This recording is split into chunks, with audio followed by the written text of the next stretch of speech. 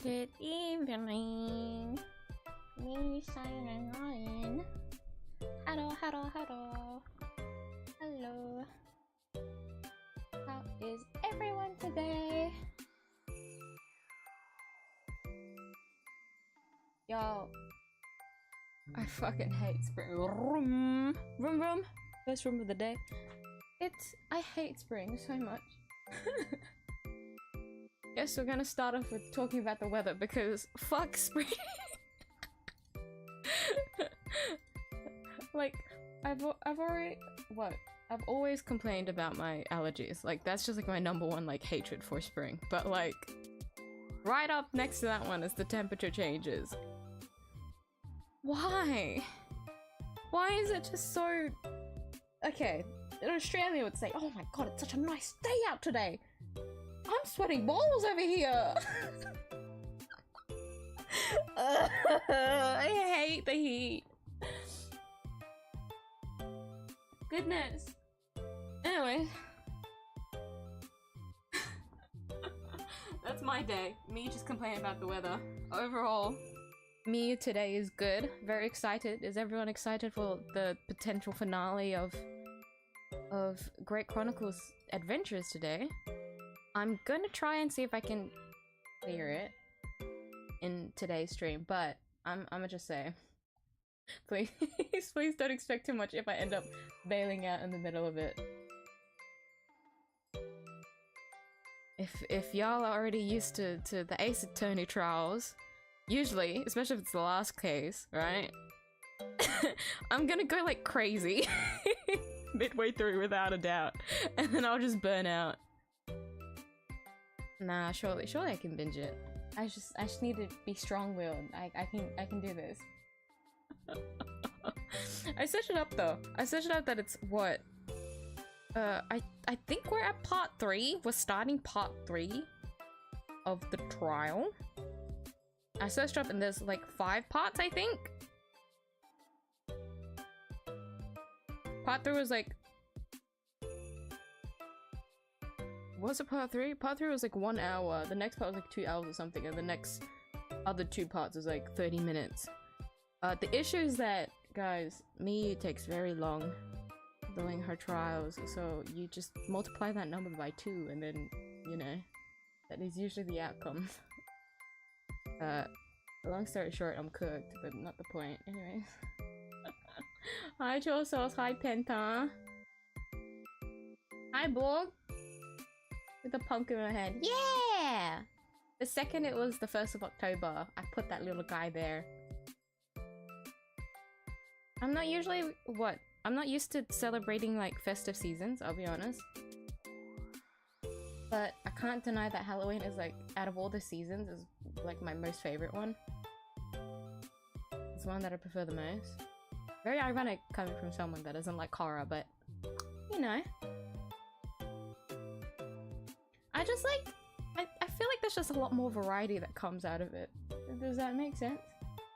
Like every other season is just very like straightforward. But Halloween you can have a little bit more bit more fun to it.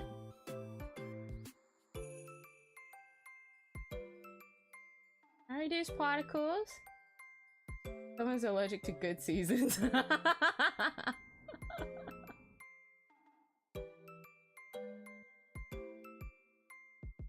It's summer by me and I hate it. Well, right? I hate summers.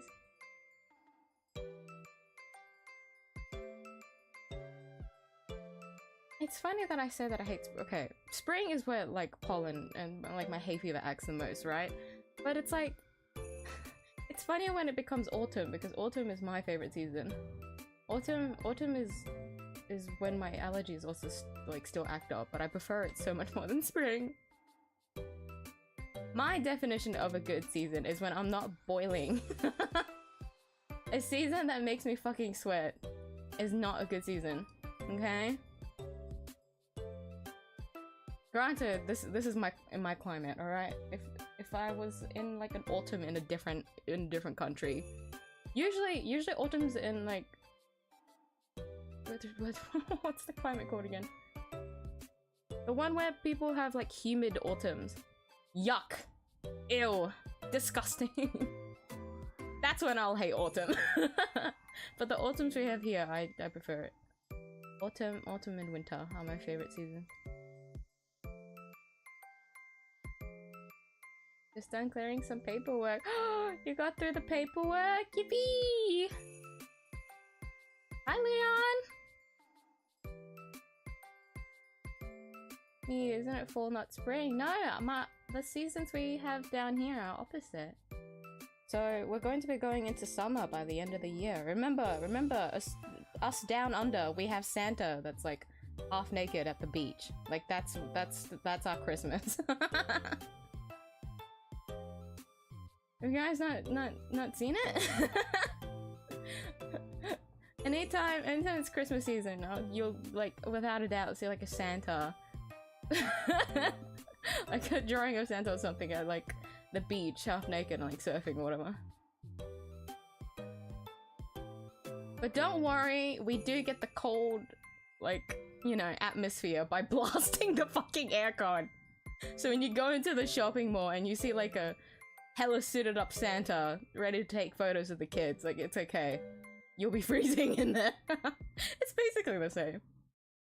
There's just not like snow everywhere because it's annoying to clean up.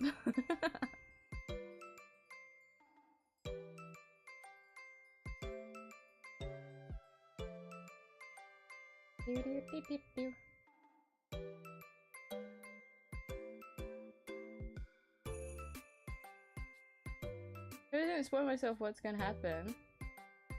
Either gonna enjoy this or it's pretty meh. About the game?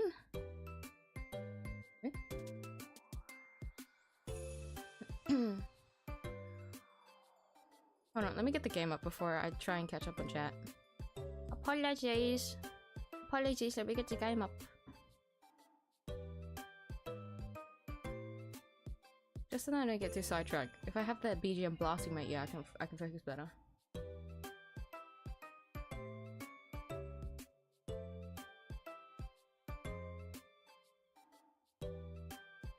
Oh god, I forgot how loud the BGM was.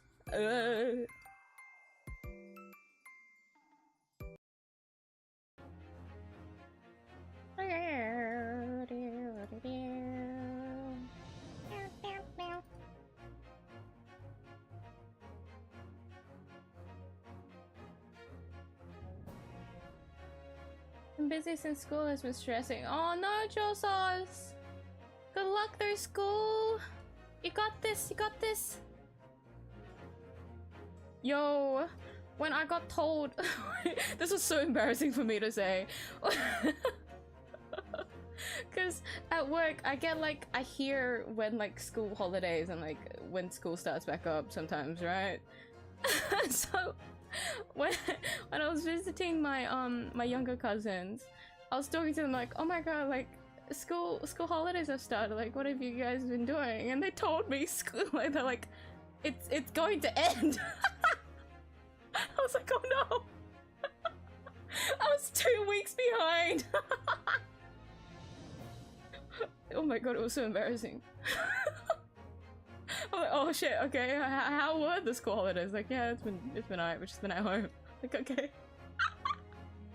I'm so behind. I knew I had a bad, like, concept of time, but I didn't think it was that atrocious. Oh my god. I'd be damned. Halloween equals chocolate. True, actually.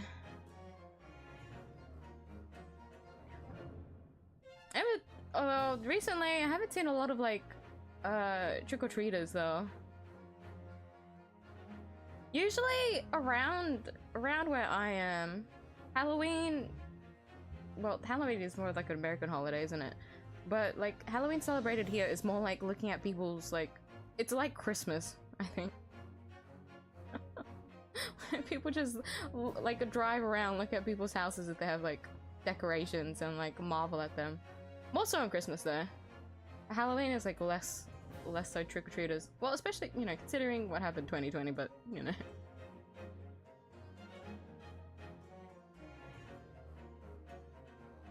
Such a peak season. My nose my nose isn't dying, same. I can't deny our autumn seasons kind of suck just because it's usually like quite windy. But I just prefer it so much more, man. Like, I like winter without a doubt. Oh.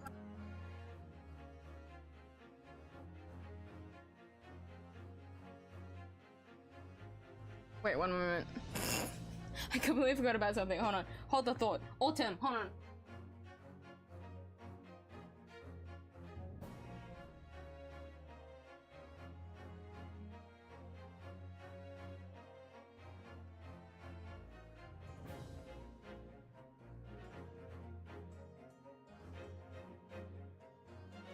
Apologies. I completely forgot about something. Autumn. Oh, when it comes to, winter here, I love the cold, but the thing is that I don't like, the storms. I don't mind being inside all day, but I can't deny that, you know, as a working adult, I have to go outside in the storm sometimes, which is annoying, okay? It's also very unsafe because, the drivers that we have down under don't really drive very well. It's quite dangerous.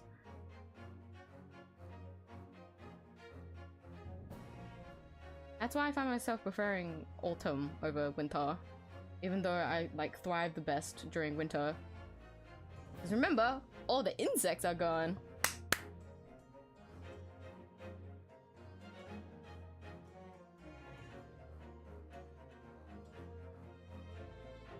Oh, Chorsos is already left.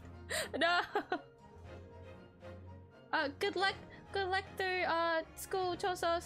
You've already taken off, but we'll see you next time. I have a good season. I'm like, aw, burn or freeze, no in between. That sucks. Yeah, for me, it's always the in between seasons are the best, because once it becomes like the extreme when it hits like either winter or summer. I hate summer. Fucking hate summer. It's gonna be so hot.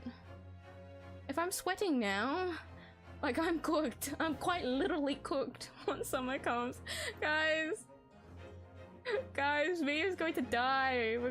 We're gonna have the streams again where I have my aircon blasting. I'm sorry. I'm sorry once those streams come back. I hate the heat so much.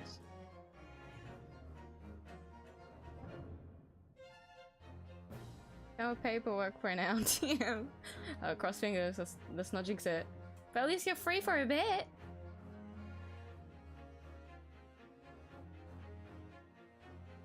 So you call the land under? I feel like it's not just the season, so I think it's a lot of things. It's the reason why we're called the land under. Without doubt, that is the case. It's very funny talking to American friends where I'm like, yeah, it's fucking hot here, and they're like, what? Oh yeah, of course.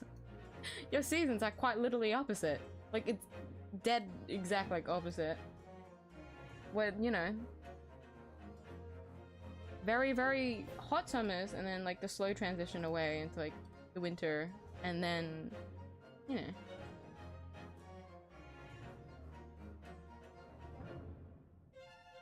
Let me get the game up. I forgot to click open the game. Just had intense BGM. Man, I miss school. I can't deny I missed school as in like seeing my friends, but everything else about school, I'm not a study person. Guys, when you watch the game, you'll find that I'm not this a good studious person at all. I was not made for school.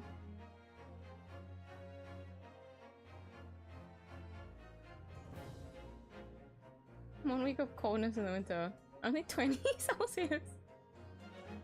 That's such a nice temperature though, but yeah, even our winters over here have started to hit like below 10 Celsius. That's why when I was so surprised when I went to South Korea, it wasn't actually... Was that actually as cold as I thought it would be? Granted, we were just in around like the Seoul area, but like... I was expecting to freeze my ass off, but maybe I'm just too tolerant of the cold over the heat.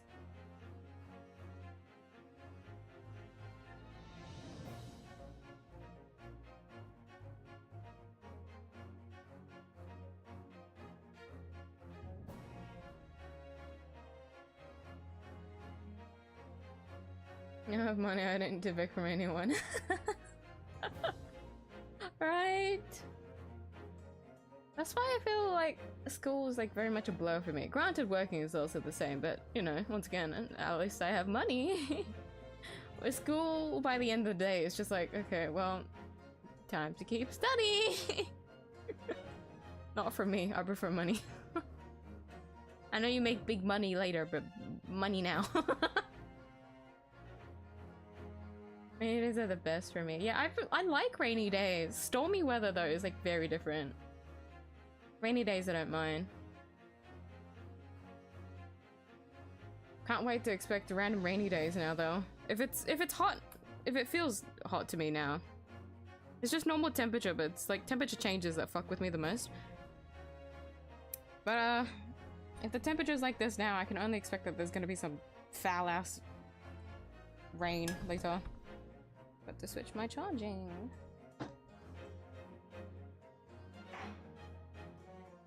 Yeah, it is part 3.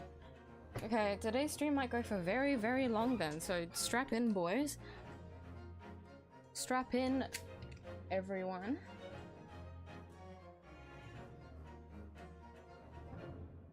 I have one season of summer, and so I've heard. I have a Thai friend, and all they've said is just what, the heat. That's all I hear about Thailand. Sounds horrible. I would still love to visit though.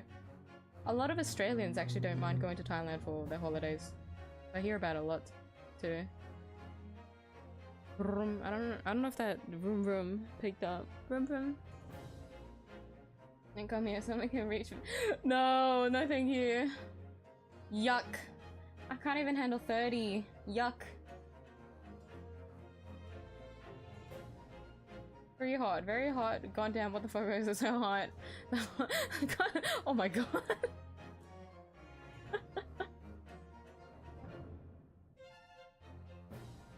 I hate it. I would hate it. I couldn't. I'm too weak. I'm too weak to the heat. Guys, I feel very hot now. Like, I should probably tie my hair up, but I've told you guys before, right? Miyuu has, like, very, very, very long hair. And so, because I've had long hair for so long, and I've always had thick hair too, I can't really tie it up because it, like, pulls on my scalp and it starts to hurt. Maybe I should just take the L for today. I might, like, kill some brain cells, just keeping my hair pulled up, but do we really need it? At least I won't be sweating. Well, no, I'm still gonna be sweating. Ah! I hate this! It's because that's like getting used to getting cold water now. And cold water for my drink bottle. Warm water is so nice though. It helps me focus and relax. Oh well. Can we try even 0 Celsius a bit below? Jesus. Yeah, usually like the lowest we've ever gotten would be like near 5. I'd never seen us hit 0 here before. Like it's when it's really bad, it's like okay, it's usually below 10. But that's when it's in the very early mornings. Like usually no one's up during that time. I'm up though. I'm awake to experience it, but it's not that big of an issue. I was able to last through the winter without my heater. I find myself yum yum bim bim. I can't help but find myself like reaching for the heater sometimes, so I make sure to test myself this year to not use my heater at all. Or maybe that South Korea vacation actually trained me. Granted, we barely went over for like a week. It wasn't that long, but it was long enough for me to be trained up. Good job, me. Good job. Saved on power bills.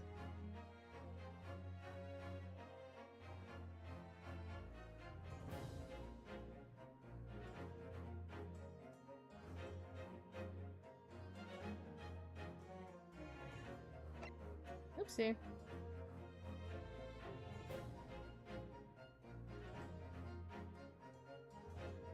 Rainy season right now. It's 28 Celsius. I hate that so much. Raining and then it just is hot and humid.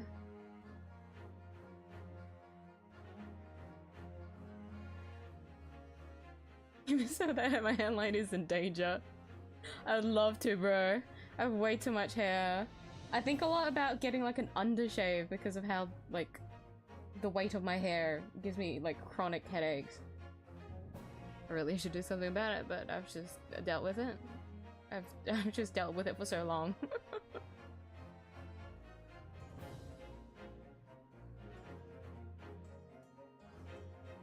I respect a hair tonic for you. She'll make you a tonic that will give you just long, luscious, like Rapunzel hair. Just make sure it's not too thick, alright? Just don't... Hair length is like one thing. Hair length is like manageable. But the issue is if your hair, if your hair is too dense, you know? If it's too thick, that's when it becomes a problem. Don't have that. Even when I have short hair, it's really annoying.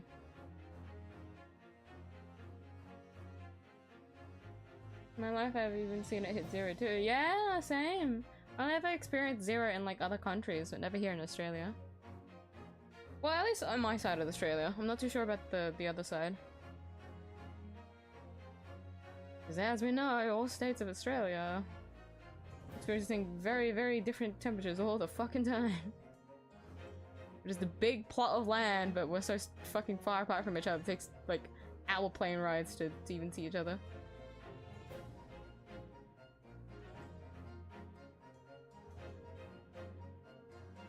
The weirdest weather we got is hail. Jesus! Now you said that, we haven't had hail in so long. I remember, like, we used to have quite a lot of, like, heavy, very heavy rain that sounded like hail. Like, it was really bad. There was one time where, pretty sure... Oh my god, this was years ago. During school, it looked like it was hailing. It was rough. But clearly, it doesn't hail here, if we haven't hit 0 before.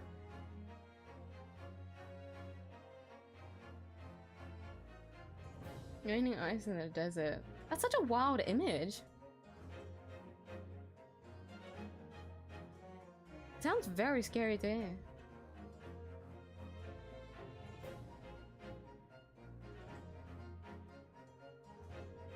It's 32 this goddamn night. See, that's what I would hate. I hate that. That's why I'm not looking forward to our summers at all, because it's going to be like that. That's... Alright. Gamers, get ready for the aircon, alright? And give it about a month. I feel like after October is when shit starts going down. Get used to the aircon noise in the miyuu stream, okay? This bunny does not like heat. My fur is too thick for the heat. 26. Oh. Like it's like pretty good temperature, but I feel like when it's around like the mid-20s is when like there's weird fluctuations. If it like consistently stays 30, I wouldn't mind it as much. Like I'll sweat, but I can't deny I've grown up in Australia, so like I'm used to just handling that kind of weather. Like I get surprised when I don't sweat on some days and it'll be just boiling hot. But when it fluctuates a lot throughout the day is when I hate it the most. That's why I hate spring. Ugh. Ugh. Alright guys, no more weather talk. I'm surprised we talked about the weather for so long. Alright, to catch up on what's happened with the story, because I actually don't remember anything, and I tried to remember in the last stream, but for the life of me I couldn't, and I still can't. Oh fuck. Oh, the third bullet! Wait. Huh? Oh, okay. We ended on the cliffhanger on the fact that we found out that this guy is finally back into the picture. We've seen him during the like start of the investigation, but we finally get to drag him back in to this courtroom and see what's going on. We found that there was actually a third party during the murder. So we have our defendant here, 𝐢𝐧𝐟𝐨. We have the victim, Windy Bank, the owner of the pawnbrokery near 𝐢𝐧𝐟𝐨 and 𝐢𝐲𝐿's house. And so, we also have these two as witnesses. These goofy ass, yeah, brothers. For a second I was like, are they brothers? They look similar, but sometimes characters look similar and they're not actually related. Also, will we get any 𝐢𝐧𝐼𝐾's lore? I hope so. But I feel like the case is going to wrap up. Like I know that I've searched up how many hours it's gonna take to finish the finale of this, but like we haven't gotten that much about 𝐢𝐧𝐼𝐾's just yet, I feel like. I hope we see something. If not, I'm assuming it's in the next game. If I've learned anything with like the 𝐢𝐺𝐻 like what? Story progression? It might be in the next game.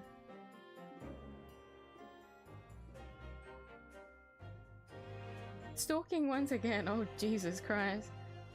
Fine, I'll come back to ask later how you're enjoying this story. Take care, Borg. Thanks for dropping by. Good luck with whatever it is you're doing. We'll see you. Also, wanted to say, guys, I'm not too sure if my voice can handle through today either, even though I've tried to hydrate. Well, we're gonna bowl, we're gonna binge. I'm committed to the thought of trying to binge through the finale of this, so make your bets now. How many hours will it take me to finish today's stream? Whether or not we'll finish the game is like a different situation, but without a doubt, I think I'm gonna try and push today's stream as like far as possible.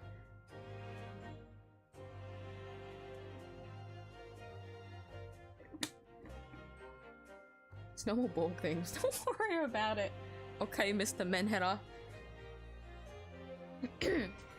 Oh, I just remember the reason why I don't like tying up my hair either. I can't lean back on my chair. I can feel my hair just being pushed back. We just deal with it. It's fine. I have bad posture anyways. Make it work.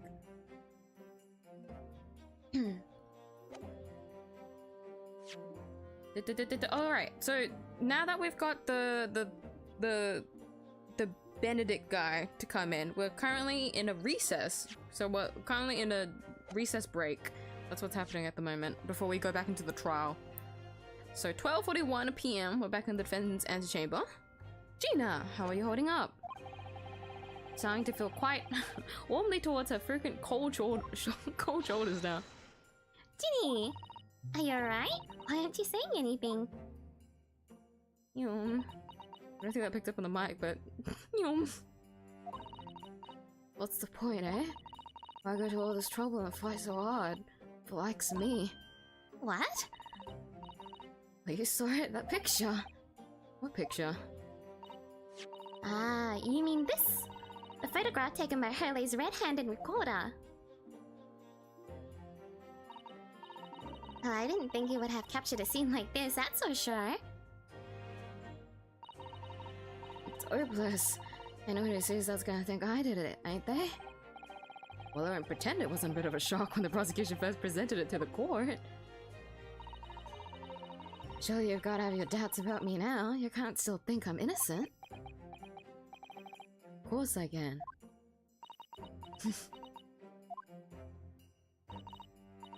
Ginny? Why didn't you talk to us? Tell us what really happened that night.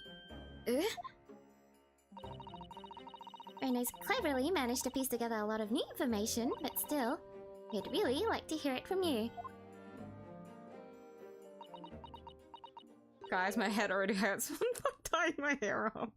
I can't focus. I half tied up. What if I put it at the back of my chair? I just need to try and let like my neck be exposed. Yeah. Just need to make sure. Hold on. I have too much hair.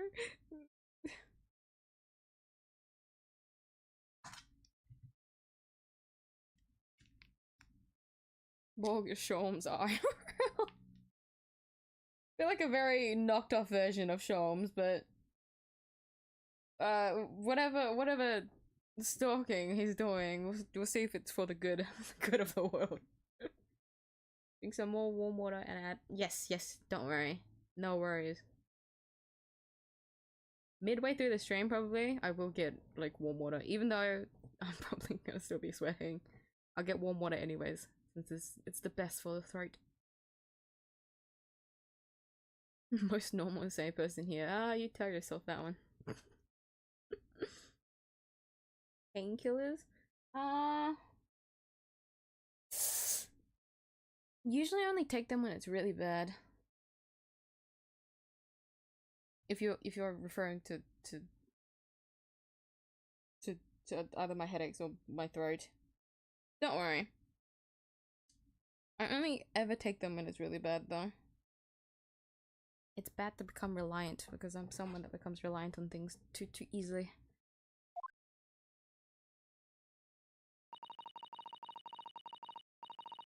It was after we had that dinner together at your place, right, Iris? We all had a chat up in your office, didn't we? Yes, I remember. Ooh, flashback again. After that, I just couldn't get to sleep, so I slipped down and went down to the street to the 2-1 to Windybank's place. I had to know. Iris' story was there or not, the Hound of the Baskervilles. I don't know what it's about or nothing, but if you ask me, there's something in that Shawms don't like. Something what you don't want people reading. So that's why you lied to Iris about sticking it in lug with Windybank for safekeeping. At least that's what I thought at the time. So you broke into Windybank's. Just had to know if it was there or not. I mean, I had no idea what that was gonna kick off, did I? Struck the lock and snuck inside. It was dark as you liked. My brain just blank.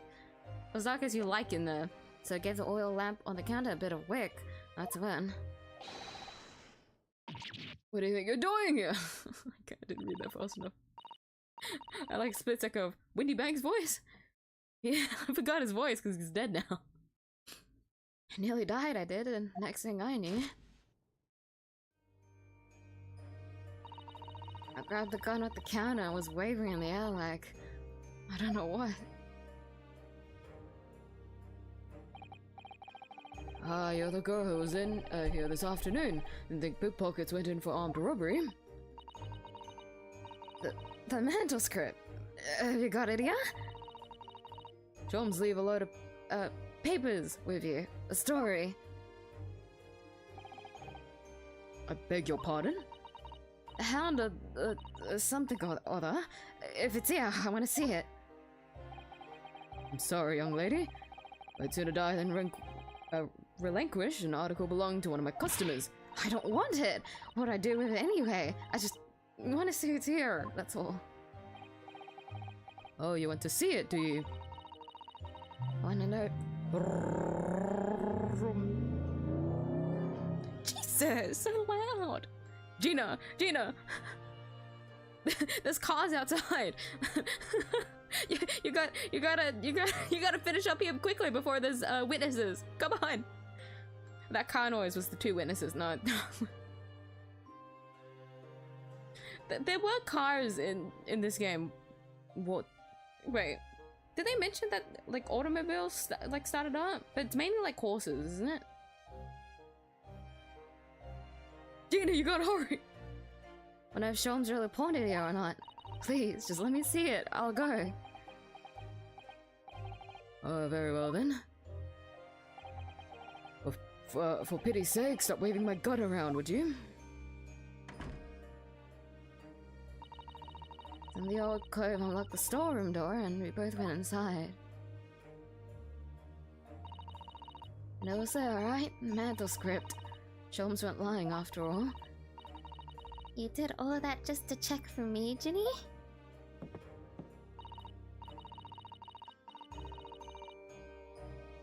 I can say Windy Bank is gone like the wind. Oh god, yeah, with the wind.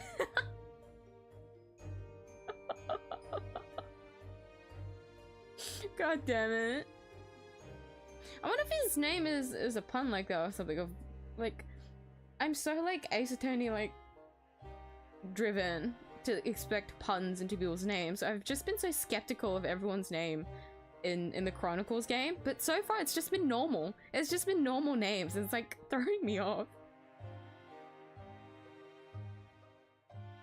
Like, we've got the Edgar Benedict guy. I thought that was gonna be another pun, but it's quite literally like just trying to like throw out a fake, very obvious fake name because everyone points out how fake of a name it is. But Inosuke still sticks with it because that is what the name he was given anyways. Gilda is parking outside your home. No! That'd be so scary if it was just hiding out. It was just staking out, waiting for his like articles, because he had deposited things at Windy Bank, right? He was just waiting out just to get it back from Gina. Because this is the same day. This is the same day that she picked up everything. Oh, that's so scary. Imagine. Imagine.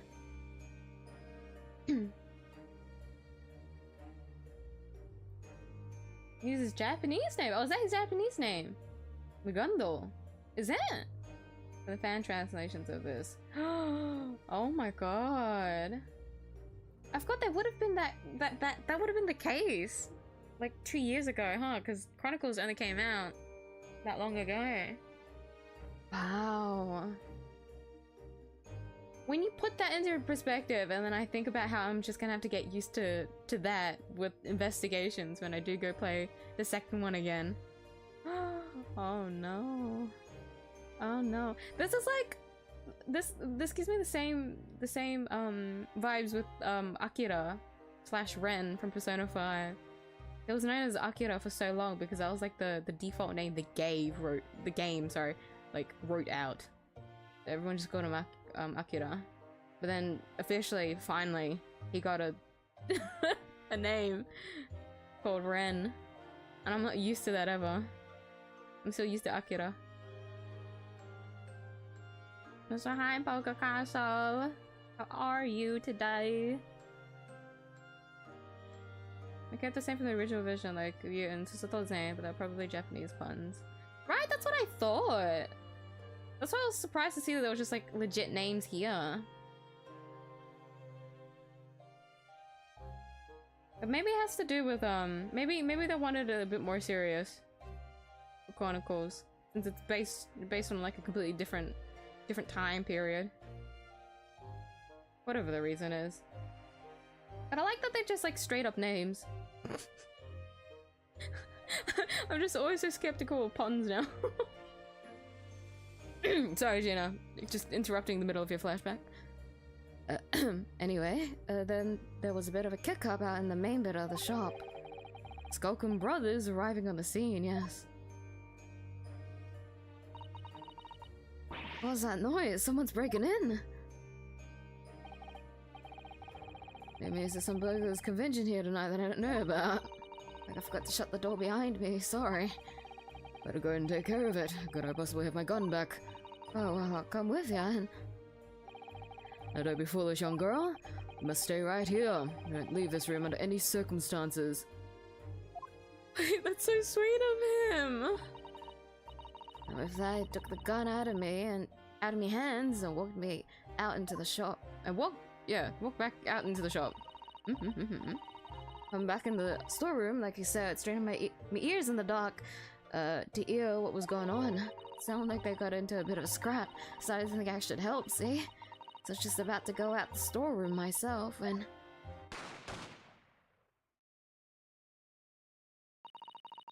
I heard a couple of shots go off. Two, I think. Almost at the same time. And there he was, right at my feet, like face down on the floor. I was right next to the storeroom door, so I slammed it shut and locked it quick as you like. Because you thought whoever had shot Mr. Windybank might come for you.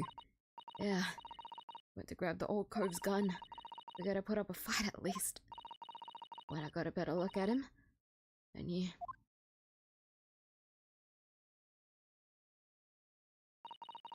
Windybank was a goner.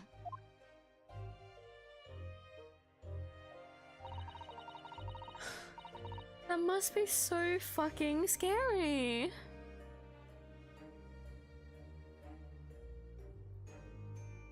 So just play out specifically, you know, the scene, like how everything goes down. If like from Gina's perspective specifically, because that's what I'm thinking of right at the moment. She forgets to shut the door behind her, so like that's one guilt. That's plus one guilt, right? Like, oops, I didn't shut the door so burglars can come in now. Windybank is like, no, stay back. You have to stay in here no matter what. I'll go out. So she stays back. But then she wants to go out because it sounds like it's getting bad. So like another plus one guilt, I guess, in Gina's case, where she's the kind of person to take action. So she might feel that regret for not for listening to him, I guess. And then shot, boom, Windybank comes falling in, shot dead. And her first, you know, from her perspective, just to shut the door immediately to keep herself safe. And then she's stuck in there with what she doesn't realize though is a gun without any ammo, so she wouldn't have survived if they were able to break in. But she was kind of stuck there, quotations armed, with a dead body. And then there was like armed people outside as well.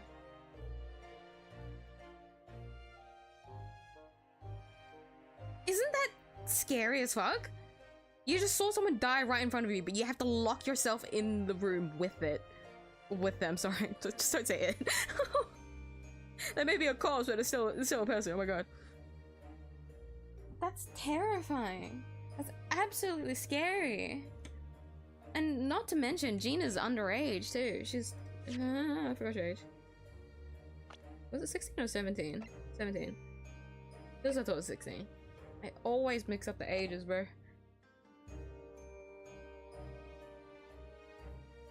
She's young.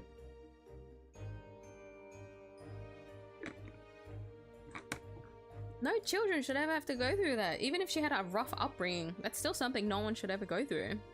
It doesn't matter the age, but like, it's even worse when it's someone underage, I think. Got funny in my head all of a sudden, kind of dizzy. And after that, I don't remember nothing. It must be when you passed out, Gina. If I hadn't done what I'd done, the old cove might still be alive. Did you tell the police everything you just told us? Of course I did. They didn't believe a word of it, did they? What I said was if I kept telling lies, it'd make things even worse for me.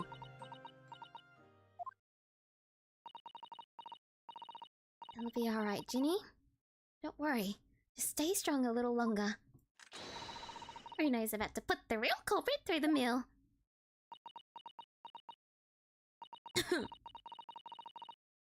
I think the water probably went down. That cove, what was there in the afternoon?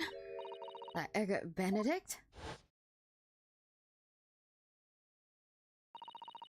Still remember how he looked at me like I was nothing. He was there that night. We don't know his real name yet, but I'm convinced that he's involved somehow. Anyway, thank you for telling us what happened, Gina. Appreciate your honesty. You what? You can leave it all in Bruno's capable hands now, Ginny.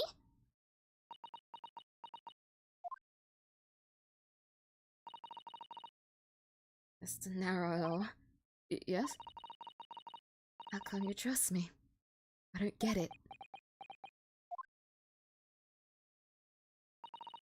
I mean, have you forgotten what happened here before? Come on, it was only 2 months ago. Me and McGilded told you a whole pack of lies. You got the bog trot off with him, even though he was a killer. No, I could never forget that. Ugh. Did what I thought was best at the time. The pain of that error of judgment doesn't get any easier to bear. Still, don't forget that I also made you a promise. Told you that I'd be on your side to the bitter end, no matter what. But what if I'm lying? You could be working to get another kill off the hook for, you know. I was once in your position, Gina. I was the accused in a trial. You were? Before I left Japan, I was accused of murder.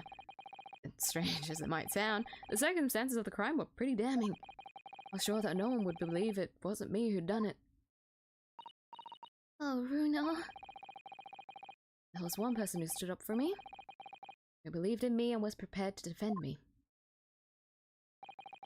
My best friend. Nah, you can't get me emotional. What the fuck? Hasn't even been an hour yet.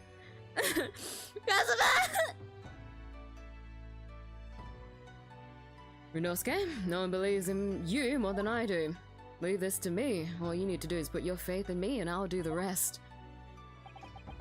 I was so happy I cried. But even then, somewhere inside me I couldn't help thinking, surely he really doesn't believe in me. Not completely. But I was wrong.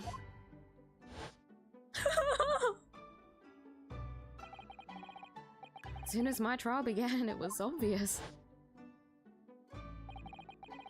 They had an absolute, unwavering belief in me.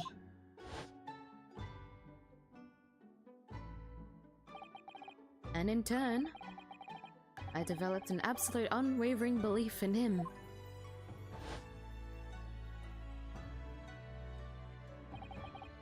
Since then, I came to realize, if you want someone to believe in you, you have to believe in the other person first. What are you saying? I promise you, Gina, that no matter what happens, I'll keep believing in you. So you don't need to worry, I won't let you down.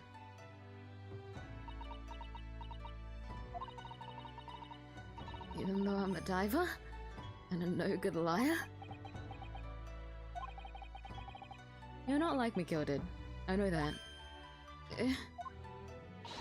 That's right, you're our friend, Ginny. Iris, we know you better than you think. And we come to the conclusion that you're someone we can trust. Yes, That's really all we need to know. exactly. Mr. Narada?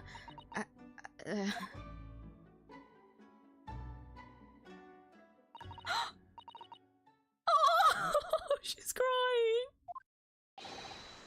Defendant Gina Lestrade and her legal representative. Court, go back in. Get roasted. Yes, sir. Oh, Gina. I've been both a defendant and a defending lawyer in my time. I knew only too well just how hard it was to put all your faith in another, and I also knew just how hard it was to bear the burden of another putting all their faith in you. This is it at last, the final chapter, the final battle. Wish me luck, Susato-san. And hope you're watching over me too, partner.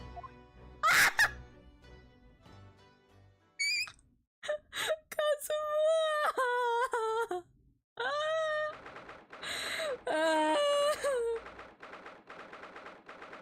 1:41 p.m. We're back in the courtroom.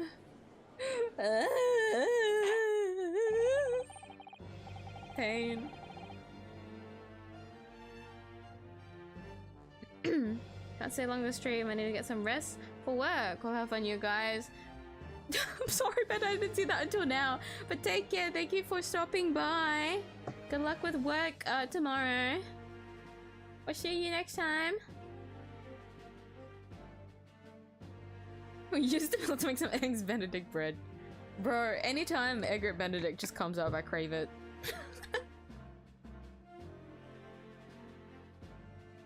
He just got me hungry. I hope we get his real name soon. If we keep referring to him as Edgar Benedict, I'm gonna get hungry midstream and just go cook.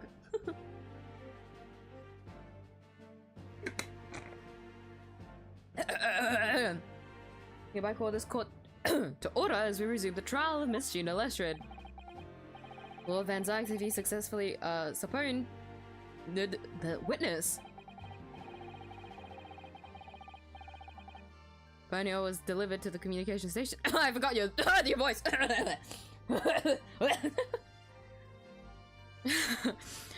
Where the man works immediately, my lord. However, the heavy rain has delayed the arrival of his carriage, it would seem. I see. Then let's turn our attention to Inspector Gregson's process of the case heard by the court this morning. The glaring omission of the third bullet in your report is a serious blunder, Inspector. I think it's because one of the guys at the fucking crime scene willingly said that they didn't want to report what they saw on the calendar.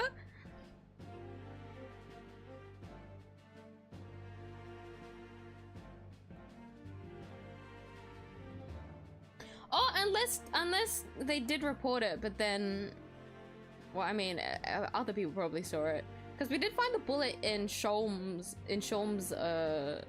stuff, right? But surely the conclusion that Ryunosuke was able to get up to, surely Van Zyke is smart enough to get to it, right? No?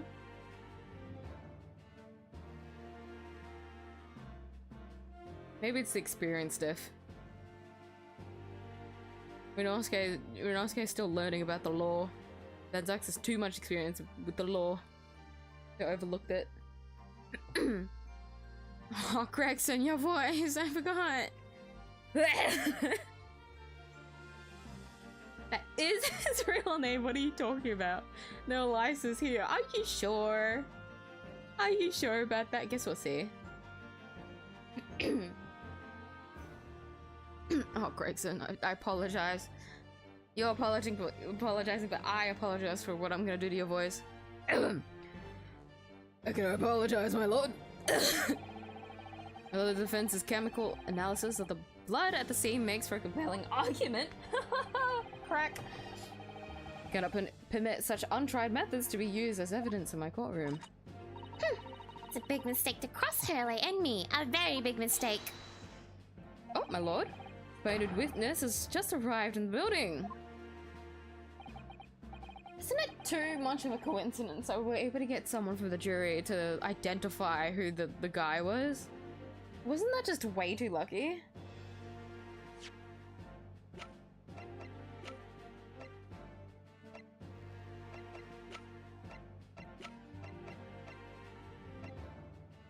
Also, the fact that we were able to get a picture of him? Where was the picture that we were able to...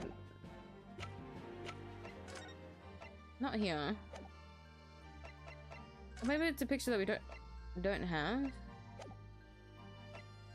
It was somewhere else. I forgot what the picture was. What was the picture we were able to identify with the who 𝐢𝐵 Benedict was?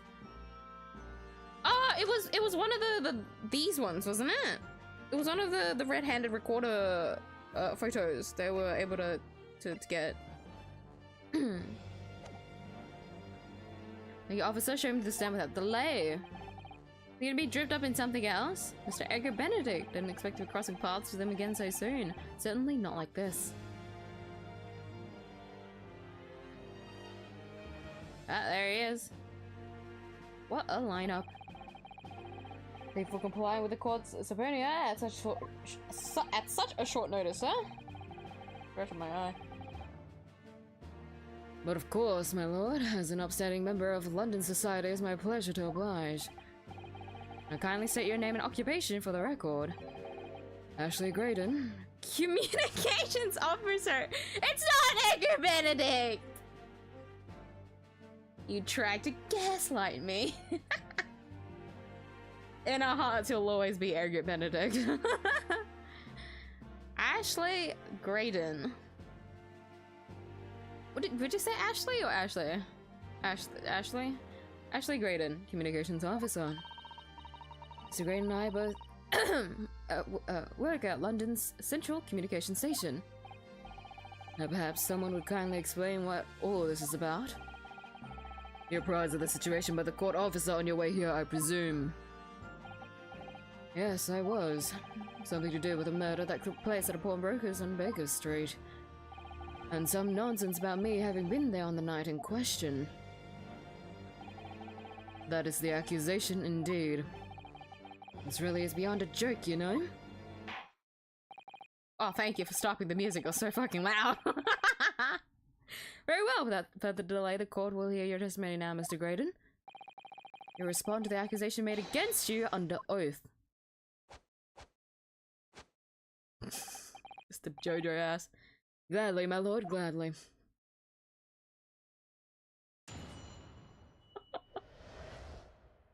The book was found in the pouch. Yeah. I'm surprised they didn't investigate the pouch, but they kept it for evidence. Or at least, like, in case, anyways. But they didn't properly examine it, which is funny. A great A jury for you. Out of, what, how many did I say? Something million? 6 million? What did Iris say? Of people selected just to be the jury here. Thanks, Ryunosuke, your luck is fucking unfathomable. He's lying. He's lying about his name. We actually know who you are. You don't know who you are, but we know who you actually are. So stop lying. Graydon. Naturally, I have occasion to make use of pawnbroking services from time to time, but are you seriously suggesting I concluded with these thugs to break into the place on the night of the murder? I have no intention of admitting to such an outrageous accusation, even if certain parties here present claim that my blood was found at the scene. Some Scaramouche detective's homebrewed tincture can hardly be taken as serious evidence. Excuse me? So you deny the accusation completely, do you? I must say I am dismayed. Will the highest court in the land to be swayed by the self-professed detective's toy? It was the will of the jury, and our great British justice system demands that the jury's will is upheld. And then it would seem we have the misfortune of our most inept assembly of juries today. My golly! How long am I expected to be detained here? Following the defense's cross-examination, your involvement in this matter has not been established. You will be free to leave immediately. Good, then I shall be away in time for afternoon tea. Some small consolation at least. Let us not hold up Mr. Graydon any longer than necessary. Counsel, proceed with the cross-examination. Fuck your tea! That's like the biggest insult that you can say to a British, no? Fuck your tea. So, meet again, Mr. Benedict? Or is it, Mr. Graydon? My apologies, you are. Renosuke Naruto, defense lawyer, we have met. He does not give a fuck. If you say so, Ashley. I call him Ashley anyways. Well, we're just gonna keep to that name, even if it's a wrong pronunciation. You lied about being called Edgar Benedict, so I'm just going to pronounce your name wrong because you didn't properly introduce yourself. You lying fuck.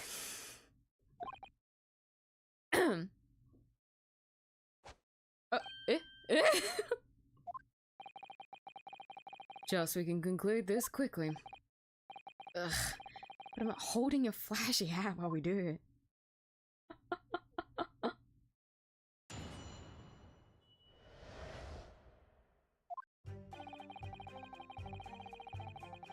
Someone's Q&A entire video was of serious questions like what's future of the channel? What are your hobbies? And then was randomly my question, how many donuts can you eat in one sitting? Oh! I got so confused. I forgot Q&A means question and answers. I actually, for a split second, just blanked the fuck out. It's the fact that they answered your question, eh? Or at least they chose your question for their Q&A. That's funny. Respect the tea. No. I won't respect the tea if it's Graydon.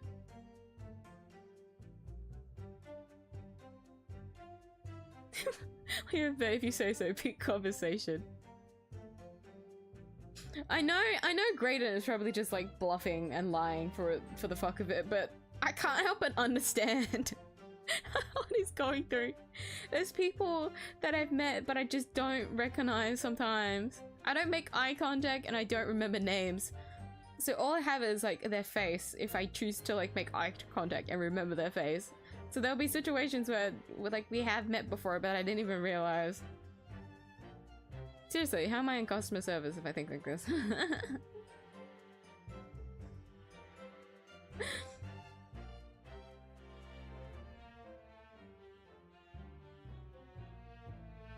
Hi, Apollo! Sign the broken record, man. How are you today? I only read your update like this morning. But it sounds so good. I'm surprised you were able to get all of that in when you had only just like written it like that night before when you posted it. So good. I'm very excited for like new areas. I can't help but always get excited for new areas. That's why when Star Rail gets the 3.0 version update, when they do add a new area, if they do add it in for a 3.0, but usually that's how it goes. I'm gonna be very excited. It seems they're pushing out the 2.0 versions until they can get the story set straight. Also, I'm assuming they're trying to line it up for some things. Because I had to check what date Lunar New Year was for next year, and I come to find out that it's the end of January rather than being in February again. How many donuts can you eat in one sitting? To my limit, I have no idea. But to what I have known, and the donuts that I have eaten in one sitting, 6.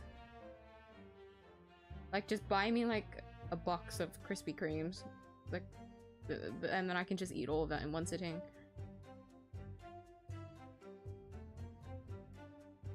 Not good, but you know, I do know that for a fact for some reason.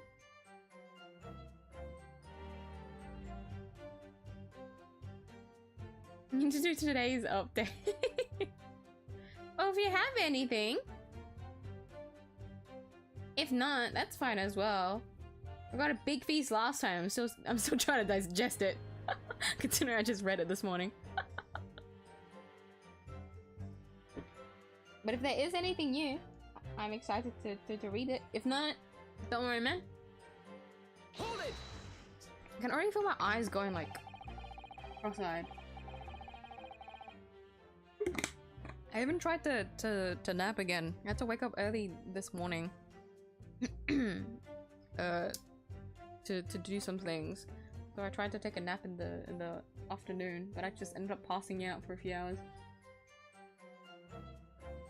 So even though my body is technically rested, I don't feel rested because I didn't mean to pass out, so I feel very disoriented still from passing out. Does that make sense?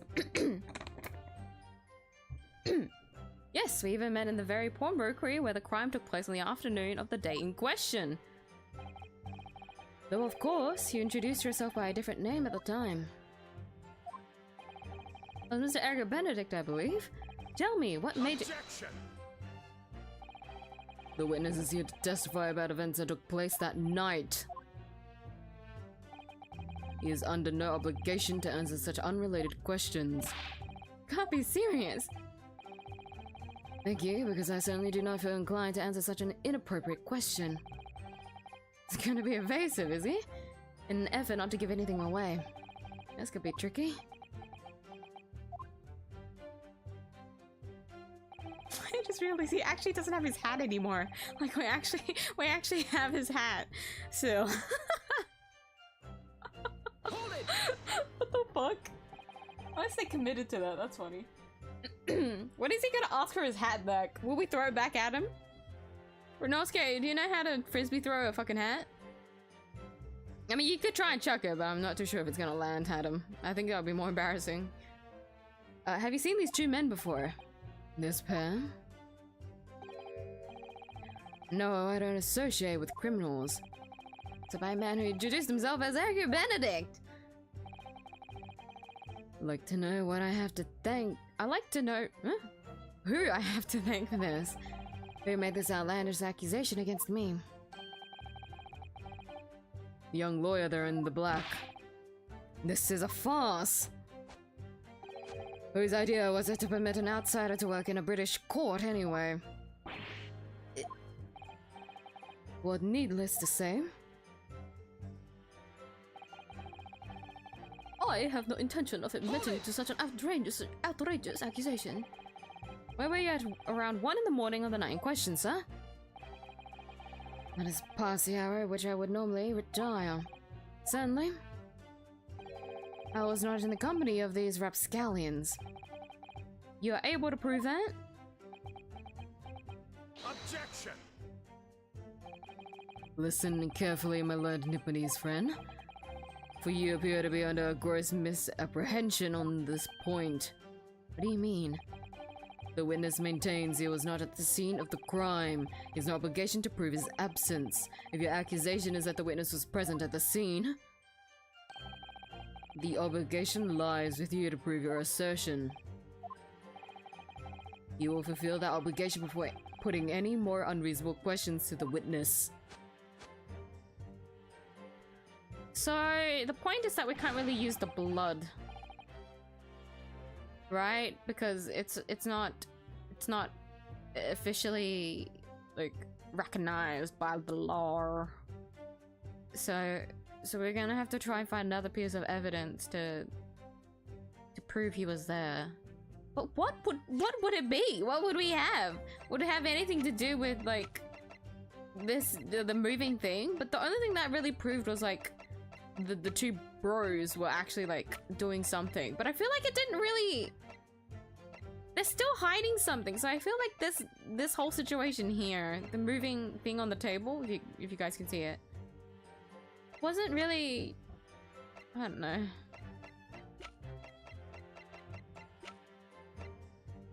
Elaborated? Ah, well, guess we'll see. But we really don't have anything, so what would it be? Off for a bit, totally working on broken record, totally. Thank you for stopping by, Polo. See you. Take care.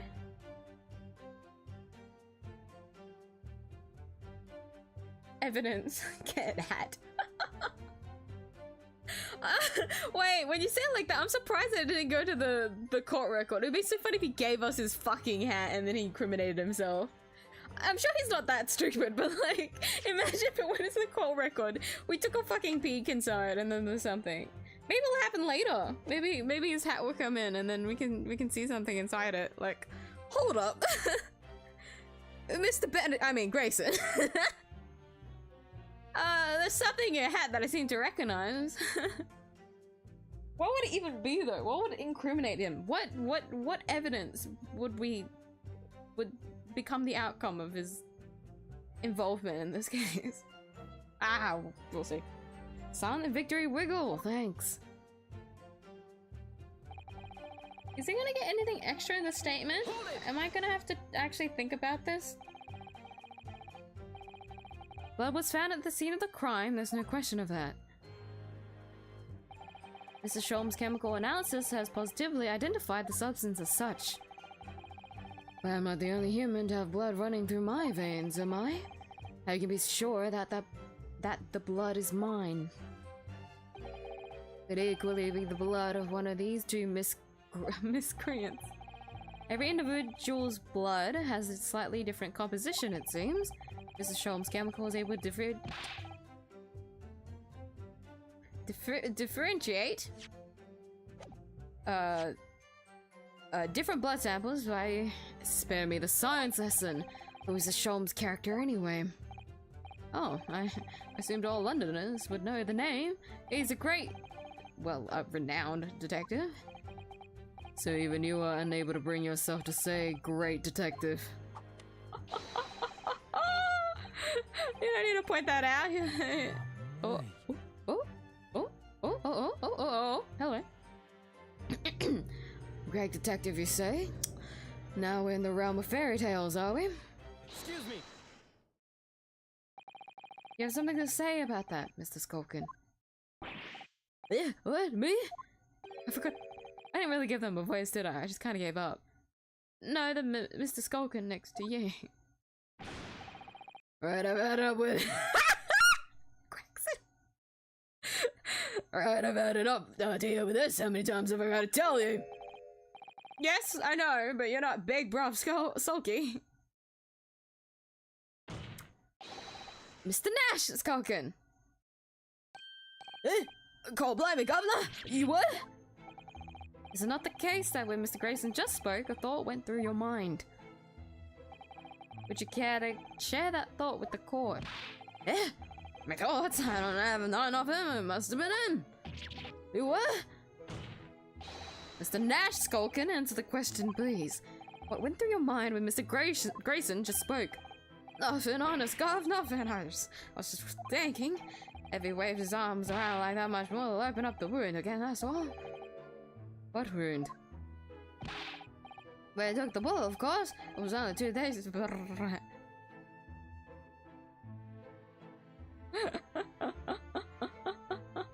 Excuse me? I took the bullet, of course. It was only 2 days ago. Ain't gonna be healed up yet. So I was, you know, I was worrying for him, you know. Oh, hell's bells. Mr. Graydon? Did you hear that? What? Have I been calling him Grayson or Graydon?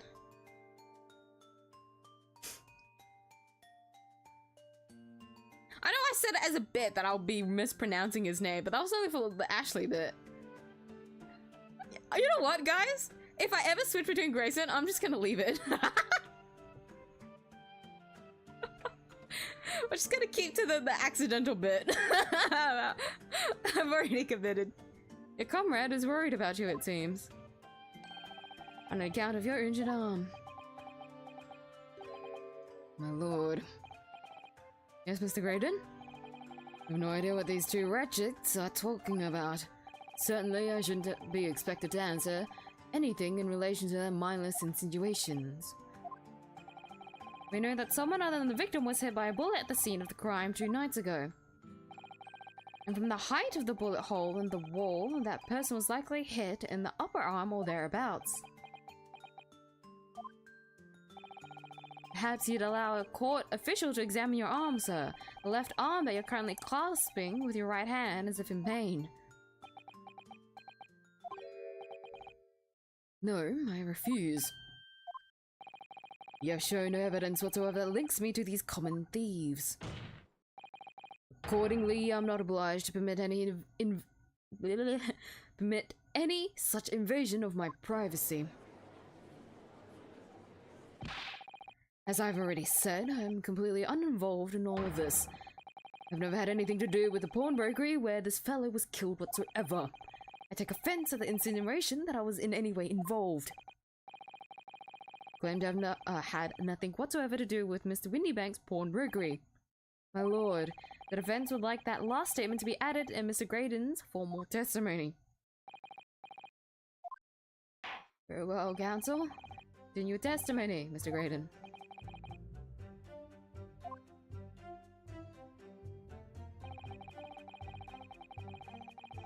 Drunk Gregson voice.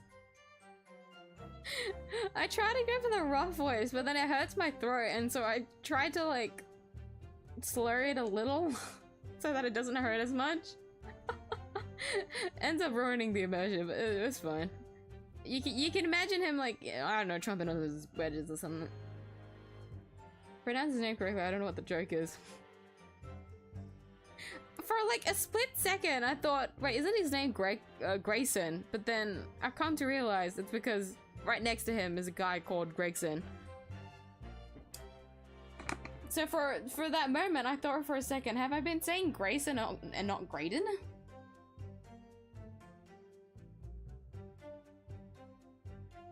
Because I still don't know if his first name is supposed to be Ashley or Ashley.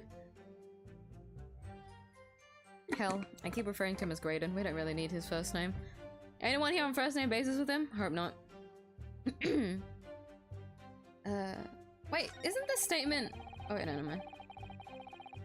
I'm going to press this one still.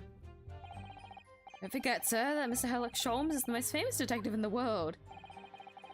Most famous detective in the world tells the truth, the whole truth, and nothing but the truth, hmm? Well... I can't think how to answer that. Hold on. Okay. Once saw the world's most famous swindler thrown into jail. He allegedly told the truth, the whole truth, and nothing but what turned out to be a pack of lies. Quite, now. As you are no doubt aware, the Central Communication Station is the heart of this country's information network. My work there is of paramount importance, and you will have kept me from it long enough already. Sorry, I got distracted by his hat move. He doesn't have his hat anymore. He just swiped his hair. Hold it! Greg did. Oh my god, he's a part of the Skulkin brothers, Graydon. You merge the two, and it's like the ultimate big bruv sulky. I keep saying skulky. Sulky. Never had anything to do with it. Forget that I was there, Mr. Graydon, on the very afternoon of the incident. Obviously, I'm not a complete stranger to the pawnbrokers. Currently on the lookout for an armchair to furnish my stud. No, you were there to redeem an article. Is that right? No idea what you're talking about. Hello there. Excuse me. You have something to add, Inspector? Come again, Sunshine. You were there too, in fact, weren't you, Inspector? That afternoon. Oh yes, I do remember meeting yourself in the pawnbrokers that afternoon. You're very young. Very? Very? I mean, to me she's very young, but your young Japanese assistant and the accused were present, as I recall. And at that time, this witness, Mr. Graydon, was trying to acquire a particular article. Well now. Ah, because he's not allowed to talk about it. Afraid I don't remember too clearly. But you must. Not gonna lie and pretend I remember something I don't. What's going on here? Rexy showed us a picture before, didn't he? You know, from the cameras that Hurley installed in Windy Banks. Yes, of course. Indeed, and the gentleman picture bears a striking resemblance to the witness, I must say. Exactly, which proves that Mr. Graydon was in the shop on the afternoon in question. You're not gonna be like, oh, but you can't see the date. At no point have I denied that fact. Merely entered the shop to use the articles on sale and have a word with a broker. Nothing more. Oh, that's annoying. This makes no sense. Understand why Mr. Graydon might be trying to cover his tracks. Why would Gregson be trying to avoid giving testimony about what happened? That's all he's going to say on the matter, is it? What do you think, Bruno? He has no intention of telling us anything. He's well aware that the less he says, the less chance he has of giving himself away. The complete opposite of Hurley, then. He seems to think that the more he says, the better. At least I managed to prise a little more information from the witness's lips. All thanks to the Skulkin brothers. Yes, they were the key to it after all. So he says he had nothing to do with Windy Banks. We know that's not true. Perhaps now would be a good time to have a proper look through the court record. Good idea. You never know what tiny scrap of information could become a valuable weapon. Oh, fuck, it is! I gotta look through the record. Hold on, let me read your statements again.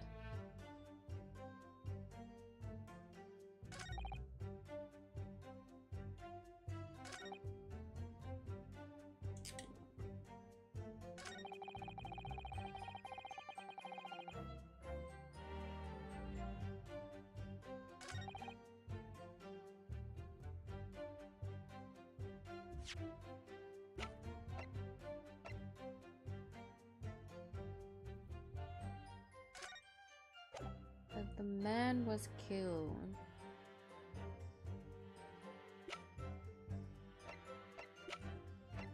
Let me read through everything else again then.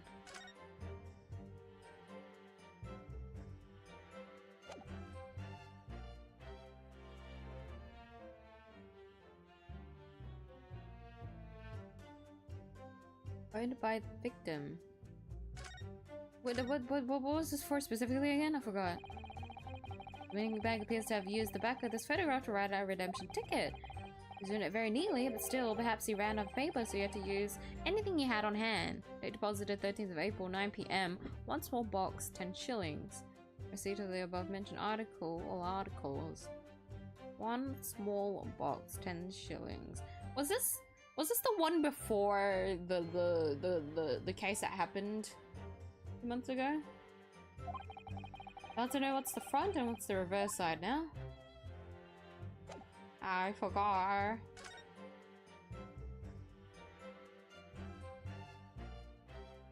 "17th of April. What samples? So I've Eggert. He's still called Edgar Benedict here. Well, I mean, technically, at the time of these two incidents, he was still known to us as Edgar Benedict. Forever Edgar Benedict. This is on the 15th of February. Oh no, this is the yeah, this is the incident one. The other one was before.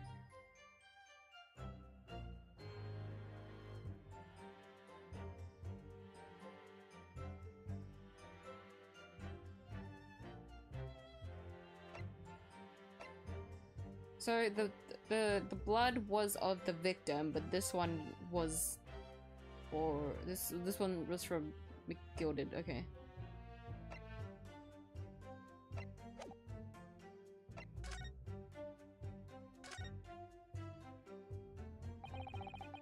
The windbag appears to have used the back of this return. There's rare neither, but still, after you're out of papers, what's the reverse side now? £1. 18th of April, 10:30 p.m. This is very late at night before the incident occurred. It was blood, the stain, like we suspected. That's right. 𝐢𝐧𝐟𝐵's wonderful concoction soon proved that. I don't suppose. Gina couldn't have been wearing leather gloves that night, could she? Ginny would never wear gloves. She's a pickpocket. She relies on being able to feel with her fingertips. Could be wrong, but I think I'm being told off.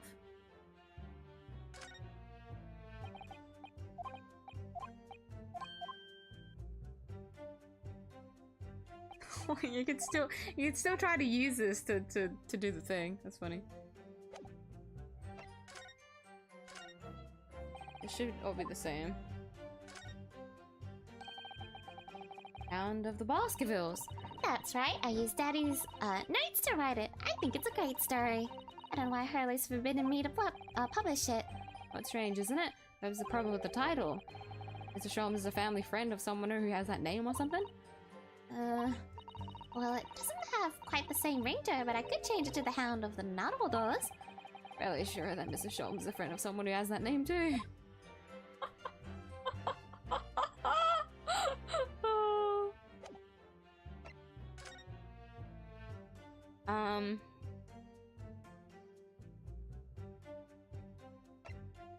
Omnibus murder.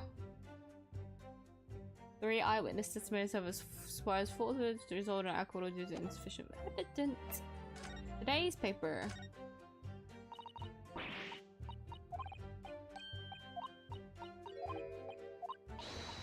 I've already read this during the last trial. Ministry mole classified secrets have been leaked overseas from Ministry of Justice. Oh yeah! Oh fuck! Wait, is this where, because he's a communications officer? Is this where Graydon comes into play? He thinks about government secrets released to foreign agencies.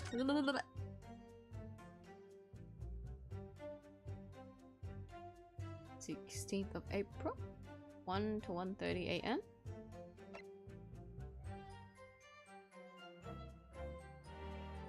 Into the body from the back on a gently rising diagonal trajectory. I'm going to forget that. We were talking about that a lot at the start of the trial, but I'm going to forget it.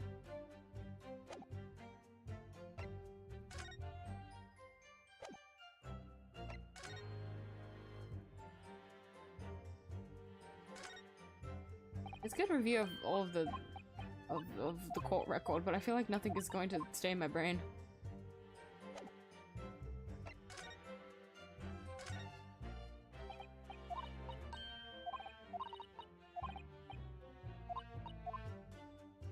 Make those brothers pay.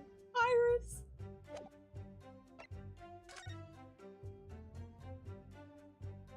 I mean, everything here seems fine. We also got the full story and the context of what's happened. It's just this bit here. Because by 1:30 was when the incident had already gone down, actually. The fucking window is like messing with me. The window wasn't there before.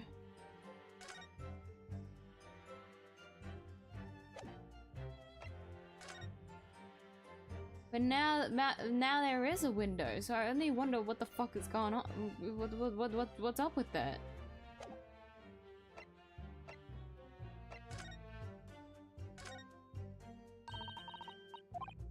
Difference here. We have this for some reason, but I don't know when we'll use it. We have this, which is for McGilded.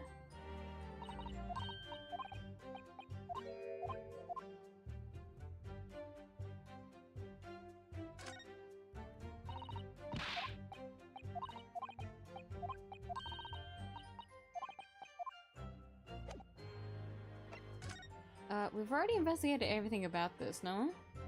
The whole... If you open this, you'll find the bullet. Really scorched badly just here. Yes, the strap is broken. Apart by the bullet, obviously. Let me see. They've already taken the bullet out. This is where the third bullet was lodged. Imagine what would have happened if it had pierced the leather. Thank goodness Mr. Shulman's going to be alright. Aww. I was worried. Of course he's worried. Yeah, we've already... everything about this is fine.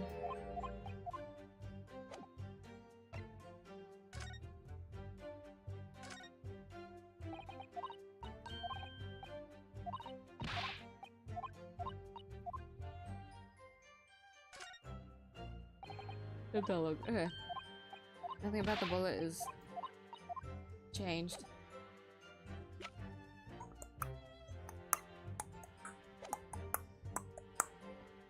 Is this just straightforward as in, technically you did. You wanted to redeem a coat.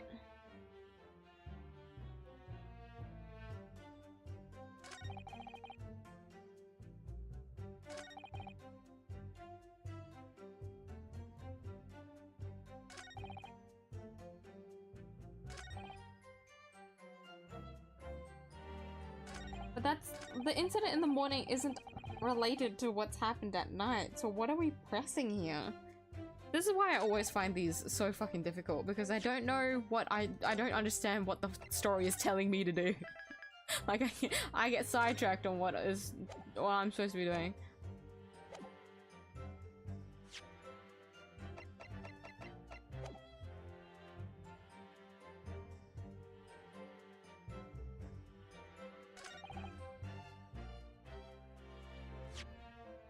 The man is good. I can't really present Shulm's evidence. It doesn't do much. That's why I feel like the thing from this morning is when it comes into play. Especially if the detective is like, oh hush hush. So if we press this, it'll be forced. Like this is in the court record for a reason, right? Van Zyks was like, shut up, Inspector. This is my job. I get to do what I want. Right? Like that was what went down. I've already saved. I can just take the L, no? If it's wrong, it's wrong. Well, if it's wrong, then I'm cooked, because I can't really think of anything.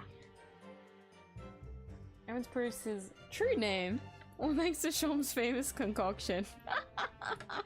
That's why he's still called Edgar Benedict, because Shulms will always remember him as fucking Edgar Benedict.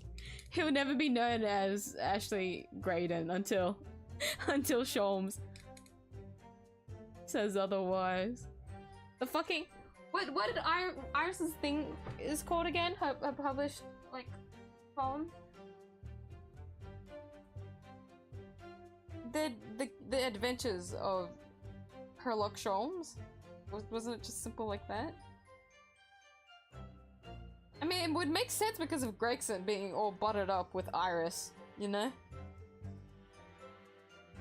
So anything, you could basically take what Iris writes down as like the Bible. Everything that she writes down is the truth. No one can go against otherwise. Maybe Shulms everyone around Dumbledore dies. Poor Inosuke. Run away while you can, Shulms. You saw firsthand what happened to Kazuma. Susato is also being fucking sent away before she gets injured. Oh my god. Hopefully she is fine during the trip back home though. Objection. You ever seen this disc before, Mr. Graydon? Why? Is it supposed to mean something? This disc was until the day of his murder in a pawn in Mr. Windybank's shop. It was redeemed by the defendant, Miss Gina Lester, that afternoon, however. Somebody mysteriously appeared to try to take it from her. Gotta go, I hope you figure it out. Thank you for dropping by, Reduced Particles. We'll see you. I'll commit to call him Area Benedict just for you. Hopefully I do figure it out. We'll see how long the stream goes. Don't be like, oh, so you've been good and stay away from the Nipponese. Poor Inosuke! Everyone's just being sent away from his side. He's destined to forever be alone. The Reaper of the Old Bailey isn't the threat, it's fucking Inosuke. No wonder he's a contender against against Van Zykes. He's able to get people to disappear in the same way. No wonder shit is going down. That's why he's Inosuke's only opponent is fucking Van Zykes. Like the two evils fighting it out, they're duking out to see which one will actually eliminate the most people. Fuck. Between the two, who will get the highest KDA? That somebody was you, of course, wasn't it, Mr. Graydon? As I've reiterated numerous times now, you are mistaken. That was not me. I've never seen that disc before in my life. It may have escaped your notice, but there is a small smear of blood on the disc. Ah yes, resulting from abrasion of the thumb, perhaps. That's right. The surface of the disc is covered in hundreds of tiny metal bumps. In the skirmish to acquire the disc, the thumb of the person who tried to take it suffered minor lacerations. So, while the disc bears the remnants of that skirmish in the form of this smear of blood, the thumb of the person in question must bear the remnants also, in the form of a scratch. Good gracious, indeed it must. Mr. Graydon, you refused to allow a court officer to examine your arm before. Are you now going to refuse to allow us to examine your thumb? Because I have no doubt that it bears a small scratch consistent with a smear of blood on this disc. Oh well. It would seem I underestimated you. What is the meaning of this? So you admit it now. You admit you have a scratch on your thumb from when you attempted to take the disc from the defendant.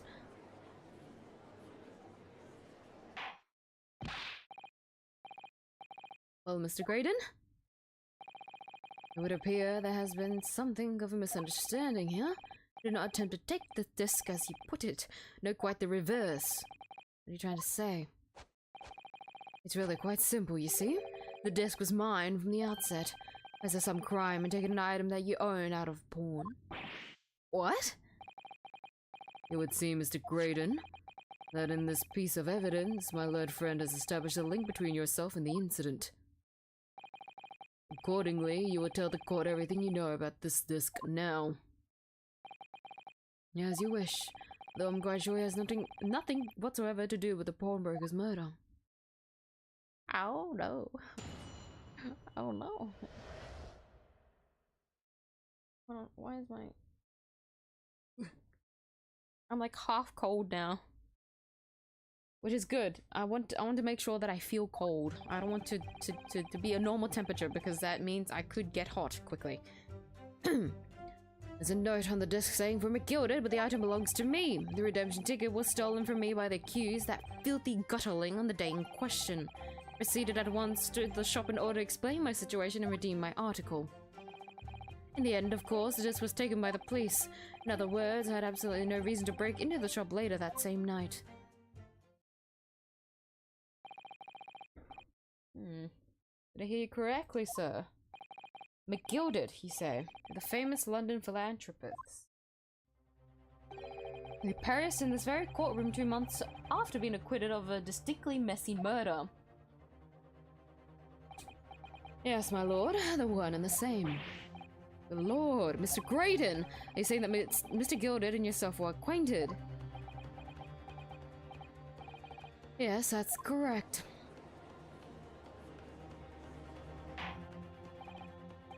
Quarter? Well, I certainly did expect to hear that name uttered in here in my courtroom again. According to what Gina told us, this disc was placed in pawn on the fateful night 2 months ago.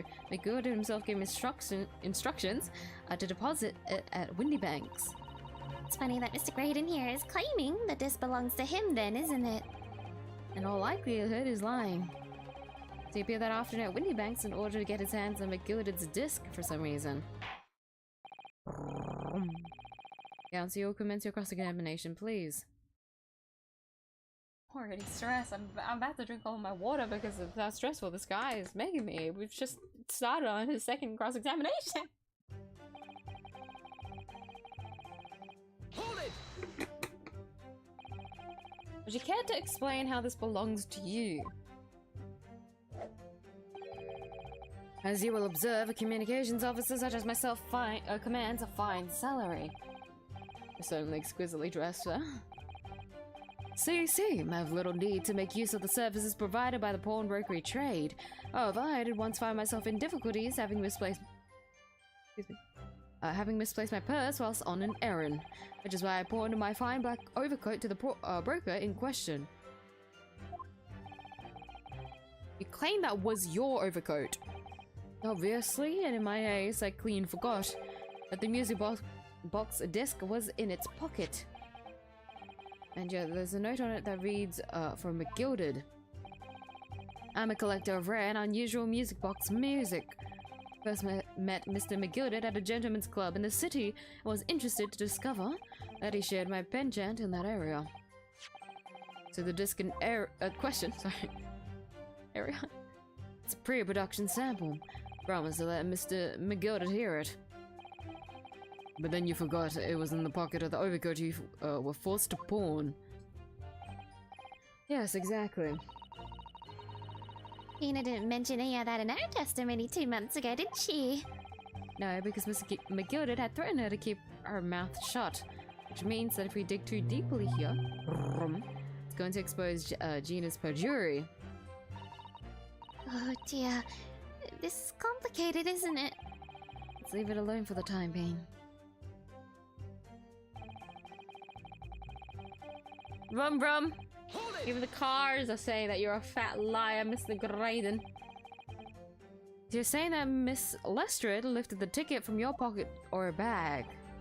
That's right, despite being mindful of danger when walking in insalubrious areas, her kind frequent. Miss Lestrade did no such thing. Well, of course you would take that stance, but the girl's a regular offender. You came to the pawnbrokery that day prepared with all the information you needed to identify the defendant. You were looking for her. That's what brought you to Windybanks. To get your hands on Mr. McGilded's disc. My learned friend is a veritable font of nonsense. Nonsense? Concur with the prosecution. Counsel, you refrain from conjecturing in this way. Is that clear? Yes, my lord. And I'll continue with my testimony for what possible use it can be. Why are your testimonies so short and concise and full of nothing? Have you ever been to Windybanks before? Only once for the purposes of pawning something, but like many, I enjoy browsing in such establishments. So you noticed that the pickpocket had taken your ticket, you chased after her, is that correct? Yes, that's right. Didn't notice at first, of course, such is the art of the pick purse. But when I did, I headed to the pawnbroker at once, in order to reclaim my coat before the thief could. I was merely trying to recover what was rightfully mine in the first place. Ugh. He can say what he likes because he knows we had no evidence to contradict him on this. Hold it! Yes, it was taken by Inspector Gregson here, wasn't it? That's right, that was the very man. Apparently, the police are collecting anything that has a connection to Mr. McGilded as evidence. Hey? Excuse me! Something wrong, Inspector? What do you mean? Last remark Mr. Graydon made in his testimony seemed to trouble you in some way. No, it didn't. It's nothing. Leave it alone. Let me ask you this, Inspector. Why is Scotland Yard gathering Mr. McGilder's possessions? He doesn't want to talk about it. Can I tell you something like that, Sunshine? What is it, Inspector? Investigative secrets. Yes, exactly. You should know all about that. Magnus McGilder, who died so unexpectedly after his trial a few months ago. A man renowned throughout the capital for his great contributions to public life, yet he had a dark side too. Where are you going with all this, Van Zyks? Breaks in your voice. Suppose the police are dealing with the aftermath of his nefarious activities, aren't they? That's enough. Cops like me have duties to carry out that we're not at liberty to talk about. That's all you need to know. Hey, Grayson! Your voice! Duties conferred by Lord Strongheart, I presume? The Lord Chief Justice appears to have great faith in you, Inspector.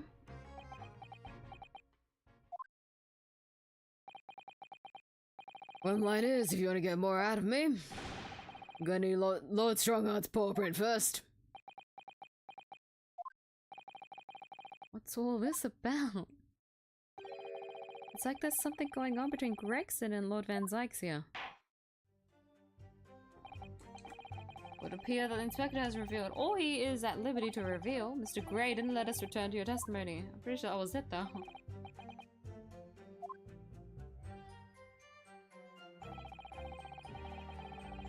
Oh no, it was the second last statement.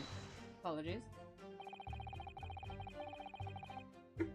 Perhaps you'd seen something of value among the forfeited items. No, not at all. Value was brought in by the police to assess everything in the shop. Without exception, every article in the shelves was common or garden, brick, or brack. In that case, it's clear that you broke into the shop later that day in order to recover Mr. McGilder's disc. Have you not been listening, man? Even if I wanted to recover the disc, you may recall that it had been seized by the police that afternoon. There was no more in the shop that night than I. As I keep saying, I simply had no reason to break in. There was nothing of McGilder's left in the shop that night. Nothing this man might have been after. Oh, when you put it like that, that's interesting, isn't it? Was there actually anything else?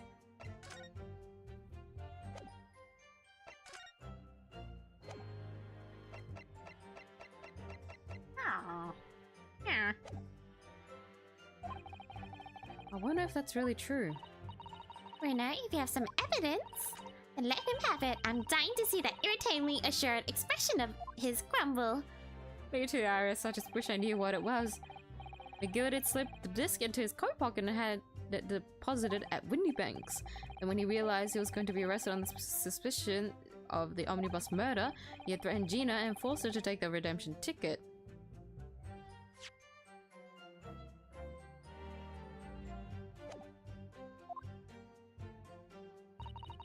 There's no doubt about it. That witness is lying through his pearly white teeth. I can't do Iris's voice properly either. Easier than Gregson's though. The police were obviously after anything left behind by McGilder as well. So Inspector Gregson ended up taking the disc into custody that day. But Gregsy's being very strange about all of this. Must be a reason for that, I'm sure. Just don't know what it is. For now, I need to focus on exposing the fact that Mr. Graydon is lying in his testimony. What is he talking about?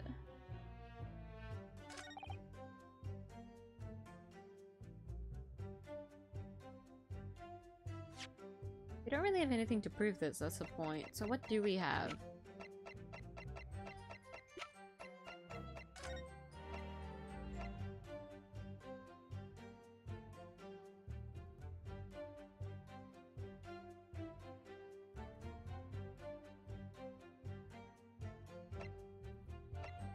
Can we present this? No, right? Is it two thing? But this says it's been identified as Mr. Mason's. Because it's not actually yours.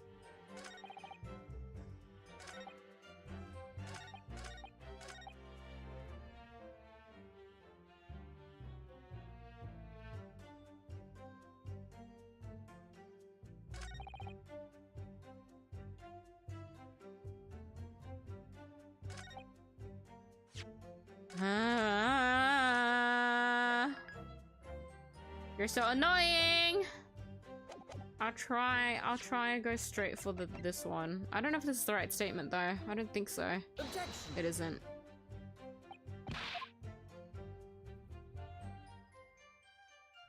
Here's the thing. I don't know if I'll try the stealing one.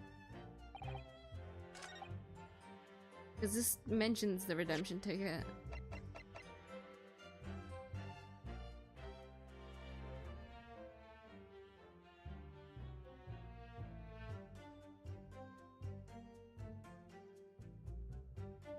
Objection. No, okay. So it isn't the ticket at all?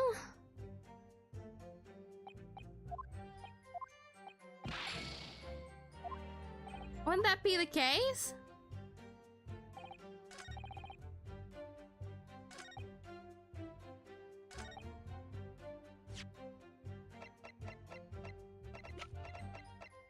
Unless you want me to— oops, yeah, sorry, I hit the thing. Unless you want me to prove that he has something else that he wants to take from the shop, but I don't really think of anything.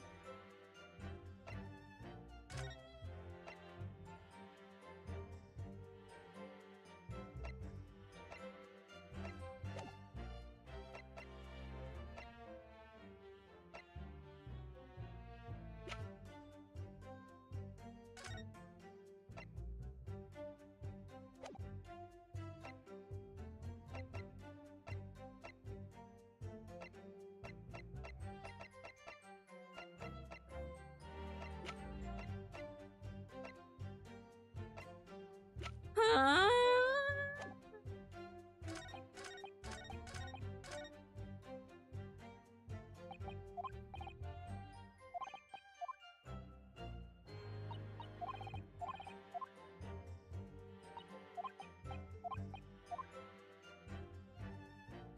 Well, because you guys are talking about the redemption ticket. That's why I was under the belief that it was about the redemption ticket.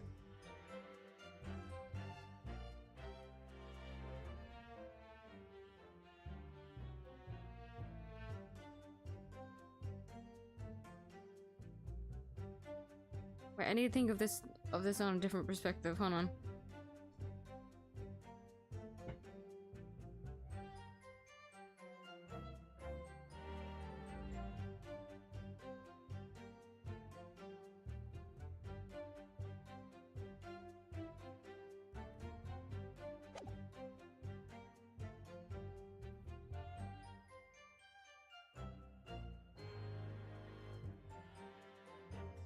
I press some button. Wait. Hold it.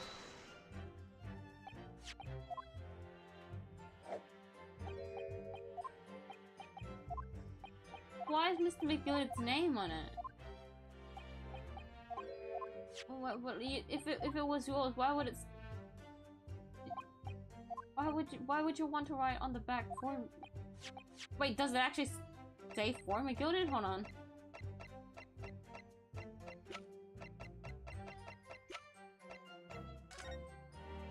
It does, doesn't it? Yeah. For McGillicud.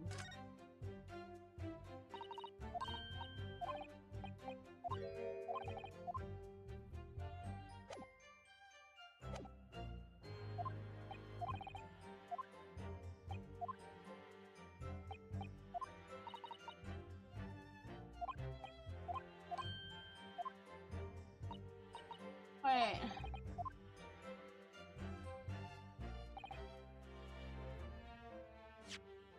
Roland.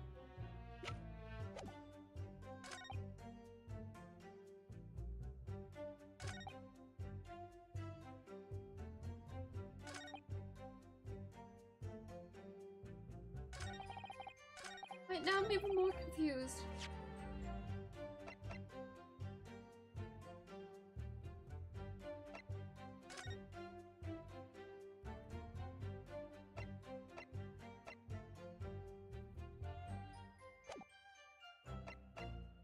Ah!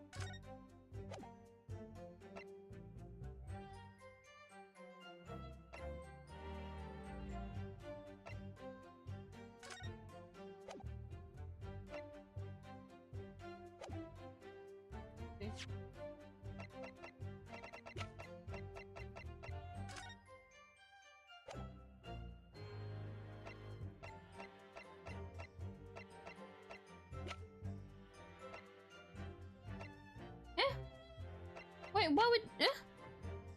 what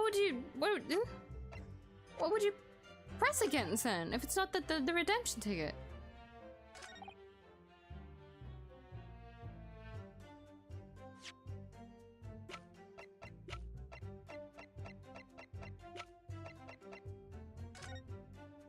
That's where we'd be exposing Gino, but then huh?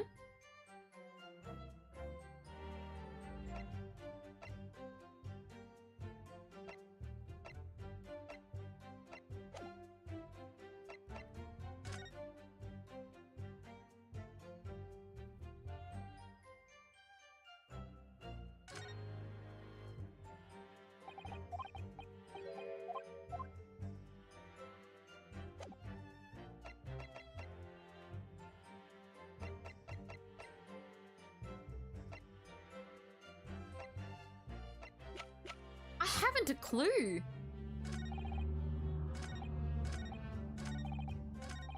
I need to remember that Chronicles came out before the Apollo Justice trilogy, so I can't ask for a hint. Ah!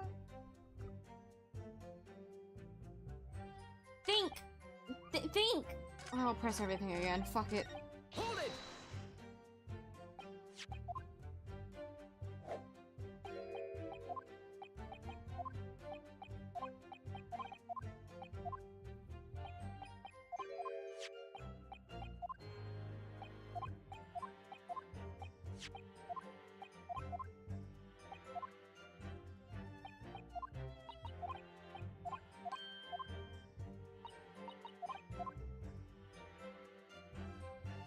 Hold it!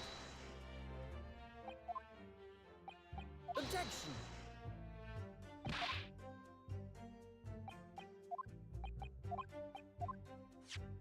Objection!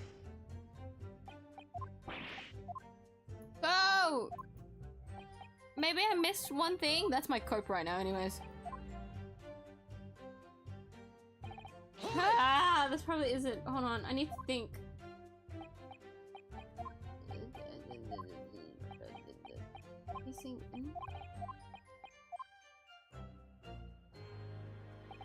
Hold it!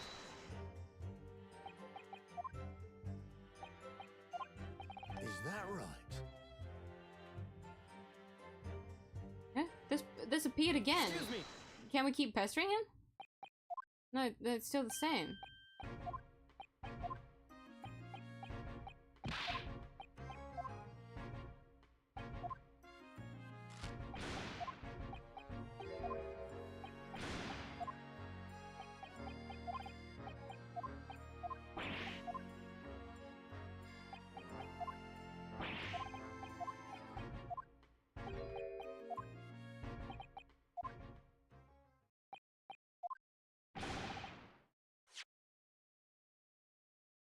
Lord Strongheart's paw print first.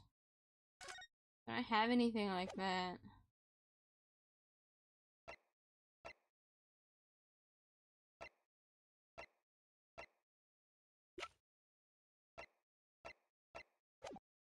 Although we can really get it here.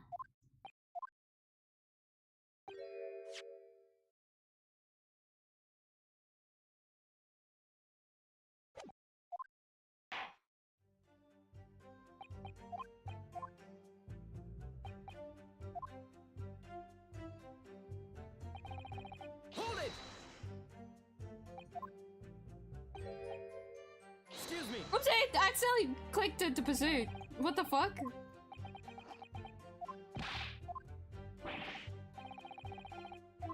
That won't take my HP, will it? I'm just kind of pressing them, so it should be fine. Since yesterday, I'm talking about that's a top secret assignment. Sorry, Inspector, I didn't mean to click D. It's the first time I've misclicked on a pursuit.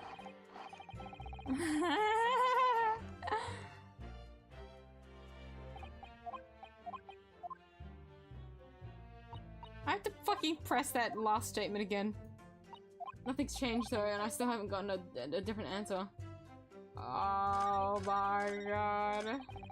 Hold it! Seems that actually maybe I should not keep. I'll let him talk. I won't pursue. Maybe I'll let him keep talking. I'll do that. Dun, dun, dun. Dun, dun, dun, dun, dun, dun, dun, dun.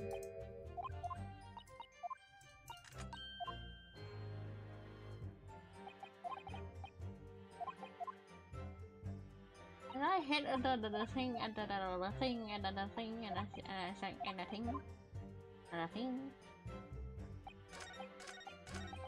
Hold it!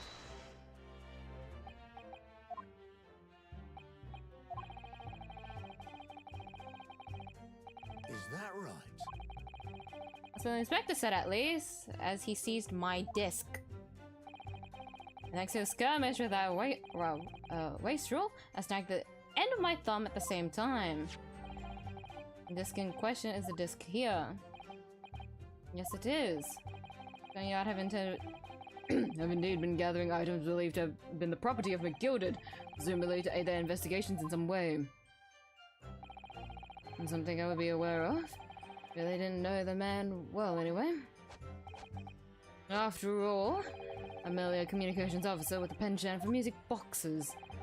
I found buoyant praises. Hold it! I'm going to press him again! Is that right?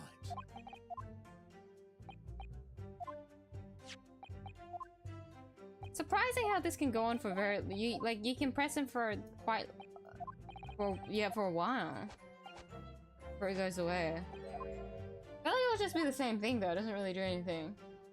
The most hint I clicked this by accident. The most hint we got was from the last one. You have any evidence? Something. Hold on, I have to think about it.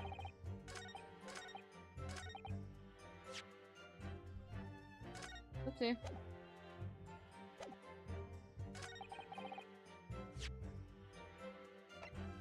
But there isn't anything else.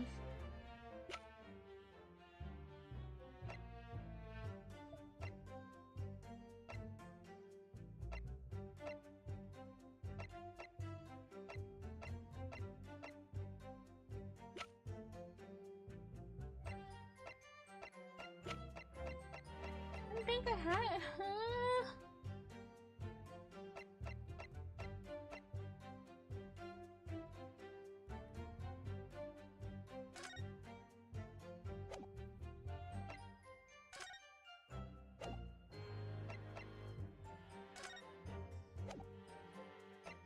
Oh, unless presenting the other one would be like, well, there was something else. Wait. Who's this was wait, which one was this one? Fuck! But the small boxes was before. There should have been something else. That was wait, where did we get that ticket from? Where the fuck did that ticket was on the table at the crime scene, no? That's how we found it in the first place. And then the second one, and this is about the overcoat, which is the whole ordeal that happened. Objection! Ah, more! I don't remember the details. If you don't write that shit in the call record, I'm not gonna remember that.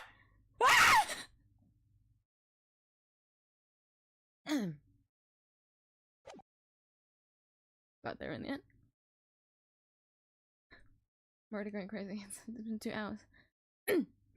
This was deposited at Whitney Banks on Magnus McGilded's instructions.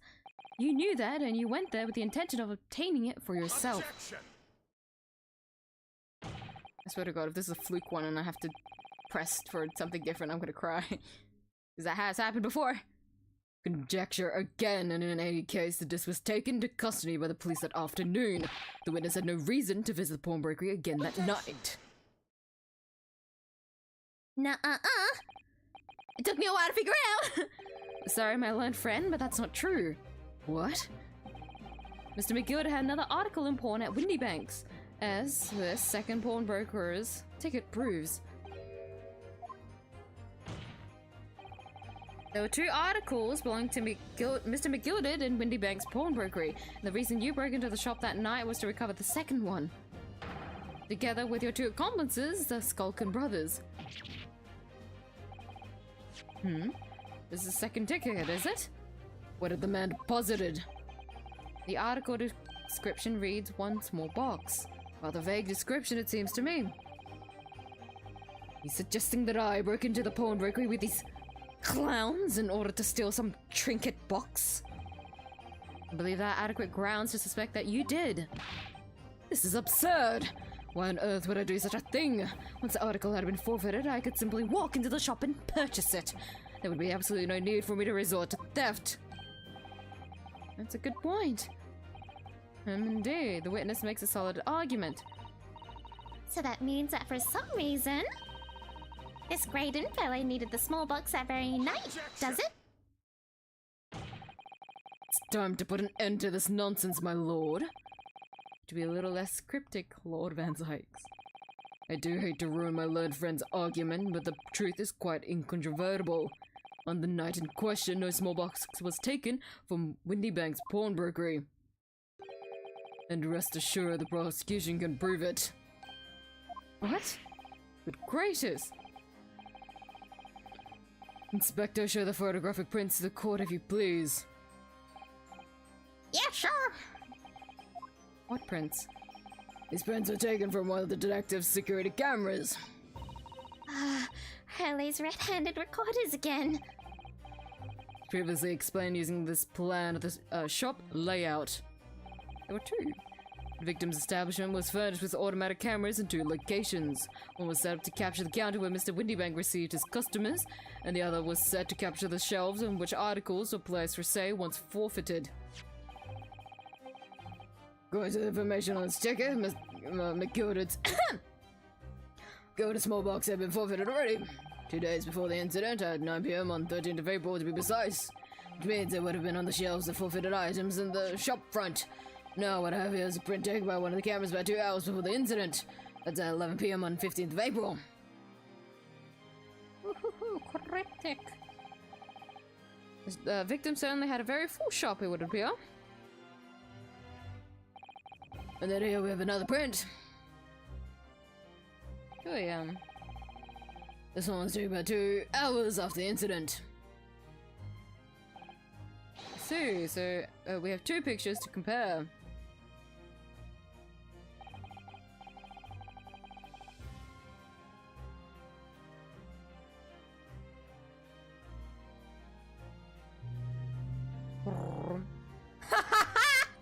Nothing was taken, but something was moved. Isn't it so obvious? Look!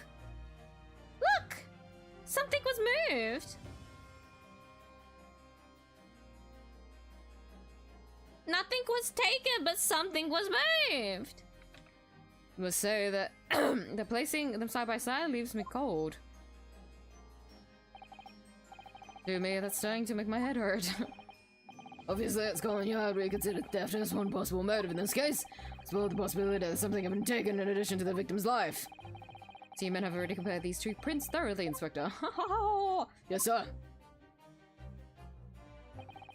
Counted every single item in each of these 2 photographic prints. You didn't compare them, but you only counted them. The Yard's conclusion is that exactly the same number are present in both. In other words, nothing was taken from the pawnbrokery on the night in question. My learned friend's assertion is nothing more than a hopeful fantasy. Ow! Get up! Get up! We're not done here! Just show that he'd stolen McGilded's pawn box. He doesn't need to steal it! Ah, look at him. Might have been able to break him down at last. You know what, Runo? I've been thinking. I wonder if these 2 photographs really are exactly the same. They're not! What? So, counsel, in the light of the evidence put forward by the prosecution, what is your position? Seems that, in fact, on the night in question, nothing was stolen from the victim's establishment. Do you accept the prosecution's assertion? Hell no! I don't know. Could there be some hidden discrepancy in these two photographs between somewhere? Of course. I can do it. I can do it right here, but I'm still gonna save because I'm scared. Half the time when I'm really passionate about something that pisses me off, more often than not, does the game say, no, not yet, you have to do that later, and then I get humbled. I can point out a discrepancy, we can't really use a piece of evidence. Wasn't sure at first, but there's a clear discrepancy between these two prints. What? You must identify the location in question for the court, counsel. You and indicate the precise location of the breast. Here, right? Should I do it on the 2 AM one? Oh, partner. I'll lose HP from this. I'm gonna be doomed. I'll save from the second one. Let's go, let's go, let's go, let's go, let's go, let's go, let's go, let's go! Take that! Granted, these two prints are almost identical. However, there's one minor discrepancy between them. What? When you view the two pictures stereoscopically,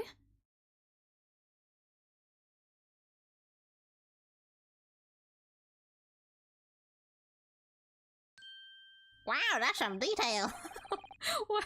It's so pretty though. A single area stands out as being different, the location of the small box. Oh my god, he's holding it again! We get to see him in frame now with the stereoscope device. Stereoscope device.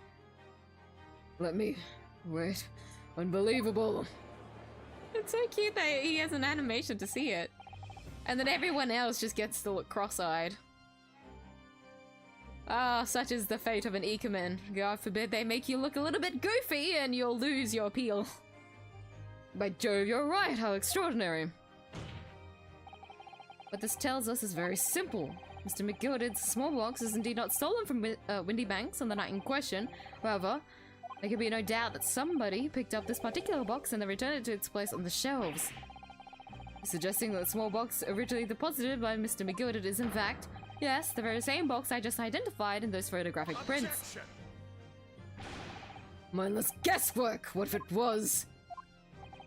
So box is moved on the shelf, nothing was stolen, which means quite simply that nothing has changed.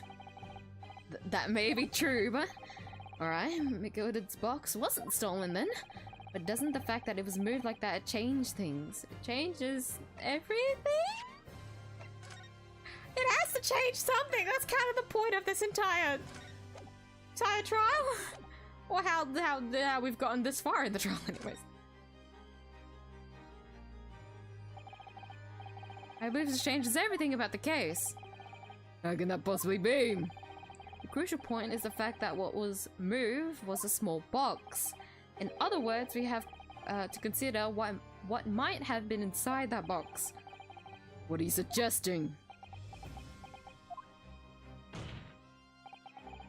I'm suggesting that we need to examine that box as soon as possible. A vital piece of evidence is sitting on the shelves at Windy Banks as we speak. That would be necessary. Some little box belonging to a man who died 2 months ago can't possibly be relevant to this trial.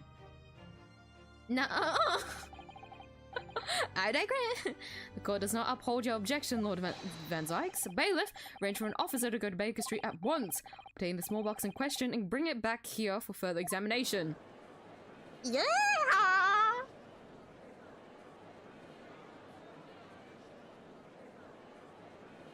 Let's go! Oh god, they're just gonna- you guys just gonna have a staring contest until the box comes? Ah, there's a third contender too! We gotta make sure it's a three-way. We're just gonna sit here, sit tight, until the box arrives. We should have a report within a half an hour. I think perhaps we should recess for a short while while the evidence is brought forth. A recess already? To be hoodwinked by such a farce. Disappointing. Beg your pardon, Lord Van Zyks. This is nothing but a smokescreen, a Nipponese specialty, it would seem. What are you trying to say? My learned friend has persisted with the same line of reasoning from the very beginning. But this witness's intent was to steal an article belonging to Mr. McGill from the pawnbrokery. Yet common sense tells us that none of the articles have value enough to be worth stealing in the first place. Exactly! It would be beyond absurd to break into a place for a purpose of stealing such commonplace property. Yeah. Please don't throw it. Not this early into the stream. If your lordship recalls, Mr. McGill perished 2 months ago, immediately after the conclusion of his trial. Trial in which he was found not guilty. Trial in which it was established he was the upstanding member of society his reputation implied, in fact. So I propose a toast to my learned friend and his most insightful defense. The articles as upstanding member of society pawn were entirely ordinary. Black overcoat that just happened to have a music box disc in one of its pockets and a small box. I assure you I wouldn't accept even if the man tried to make a gift of such things to me.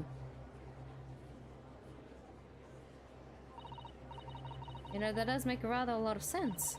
It's not as if it was gold or jewels, is it? Though goodness knows Mr. McGill was rich enough. You can't just buy the cash at a pawnbroker, I'm quite certain of that. Prosecution's argument is undeniably compelling. It is incumbent on the defense now to bolster its arguments. To explain what possible significance these commonplace articles pawned by this fine citizen could have. Well, counsel, your argument in fact is demonstrable. Are you able to show proof that the disc on the or the box are in any tangible way related to this case? Well, Radoske, you have to give me an answer. I'm not choosing for you. What's the matter, Reno? We know that they're related, don't we? They're both vital pieces of evidence. Yes, of course. You and I both know that. We know Miss McGillard's true character, and we know the disc is significant, even if we don't know why. But if we explain... Oh, sorry. It was because Iris changed pose and I thought she was going to talk. But if we explain all that to the court at this point, we'll have to acknowledge that Miss McGillard's acquittal 2 months ago was a mistake. That the defense's argument was flawed based on false information. Oh no. And that would mean admitting that Gina committed perjury. But Ginny... Could it be that Van Dyke knows? Is that why he's doing this now? Because he anticipated everything. But maybe...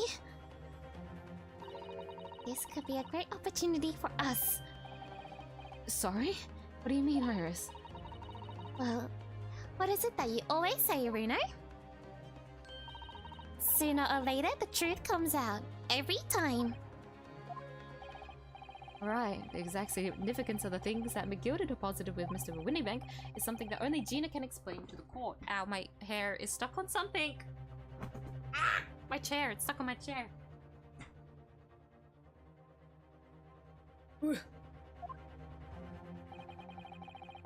Poor lamp, right? You know how in here, the photo, you can see the lit lamp? That Gina said that she lit it, right? The lamp that she lit on the counter, and how this got burst open and like hurt Sholmes. Like you can see it from here, but I'm surprised that the lamp next to fucking Van Dyke's hasn't gone fucking explosive. like I know it doesn't have any chemicals like Mr. Sholmes' pouch, but it's still like.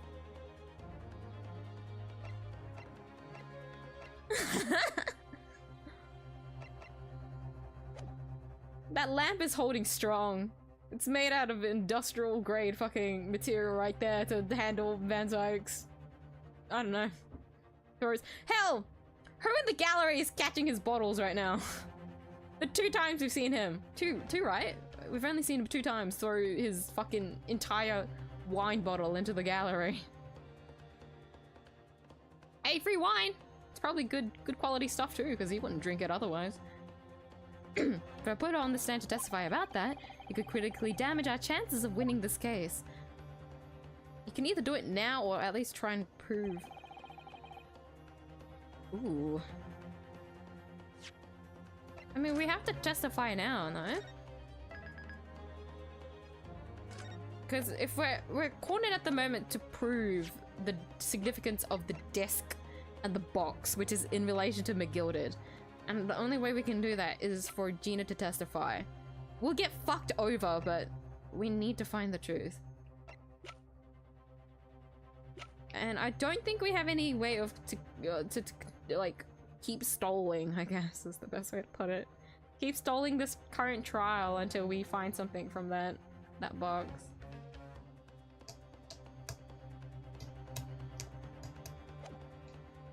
Hair stuck on chair, I'll never relate. I feel like not many people relate specifically. Actually, hair getting stuck on chair is a thing for people that are able to grow long hair, which, Leon, I hope one day you'll find a tonic. Maybe something Iris can cook up for you. But I found that the question that get asked the most by my clients and my customers is that, do you ever sit on your hair? And I've told them for the longest time, like, no, not really. I never actually sat on my hair despite how long it is. And like, once it actually started happening to me, I think more like, I think what hurt more than the fact that, oh, okay, my hair, I'm sitting on my hair now, was the fact that I didn't find myself sitting on my hair because my posture was so fucking bad that my hair still hadn't reached my chair for me to sit on. Like, at certain angles, and I'm like moving side to side, whatever, right? I could like pull on my hair by accident, but never naturally have I sat on my hair by accident. Like, that just wasn't a thing for me. Until it grew longer than my bad posture did it actually start to happen. And when I realized that was the case, I was so distraught. Imagine your posture is so fucking bad, your hair didn't grow long enough for you to sit on it until after the point.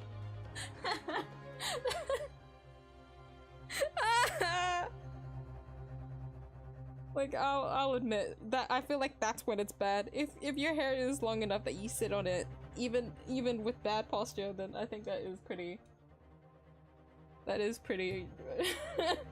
unfortunate.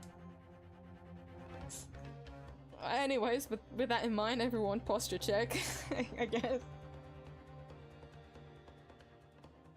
President caused any fires, right? I guess that's why he apologizes, huh? He apologizes for his hollow chalice, and doing all these, like, actions and stuff. These disrespectful actions. That's why he apologizes. Because he could potentially cause a fire, but he hasn't yet.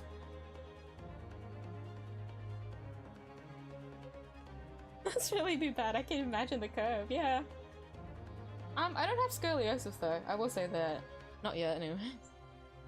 So it's not as bad, but I'm pretty sure my posture was bad enough for that to be the case.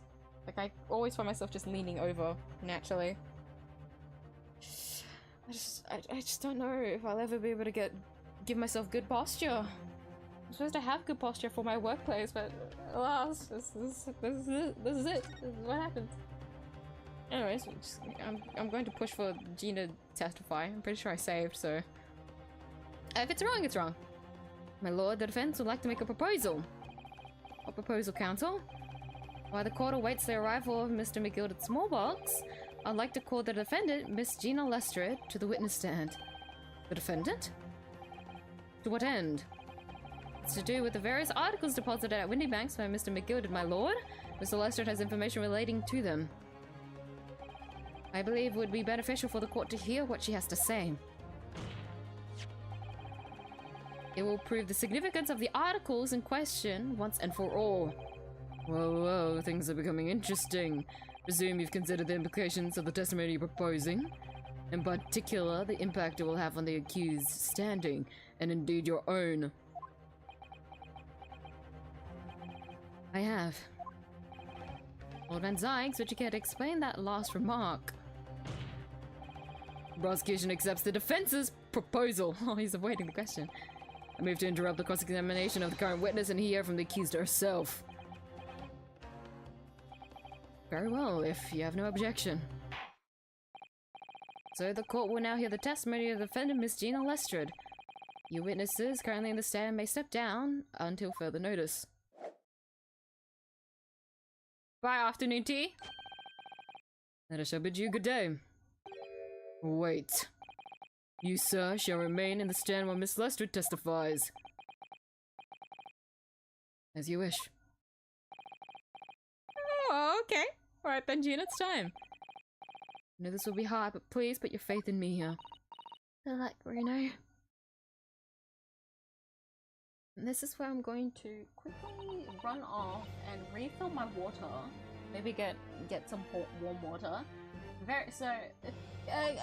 Oopsie, I'm clicking on the thing. A quick intermission, lads.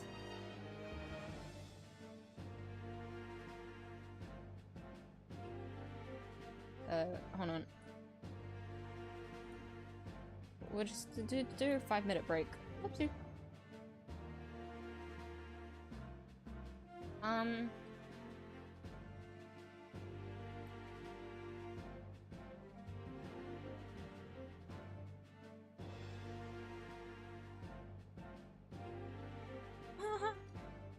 Alright, 5-minute breaks, but you know, for some reason I never actually take 5 minutes.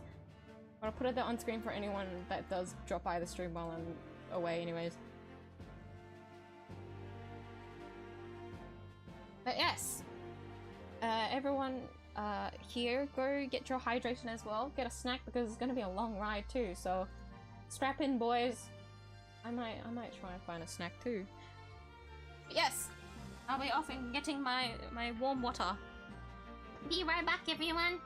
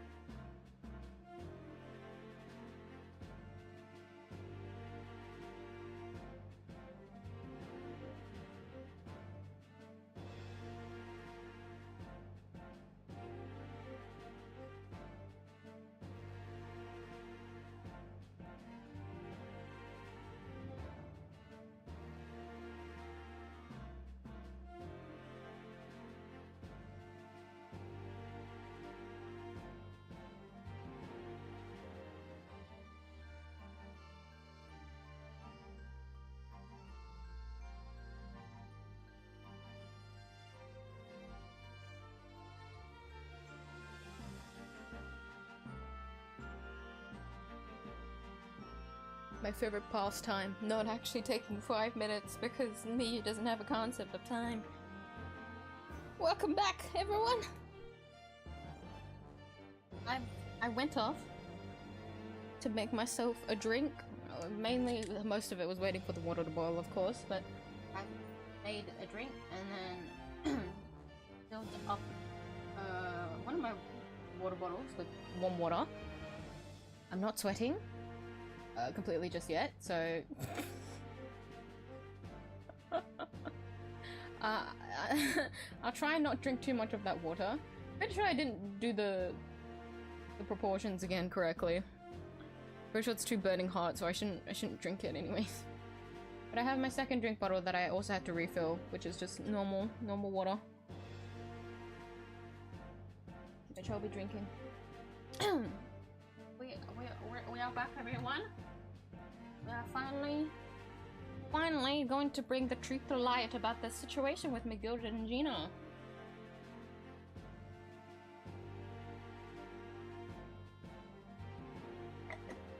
Welcome to you. I'm back! Thank you very much. Alright everyone, strap in, get your snacks ready. I only had a little bit of a snack. I didn't bring it in with me because I feel like the drink that I have with me will just satisfy me for now. Not until later when I make myself something to eat. This is all I need. I need full concentration. I can't be snacking. Not in the courtroom, that's disrespectful. But I thought a drink would be okay because fucking bad sucks in his wine. It's even, right? It's even ground. Hey!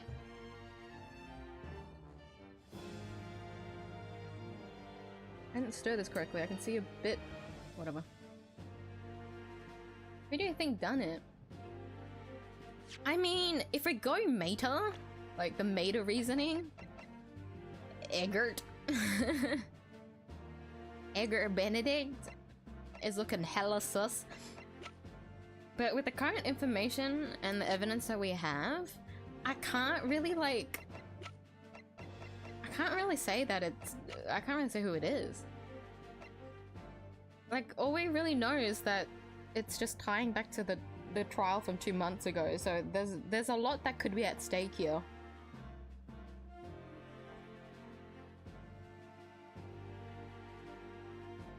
As mind you, I'm still thinking about those 2 guys that we saw outside of fucking the fourth case. The fourth case? The fourth case. The last case.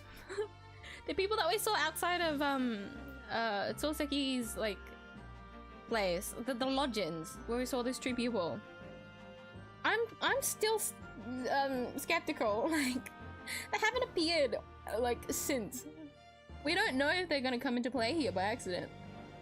It's gonna be weird if they are involved though, because that was like the situation with just like Soseki. Like, they're just apartment friends basically.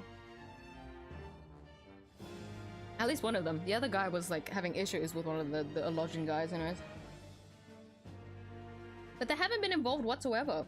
But I still feel like paranoid. I'm paranoid that something else is going to appear and it's not actually Edgar Benedict, you know? That's why I can't really trust what we have.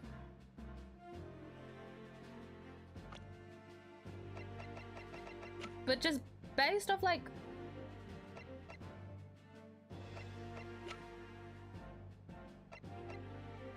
I guess if you just cross out who it couldn't be of the characters that we do know, it's very well pointing to this guy, isn't it? Oh, it's 27. He's not as old as I thought he'd be.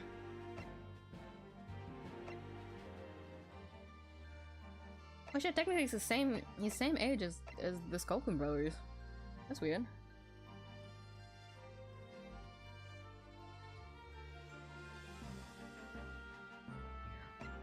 I'm only coming to this realization that kind of like Mario and Luigi, you know? Luigi's taller. He's green.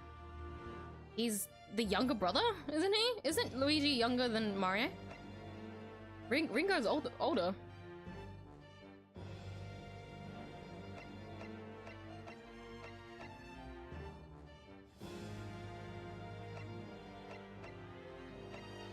I'm only coming to that realization now, I'll be honest. I don't know if it was obvious or not.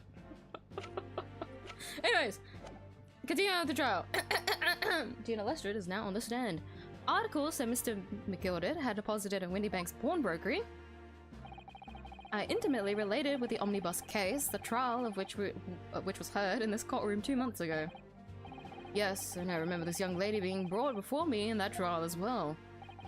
That's right, my lord. The testimony helped to establish the innocence of the defendant, Mr. McGilded. She's probably figuring out what's going on. The omnibus case was intriguing to say the least.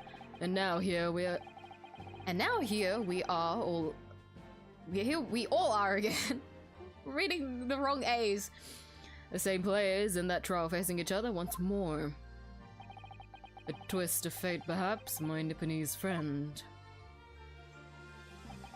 Really, Renosuke has been thrown on the bus more than anything anyways. Allow me to recap the events of 2 months ago. An old brickmaker was stabbed to death in an omnibus running along London's winter streets. I was about to say sheets. My head in it. Apart from the victim, there was only one other person in the carriage, Mr. McGilded. Naturally, he was the prime suspect for the murder. But as the trial progressed, another possibility emerged. The murder in fact took place above the defendant's head on the roof deck, with the body then being dropped through the skylight into the carriage below. It was Miss Lestrade whose testimony brought that possibility to light. At the time of the incident, Miss Lestrade was concealed under a seat in the carriage, hoping to pick the pockets of unsuspecting passengers. Then, immediately after the trial, having been acquitted of the murder, Mr. McGilded died in this very courtroom in the most extraordinary of circumstances. I still don't think he's dead. If he is actually dead, then so be it, but that situation was just so crazy. Like, actually, will we ever find out the person that lit the bus on fire? Surely you guys wouldn't give us, you wouldn't not tell us, no? I'm gonna be annoyed if we don't get that closure. I'm actually gonna be really peeved. I'm gonna believe so, but I feel like there might be a cliffhanger. Mystery that remains unsolved even now, 2 months on, as indeed does the omnibus murder itself. Be that as it may, I recall neither the disc nor this small box being mentioned in the course of those proceedings. Miss Lestrade?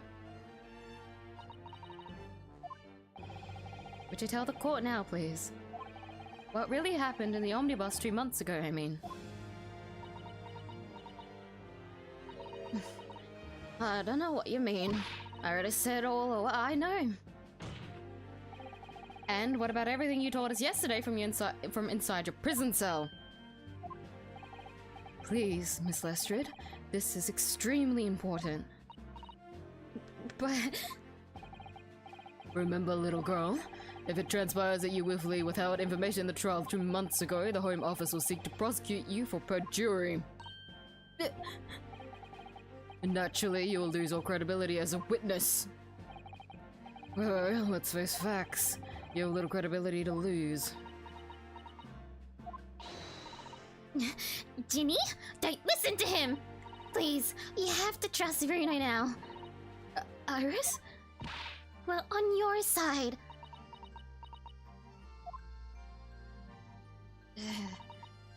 Alright then, I'll talk. It's the right choice, Gina. Well, it would seem that my learned friend is hell-bent on bringing the entire courtroom down about his ears. So be it. Must confess that I'm struggling to understand what on earth is happening here. Everyone else in the gallery, don't worry, it's just these two. However, it would appear that Mr. McGilded's pawned articles in the extraordinary case of the omnibus harbor secrets of which we have been hitherto unaware. So, Miss Lestrade, you will now give your testimony before the court about the events of 2 months ago. You will reveal the truth of comedy sorely lacking in your original statements. This is it then. Everything's going to come out. Like Van Zyke said. This could bring the whole courtroom down about my ears, but as a lawyer, I'm prepared to take that risk.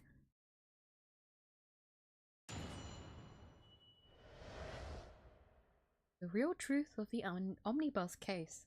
Will she actually tell the truth? Because this is still technically going to be a cross-examination, so I'm curious to how this is going to fall out.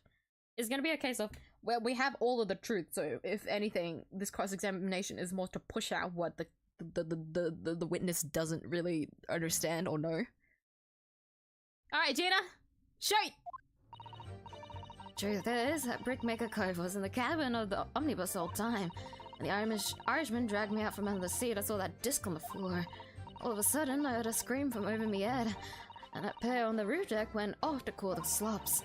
As the McGirt slipped the driver something in to do a run to the pawn shop roundabout. He threatened me not to snitch, but to say nothing to no one about what I had seen or heard. Alright, short and concise, straight to the point! Gina! Good grief, this is outrageous!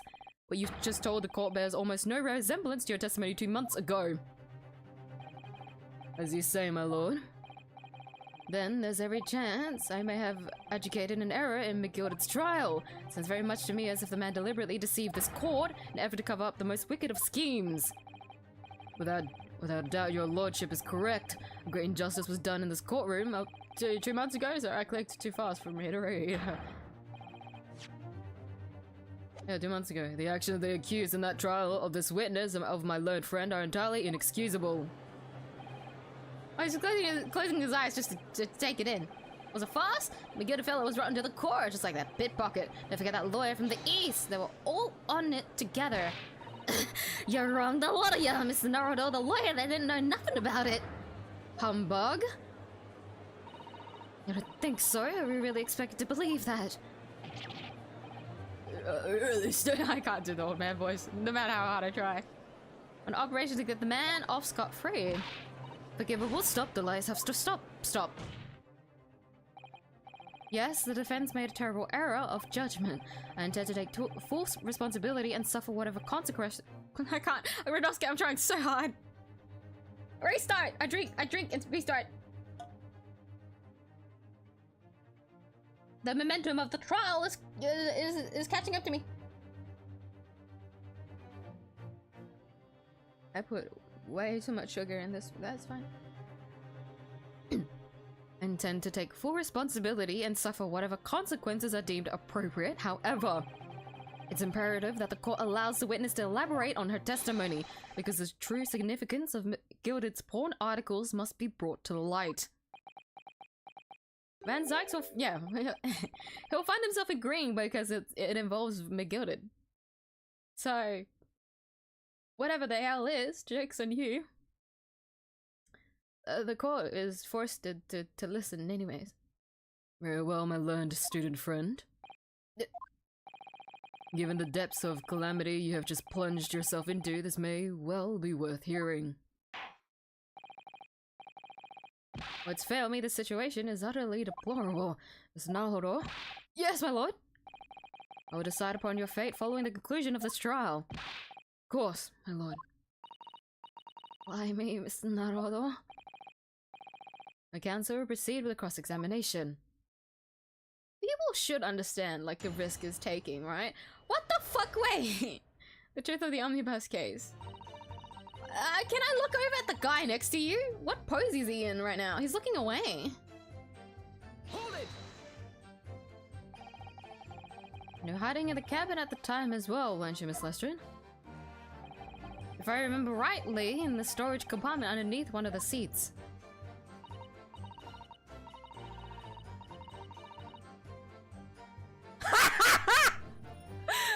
Hey! What's going on? What's going on? What's going on? Oi! Can I pursue them? Oi! What are you guys talking about? Oi! Excuse me.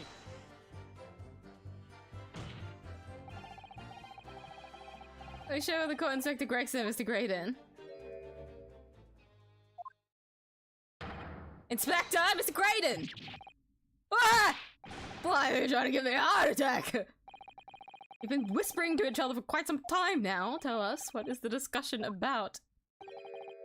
Discussion? This fella? Well, pull the other one, Sunshine. I think, you think I've got anything to talk about with a shady gent like this? I have nothing to say to this uncouth detective after he deprived me of that disc that was rightfully mine. They've clearly been talking the entire time I've been cross-examining Gina. It's as if they've been negotiating. I love how Renosuke is like, the entire time that have been the cross-examination has just started. I will say though, if they were just,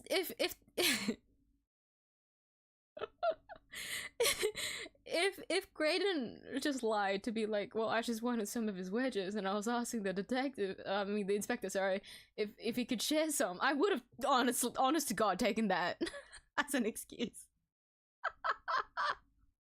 I too would be like, bro, it's like past 2 p.m. I haven't eaten yet since we've arrived at this courtroom. Surely, pass me one. Just pass me one. Some inspector, please. You can't refrain from talking amongst yourselves while the witness is giving testimony. Yes, sorry, my lord. What are those two talking about? Well, we've deducted, thanks to Renosuke, that apparently these two were negotiating. Isn't that cool though, that they did do that? I only know this because he was in a different pose. Graydon. I should continue with testimony, please. I apologize, Gina. I just wanted to disrupt two men. It wasn't meant to disrupt you. Oh, they stopped it now. Hold it! But that's really bad, though, isn't it? If we find out that they're supposedly negotiating, this isn't good for us. Like, what's going on? We're gonna find out something. Like, the inspector's probably asking about some things, and so he's. Oh no, the communications officer thing, the government secrets and whatnot. Maybe that's why they're able. Okay, I get it. Something's going on. It's the only reason if they can't talk about it. Well, I mean, there's a lot of reasons that inspectors and detectives and whatnot and police can't talk about. But this one, very specifically, we know is a big international secret that even Van Zyke is like, I don't give a fuck. Like, it's bad. Meaning those two in cahoots is... You know what, we'll figure it out. We'll find out throughout the trial. Sorry, Gina, you may continue talking. That's right, in pitch black under there.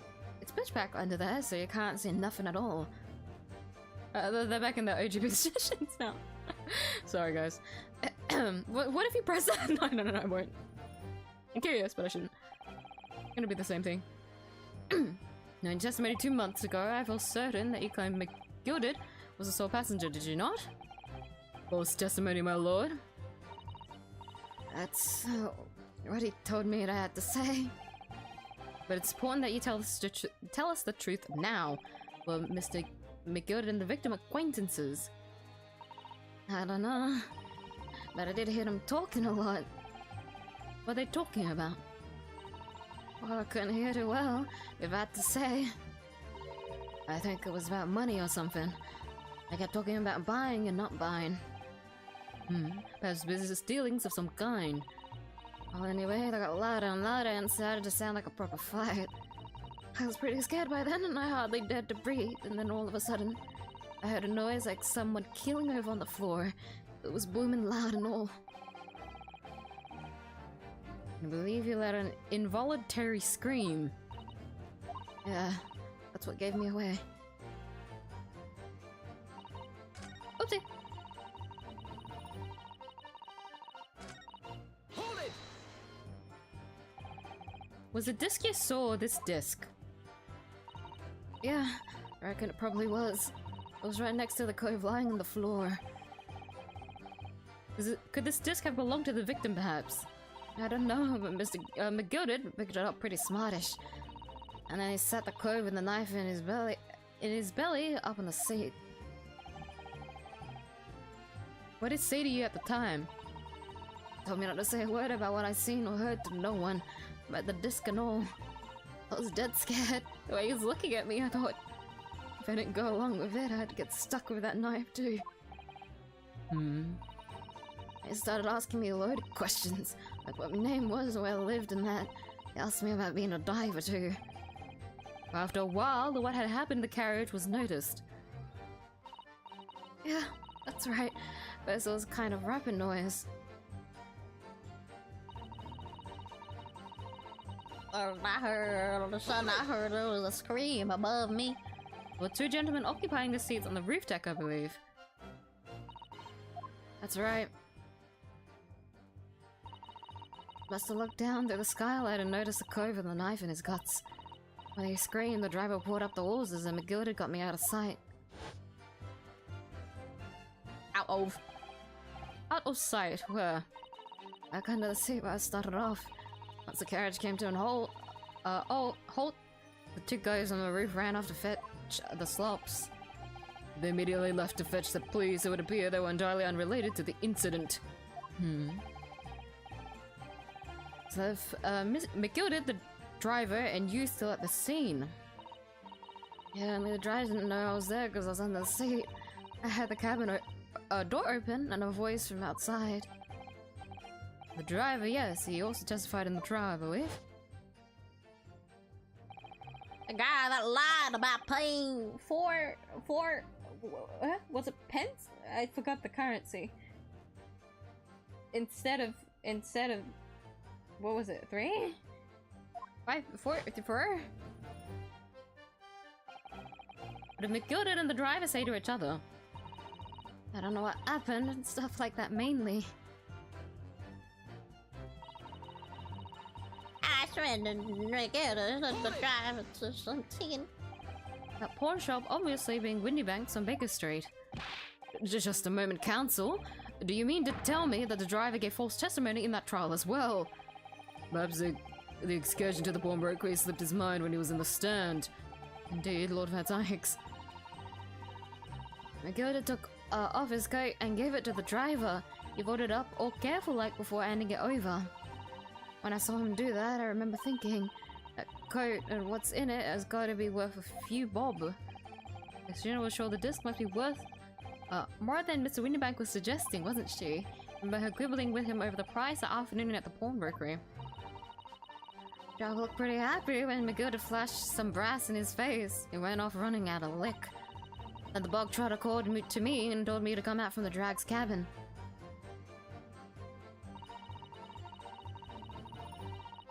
Hold it!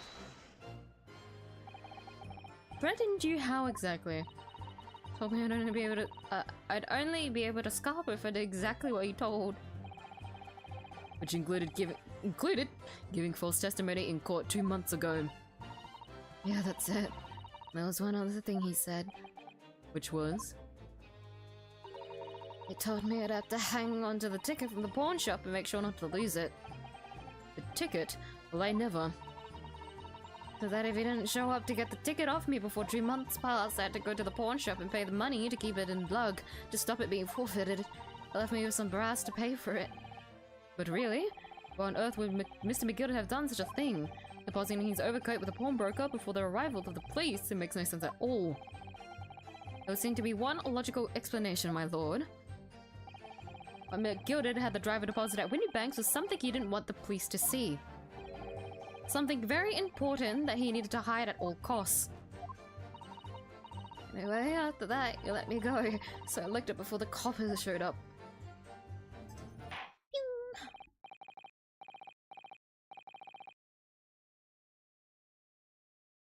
To finish off a testimony, I have finished my drink. And because I can't really run, well, I can run off, but it's gonna be kind of annoying. I'm going to pour water into this so that it's not dirty.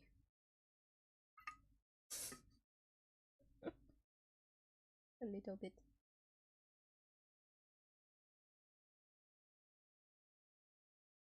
I just can't stand it if there's dirty cups. I always gotta put water in it. Fuck, that's hot. Let's not drink that. Thank you, Miss Lester. Thank you, counsel. I've heard enough. I believe we now have a reasonable understanding of what actually transpired on the omnibus.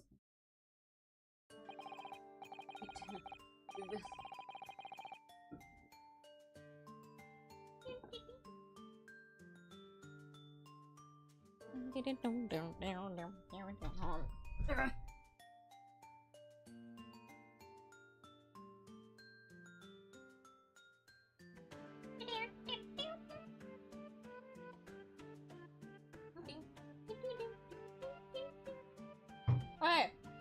I had to rearrange my desk so that I didn't accidentally hit anything. I have this insane paranoia where if I do have any like cups with liquids on my desk or anything with liquid, I'll need to make sure that it's in a secure spot that I know I won't hit in case I accidentally do spill it over, because if I spill it over it will hit electricity and that's not good. Constant paranoia. But an understandable one. It would appear on the that night 2 months ago, a negotiation was taking place on the omnibus. Negotiation concerning this disc. However, matters did not run smoothly. When the parties involved began to quarrel over price, Megiddo took what he wanted by force, at the expense of the other man's life. Which proves my point! The disc is clearly extremely valuable in some way. Although I don't understand why as yet. I could take a gander. 2 days ago, precisely 2 months after the omnibus incident, McGilded's coat and its contents were due to be forfeited. I don't know what I should have done with the ticket. I mean, the cove died right after his trial, I knew that. So you decided you would try to claim the articles as your own. Well, why not, eh? They're only gonna be forfeited, why shouldn't I have gotten them? Anyway, I can't blame you for thinking about it. Thinking ain't no crime. As last read, it would appear Mr. McGill was prepared to kill in order to take possession of this disc. Do you know why that would be? Eh? I ain't got a clue. But I reckon it must be worth a fair bit of brass. It was probably gonna sell it. Hey, and you can't blame me for thinking that. Thinking ain't no crime. My lord!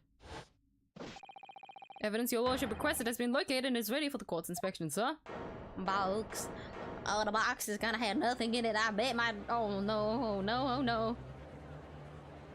Why'd you have nothing inside? Well, I mean, it doesn't have anything inside. That's the point. Something was stolen, but like it.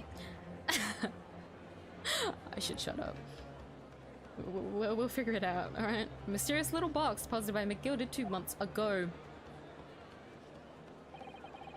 There's no doubt on my mind that it's a key. Excuse me. Key piece in this far-reaching puzzle. No, we still have a long way to go, sweetie. This is only the end of part 3. We still have either 2 or 3 whole ass parts.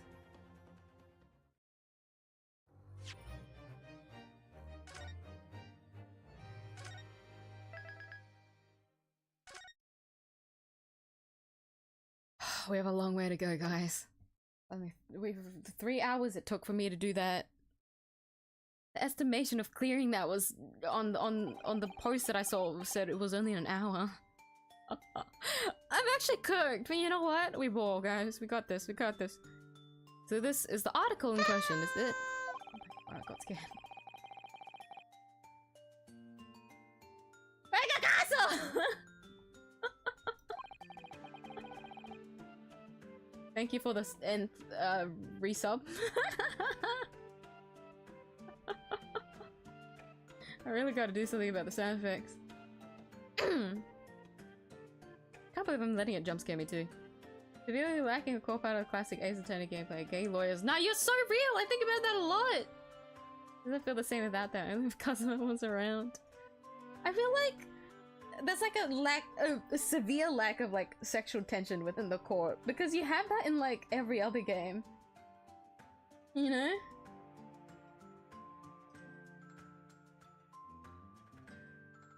Like, for the first trilogy, you know, it was clearly just like Phoenix and Edgeworth, like that's how it was like half the time.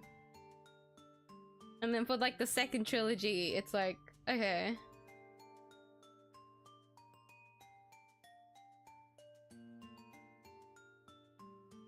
It's wait, I'm trying to list everyone. Okay, not the second game because I forgot. That's when Athena really comes in. The second game was very much just its own standing thing. Duel's Destiny was just like its own thing. Like the first, and then like Spirits of Justice, the first and third part of that trilogy was Apollo.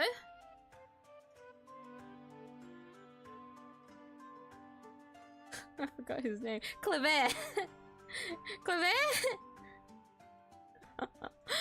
I'm blanking on names, I apologize. Those two. And then in the third game, it was Flashback Gay. Or not Flashback, Childhood Gay, sorry. Which was Apollo and... I forgot his name as well. Why am I forgetting prosecutor names? Sorry, the only prosecutor in my head is fucking Blackwell. Like, I can't, okay. Fuck! It's at the tip of my tongue!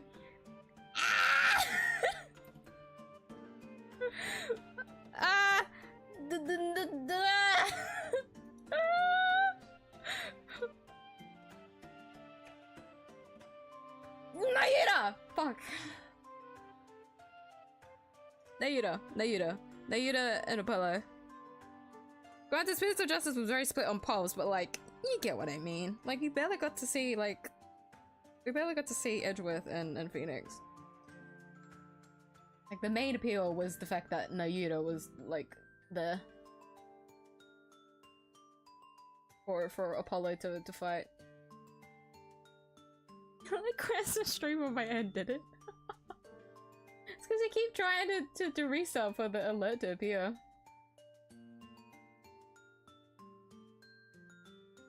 I'm still there in DDD. Like, for like 1 case, technically, you know? Like, at least 𝐢𝐴 had a model, I guess.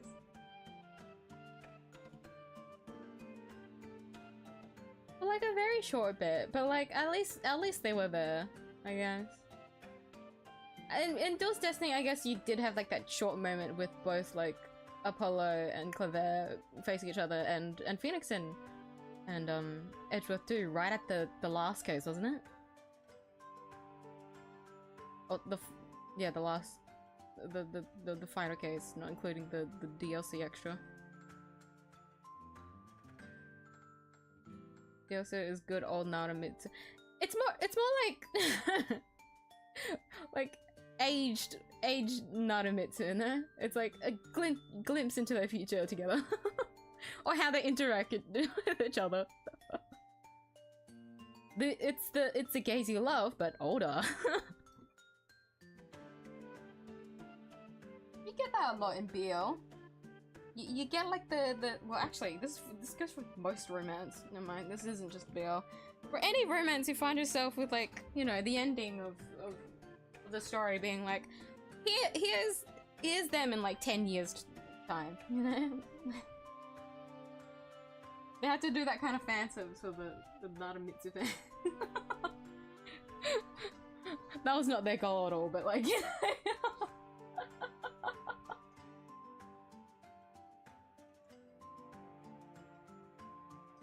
So it's like that we don't really have much of it here. I think that's why I got so sad that 𝐴𝐳𝐴 got killed off in the second case. Like, I'm actually still mourning. That's why I'm so sad. So whenever we flash back to 𝐴𝐳𝐴, it just doesn't feel the same. Where is he? 𝐴𝐳𝐴! Please. I'm still coping that you're not actually dead. Like, I still can't move on from it. I think that's why I'm still on the fence about miyuu not actually dying. Like, no one in this game is actually dead. Like, I can't, I'm still recovering from the fucking second case. No one's dead until 𝐴𝐳𝐴's back alive.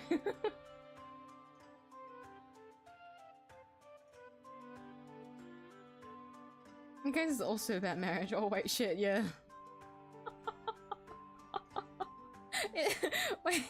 wait, yeah. Man, no wonder Chronicles is its own standing thing. It just doesn't fall in line with like the OG like Ace Attorney trilogies. Also, technically, Chronicles only has 2 games, huh? This isn't a trilogy. There's only 2 Chronicles, two games in the Chronicles.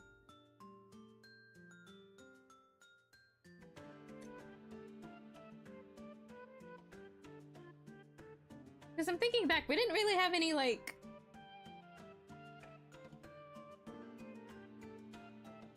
Was there any gay tension investigations? In none of them, no? Could you call that a theme, then?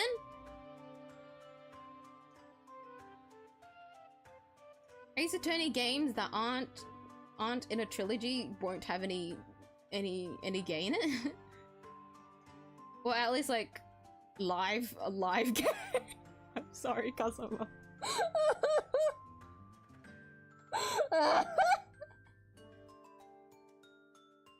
Oh, that's so tragic.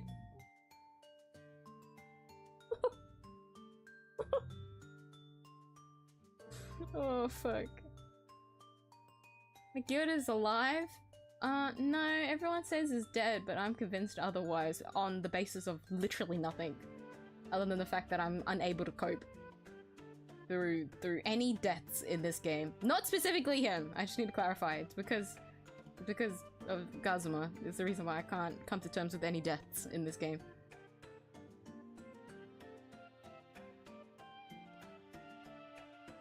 There was a new Ace Attorney TV announcement. They're overhyped for Phoenix and Edge was canonically made out post-production. It's on AA channel. No?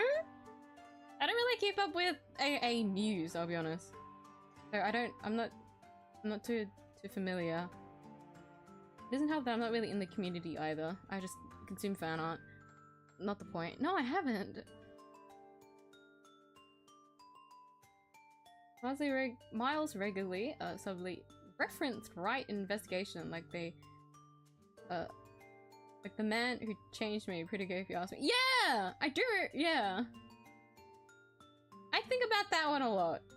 But it's not like, you know, them actually being together most of the time.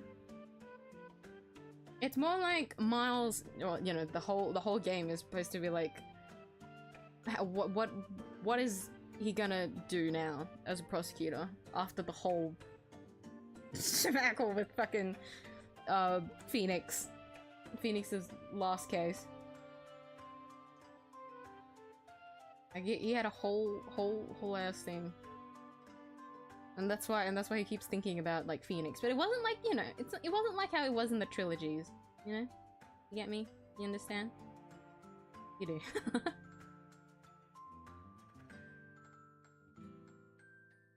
But when you think about how Miles, like, how Edgeworth thought like that, is almost similar to how Rinosuke is thinking of Kazuma.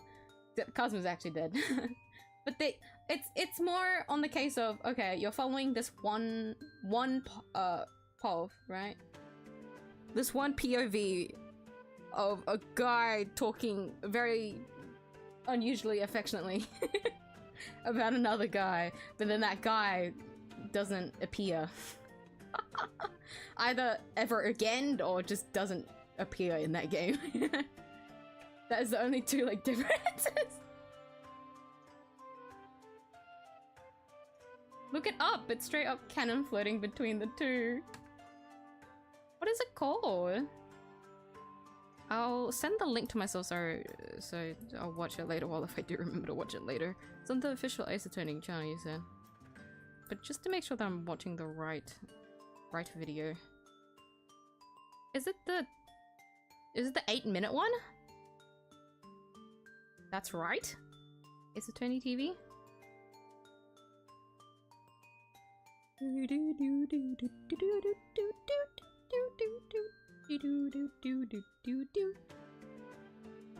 It doesn't have spoilers, no? It's just them talking to each other? I don't mind if it spoils like the first game. I just don't want it to spoil the second.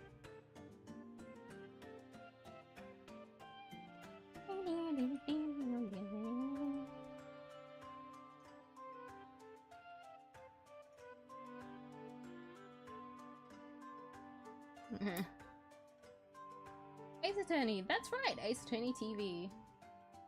I'm assuming that's the one you're talking about. Maybe I'll just keep it up on my thing, actually. Oh, that was good. So I won't be doing that. I'll just have to try and remember to watch it later. I've sent the link to myself. I'll mark it unread. I can do that. I can mark it as unread and I'll see it as a notification. That should work. Hey! I can't see the case. We've got the box! 2 months ago, and on the night of Mr. Windybag's murder, the only item on the shelves that was touched by whoever broke into the shop. Quick, quick, let's open it and see what's inside. Eh? Oh, it's a music box player. But gracious, it's no ordinary box, it seems. Wow, although in truth I had an inkling that might be the case. It would appear that the box houses a miniature music box movement. Then is it too much to expect? I think it would be reasonable to assume that it is a device for the playback of this disc, my lord. Will you guys actually do it? Is there gonna be any interruptions? Okay, maybe, just maybe it won't play what we need to hear. Maybe it'll just be gibberish unless you play it a different way. Maybe. So they won't do anything. Maybe? Because if there is an objection now, then it'll be like, okay, well this is where it gets a little bit sus. But I feel like there's a bit more. There's a bit more. Here we have the means to play back Mr. McGilded's disc, deposited at Windybag's at much the same time. I was strictly correct, my lord. It was not McGilded's disc, it was the disc of his victim in the omnibus. But why, for heaven's sake? Are we to understand that the brickmaker was trying to sell this music box disc to McGilded?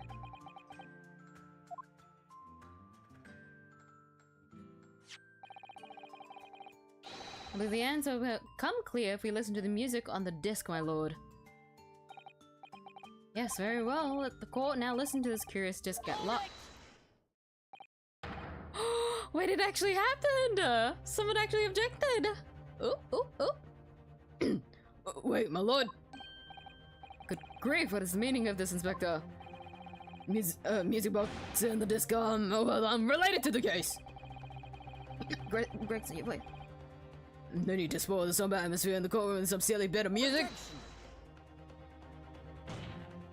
The disc may very well have motivated the culprit in this case to commit murder. Clearly there's every chance that it's fundamentally important to understanding what happened. Prosecution has an objection. But no, the piece of evidence is I can't read! Clearly Scotland Yard has some vested interest here. But it's policy of this prosecutor to leave no avenues unexplored. And you, Inspector, have no jurisdiction here to prevent that from happening. Gag! the like arm swinging like animations are so funny. Like when Gregson does that, I think a lot about Cholm's fucking fall to the floor one. Like it's so goofy. It's so funny. I miss it. Where is Cholm's? I want to see it again. It's so damn funny. No further delays, please play the disc.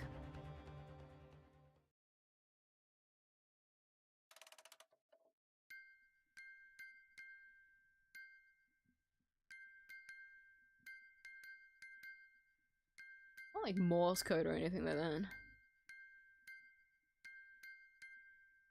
The fact there's no subtitles for it, it's just dots and dots and dots. This can clearly be translated for something, which is But what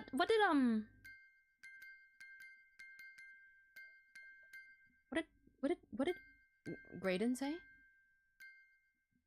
Egbert Benedict? It's so anticlimactic to call him just Ashley Graydon. Egbert Benedict is so much funnier.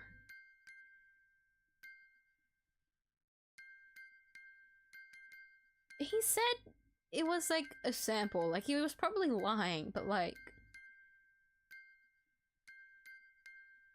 him saying it like that I feel like is gonna play into here. What on earth? Certainly not what I would call music. No. It's just the same note playing over and over again in an irregular sequence. Oh, he's laughing. Mr. Graydon. This really is priceless. After all that, the music box is broken. Broken? Can't be, can it? Well, obviously. In fact, I wouldn't be surprised if the officer sent to fetch it didn't drop it on the way back to the courtroom. Well, with much regret, I feel the court must accept that this music box offers little in the way of clues. Are you ready to move on, counsel? Come on. Yes, alright, it does sound as though it's completely broken, but is it? Could this music emanating from the music box possibly be a new clue? It has to be a clue, but do we have any means to prove it? I don't know! Nothing comes to mind anyways.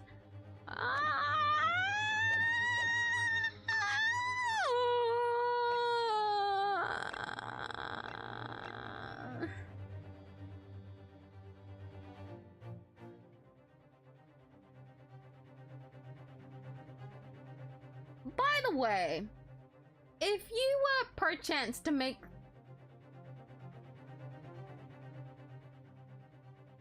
You know what? No, I'm gonna abandon the thought because it sounds stupid.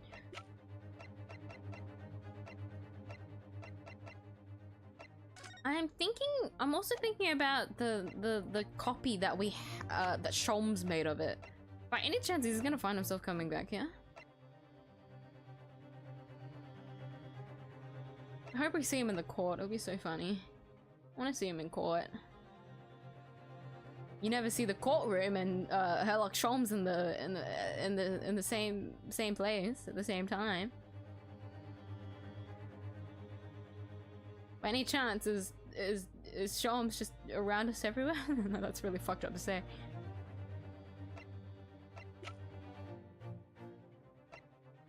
I don't think we have a means for it. Like, I don't. It's a clue, but do we? But what? Help! Help! Help! The only thing I can think of is this.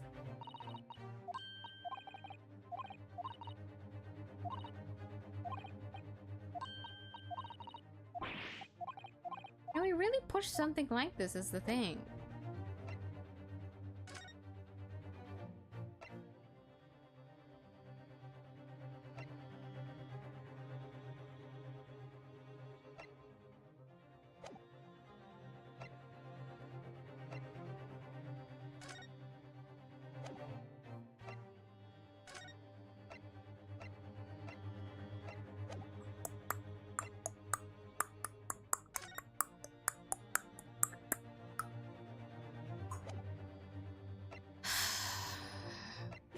No, but I saved, so it should be okay. I believe that it could be relevant, my lord. Lord, but how can it be? It's an abomination, counsel, mere noise. I fail to see how it can be any meaning whatsoever. It does sound strange, I agree, but there's one thing bothering me. While Graydon stands there chortling victoriously, the inspector beside him has a rather telling expression on his face. It's as if Gregson recognizes the sound, as if he's familiar with it somehow. And that's making me appear extremely on edge. If that's the stance of the defense by Nibini's friend, answer me this. Play it again.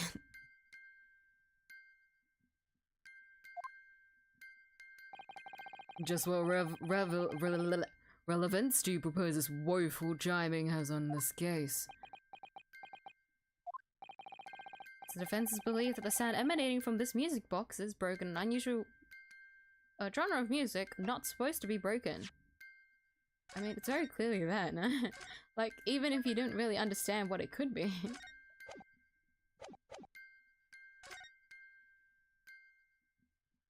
Because, one, if you say it's broken, it goes with the fucking Benedict. And then if you say it's supposed to be music, that counteracts with everyone else's belief that it's not music. Also, it's clearly not music. Very clearly not music, it's just the same note playing over and over again. Just because this is a music box, it doesn't necessarily mean the sounds we're hearing are music. Look at that. The smile vanished from Graydon's lips as soon as I said it. I'm on the right lines here. I must be. Making deductions based on how people react to what you say. You're acting just like Curly, Rune. Objection! The sounds we're hearing aren't necessarily music. Well, now that you've told us what they are not, Tell us what they are. I'm sure the court would like to hear what they are. Do enlighten us, my Nipponese friend. Surely you have an idea in mind? Because if not, it will be the death of your ill-formed argument. Exactly. The music box is clearly broken. Refusing to accept that fact is pure foolishness. They've got me. I don't know what the answer is yet. Rune, I've just examined the music box very thoroughly. And I'm fairly certain that it's not broken at all. Really? Really, the way it's been made, it can only produce a single note anyway. Thank you, Iris.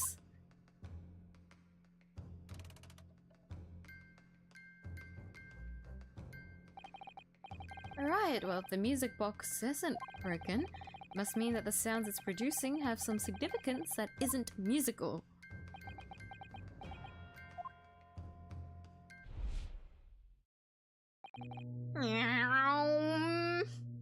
You hear that car? You hear that car?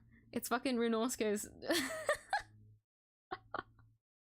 his cogs turning, his train of thought fucking speeding through. He's got the answer! From... Could it be? Is that what these sounds are? Something's just struck me, Rune. I feel like recently, in the past few hours even, I've heard another sound very much like the one this music box makes. Yes, it's a familiar sound. Actually, Iris, I was just thinking exactly the same thing. I'm going to have to press the defense for an answer! If your assertion is that the sound produced by this music box is not in fact music at all, then what the devil is it, Council? All the evidence we've seen so far, all the testimonies we've heard, they're all pointing to one single answer now. I'm thinking this too, because if it is... if it reminded me of Morse code anyways. Jury number...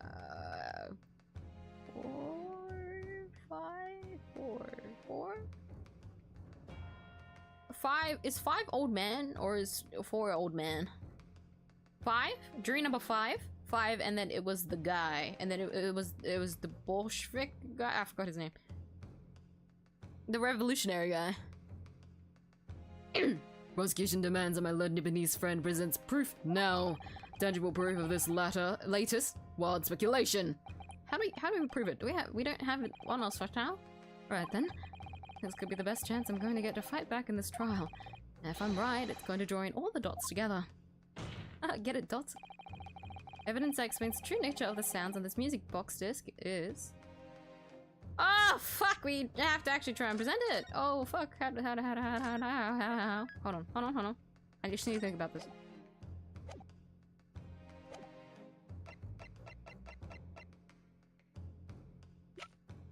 I feel like I'm at this point to present paper.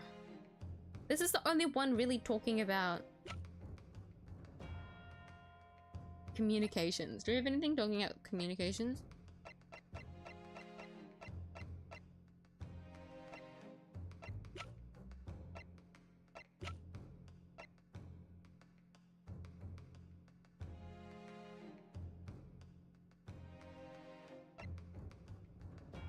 I can't present the paper, no?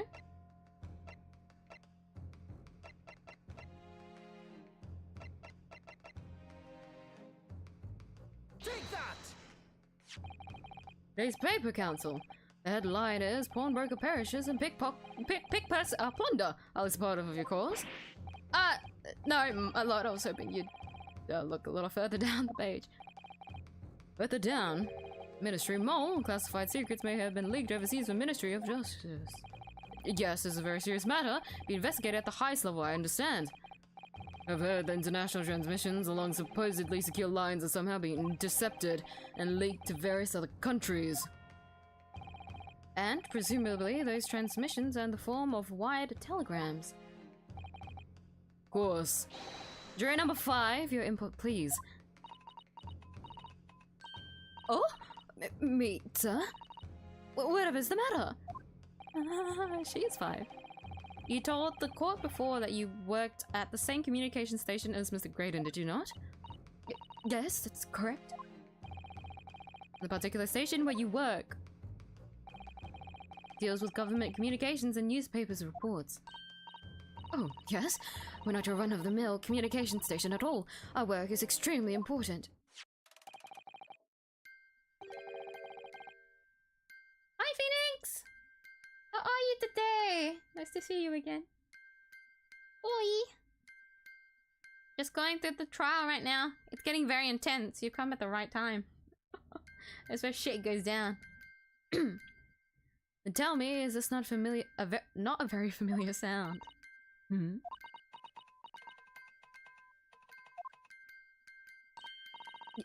You don't mean to say, is it? That's right, madam. Bears more than a passing resemblance to the sound made by your telegraph machine as you tap it. I believe it's called Morse code. But I don't believe it.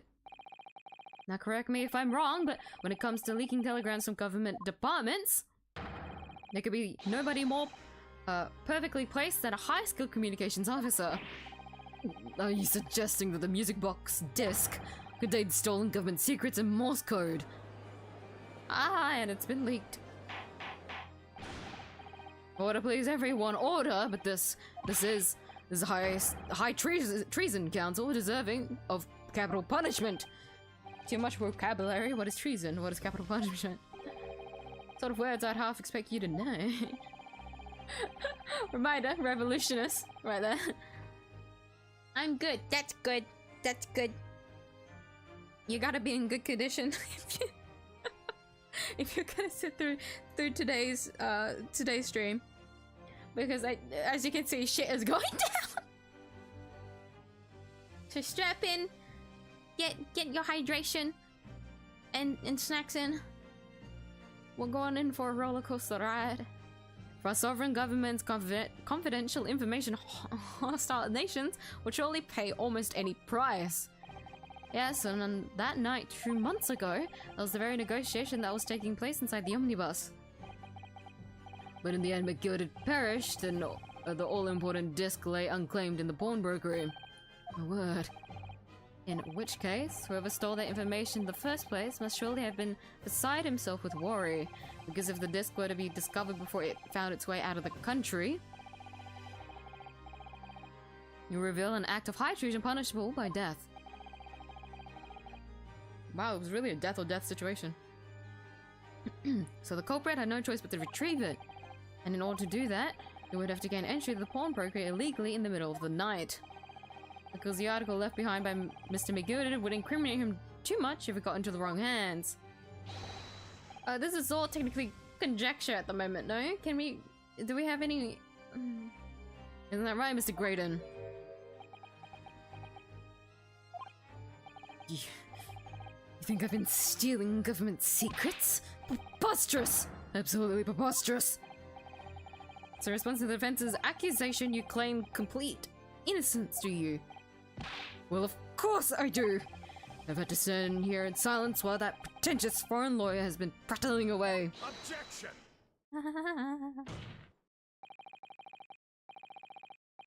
Then by all means, counter the charges, sir. The prosecution demands the witness testifies in response to the accusations brought by the defense. Delighted, I'm sure. Witness is reminded that the crime under scrutiny in this trial is the murder of the pawn broker. Prawn? The prawn broker. All he has is prawn. Mr. Windybank.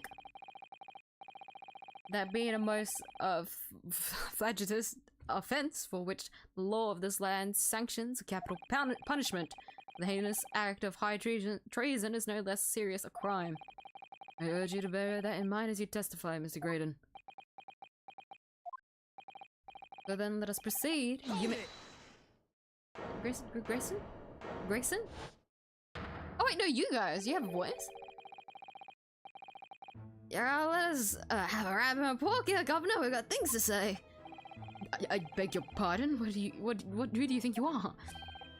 Name's Skulkin, occupation is professional baddie. Name's Rico Skulkin, we ain't baddies enough to sell our motherland. That's right, we're what they call 3 Skulkin brothers. Bad time, fellas. Very bad timing.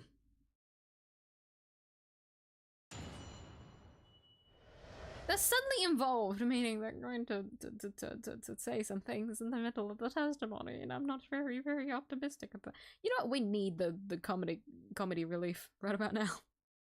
Like, things got serious. Great encounter. We've come early, but my sleep schedule is becoming worse. No, that's fine. Put your sleep schedule first. You always need good sleep. This is coming from someone with a shit sleep schedule. Anyways. But don't worry. The fact that you're able to come now just makes me happy, Phoenix. Don't worry about it. Just done talking and being social. How's the game going so far? It's got intense now. So you've come back at a good time.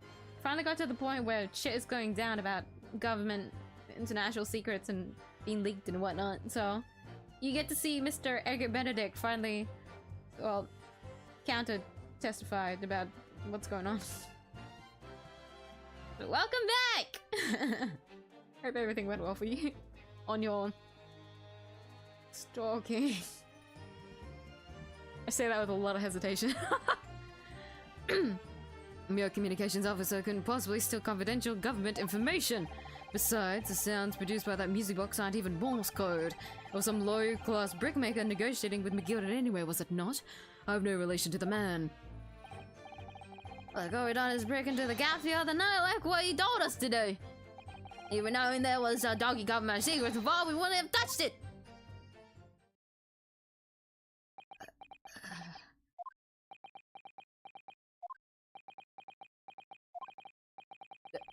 Mr. Skulkin? Oh, Mr. Governor, what's up? Do I take it that you now admit to the crime? On the night in question, you did indeed gain entry to the premises illegally. And moreover, you did so as a party of 3 in collaboration with Mr. Graydon there.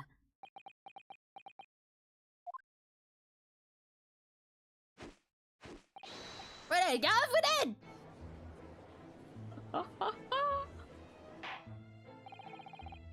Quiet down, please. What say you to that, Mr. Graydon? I have no idea what these 2 ruffians are referring to. Hello, Rotter. Getting us mixed up in all this monkey business. I don't know about no government secrets. Was supposed to be straight up dumb. What about the geezer who stopped? It was, eh? Poor bloke didn't have to die, did he? Let's know who your friends are. Whatever these men say, I deny the accusations. Indeed. Well, I certainly wasn't expecting this little music box to become so significant in the proceedings. However, as it has, I will admit it to the court record as evidence. Ow! I forgot it wasn't technically in the court record. Small music box. The strange music box only appears to be able to play a single note. It was deposited at Winniebanks 2 days ago before the black overcoat. Shall we examine that first then?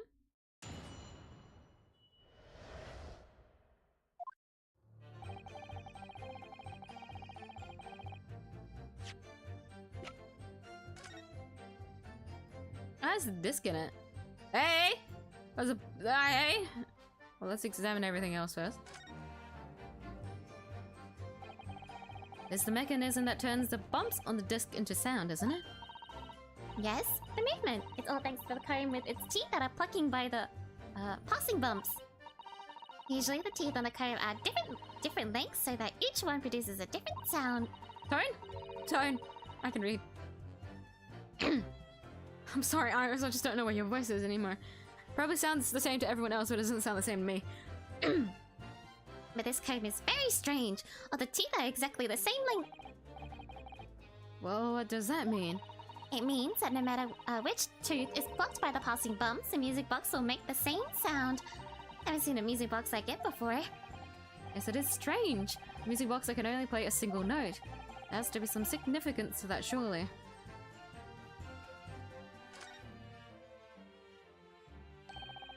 See how the McGilded disc sits in the music box the man deposited at Winnie Banks. Couldn't be a more perfect fit. So there's no question then. The disc was designed to be played in this music box. Yet, despite that, the sounds it produces are neither musical nor do they appear to have any meaning. It just doesn't make any sense. I wonder if perhaps there's more to this music box than meets the eye. Maybe we haven't discovered all of its secrets yet. Oh, I wonder whatever it could be. Oh my god. Oh, What is it, Reno? I've just noticed something about this music box. Looks like the bottom of it opens up as well. You're right! Oh, come on then. What are you waiting for? Let's open it! Right then, here goes. Look at that. There's another movement on the underside. So does that mean he needs another disc to play back on this side? Yes, I think so. And it looks like the two movements are linked together. They're linked? So if you had two discs, they would both play back at the same time.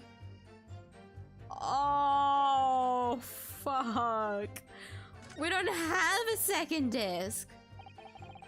Not yet. But I thought there would be a second movement on the underside of the box. And this movement is like the other one. The comb's teeth are all the same length.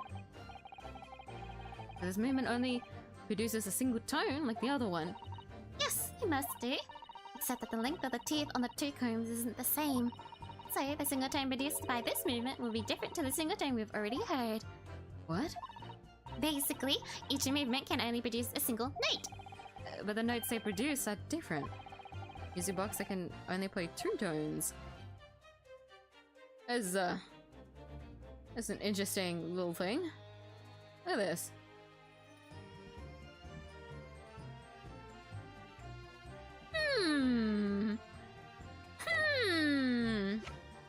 That's interesting.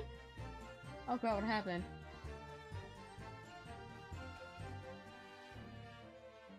So my cameo, she... What? Weirdly? She weirdly... Keep up the good work. Your sentence went off somewhere and I have no idea what's going on with it.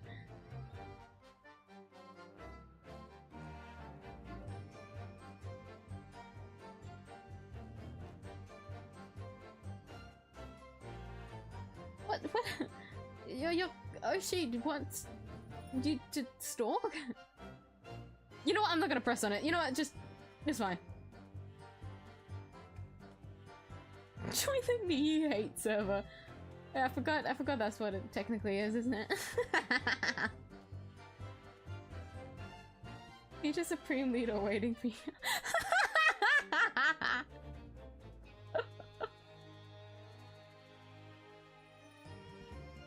30 Pokemon deck right now because I'm tempted to go back to play IRL. Ooh! Well, I keep seeing people play the PCG simulator. I keep thinking about playing cards again.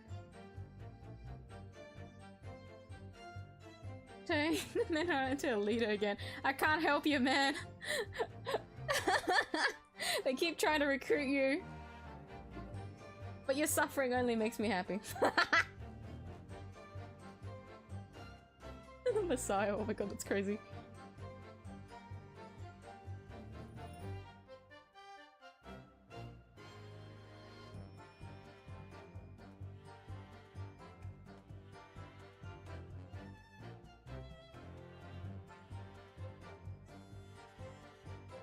Go straight for your mental health. What the fuck is going on?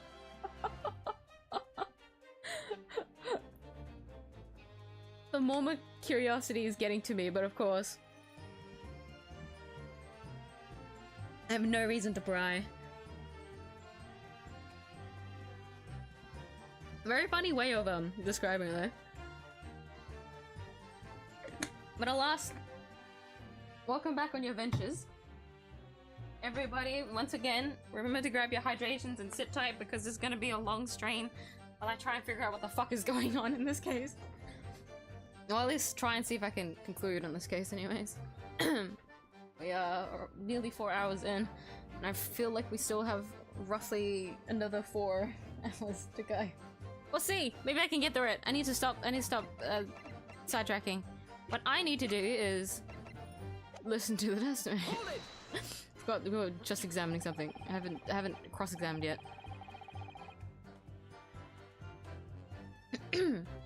Oh, shit! My chair. So is this newspaper headline accurate? Government communications are being intercepted. How could I possibly know? What do you mean by that?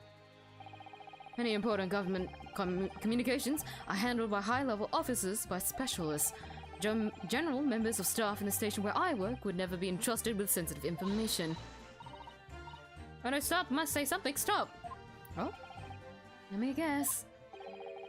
Jury number 5. The regular communication station officers aren't as loyally as you're being led to believe. A team of us are responsible for setting up and testing the telegraphs used by the ministry. And Mr. Graydon is the team leader. That's fascinating. Graydon is a highly skilled operator. Stop! Currently in presence of idle. Stop! So you had access to equipment used for these confidential communications, Mr. Graydon? Well, what of it? Transmissions are always made behind closed doors so they can't be heard. In any case, all messages are being are sent and ciphered. No more employees couldn't possibly understand them. Oh no, stop. Must say something, stop. Mr. Graydon regularly attends meetings with ministry. God, look at her being a little snitch just by her being an idol. Well, she's done it. She's doing it out of just blind naivety and fascination. She's being a fangirl, an innocent fangirl. Ministry technicians and the ministry communications team. He assists them in ensuring that there are no errors in important international communications. And he's received the top prize at the Cipher Cracking Convention 5 years in a row now. That's fascinating. Graydon is a highly skilled operator. Stop. Currently in presence of idle. Stop. Just out of curiosity, the brothers aren't doing something. Okay, they're just being normal. Like, what if there was a case of someone's back turned again and some weird negotiating like Graydon and Gregson were doing before? Well, the idol would appreciate it if you kept your mouth shut. You really pick our idols more carefully. Tell you, this lawyer's accusations are completely unfounded.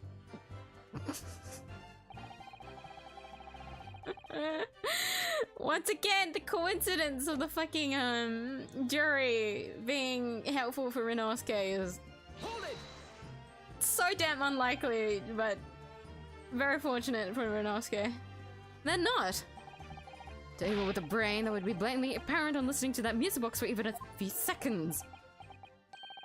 Of course, of course. Surely it can't be that my learned friend is unfamiliar with Morse code. Ouch, he looks genuinely shocked at my ignorance. Ha ha ha ha. I don't know how she'd laugh. I'll be more than happy to demonstrate the basics for you, sir. A lesson here in court? Morse code is a continuous series of 2 distinct tones. Tones, you say?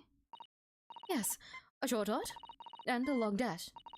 By combining these in different ways, you construct letters. I see. For example, this is A. And this is B. But when you listen to the sound produced by this music box, you only hear one tone, don't you? But it sounds so similar. The rhythm of it is the same in everything. There's no discernible meaning to this apparently random sequence of sounds. The assertion is fundamentally flawed. This is not Morse code. Go! Ha ha ha ha ha ha!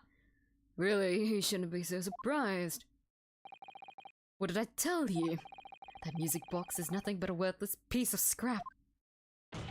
Perhaps you might consider studying your subject matter before casting aspersions in future. Stop. Nothing to say, but stop.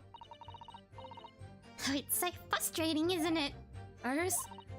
I mean, if the government secrets are somehow being leaked using the music box, so many other things would slot into place so nicely. There'd still be something I haven't considered.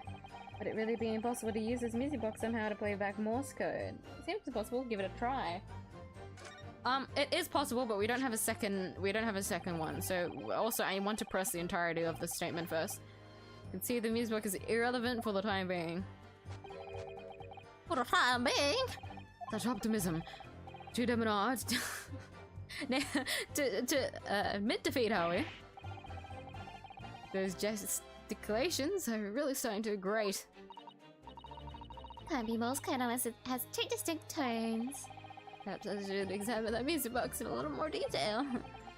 I already did. I just want to read the rest of the statement because it's already Every single time he's just said any. Well, technically these two are the last, but still technically, his testimonies have always been 5 statements long. Hold it!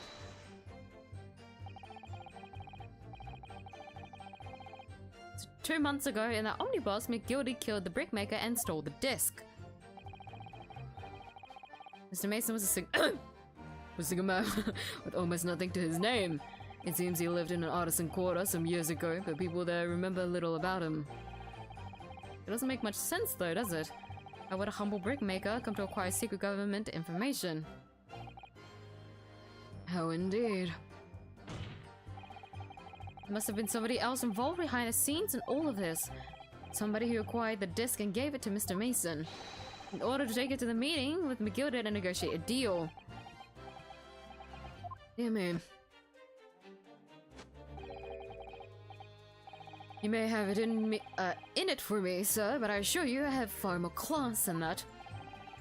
Old brickmaker from Artisan Quarter and this well-to-do communications officer. Only I could find some evidence to link the two of them together. The hat you have! You have a hat! Look at the hat! He gave you a hat! Look at the hat! Look at the hat! You have a hat! There's something in the hat, I bet! Hear me out! There's something in the hat! It's probably not the hat, but I'm still gonna think about that hat. For guys that don't know, in the earlier stream, oh, he doesn't have it here.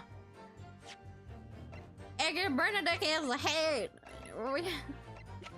We don't have the morning, like was it 11 a.m. Sorry, 11 a.m. like photograph of the day of the murder.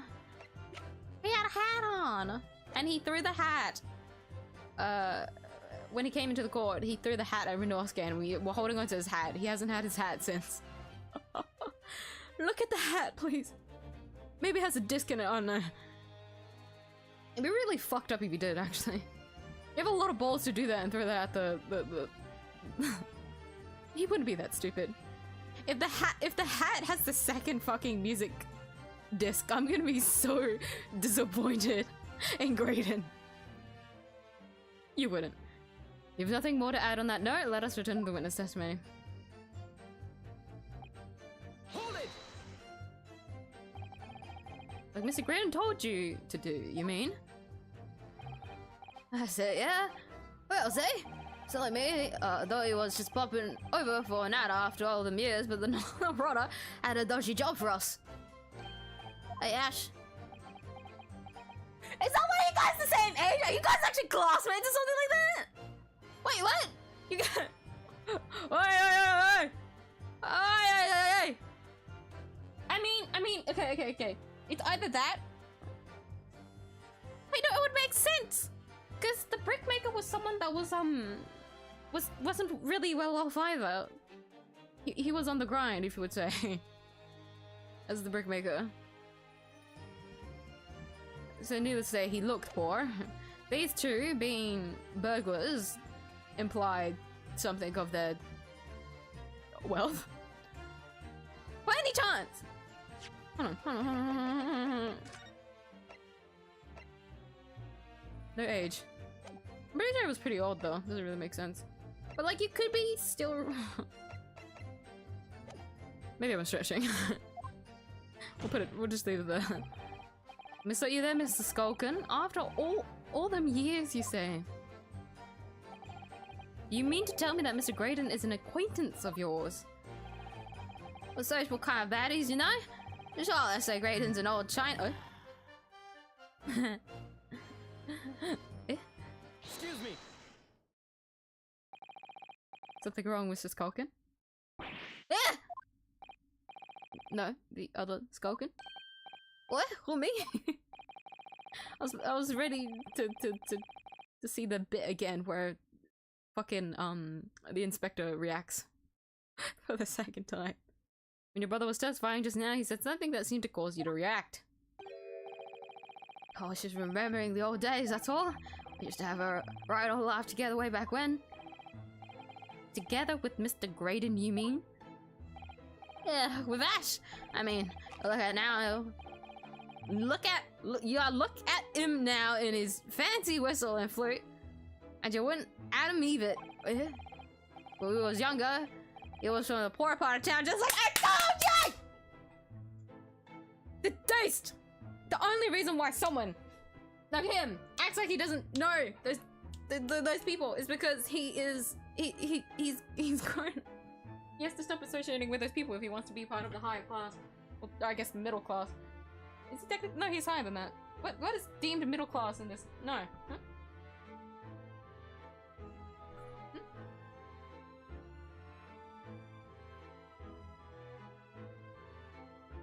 Point is, I got it in the end. It was right of me to suss out their age. I realized he was 27.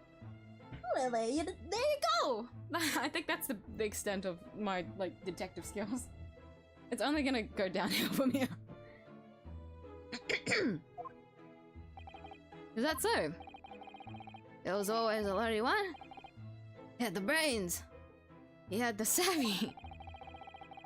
He's come up with smart ideas like what would never have gone through our heads. Well, blimey, ain't that the truth?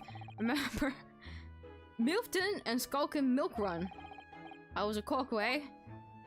Yeah. Save it until after the trial. Your reminiscing has no place in this courtroom. And neither does your fruit. Oh, I think he's asked us a question, you know? And we was answering. Yeah, you ain't done nothing wrong. Nevertheless, the court is not prepared to accompany you on your trip down memory lane. Counsel, can we turn our attention back to the testimony, please? I don't know. Could that sentimental story be relevant somehow? Add it to the testimony.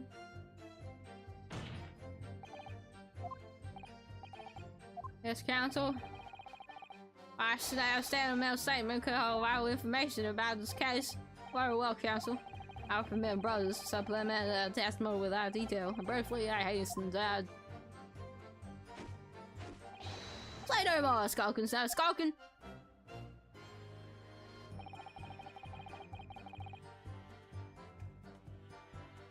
Alright, let me catch up.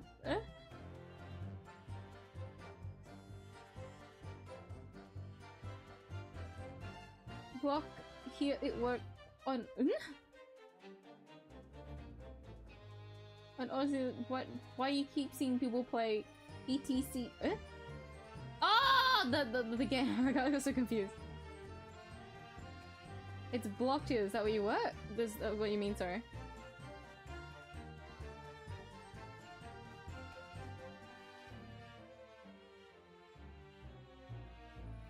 I keep seeing streams about it. About the game. Could just why you keep being unlucky because you enjoy my suffering for real, oh god. And that's why you keep stealing my luck. That's my karma? Really? Isn't the balance here a little bit fucking, I don't know, unfair? Aren't I the one getting the the brunt of all the bullying? Where's my karmic balance, huh? I'm just getting it back by laughing.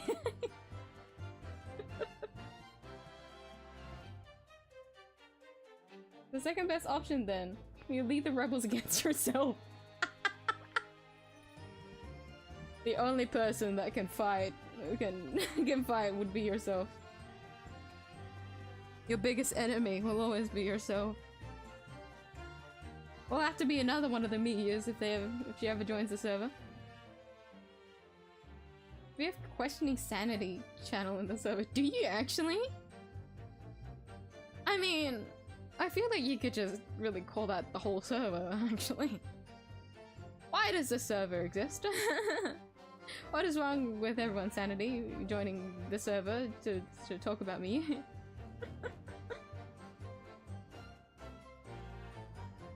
I'm happy knowing now my community gave me wow, what the fuck?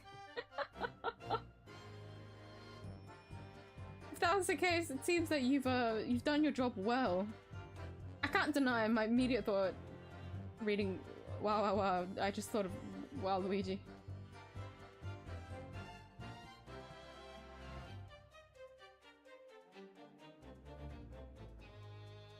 Your story seems mess so far. It's really interesting. I think it's because it's finally, how to put it? Tying back to the third case we had in the game? Because it's really unsatisfying. But it's also very, you know, the finale for this case is going to be very long. Because I feel like we haven't even gone through half of it. Like, even though we have the other guy— oopsie, accidentally clicked. We have this guy finally on the stand who was very, very sus from the start of this case. It doesn't feel like it's getting anywhere still. Even though we've got the government secret thing, it still feels like there's more. I still feel like there's more. It might just be being paranoid, but I think it's because it has something to do with this specifically. This manuscript that comes into play but hasn't come back into play yet. So, you know, there's still a long way to go, but I'm very interested. I'm not satisfied at all so far with not just the case, but like the entirety of the game. Everything's just been so fun. Like, I'm already really excited to start on the second game of the Chronicles. But I'll have to take a short break in between. Like, my next game will be continuing the Chronicles, but I might... Actually, now that I'm saying this, I think this might be a good... Okay, if I'm gonna take like a short break once I finish this finale, I might just try and catch up on Star Rail and like 𝐢𝐧𝐟𝐨 then. I don't really want to start another game. Like, I just want to keep playing with Chronicles, but I don't want to start another game that just like interrupts the flow of like the story. Alright, I guess I know what I'm doing. That was just that thought process helped me out on what to do with my future streams, because I wasn't really sure what to do after I like wrap up this game. Thanks, Borg. miyuu versus 𝐢𝐧𝐟𝐨. Wait, actually, that's so real. If 𝐢𝐧𝐟𝐨 is the one that joins the server, then that would be a fucking a thing with miyuu against miyuu in a way. The fake miyuu, the unreliable miyuu, as I like to call her. Please do not associate 𝐢𝐧𝐟𝐨 with miyuu, okay? Not the same person, not the same person. No correlation.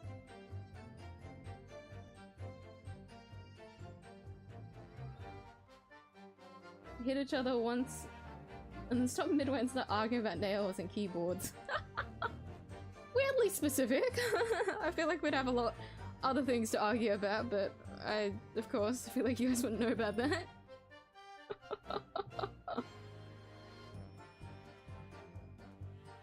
You're right though. I'm not a very physical violence kind of person, so I'd hit once and then just start spouting nonsense. Oh, speaking of keyboard, because I finally got my nails done. One, my nail isn't hurting as much, and two, the keyboard doesn't sound as loud. I don't know if my keyboard has been... If you guys been able to hear my keyboard again this stream. It was very loud the last stream when I hadn't got my nails done yet. very happy because I'm playing Apex again, so I need slightly shorter nails. Let's not talk about why I'm playing Apex. So that's kind of at the forefront of my brain at the moment. I can't stop my addiction. I'm back on my grind and I hate it.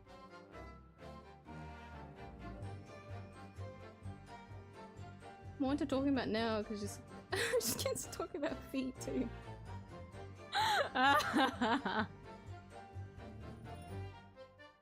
No! Now that you said that, that's reminding me that now that it's gonna be summer, there's gonna be a lot of like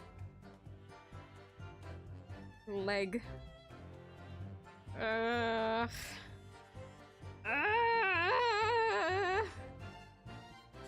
It's not gonna think about. Don't make me think about work. Oh, there's also gonna be a lot of pedicures.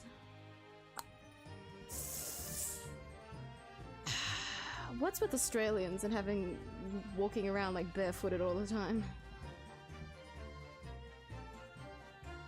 I think a lot about how Australians can just walk barefooted on like hot, burning like pavement. Jesus Christ.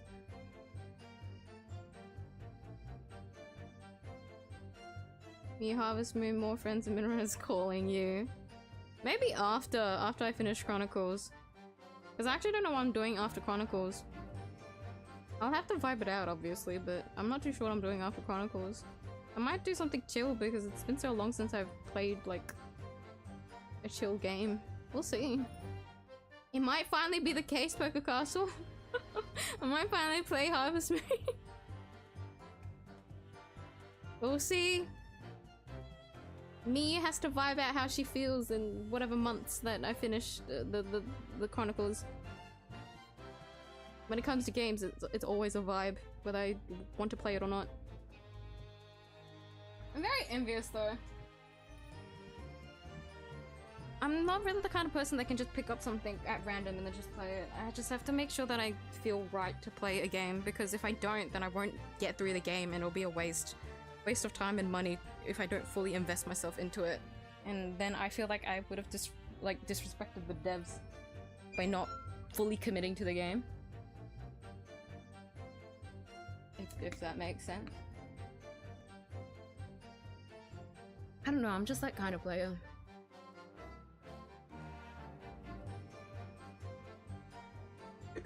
Okay.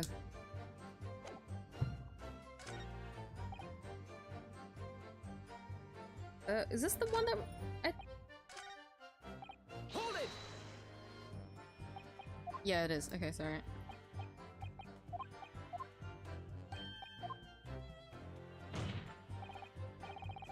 Oh, okay. We'll just pop over for a night off all them years with the Rada, and the Rada had a dodgy job for us. Hey, Ash? Enough! Why don't you baddies Hold on. cease with the fiction? Obviously, I don't know these men from Adam. Now, for the last time, stop trying to implicate me in your sordid thievery. That's blooming nice, isn't it? You little turncoat. Fine, if that's how you want it. You can play that game. We ain't never heard of this geese before either. I know him from Adam. I've spoken to him before in my life. Never even seen him. Never, Nash, never! Good grief, such a blatant lie will not stand in my courtroom. Well, all I'll say is this.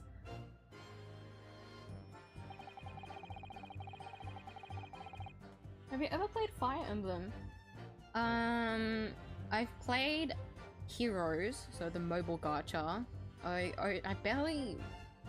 didn't even play for a year. I played for a good amount of months and then I stopped. Maybe I did play for a year. Do I remember the first time? I don't remember anything. Point is, that was my first Fire Emblem game. I've never actually played a Fire Emblem like OG game from the series. I'm trying to remember. I haven't. I've always wanted to. But the play style, I'm not sure. I'm not sure if I'd be able to survive it, but I did always want to play Awakening because I really like Lucina. If I'm remembering her name correctly.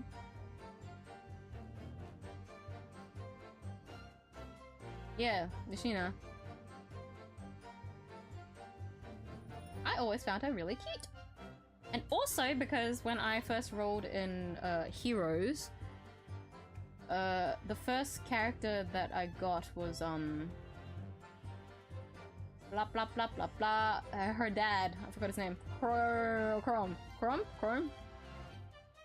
It was the first like 5-star character that I got. And so I got interested in Awakening, and also because I saw the release of Awakening a while when it came out, but I just didn't remember anything about it. When did Awakening come out? Ah! The browser just crashed itself.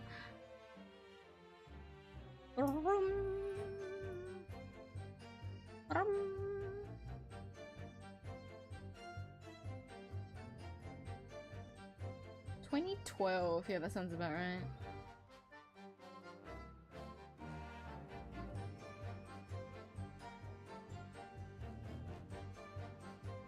I was just a wee little thing in 2012.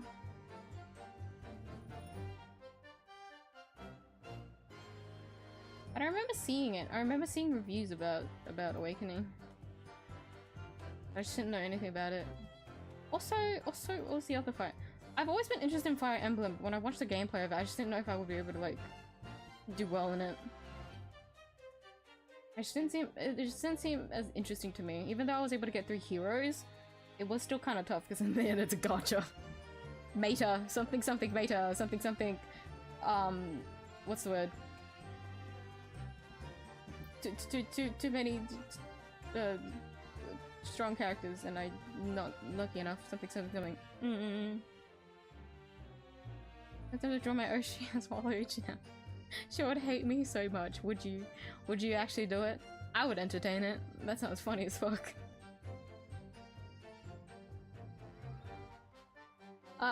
Just to clarify, less so the hate bit. Like just the thought that turning some random person into a fictional character, like Get Up, sounds funny.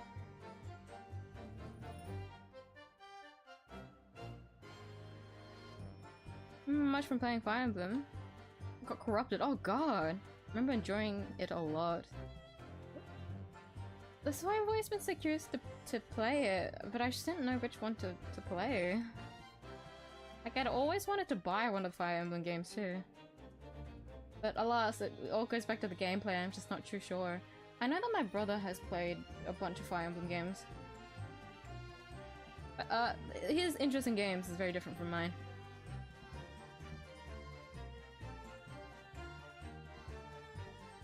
And like years since Awakening came out. Very, very, very long ago.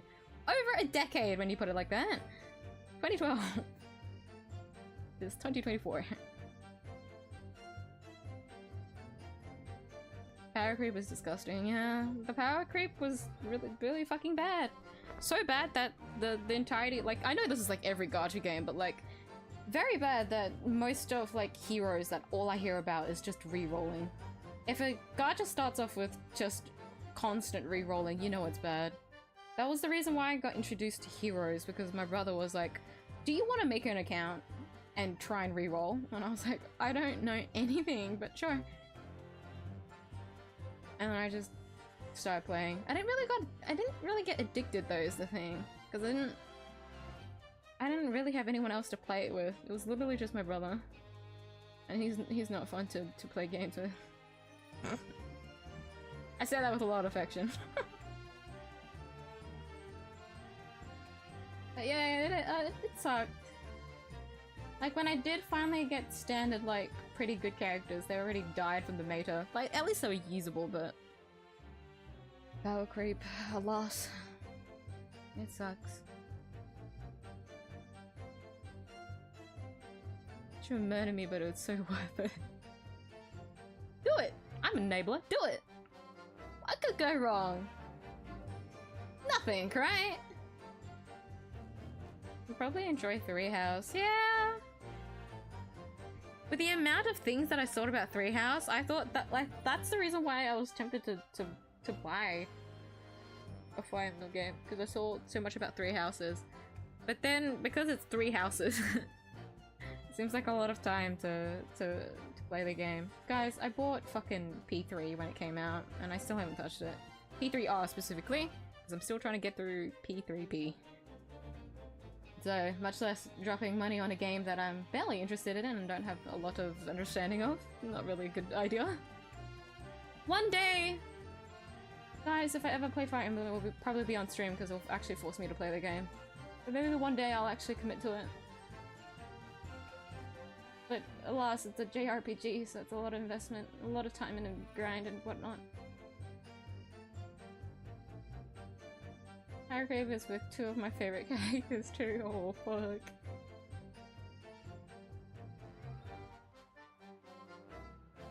Grab Day is now on Discord and auto. Hey! This has spent a lot of time on that. Good job, man.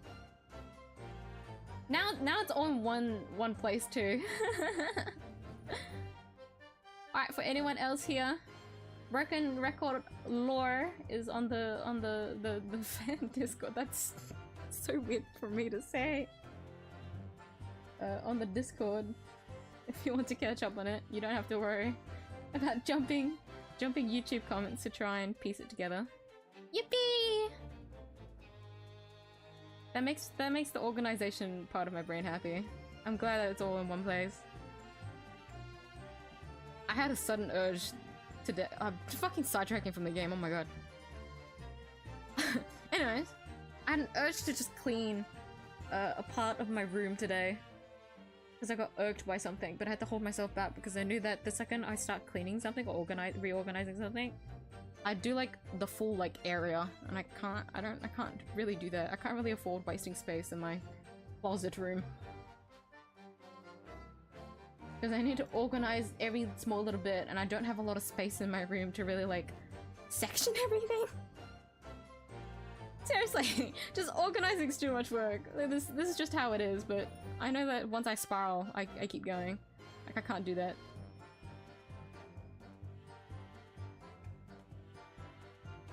Not drinking a door if you're not sweaty PvP whale, I'll enjoy the story. Which is 7/10 at best. Right? I did try to keep up as best as I could with the story, but it was just like, yeah, it's fine. I feel like you could just play a good amount of the start, like, after, like, just understanding, like, Veronica. I feel like that's all you really need to know about Heroes. Because that was all the context I really needed when Heroes started, like, collaborating with other games, and then, like, you start to see the Fire Emblem characters. I feel like that's what you really need, didn't I? It's just like the base characters, you know? Like, it was satisfying to clear things, but it just didn't feel as good, which sucked.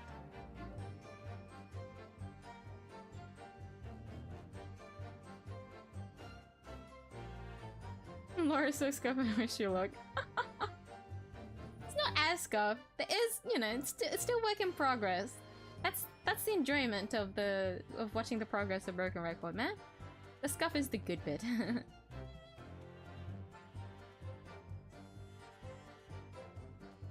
PvP stream, so no.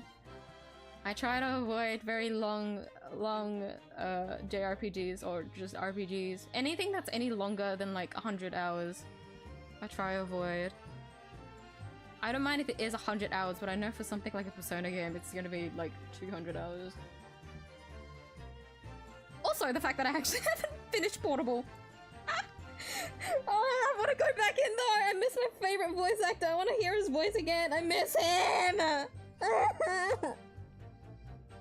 I want to hear his voice in high quality reload. I'm thinking about it so much. I don't care how much money I have to spend to listen to him. I don't care.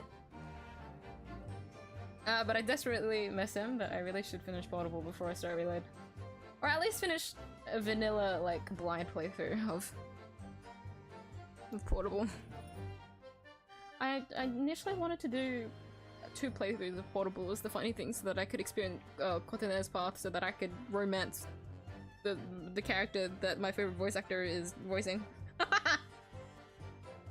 The only game with female romance protagonist! Ah!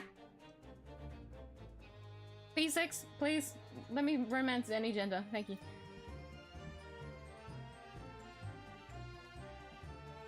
What I should do for today's beer update? Well, if you don't have anything, just plan out what you think you can plan out. Because you did quite a lot of character kits. Maybe the lore? The world building?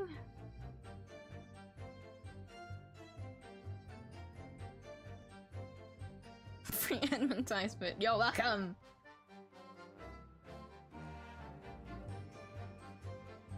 I may not be able to draw the characters for you.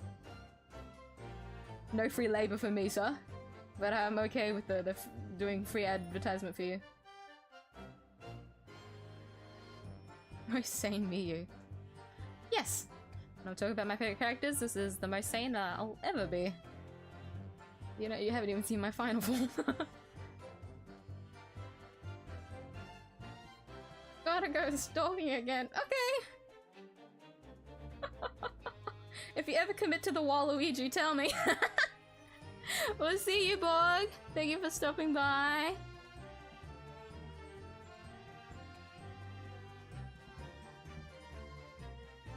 Do lore on Prisma and that. Yeah, you should. I think if you try and flesh out the world a bit more, it helps with making new characters better along the way. Because if you think about doing it backwards, where you just make a whole bunch of new characters, trying to fit them into a lore together seems like something a lot more complicated to do.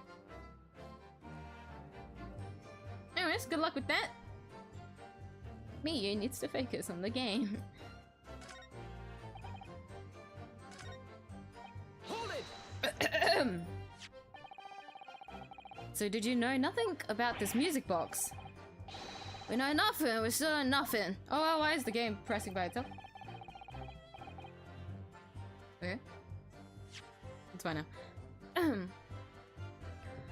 We plan on knowing nothing about it neither. See? Okay. 2 nights ago, you did indeed break into Windy Bank's pawnbrokery, didn't you? In your original testimony, you said that the door of the shop was ajar and that it was some kind of sign begging you to go in. But the truth is, we were planning to break into Windy Banks all along, weren't you? Well, God, we were! Yeah, right there! Is that what he told us to do? It was his plan! And why was it Mr. Graydon's plan to break into Windy Banks that night? Did you not ask for the reason? Well, he said that the place was full of stuff worth nicking. That's what he told us before, anyway. Yeah, I was a loyal cobbler, isn't it? I want best please, I can tell ya! In any case, if they know the real reason, does it sound like they're going to give it away?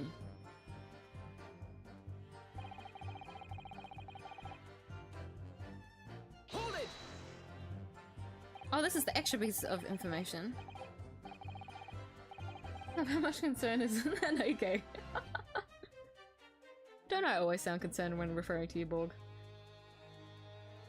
I'm gonna do lore tomorrow morning. Tired, I might sleep. Go to sleep, man! Try to sleep. If I don't, I'll come back to the stream. No worries, man. Rest up! Good night! I'll see you! Hopefully you do sleep. You and your sleep schedules. I guess not really. Yeah, sleep schedules. Anyone else here that also is staying up, please make sure you go rest up as well. Don't worry about me and my suffering. If anything, if you go sleep now and wake up, you might still see me streaming. That might end up being the case. Okay, we'll see. Maybe I can get through this. We got this. I got this. We'll be fine. Sure, I'm going to regret asking, but what exactly was that? Some kind of business? This little scare we had going back when we was youngsters. Bit of fun, really. They bring fresh milk to the locals. That's what it was all about. That sounds alarmingly legitimate. There must be a catch. So since we're here, I should ask them to elaborate, but on what? The business model, business name, leave it. I'll just ask anything. Model? So how did your little business work exactly? Well, every morning down our way, the milkman will come with us, with his cart to deliver milk, see? If stock your empties outside your front door, you will leave them full again, right? So we're super on the action. Got people sign up with us. Promise to deliver milk for half the price of the other geezers doing it. Yeah, what kind of way to sign on the dotted line? We're racking it in. So did you live on a dairy farm or something? God and Benedict, are you off your rocker? We had nothing. We're too poor to have a farm. Right. Nah, what we had going on was some simple ones. You've had the idea. We just switch them over. See? Our customers' empties fill the full ones from anyone who wasn't on our books. A dawdle, right? I think you meant to say a diddle? That's a crime. It was a harmless bit of fun, that's all. Milking the general public in such a fashion is most certainly not harmless, as you put it. Well, it was him, what came up with the idea, as the evil genius. You mean Mr. Graydon? Ash always, had his head in a book when he was growing up. Say he was gonna get himself an education and get out of that slums we lived in. We ragged him about that, didn't we? Told him he was stuffed in the head to even think about it. Look at him now. He's only gone and done a blinking calm your gosh, sir, ain't he? Communications officer, Mr. Skulkin. Soames and Wilson's a milk run. No, Iris! Don't even think about it! You're gonna be a bad influence.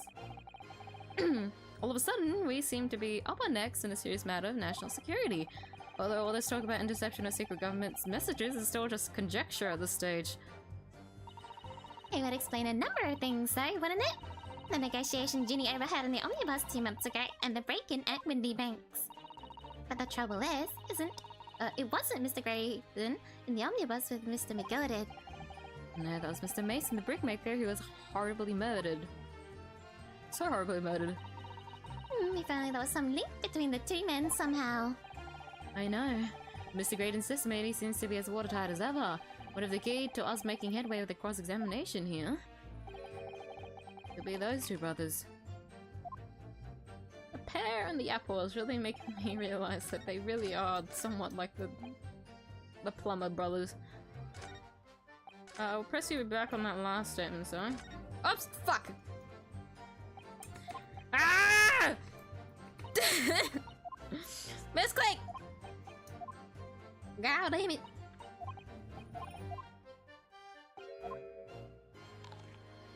Slowly. Slowly. Slowly.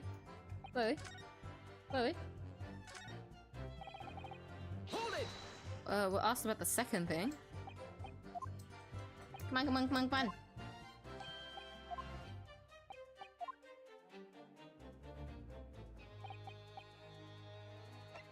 Business name.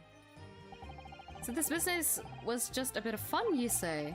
It was just yourselves and Mr. Graydon involved.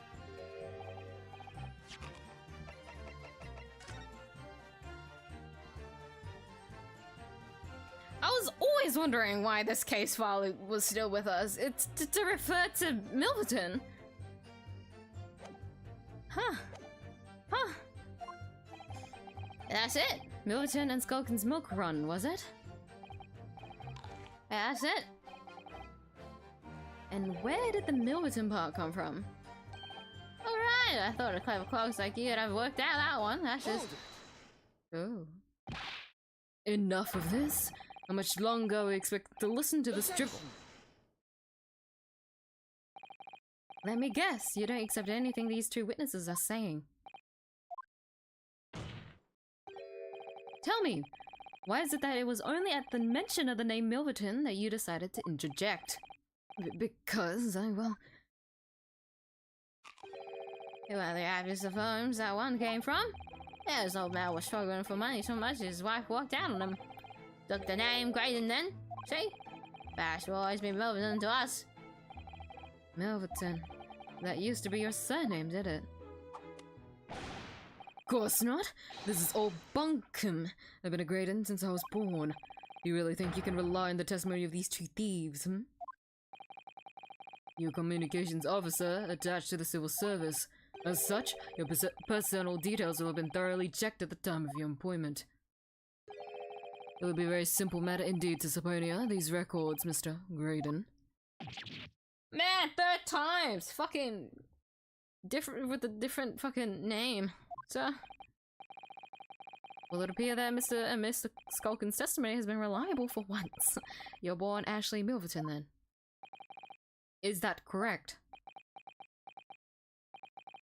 Very well, yes. Ashley Graydon was once Ashley Milverton. Information could change things, and could turn out to be extremely important. Hey there, buddy.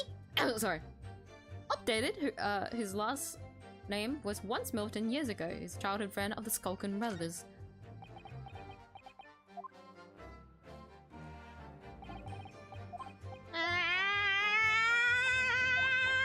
Can I just press the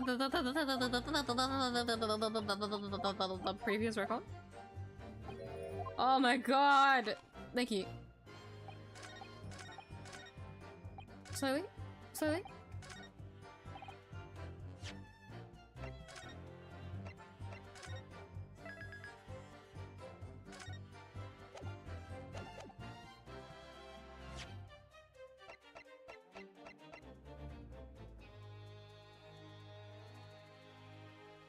I can press this now, no? Objection. No. I'll take that off.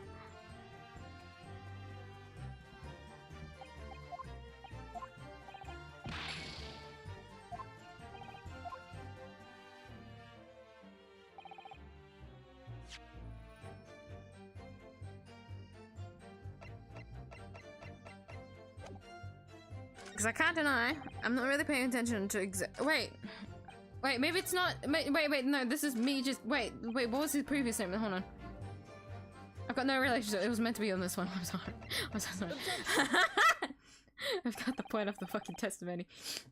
I need to press it. That's just them proving the point. Like, yeah, Milverton. And I just pressed, yeah, Milverton. Okay. Look at me go. It's always the wrong statement that I find myself presenting on. Mr. Ashley Milverton. Tell me, why did you try to hide your former name from the court? Because I haven't gone by that name for years. It means nothing to me. No, I don't think that's the real explanation at all. The truth is, you had a reason to hide that name. Explain yourself, please, counsel. I have here the notes from the omnibus case, my lord, and as we all know, the victim, the man who we now understand to have been negotiating with McGilded. Yes, Mr. Mason, the brickmaker. That's right, only Mason wasn't his surname at all, it was his given name. His full name was Mason Milverton. Milverton? Do you mean to say, Saints alive? It's Ashley Milverton. Is it not the case that the brickmaker, Mr. Mason, Milverton was your father? I don't... As I believe I mentioned earlier, your family history will have been thoroughly checked when you join the civil service, and it really would take no time at all for the court to subpoena these records. Grr. The truth is, you have been illegally acquiring highly confidential government information and selling it on to McGilded in collaboration with your father.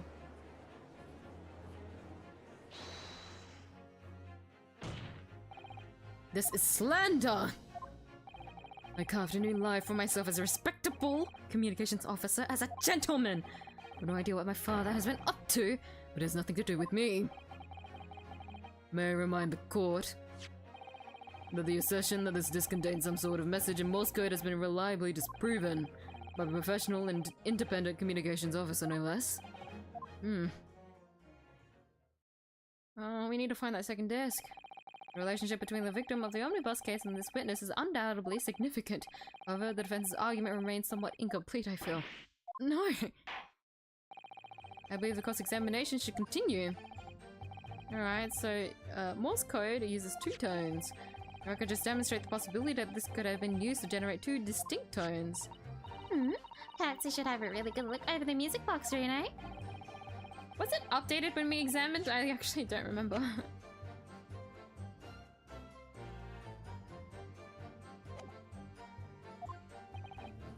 Boomer, so many turn exactly what I did at the start of this pointless cross-examination.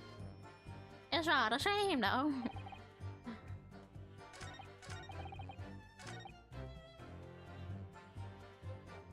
Let's press you again on this, see if anything different comes up. No, this is the one where nothing was really said.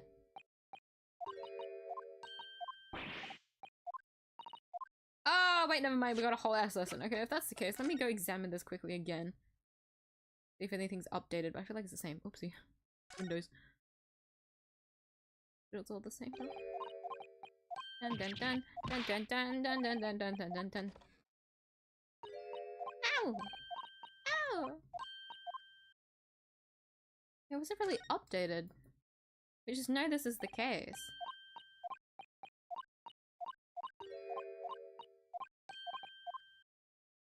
I'm just gonna leave it then. This is the statement where we got to talk about the how Morse codes are. How to read Morse code? Or listen, I guess in this case listen to Morse code. Understand Morse code?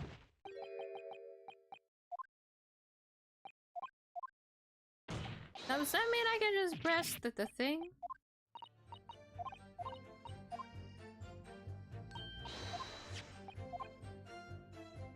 Oh fuck! I forgot I completely forgot.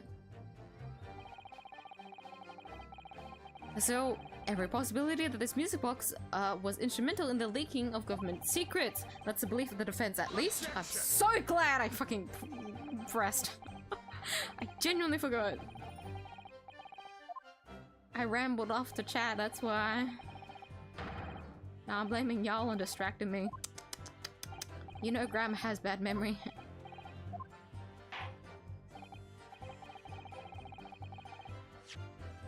Sorry, I'm just clicking through it rather than reading it because it's just... yeah. Come on. Better present your idea at once, Council. I propose that this music box, which appears to produce only a single tone, could have been used to cipher. Come on, come on, we can do it, we can do it, we can do it, we can do it. Wait, I can't save? Ah, we won't. Yes, this is it then. Oh, wait, this is what I mean. No, it's fine. It's fine. If not, I'll just open the save file again. I made sure to save beforehand. Wait, when did I save?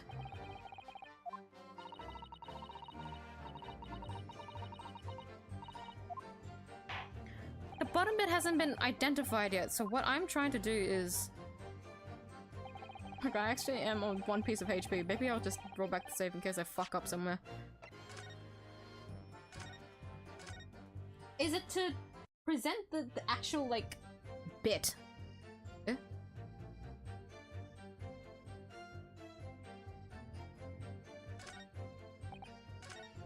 Can I already press this yet?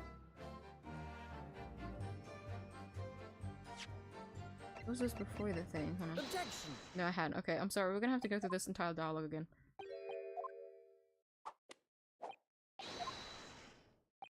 Yes, I have. No, it's fine. I want to make sure it's on record, just in case something fucks up. I need to present the bit that actually produces the music. Because if the bottom bit isn't where we draw proof...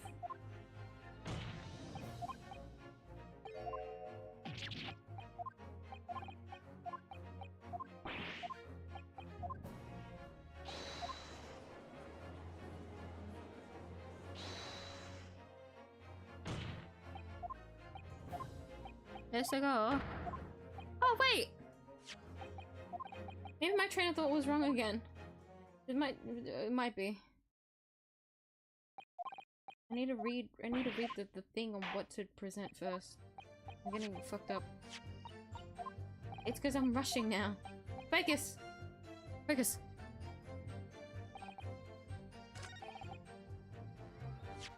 sure to save here.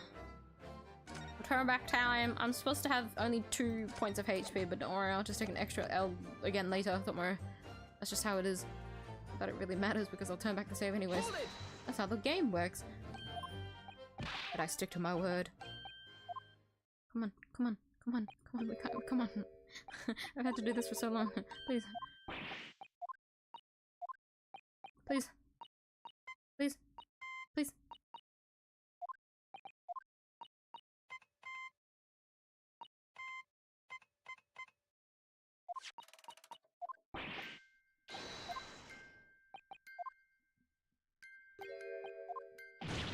Hey. Get up! Get up!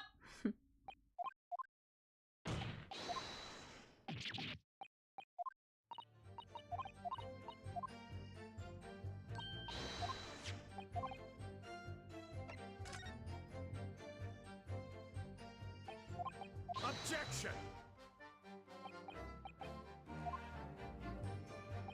The research is required. Yes, that involves would appear to represent your idea of what I will save again here.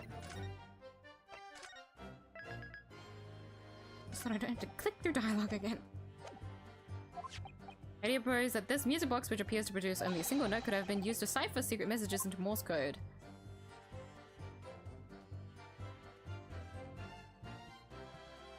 Could have been used. Would it just be this?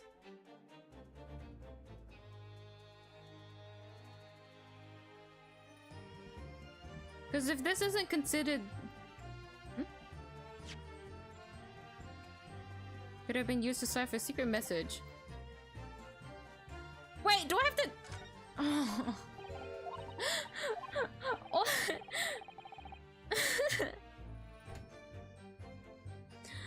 You have to open it first. It's because I didn't see it in the corner here. It doesn't say to examine. So I didn't know if you were allowed to examine. I thought you could only present. Oh my god, I'm so stupid.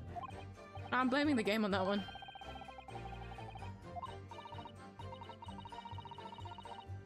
We've already reread this dialogue 3 times already, please.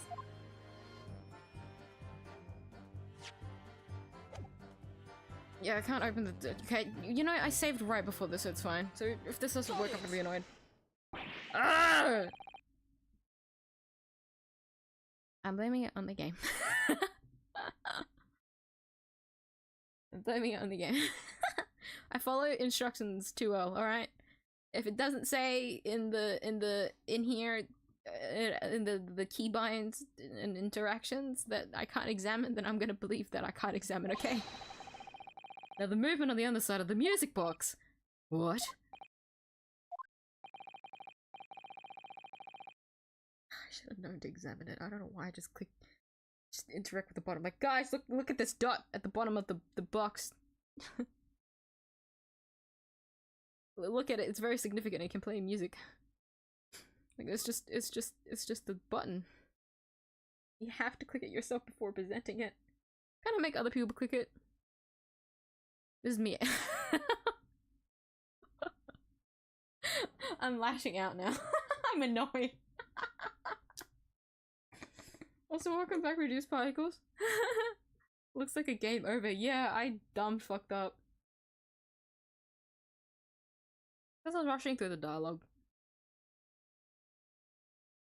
I gotta sit down and I gotta sit down. Calm down. And it'll be fine.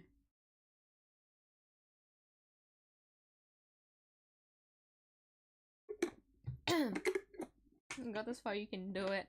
We will get through this finale. We will. I'll make it out alive, I swear. I mean, to get lost, you'll do it. I would. I take things too literally sometimes.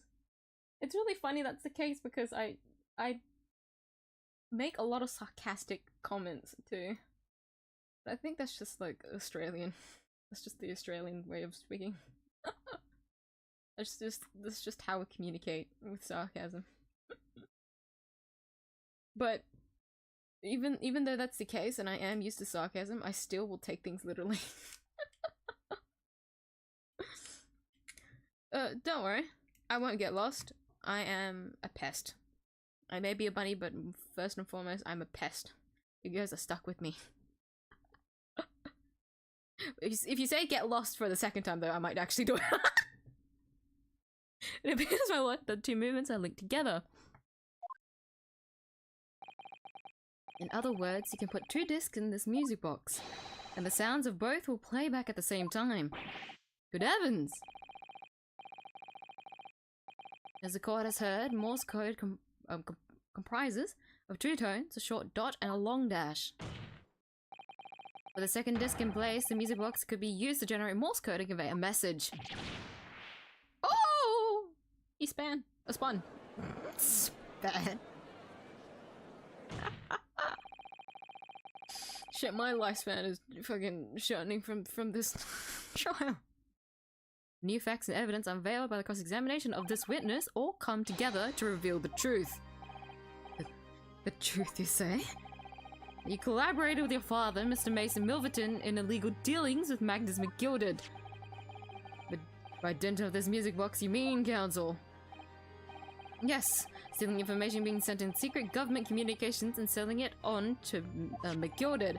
Mr. Graydon concocted this elaborate scheme of using two music box discs to encode the information, as presumably a safe measure against the information falling to the wrong hands. And a very effective one. I shouldn't have given the scheme any credence whatsoever. But the deal with McGilded went sour, and the brickmaker met his end. Yes, but before he was arrested, McGilded managed to temporarily dispose of the stolen disc at the pawnbroker. Then, having learned of the situation, you appeared at Windybanks 2 days ago in an attempt to recover the two articles McGilded had placed in pawn there. That attempt failed. A disc was seized by the police, and the other you never found. So that same night, you enlisted the help of the Skulkin brothers and broke into the pawnbrokery. No, wait, something's missing. This time, determined to recover the second disc.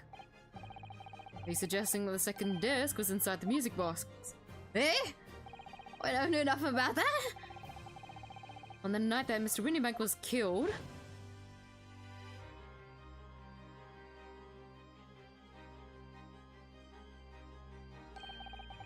the intruder to the pawnbrokery touched one item and one item alone, the music box. Rather ingeniously demonstrated using the two prints from the security camera indeed. So the question that naturally begs answering is this: why was only that one article disturbed? The answer is so obvious because it contained the second disc which the intruder was desperate to retrieve. This is still conjecture though. Since if it were to fall into the hands of the police, it would be proof of high treason.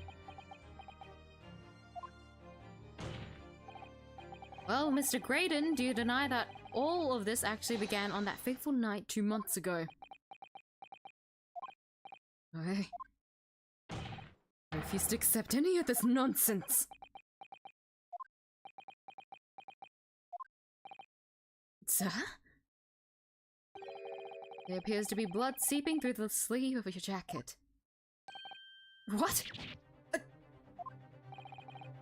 2 nights ago, we know that 3 shots were fired at the scene of the crime in Windybank's pawnbrokery. 1 took the life of the pawnbroker himself. Oh, look at him. 1 struck the pouch around Mr. Shawm's waist. And the final bullet struck the calendar on the wall of the shop, having first pierced the arm of one of the intruders. Mr. Graydon, that wound on your arm that you seem to be trying to hide, it's a bullet wound, isn't it? I've got you now, Muir China. Time to call it quits and cork, I reckon.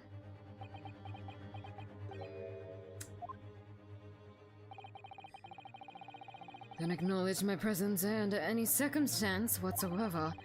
Those are my terms, remember? And I paid you handsomely to comply. Clearly, I was a fool to think I could trust some common-back slum thieves.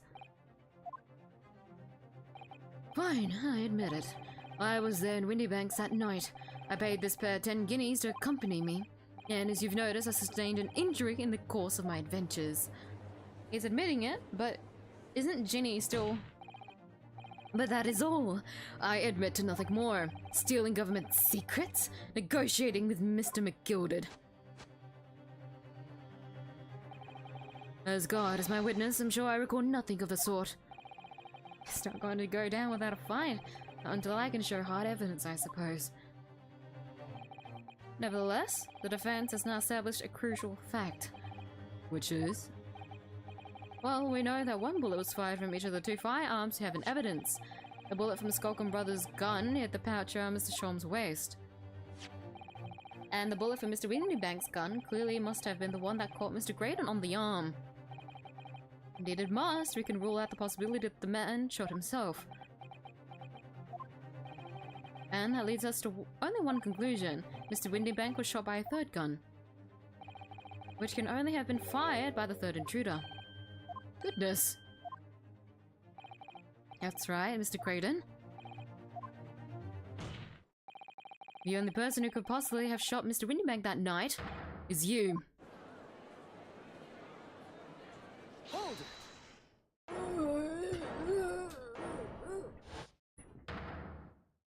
Uh-oh.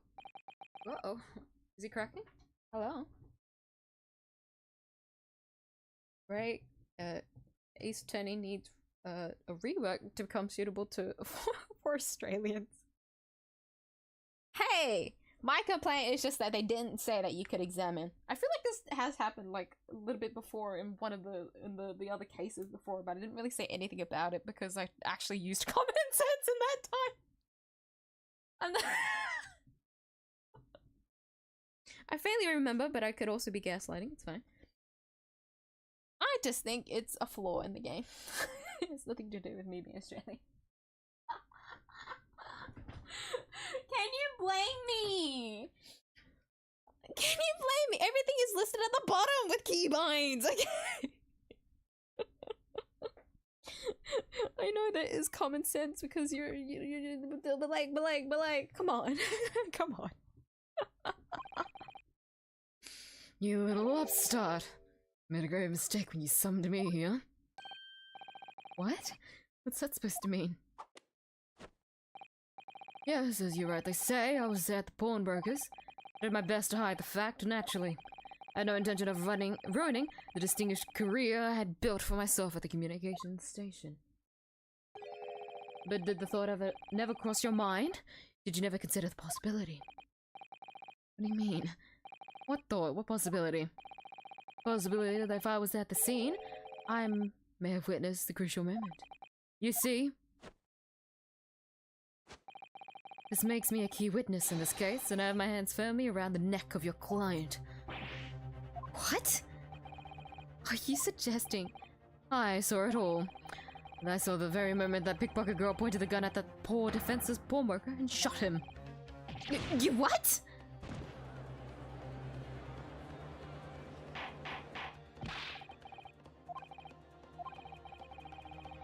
It would seem we are finally entering the last act of this theatrical trial. Mr. Graydon? Yes? I trust you're fully aware of the implications here.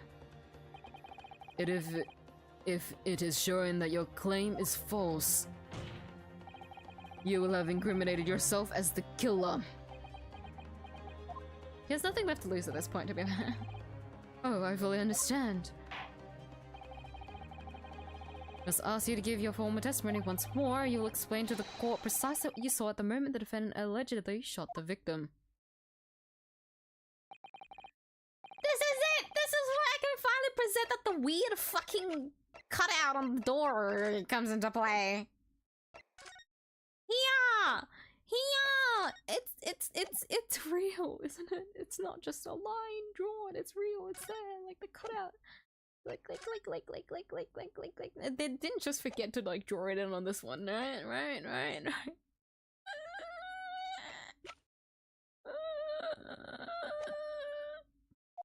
Nothing would give me greater pleasure. Your arm is bleeding, like I'm still... Yeah, you know, it's fine. If he's fine, he's throwing his arm around the place, it's fine. He's probably definitely opened something up, but he's fine. The moment of the shooting. Wow, well. Great, and I can't take you seriously anymore. While these ruffians were jostling with the broker, I was still near the entrance of the shop.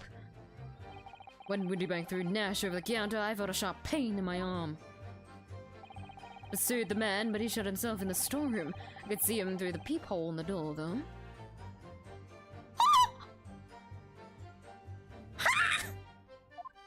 He's mentioned it! The accused in a black coat shot the man in the back as he was trying to flee to safety. I saw the blood splattered all over that wretched girl. Then she tossed the gun out of the peephole, so I picked it up and made my escape. What? Gracious, this is quite extraordinary testimony. You claim, sir, under oath to have clearly seen the defendant pull the trigger. The jury hasn't said anything in a really long time, haven't they? This is the quietest that I've seen the jury. To be fair, at this point we don't really need a summation examination, but we've gone through it so many times. I'm just prepared to do a third one. But I guess this is kind of like the you know, this is like the highest, the peak of the conflict. So getting the jury to talk when they're not really related, well, like, you know, in terms of like their stance, anyways, is what I meant. Like there has been like mentioned specifically jury number 5. She's been talking the most, of course, because of the whole communication thing. But isn't my intention to testify in this way, but neither is my intention to be found guilty of a murder I didn't commit. You could have said that at the start, and we don't be in this whole situation, because if you weren't actually guilty, you would have been okay with testifying in the first place. Huh? Huh? As you see, my hand has been forced to tell the truth now as an act of self-preservation. The truth? Until now, the prosecution was completely unaware of these details. Well, sorry about that. Having shot me in the arm, the pawnbroker was then shot in the back by the accused. And, as I said, she was showered in his blood. You said the blood splattered over the accused's coat. Are you sure on that point? Oh yes, quite sure.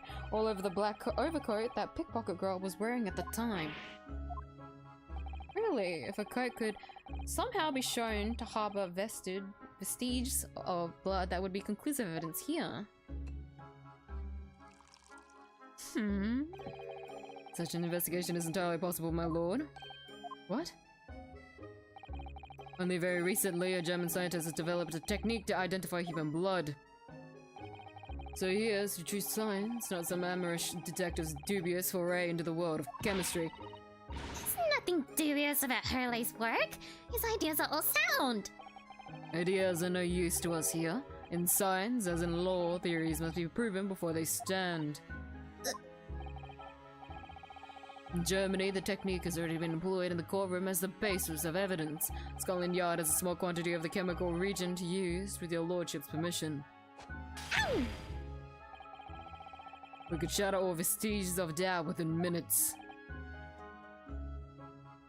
Here's the thing, they don't actually have a point of whose blood it could be. Or they can identify that there was blood on the overcoat, meaning this is pretty damning evidence! Oh, fuck!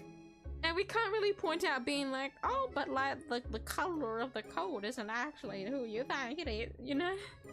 We know that it was purple, yeah? Because it was Mason's blood. Ah! Where is it? Here. Purple.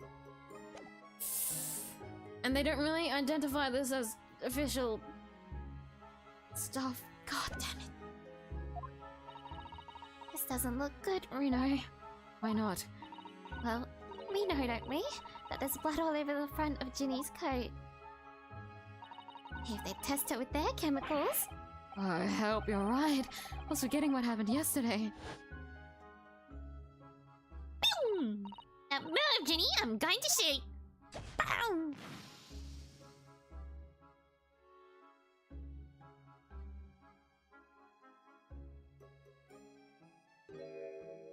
And they won't recognize it. They won't recognize it, even if we prove that it's not Winnie Bank's blood. How do we prove against it?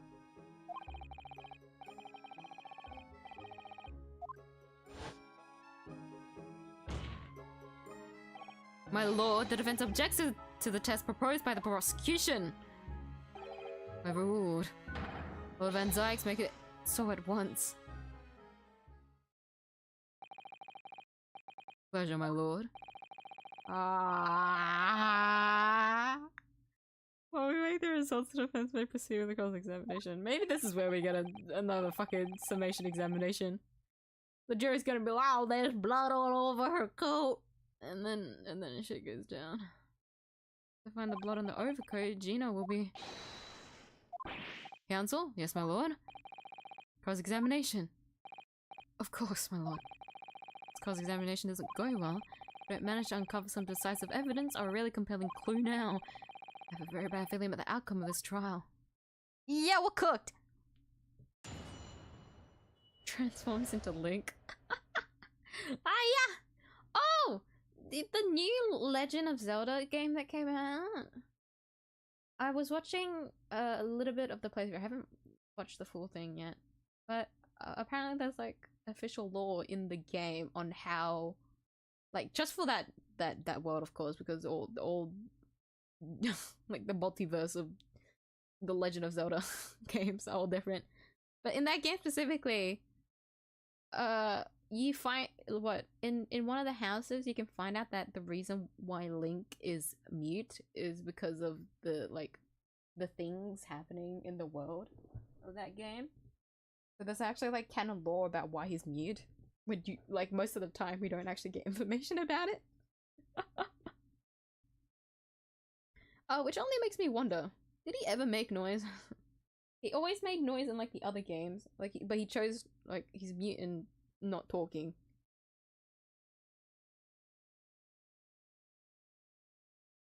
I'm trying to remember, was there any other like sounds made by characters in the game? Well, I guess I'll think about that when I go watch through the playthrough. Anyway, it just reminded me of that and I thought that was cool. Oh my god, wait, I just realized. It's 6 statements long now. It's not a 5-statement fucking testimony anymore. Mr. Windybank emerged from the storeroom, I believe. Ringo and Nash were, sorry, it's great. I looked. Ringo and Nash was scouring the counter when he suddenly appeared and flew at them. He already had the revolver in his hand. Fortunately, I wasn't too close. I was so scared of all me life. They were just your regular mild-mannered burglars, that's all. We don't like violence. There's a pair who carried a gun. What do you mean when you say you were near the entrance to the shop? Now I was in the doorway, running my eyes over the shelves of forfeited items. Looking for the music box, of course. The broker went for Nash in the first place. The Ringo joined in, making it 2 against 1, so I assumed they could handle the situation. But I was wrong. He's trying to help me, bruv, but the old geezer took me over the booming counter. Pulled me gun on the old fella, and that soon made him scalper. Pair of you setting upon the poor defenseless pawnbroker together, shame on you. Sorry, Gov. Oh, we Gov. Hold it! You see that although he has dialogue options in some games. Yeah, he does actually. You're right about that. I have seen dialogue games. Not games. Dialogue options, sorry. I have seen dialogue options with Link. You're correct about that. He doesn't really speak though. It's still really cool though. Most of the time if he doesn't have dialogue options, it's just him being nodding, that's it. Nodding, shaking his head and whatnot.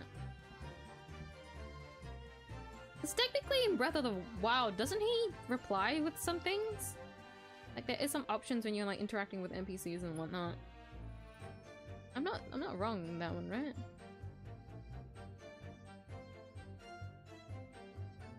I faintly remember something like that. If not, I'm thinking of another game. Yeah. I do like that they're sticking with like the mute, like Link thing. I think that's really cool for like a protagonist.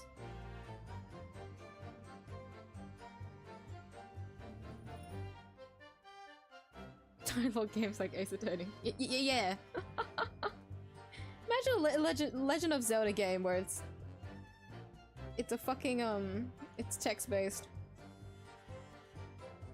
What's the word?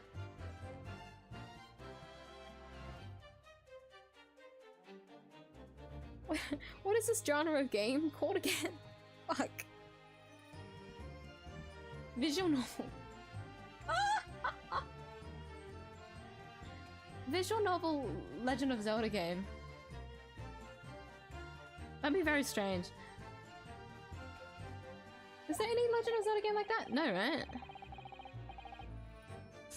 I clicked through by accident. You mean that's the moment you were shot?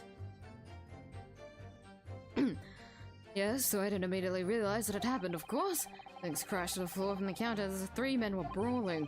It was at exactly that moment that it happened, so I didn't hear the gunshot. That's probably what Gina heard when she was like, oh shit, I should go out, and then she heard the gunshot.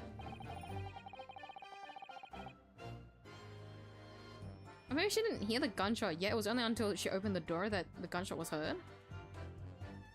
Because when the door, she heard 2 gunshots. She said 2 gunshots after the brawling. It should have been 1. Graydon shooting. The second one being... Eh? Wait, eh? Who would have been the second shot? Windy Bank shooting back? But it was running, no? The second shot would have been when Sholmes entered the shop. When he got shot by the... But there was 3 shots. So it should have been the Windy Bank versus... Maybe when she just had a total of 2 shots. The order was definitely Windy Banks at Graydon, and then Graydon at Windy Banks. And then the third shot should have been when he was already gone. And the bullet went on to strike the calendar in the wall behind you. So it would appear. When I looked at my arm, I saw it was bleeding badly, so I wrapped my handkerchief around it.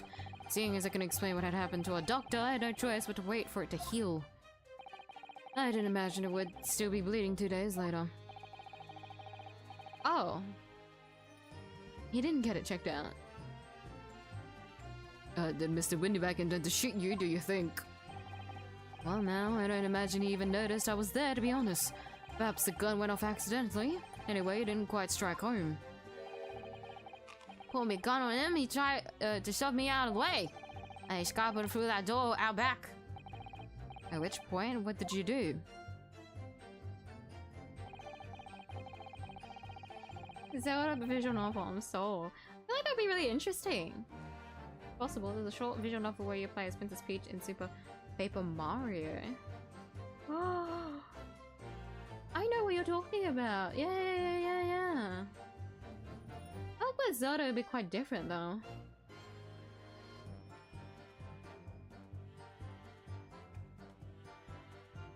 Like with Princess Peach you have a lot more leeway because of the universe of Mario.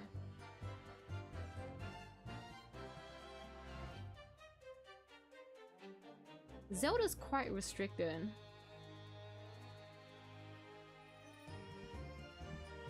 It'd have to be an entirely different universe, I guess. How would again? You know what? if a visual novel Legend of Zelda game ever comes out, I'll immediately play it. Bet. I'm saying this with confidence because I feel like it's just gonna be kind of difficult for them to figure out Not saying that I don't want it to happen. I just wonder how they'd do it. Which is what would lead me to want to buy it immediately and try it out just to see how it goes. You make a good point with the Princess Peach one though. Because they do something similar with Zelda. I think it could work. And I can't help but wonder how, like, if Link was doing like featured, if he were to appear, it would just be like, no, it would fucking remind me of Red from Pokemon. He just wouldn't ever talk. Dot dot dot dot dot dot dot dot dot. I can see that happening. Anyways. Hold it! You mean you chased after him? I don't recall the reason why, but I ran after him to the back of the shop. What about the peephole in the door you mentioned? Surprisingly, the storeroom door's a solid job, made of stout wood. There's more opening in it about head height that lets you see what's what in there from the outside. Actually, I should know that, shouldn't I? I looked through it myself that night.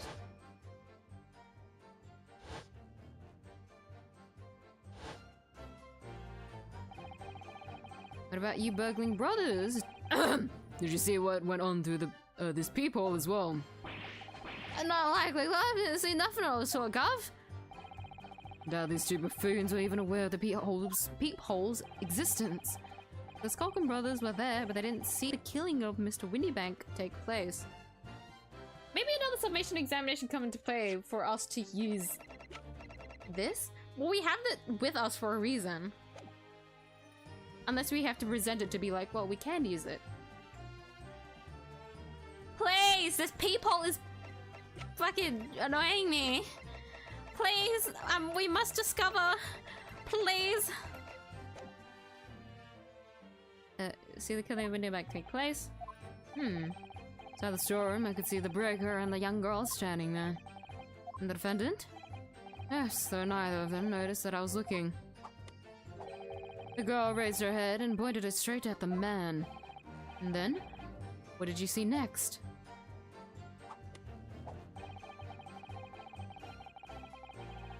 I should know where Red and Link hang out on a bench. Deep dialogue. Maybe they're also speaking in Morse code. They're not really saying anything, but you just hear constant like tapping. Like they're like sitting out on a log together and it's just It'd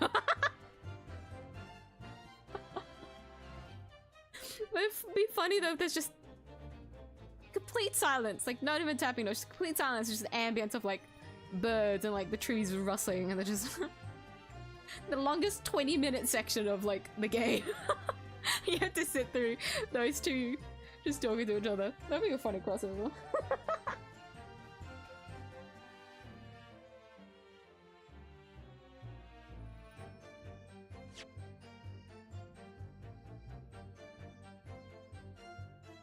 I'm thinking again with the fucking, I'm sorry, this people was like cursed to my brain. I'm just thinking, how do we find ourselves going through this? There's like 3 paths to take this from. It's either through this testimony, through us failing this testimony into a summation examination, or it just comes later. Because the fucking foreshadow of, oh fuck, if they find out that blood on the overcoat, you know, it's just for cooked. And then the jury is gonna be like, you know, guilty. Oopsie, I was not meant to clear it.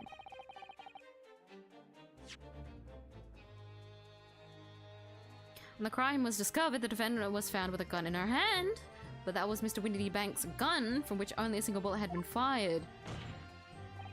And as we was already established, Mr. Graydon, that bullet was fired at you.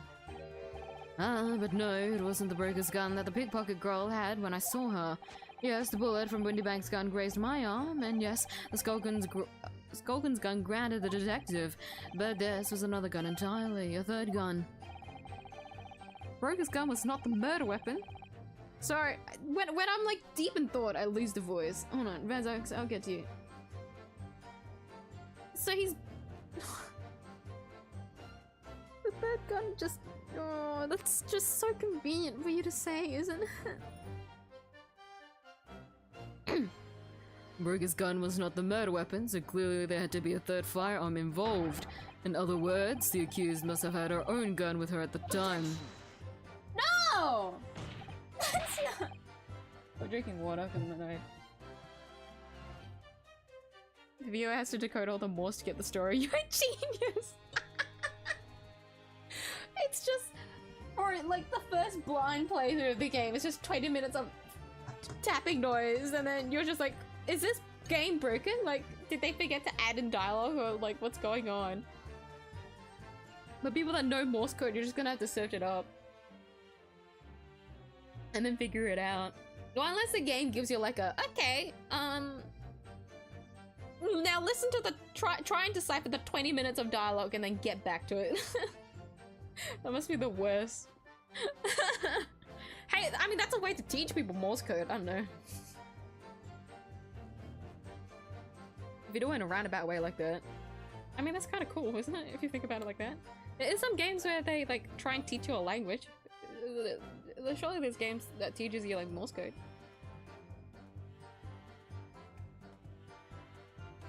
I can't help but think, like, if it isn't a case of, like, Morse code where it's just silence, that 20-minute section of that game is just gonna be like, okay, click when you want to interrupt the two characters having their sentimental, like, conversation. It's just, it's like a stealth bit of like, alright, you see these two people like talking with one another, you wouldn't want to disturb them, right? So you just stand there in the bush like, okay, let's see, when shall we interrupt? And you just sit there for 20 minutes, Topi. God, actually, now that I've said that, that just reminds me of like the Monica bit of DDLC. You know how some people in DDLC don't actually go through with the game of like deleting Monica? Or at least like before the game like updated with like the bit where you delete her in the game rather than actually having to go through the actual in-game files to delete her, because that's what you had to do back then. So in that case, all you could do was actually just sit with Monica until you figured out how to do that. It's kind of just that moment, like, at what point do you want to interrupt the conversation between the two silent, like, protagonists? It's just really awkward until you figure out what to do. The two roots for the visual novel silence protag. Any game devs want to steal up that idea? Another gun was found at the scene! Calm yourself, Counsel. Sorry? Must consider the events in order. At first, I saw the broker and the girl glaring at each other, but then, all of a sudden, the broker turned to run. And it was at that moment, the little gutter rat shot him in the back. Chilling image, I must say.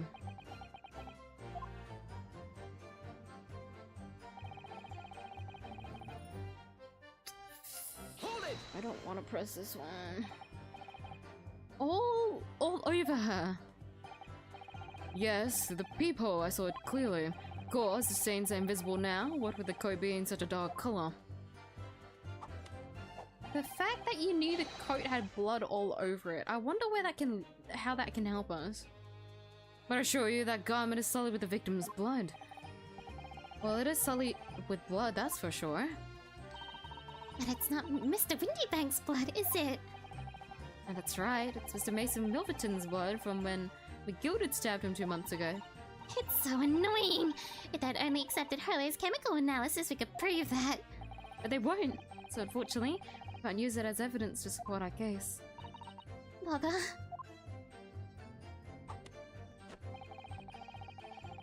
I was mostly gonna have the peephole.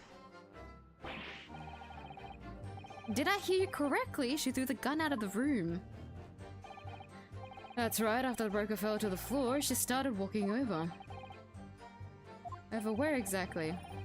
The direction of the storeroom door to where I was watching. Of course, I quickly retreated, and then the girl dropped the gun through the peephole onto the floor on my side of the door.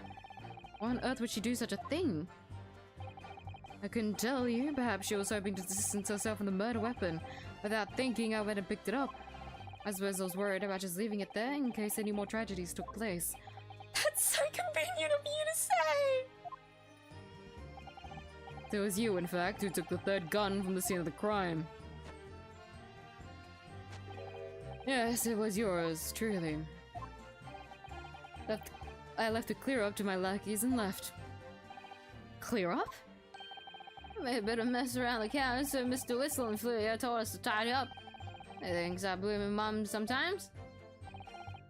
Was paying you enough, my god. Ugh. Tell me, Mr. Graydon, when you left the pawnbrokery that night, was it by any chance with the second disc in your jacket pocket? Jack pocket. You little toe rag!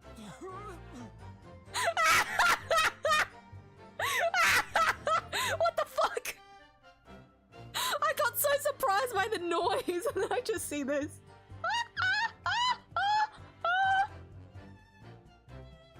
You're like a bull at a gate, aren't you? Oh my, it's Vector! It's Vector! There's a cursor on the screen. Yeah! For games like this, I usually keep the cursor on the screen because I don't really know how to, like, express, like, what's going on. So if, like, if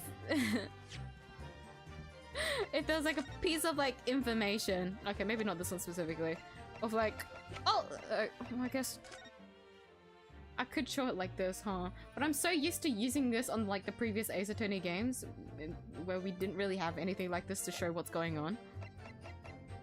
I guess so, like, during this bit where I'm gonna be like, oh, well, what about, like, this, you know, sentence is important, whatever, whatnot. You get what I mean.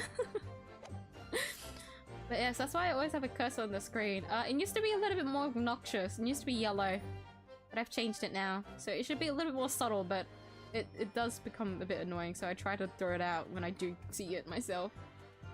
Don't worry about it. It's just my favorite Pokemon on the screen, okay? It's just a little Giratina. Don't worry about it. I'll try to hide the little guy as much as I can.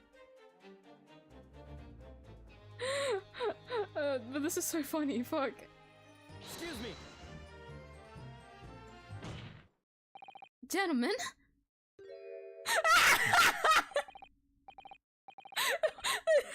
Tuck it out! Yo! Inspector, that was very professional of you. Something wrong, Sunshine? That should be my line. You do realize you're just violently shaking Mr. Skulkin. Blimey, there's a bit of a hooligan, ain't he? What was going on just now? Sorry, me grab me whistle. Why blazes, he said, didn't you mention the third gun when you got down station? And why didn't you? I didn't know nothing about it. Like fighting people on the door. Sorry about that. You getting pretty burned to losing my rag sometimes. Not hurt, are you? God blimey. See the way he's looking at me? I'm telling you, this dibs gives me the willies. How strange. Inspector doesn't normally get quite as worked up as that. He wouldn't normally grab someone. No, that wasn't like Grexy at all. He's normally all sweetness and light no matter what I say to him. Yes, well, I think you might be a special case, Iris. Well, anyway, that was definitely out of character.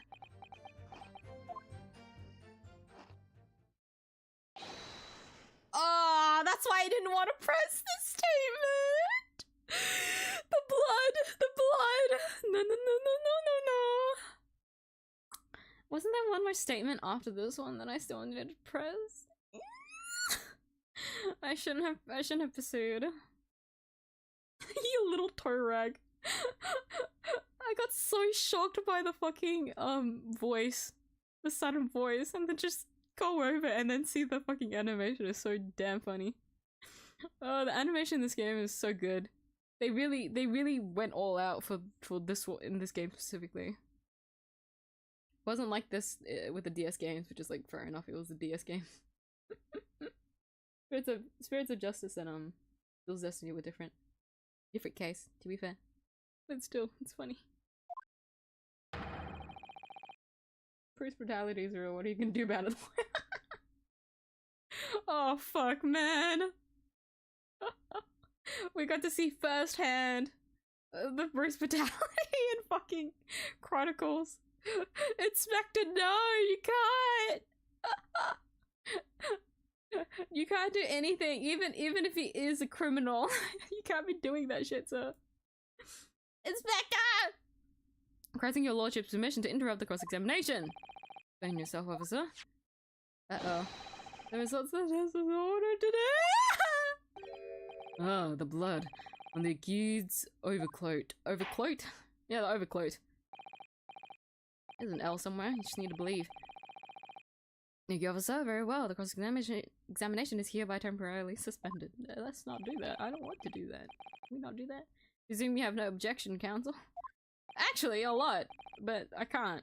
No, my lord.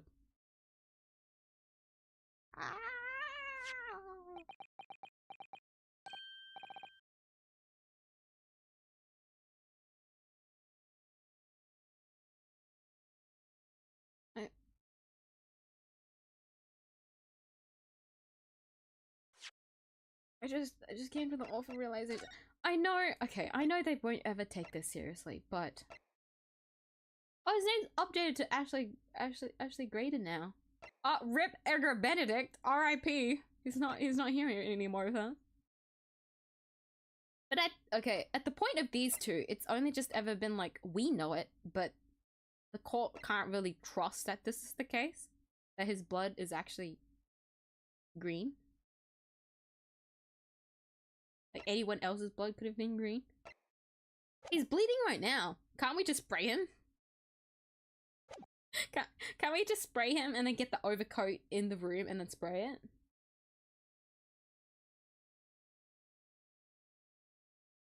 Wait, no, it's the victim's blood. Shit, wait, it's blue, I forgot. And we don't even have proof of the blood being okay, wait, never mind. But he's still bleeding, can't we spray him? I was going somewhere with a thought, right? That thought could have been something, but it didn't turn out to be anything. But, he's still bleeding! Iris! Jade! Just do anything at this point just to harass the guy. Like, I'm tired of him. Edgar Benedict. Bring back Edgar Benedict. Graydon is boring. I don't like Graydon. I can understand why Edgar Benedict is so much better now. Fuck this guy. Well, there you have it. The report, please, Inspector. Yes, sir. Traces of human blood were found on the overcoat of the defendant, Miss Gina Lestrade. To the extent of the stains, it would appear that they were the result of splattering following a gunshot wound. End of report. Following a gunshot wound? How can you be so certain of that? Goodness me.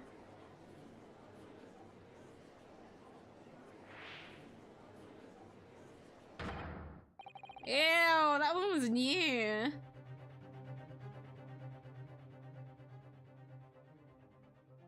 Just spray him. Just if it's just to annoy him at this point, even if the evidence can't really be used, just spray him. It would just be like, oh, what are you doing, you brat, you little, you damned child. Just being a little prick, sir. Like, I don't care. See, what did I tell you? No, the blood on that coat is not Mr. Windybanks. What on earth makes you say that, Counsel? The coat originally belonged to Magnus McGilded. Just before his coat was deposited at Windybanks, McGilded had fatally stabbed Mr. Mason Milverton. The blood on that overcoat, I'm still saying it like that, is the blood of the brickmaker from the omnibus case. Oh, I don't really have... Well, the dead cannot speak, isn't that a right-minded Beneath's friend? Sorry? 2 months ago in this very courtroom, did you not argue fervently for McGilded's innocence, and yet now that the man is dead, you brand him as a murderer? Your conduct shatters any shred of respect you may have earned for yourself in this country. But that was... see, the jury's talking now. But about a disgrace. True, that's what it is.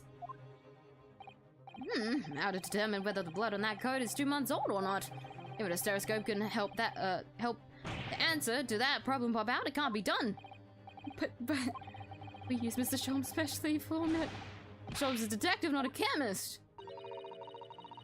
To put faith in a chemical formula devised by me, for example, when I'm a communications officer. I had a Broski to starving boy and he ran away crying. Huh? Look, Sholmes is barely more than a figment of the public's imagination. Oh my god, when you put it like that, that's even more brutal.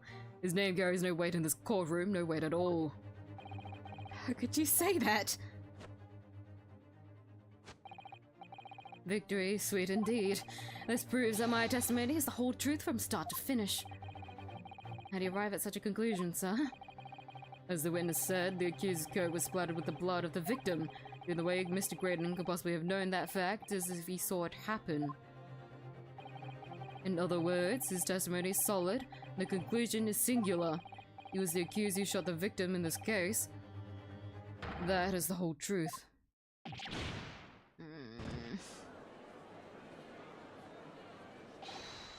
My lord! A long battle this one, but this old warhorse has something to say now, if you please. When I tell you this is where another summation examination comes into play or something else happens. Ah, my people! Go back to the people! This is what I mean when cases, the last case always makes me go fucking crazy. They know it. They know that they make you go crazy. You're just stuck to witness it out. This is not justice. Bring the real name back. Justice for Ben. Ben Eggman. True. You're so real for that one. Bring him back. I miss Eggman. Eggman wasn't as problematic as he was now. Rip Gina. Yeah, we're cooked. We're actually cooked. Guess we're the egg in this situation. We're fried. Scorched earth tactic. Annoy everyone until you get what you want. So welcome back, Leon. Oh my god. Ah! You've come back at the time where I'm going insane. Ah. At the moment, sir, the squadron has reached its final decision. I forgot your voice. I don't remember your name. Ready, men? All for one now? No! Guilty. Guilty. Guilty. Guilty. Guilty. Guilty. Damn it.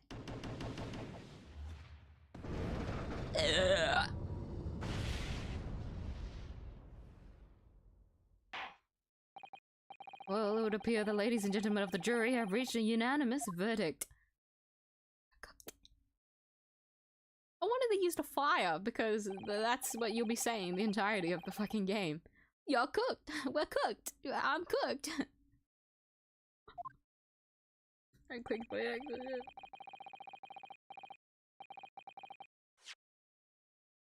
The defense has consistently failed to unpick this witness's testimony as to any attempt you make at unpicking the jury's decisions being equally successful.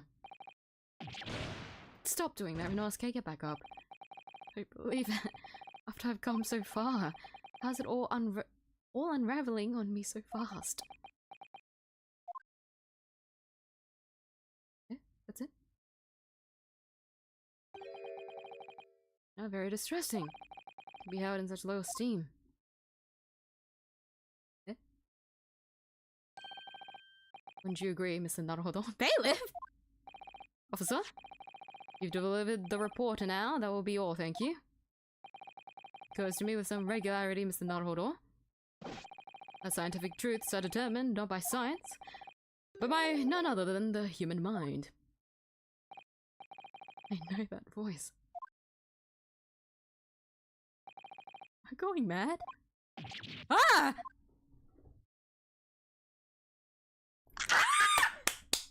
He's finally here in court! Oh my god, he kind of looks handsome here. He's here! We don't get the fucking... Oh, actually, technically he did, didn't he? But we kind of expected it like this. You know how in the other trilogy... oh no, I guess not. Other trilogy. This happened in mostly every other Ace Attorney game specifically. Where it's like, the savior that comes barging through the door. I think a lot about the when Francisca came barging in with the like evidence to help us. Like that kind of moment, you know? It's here! The token surprise, like a trump card. Mr. Sholmes! What is the meaning of this? Oh my god, look at him! His posing is even more flamboyant than fucking Graydon. Let's go! What business do you have here, detective? The last I heard, you were recuperating in hospital, sorry. As well I should be, had I not been set upon an errand. What errand? Hey, it's really you! You're awake at last! Yes, good day, Iris. I appear to be rather late to arise. My apologies. Now, my lord, if you will humour me. In what manner, sir? He does it with his hat too! Now, something of great importance I wish to give to the young lawyer over there. I need no more than 5 minutes. Would you be so kind as to spare us the time? What say you to this, Lord Van Zykes? This trial has taken many hours of the court's time, having spent so long already. Exactly, having spent so long already, we don't want to go wasting any more precious time. As I was saying, having spent so long already, it would seem churlish to deny the offense a mere 5 minutes. Very well then, counsel. Yeah, 5 minutes. Oh my god, it's like Susato with a 5 minute. Ah! Oh my god, they're next to each other. Okay. With this sudden intermission, I feel like we'll get an intermission later, but I need to quickly take a bathroom break because I keep drinking water to try and like combat my ever dying throat. So I need to take a quick stop! I miss cooking. A quick break. Actually, you know what? This is actually a good time for me to go put my cup to the sink as well if I'm going to run off anyways.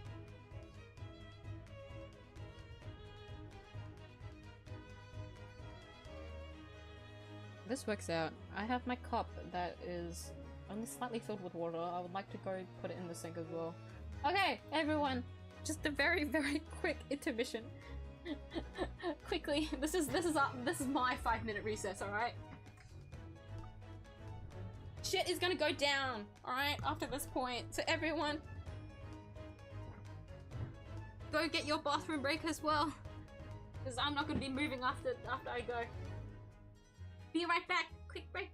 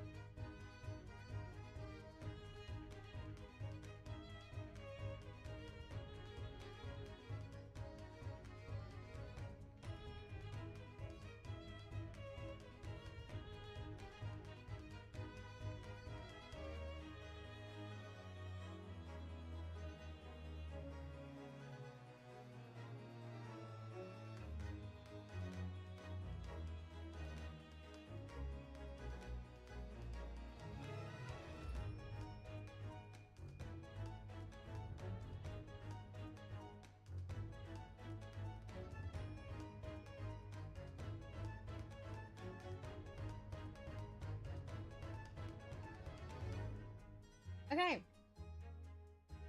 We are back. In addition to putting away my cup, I also went and picked up sweet treats that I snacked on the way. I have to wash it down with water. I got my sugar in. I'm ready to tackle the rest of this case.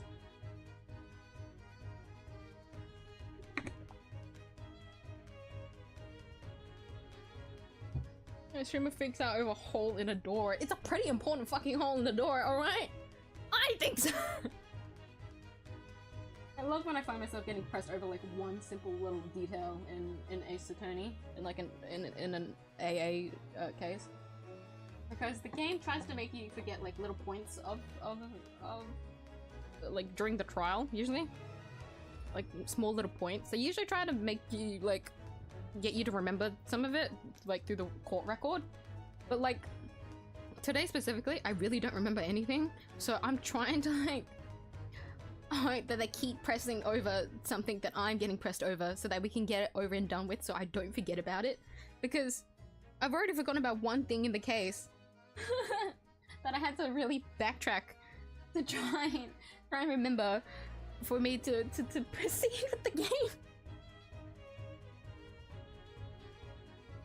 So I want us to get over with the peephole in the door so that we can figure out what's going on. Also, I've been thinking about this since like the last streams too. Ever since we examined these two photographs, all I've ever thought about is this damn fucking hole in the wall. I don't know why it's like this. I don't know if it's supposed to be like this, but I don't. If the game is highlighting the word peephole, you know, it's important. The game might not find it important, but it's important to me. But we'll see. We'll see if it gets anywhere.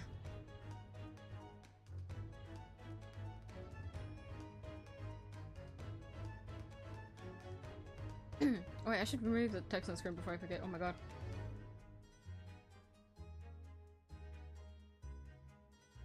I saw a Bobby costume and then you clapped. I clapped because I was happy to see him. Remember, Turinowski and Iris, he's been comatose for like essentially the entire day. I'm happy that we know he is awake. Like we know we saw the hidden like cutscene with him and Dusato before she left. We now know that Iris has got a closure, right? I'm sure Iris was so distraught with everyone leaving and not being able to see everyone. Especially if it's Sholmes. Sholmes is really important to her.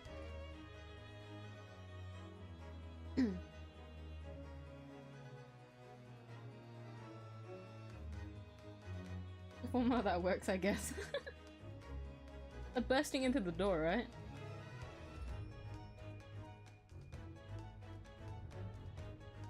I mean, it helps bring like hype.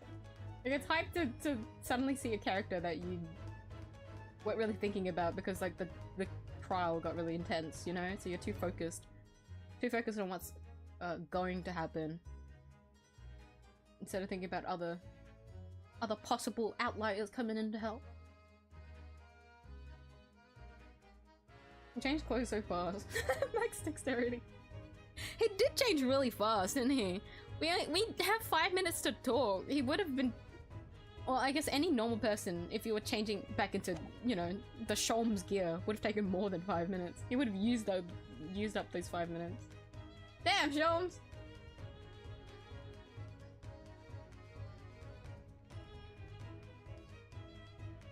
Bathroom break as well. Human sink. It's called Unity, guys. Alright? If I leave, you guys gotta leave too.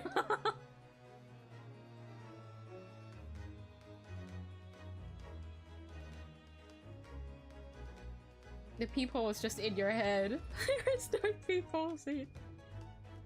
Ah! I can't, don't gaslight me, I can see it! It's in my court record! I'm actually gonna be so sad if they don't do anything about it. I'm gonna be peeved to the day I die.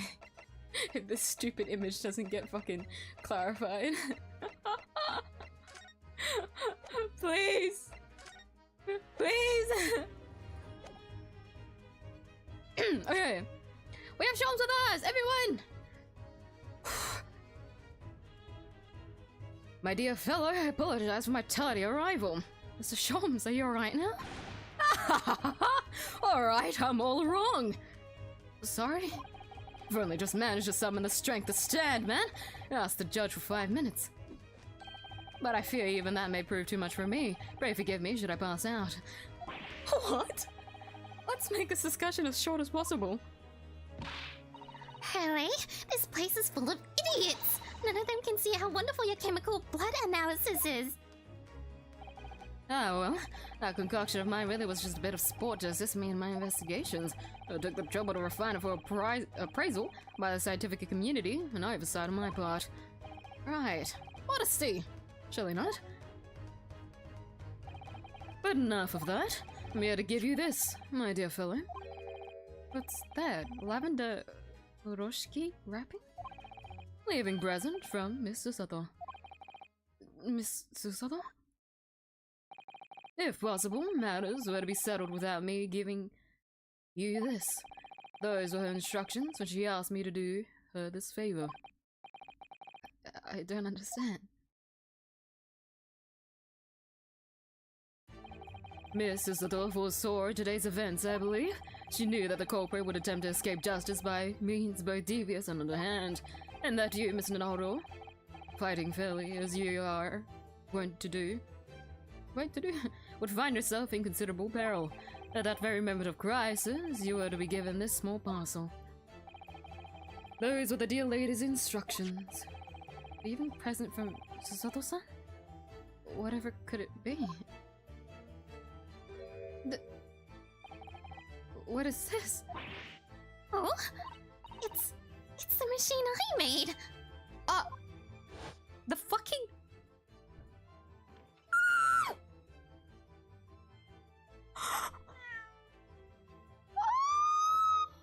Oh my god, I completely forgot about it.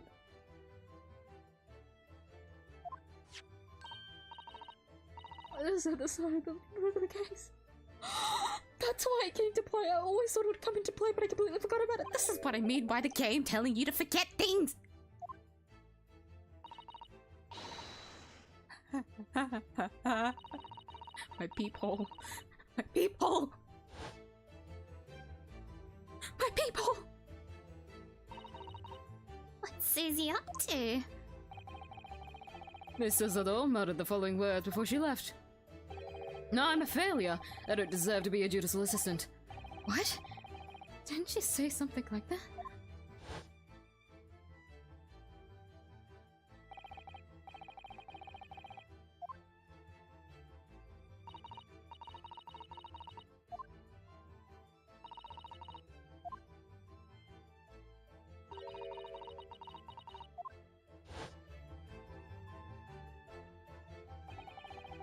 Whatever did she mean by that, Mr. Sholmes? That night, when you left Windybanks in pursuit of the thieves, Miss Susato made use of this contraption for a certain purpose. That is your answer, dear fellow. Not at all cryptic, then. Susato-san used this cat flapper mat that night, but why?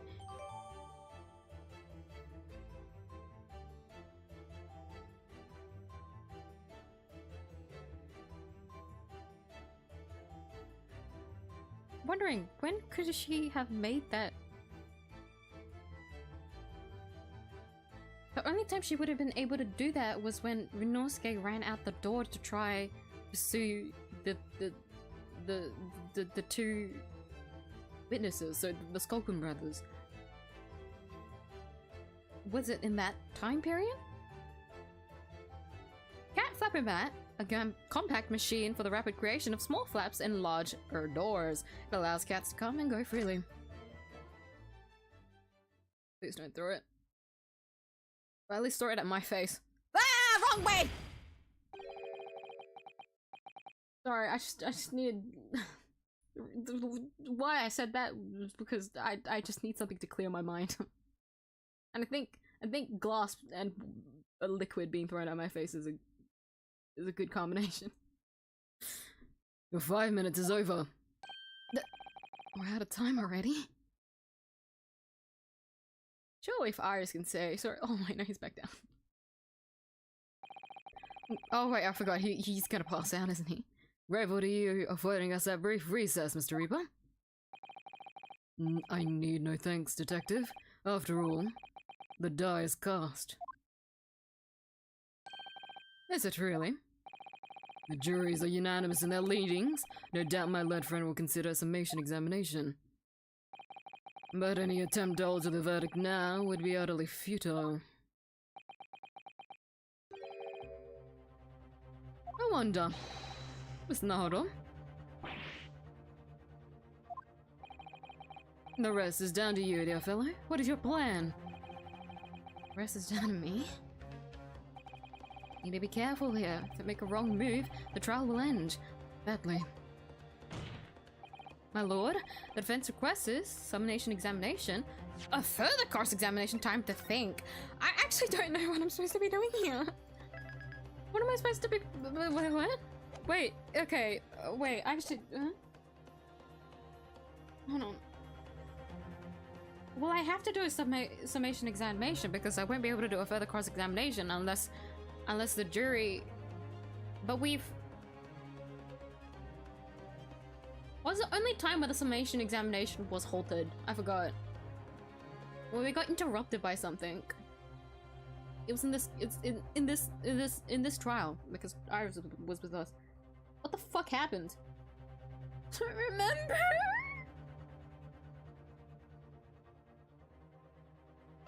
What does a further cross-examination mean? For cross-examination of him. I feel like this is the only way to really pursue it because. Well, I mean, both ways could work because we don't know what the jury is gonna say. If the jury mentions anything about a peephole. But what if they don't? So the only thing I have is what we know, which is when he talks about my peephole. My damn peephole. And time to think, I feel like doesn't really get us anywhere. But we know that the fucking peephole was made. Wait. Right, let me examine this. Can I examine it? How do I?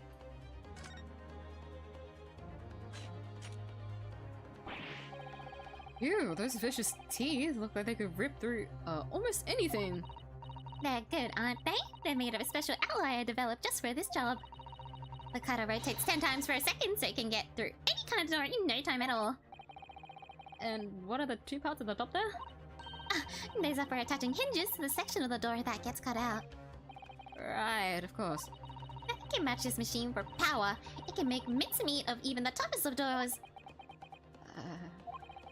Sounds so charming and friendly when you say what it's for, but feels like the reality of the cat flabbermat is that it's just a grim weapon of door destruction. That guy is so adorable. There's nothing I wouldn't do for him, even developing deadly weapons.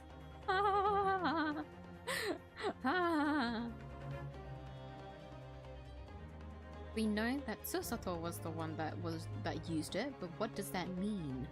What the fuck does that mean? Go to the bathroom and splash some water on your face. I wanted the glass effect too. How can I emulate that one without actually throwing glass at my face? It wasn't just water. I wanted the glass too. I need the shards to really prick at my skin so that I can feel the reality of the situation.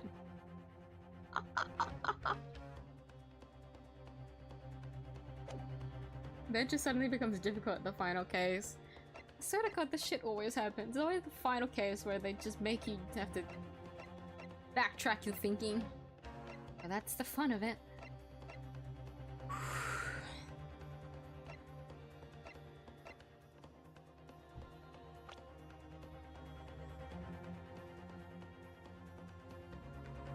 He knows that there was a peephole, but he probably only...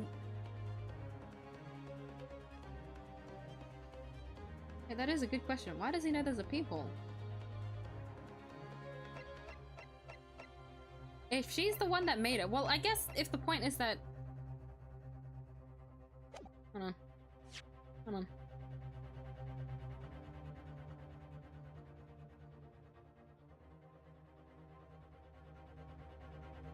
That night, when you left Windybanks in pursuit of the thieves, yeah. Made use of the contraption.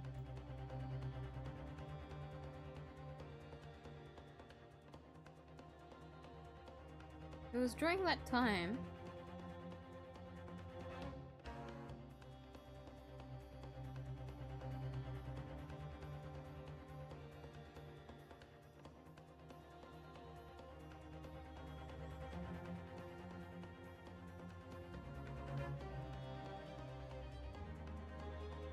I don't remember his previous testimony about the people. How do we counter... How do you... Okay. I suddenly have lost all of... Oh, fuck.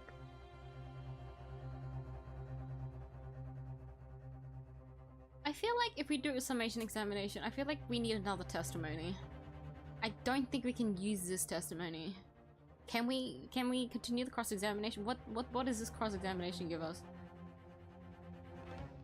I'm already forgetting the details. We didn't really finish it either.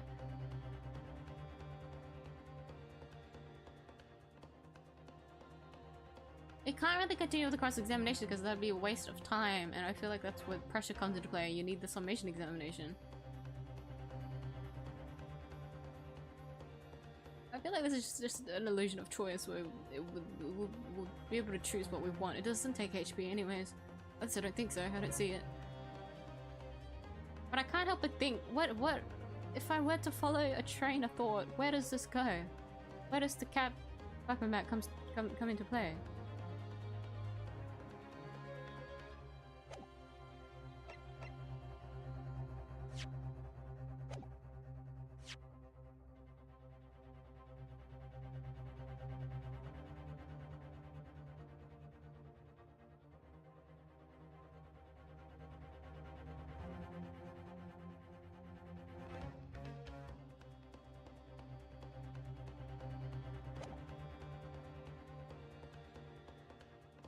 I guess it is just a summation examination. I really don't need to overthink this, considering I don't take HP from choosing. Can't help but entertain the thought, though.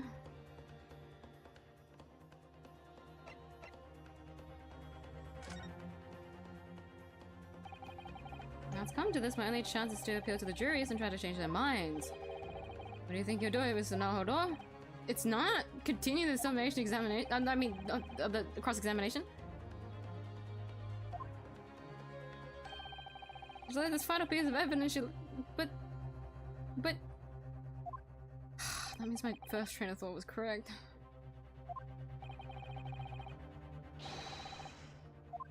This is where my overthinking comes into play, yo.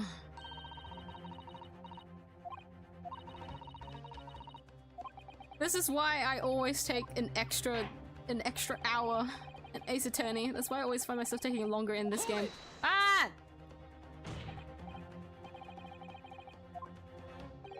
Further cross-examination. you chose it anyways? Why give the third option then? Welcome to the illusion of choice. I assume you don't take hints. No! We've talked about this. If it's not literal, then I don't really understand it.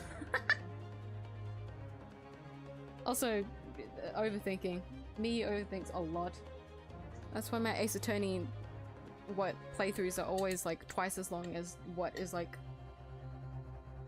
what's the word? What is like usually estimated when you search up the length of like the game. Just times it by 2. And that is like my exact playthrough of the game. Juries have spoken, protocol dictates that you may not cross-examine a new witness now, but we didn't finish.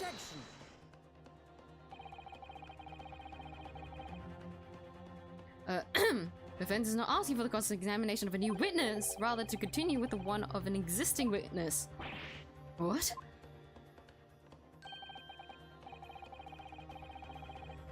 It would appear that a rather important detail has escaped your attention, Mr. Reaper.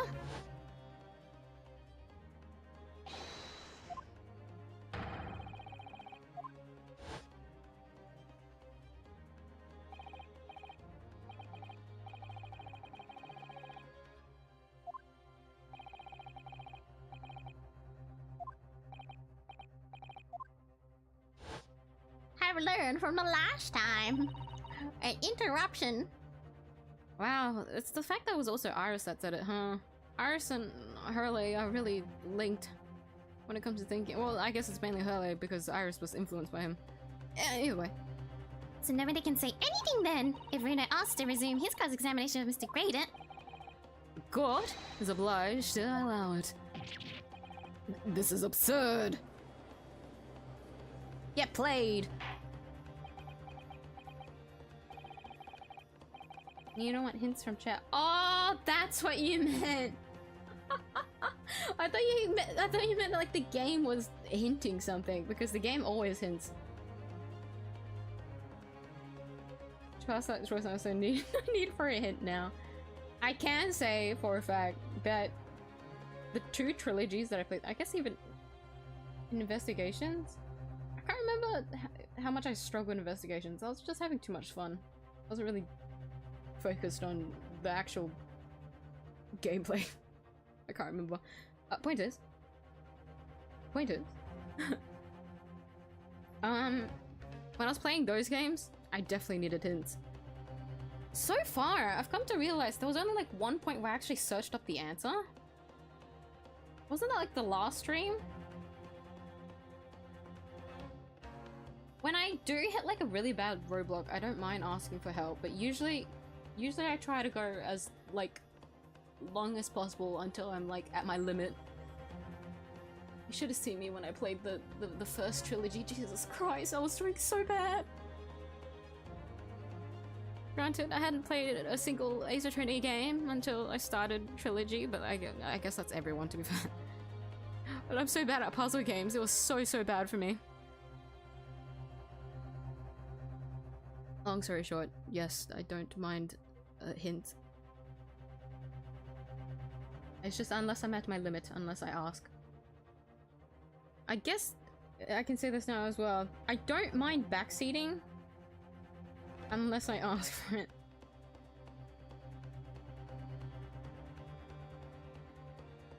Because most of the games that I play on the channel is all like blind playthroughs. I haven't replayed a single game on this channel. Or at least one that I like remember clearly anyways. So they're all blind playthroughs that I just want to experience like as vanilla as possible. Continue on. Remind those present that this is my courtroom. I concur that the defense is entirely within its right to request the continuation of the cross-examination. Thank you, Judge! I will not permit an unremitting protraction of these proceedings. Therefore, I've decided to afford the defense one final opportunity in concluding the cross-examination. No more summation examinations. Oh no. I mean, that's good. I really can't be fucked dealing with the jury. Counsel, you must choose but one statement for the witness' testimony. And but one piece of evidence to present in support of your argument against it. No, I'm so bad at choosing statements. That's the one thing that I know I have like the biggest flaw on. Single chance to present evidence? If following that the situation remains unchanged, I shall move to adjudication. Adjudication. Is that clear, counsels? You'll not press the witness any further. I'm not allowed to press? My lord. Yes, my lord. A single statement and a single piece of evidence. Most generous. Oh then, Mr. Notholor, it's high time I fell in a dead faint. I leave this in your capable hands.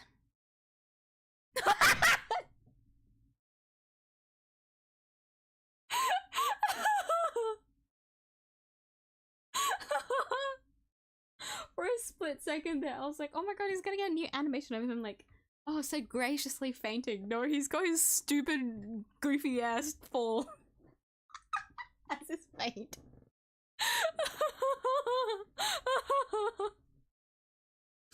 Remember what I said at the start, earlier in the stream? Where I miss his goofy little waving animation. That gave me motivation. I've got my fighting spirit back after seeing him fall again. It's been so long. Mr. Sholmes! Oh my god, he's dead!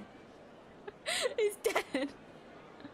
Guys, that's another one down on Inosuke's side. Well, technically he already got shot once, but he's gone shot again.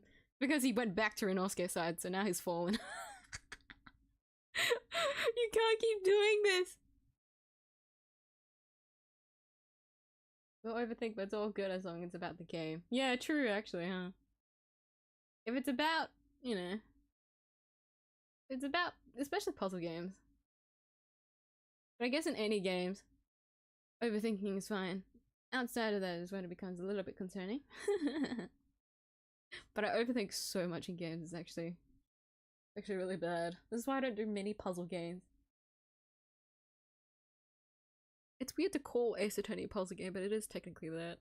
This is why you guys will never see me play any other puzzle game, and if I do, it's because I have a hidden motive behind it, like I do with Ace Attorney. That stands so... in... so... on... Has this word appeared before in the game? Free from concern, warrior. I feel like I have.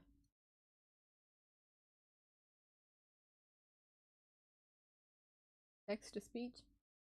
Pronunciation?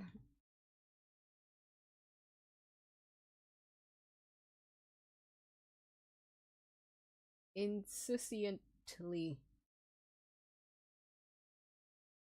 The censor insists insouciantly before the court in a state of such high fever. Either the man has extraordinary strength of mind or an extraordinary lack of feeling. Imagine he's feeling very little now. The detective is sleeping soundly in one of the antechambers. Strike a man down. Strike a man when he's down, why don't you? Then counsel, are you fully prepared? Not really, no, but wait, don't slap your face, please. Yes. One statement, one piece of evidence. Whether Mr. Shom's down or Iris. Ah, fuck, he did it! Just knew he would fucking do it. Alright, in unison, everyone. 1, 2, 3. And I won't waste this final chance that Susato-san has given me. This is going to decide the entire outcome of the trial. My face sting. Very well then, under the terms I have outlined, you may resume the cross-examination.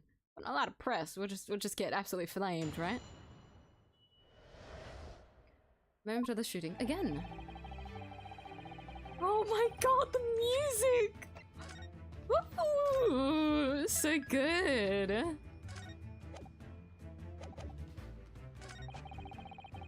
Mash over the counter, I've had a sharp pain in my arm. So the man, but he shut himself in the storeroom. I could see him through the peephole in the door though. The accused in the back court shot the man in the back as he was trying to flee to safety. I saw the blood splatter all over that wretched girl. Then she tossed the gun out of the peephole, so I picked it up and made my escape. His lordship is only going to allow me to present one piece of evidence here. But it's clear what that piece of evidence should be. How in the world did Susie manage to sneak off with this without me noticing? She used it in the pawnbrokery. Yes, at least that's what Mr. Shulman said. I was only gone from the place for about 5 minutes when I went after the Skulkin brothers. Possible reason could Susato-san have had to use Iris's contraption in that time. Could it be that when she did what she did with Cat Flappermat completely changes one of the key premises this testimony is based on?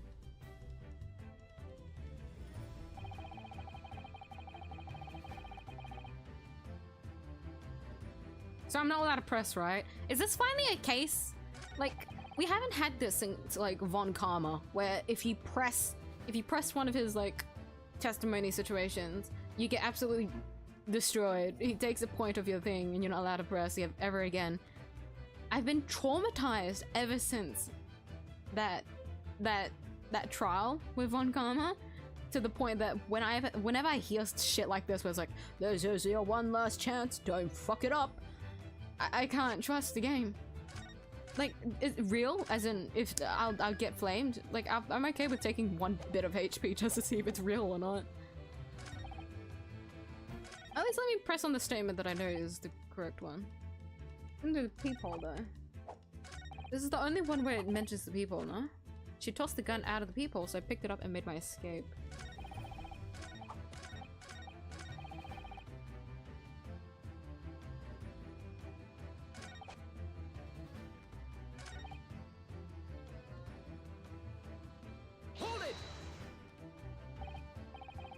Take issue with your... Objection. Oh, there you go. I actually get flamed.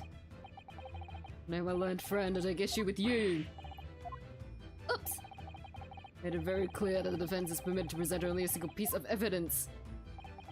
Prosecution demands stern punishment for any mischief used to make more of this cross-examination. Damn, we finally got it. We finally got a cross-examination where you actually get flamed if you press. It actually made it clear this time, though, unlike that one time. Well, at least the severity of it during Von Karma wasn't as threatening as I thought. Mischief in your face, Reno. You threw those just desserts in my face twice. Can only present one single piece of evidence. I need to think about this carefully. Oh, I'm so bad at this though. Is it this one or the other one? He shot himself in this storeroom. I could see him through the peephole in the door though. I can't remember what he pressed when we pressed it. Well, actually, I've never actually pressed him about these like last few statements because... Yeah, this one! When you press this one, the trial continues. We've never actually pressed on this statement specifically, so I don't know anything about it.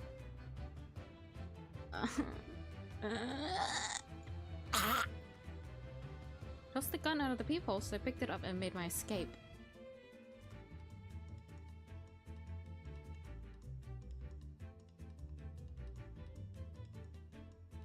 Would it be this statement specifically where there wouldn't have ever been a peephole? If I just press on this one, it's not like, okay, what really,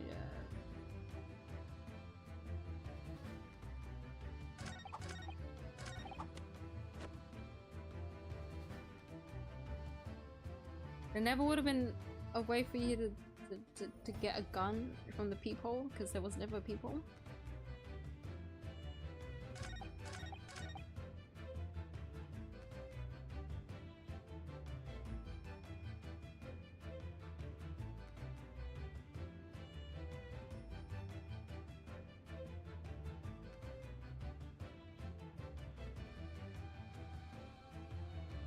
Said I'm trying to follow I'm trying to like envision it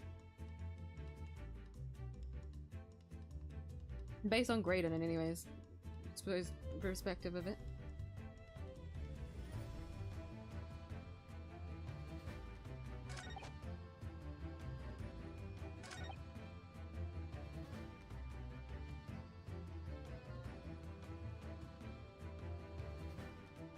Versus Gina, who said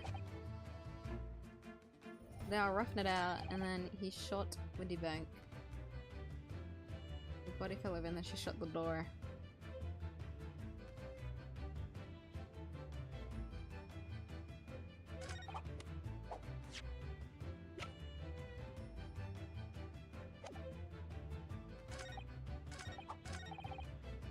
Only two statements, but why is it so hard to figure out which one it should be?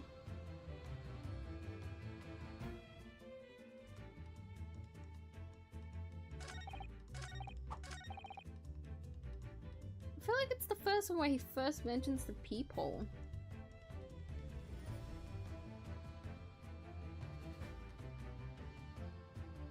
Because, okay, supposedly...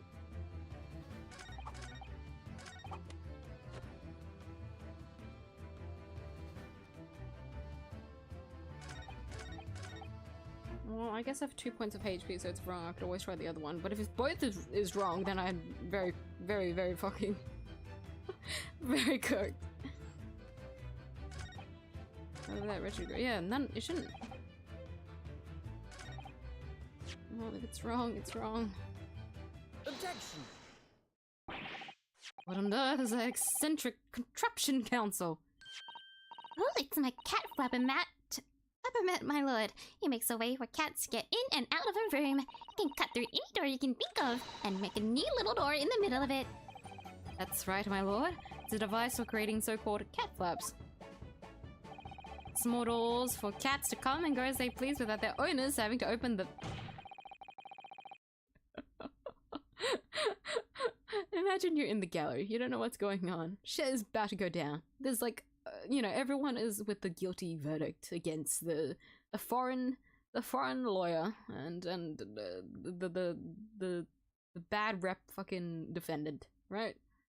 And then there was suddenly a 5-minute recess with the famous detective that everyone knows. You see the detective with the foreign lawyer, and they're just chatting about. And then once they're done, said detective fucking passes out on the ground. And you look over at the lawyer when he goes through the cross-examination, and then he just goes to present what is essentially an ad. This sounds like just a fucking advertisement of the, of the contraption. Guys, despite everything that's gone down in the court today, I would like to show you our newest invention about a door. A door for our new friends. New friends that aren't always human. Friends that also deserve an open door to a new life. Everyone, I introduced you the cat. Sure, we can all work that out for ourselves. But that cat lover's contrivance has no possible relevance to this case. Oh, really? Of course it doesn't. To start with, there's no cat flap in the pawnbroker's door. Not being a keeper of cats myself, I'm afraid I fail to see what this has to do with the matter at hand. Perhaps it would help if I describe its function another way, then. This contraption is able to create a peephole in any door you can imagine in practically no time at all. I beg your pardon, a peephole, you say? 2 nights ago, we arrived at the scene only minutes after the murder of Mr. Windybank had taken place. That's right. Go to the paperwork of the yard, it was you, your Japanese assistant, and Holmes. Yes, the 3 of us were together, and it's recently come to my attention that my assistant made use of this device at the time. The assistant did what? There's a peephole in the storeroom door, I can attest to that. It's really stingy about its music. Like, this track saved to play in one moment. I feel like they find themselves doing that with like this really a lot of intense moments where they only use like one music. I feel like, to be fair, that's what makes it like more special, right? That you only hear it in that one moment. But I get what you mean, because it reminds me of this one anime that I really like, where there's this one song. It's actually one of my favorite like songs played like in an anime, I guess. But they only ever used it for one scene. And when I rewatched the anime, I was like, where's the song? Where's my favorite fucking song? Because I know it's from this anime. And so when I finally got to the bit of the scene, and this is also a really good scene as well that I really liked, and then it fucking played, in that moment, pretty sure that was like the last episode as well or something, or the second last episode, and I heard it play, I went ballistic after coming to terms with the fact that this song had only ever played in that one fucking scene of the anime. They have a 3rd season that I never watched, and if I find out that that song never played again in the 3rd season either, I'm going to fucking riot, because it's such a good song. But it's because it was used in such an emotional like moment, and only ever used once in that moment did it become so memorable to me. Like, I can't deny that, but it pissed me off so much. Like, I get what you mean. There's such a hate-love relationship on the decision that they've done. But you know, I forgive Capcom. The music in Ace Attorney, every single one of them have just slapped, so how they use it, I can't argue against. The fact that we just have it as a music is just enough of a blessing, you could say. I'm just gonna kill 3 people so he can sell a cat slammer man in a courtroom.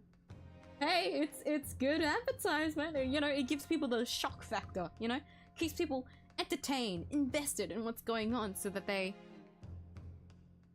seed it into their mind, and then they remember the product better. That's how marketing works, right? No. No, it doesn't. Because I looked at the peephole myself in order to see inside the locked storeroom. This is ludicrous, what are you trying to say? Of course there was a peephole in the door. I said as much in my testimony. How else could I have witnessed the crime, for pity's sake? Yes. How could you? What? Counsel, kindly say what you mean. Alright. It's time. Time to strike the final blow. What I mean is this, my lord. My assistant made the peephole in the storeroom, and until such time as she did, the door had no hole in it to look through. What? No! Objection! This is a farce! Are you really suggesting that the peephole in the door was... Yes, it was created only after the incident had taken place by my judicial assistant using this device. The assistant tampered with the crime scene whilst being fully aware of the gravity of her actions. This most serious act of vandalism. Which I humbly apologize, my lord. It was in the few minutes that I left the scene in order to pursue the Skulkin brothers and alert the police. Nevertheless, in light of this new information, it becomes apparent that Mr. Graydon's testimony is riddled with holes. Riddled with... Explain yourself, counsel. The majority of Mr. Graydon's testimony that appears to incriminate the defendant is based upon what he witnessed through the peephole in the storeroom door. Yes, but the girl shooting the man in the back. However, if at the time of the incident that peephole did not yet exist in the door, there's no possible way that you could have seen what you claim to have seen. In short, your entire testimony is a pack of lies.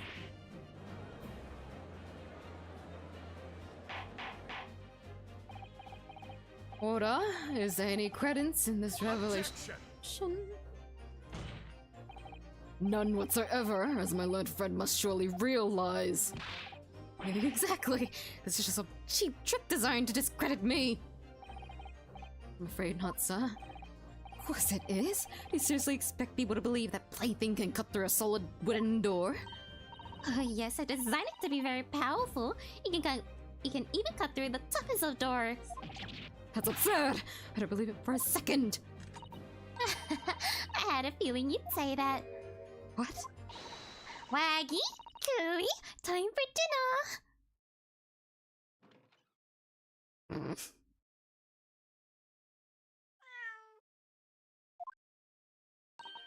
Well?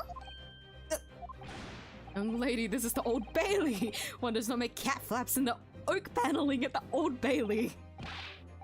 I'm not done yet, don't worry! This doesn't mean that the peephole in the storeroom door at Windybanks is made by your machine. And there's no way you can prove that it was! No, but it's easy! What? The cat flaps my cat flapper mat creates are all a fixed size, and the dimensions of the people at Windybanks are an exact match. Old Suki's lost for words! Excellent work, Iris. Thank you. Now it's my learned student friend's turn to be lost for words, I feel. I believe your judicial assistant has already left the country for your Eastern Island home. Well, yes, that's true. Then you may have some difficulty in establishing all the facts. For the sake of argument, let us assume the people has dimensions that are perfect fit for this contraption. In that case, when was the people cut? Prosecution demands proof of your answer. I've got it! I've got it! I've got it! This is my time! What's the purpose of your line of inquiry, Lord Van Zyks? It's very simple, my lord. The defense argues that the peephole was created after the incident using this device, but now that the perpetrator has returned to her native land, she cannot testify to the fact. There is no proof. And for as long as the defense remains unable to prove when the peephole was made, my learned friend's claim amounts to nothing more than a baseless accusation. No, stop! Stop that! We're not scared. Get out! Get out! Indeed, that is so, Lord Van Zyks. Well, counsel. Don't give up now, Runo. This is the time to create your own opening and force your way through. I don't know if I can do this. You can! But I do know one thing. Suzuto-san is the greatest judicial assistant in the world. Hell yeah, she is. 07! We'll see her again. Very well. Counsel for the defense will present evidence to support the claim made. Prove that the people on the door of the Windy Bank storeroom was created after the event and not before.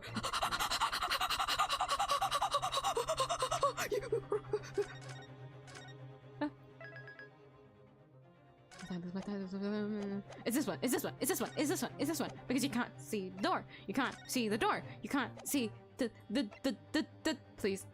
If it's not this one, I'm gonna be so mad. Proof that the people in the door of the window was created after the event and not before. Take that! What are you? A print from that detective's infernal cameras again? My judicial assistant, Miss Susato Mikotoba, is an extremely intelligent and capable woman, which is why I never had any cause to doubt that she would have considered this scenario and made sure I had the necessary proof. Necessary proof is this photographic print, Counsel. This print shows a scene in the shop moments after the defendant entered the premises. Agreed. It also shows the accused mercilessly wielded a gun in the direction of the defenseless broker. But more to the point. It pictures the storeroom door in the background. Let me see that print again. I don't believe it. This really is quite remarkable. The door to the storeroom is completely devoid of a peephole of any description. Mr. Graydon? You can possibly have witnessed the crime as you claim to have done. Because at the time it happened, there was no peephole in the door. In other words, your testimony is a catalogue of lies.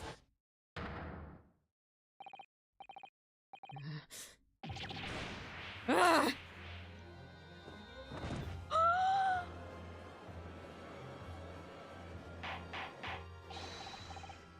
Order. I'm satisfied that the defense has substantiated its claim beyond all reasonable doubt. Oh.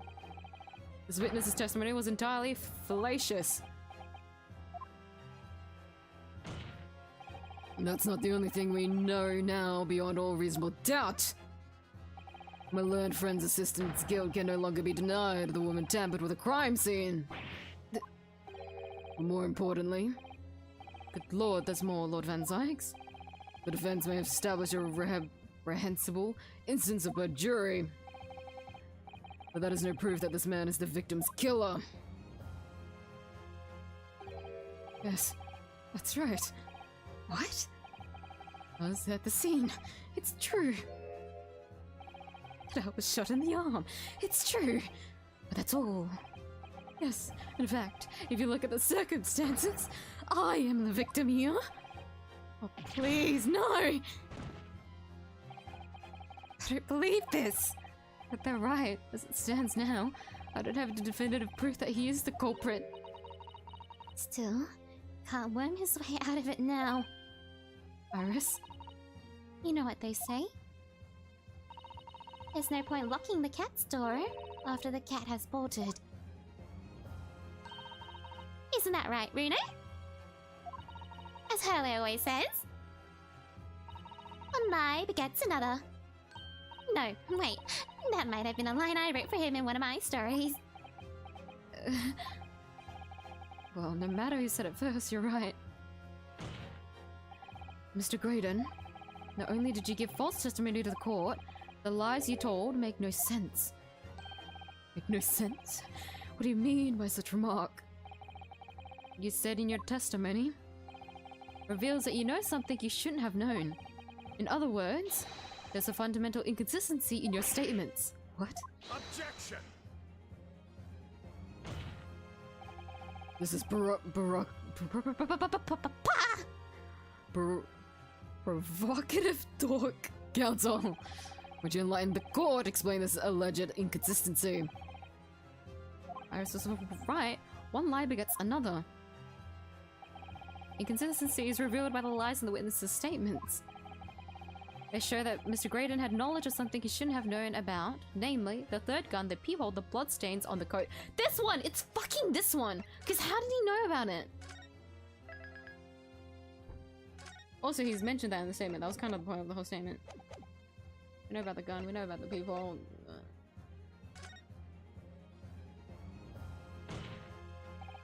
The bloodstains that were present on Miss Lestrade's coat. That's right. The victim's blood splattered all over her when she shot him. But how could you possibly have known that? Obviously, because I saw her do it through the peephole in the...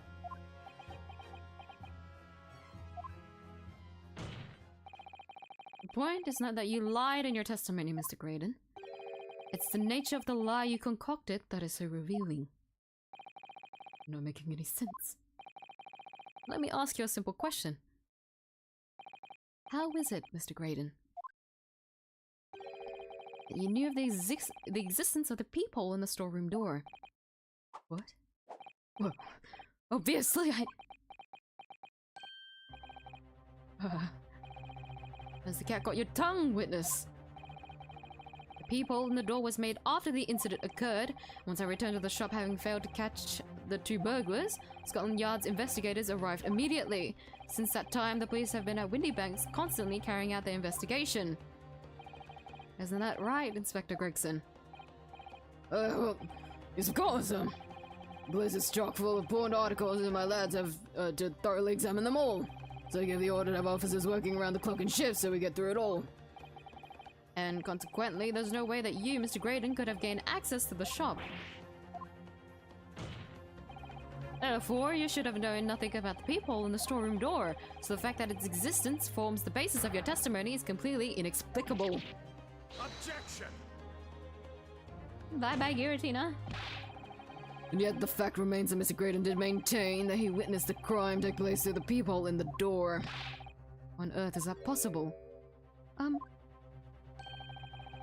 Another word, please, Lord Menzikes. Speak, Inspector. Just that I really ought to be getting back to the station now to put in my report. There's really nothing more I can add to this testimony, so if it's all the same to you. Permission denied. Oh. It's not all the same to me, Inspector. Not at all. You will remain exactly where you are until this trial concludes. Of course, sir. Mr. Graydon? You shouldn't have known about the existence of that peephole. Which can only mean that you must have been informed about it by somebody else. Objection! Stop there, my learned friend. You realize I trust that the words you just uttered have extreme, serious implications. Yes. But the defense believes that the details about the case that Mr. Graydon claims to have seen must have been revealed to him by a certain person before his testimony. And in fact, considering a particular clue we have, there's really only one person that could be. Who's the person in question, counsel? Who gave this witness details of the crime scene to facilitate his false testimony? Well, we kind of saw it happen right in front of us, didn't we?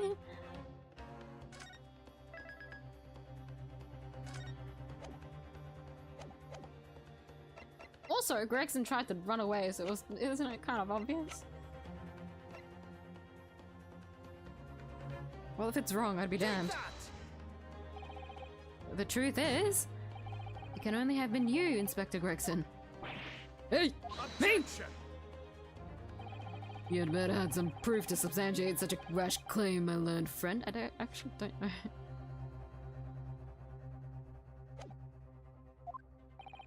Considering the fact that we have only been aware of Mr. Ashley Graydon's identity for the last few hours, we learnt of it only during the course of the trial today.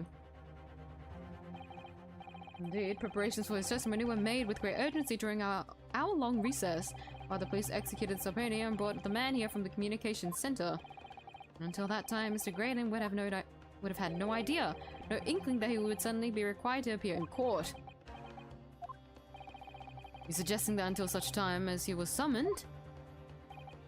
Yes, my lord. Until then, it's reasonable to assume he knew nothing of the peephole. It was only once Mr. Graydon was in the stand that he realized his position. They would have to defend himself against the accusation that he was the third intruder. You're suggesting to the court that it was whilst his trial was in progress that he received the information so they could commit perjury in order to save his skin. Exactly. The only person with knowledge of the investigation that he had any contact with is your Inspector Gregson. It's a blooming outrage! Why would I be giving away details of investigations as well, eh? I was summoned to his lordship's chambers during the recess in any case. Had you forgotten that? Quite true. I had a number of questions regarding the events that transpired at the pawnbrokery. Which means... the first time these two laid eyes on one another was after proceedings resumed following the recess. Since then, they've been in full view of the stand, where such illicit discussions couldn't possibly have occurred. But it did. Oh, I just remembered something, Bruno. What is it, Iris? There was one time before, wasn't there? I think it was when Ginny was testifying. Ah, yes, now you mention it. When the bailiff was dispatched to retrieve 𝐢𝐴𝐺𝐼𝐺's music box from the scene of the crime. Oh, that's it. It was during that testimony. I'm finding it strange at the time. Mr. Graydon and the inspector seemed to be having some kind of secret discussion. How can we prove that, though? Would have been possible for you to give Mr. Graydon the information he needed then. You little toe. He said it again. Just use the audio. You're making this all up. I forgot your voice. Respectable Scotland Yard inspector, for crying out loud. Why would I do something like that? Why be giving away confidential details of the likes of this bloke? Admittedly, you wouldn't have any reason to do something like that for no gain. But perhaps it was part of a deal of some kind that it starts to make more sense. What deal, counsel? I wonder if perhaps in exchange for details about the people at the crime scene, Mr. Graydon agreed to give something to the inspector. Must be so humiliating to be fucking read like that. Like, you guys thought you were being so fucking... so top secret. But you got read instantly. Sure, I need not remind the inspector that if found to be true, striking deal of any kind with a witness would be considered a gross case of... Yeah, you kind of did that on yourself, I'll be honest. You tried to butter up to Iris and, you know, you could have just stayed like that.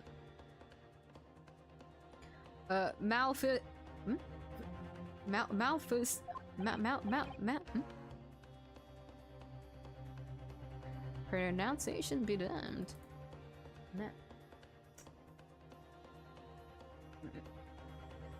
It's the EA. Malfeasance. Wait, just say like fee? Malfeasance. That doesn't sound right. You know what? I don't care. Objection! It's becoming clear that jumping in with accusations is this Nipponese student specialty. I don't do that. With the stakes so high, the prosecution is not prepared to listen to baseless charges. It is incumbent on the defense now to present evidence in support of this diabolical claim. Evidence? Just what are you proposing the inspector demand of the witness in return? The court must see proof of this alleged deal. I think it's the newspaper.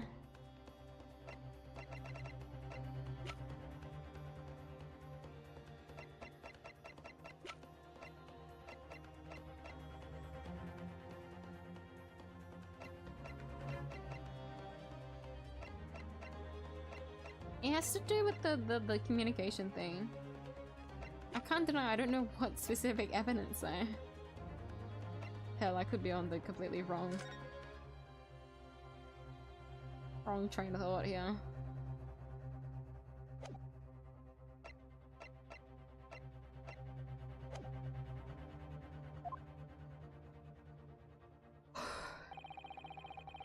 If Inspector Gregson really did strike a deal with Mr. Graydon, then logically, there's only one thing he could have asked for. That must be it. Sorry, Giratina. Bruno, do you think it could be? Yes. It's the missing link that will join all the dots together in this puzzle. Missing link? Let's press you for an answer now, Counsel. What evidence explains the nature of the alleged deal that Inspector Gregson made with the witness? What? What? What? What?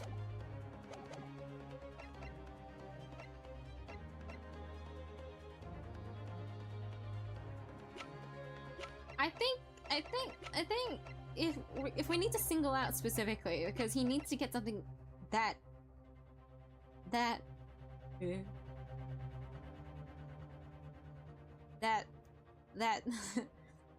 that's from Graydon specifically,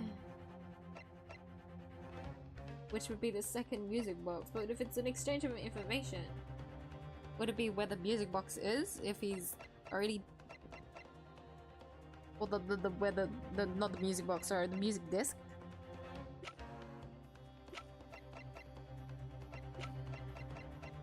Like, in generalization, it's these, no?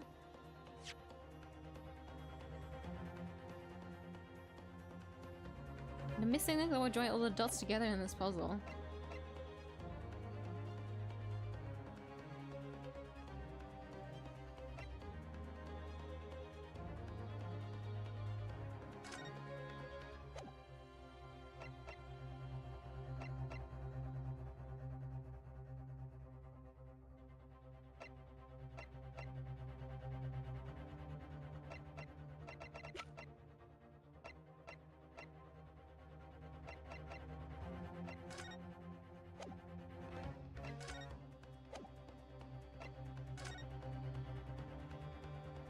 I don't know why I'm looking at this.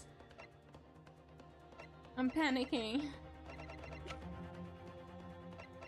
I don't know what I'd present. Fuck.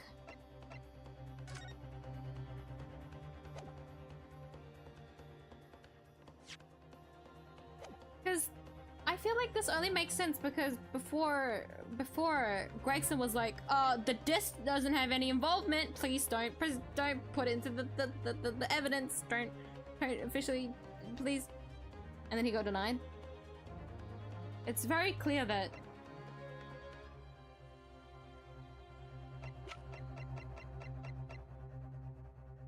but then that's what leads me back to the whole, what do I present specifically?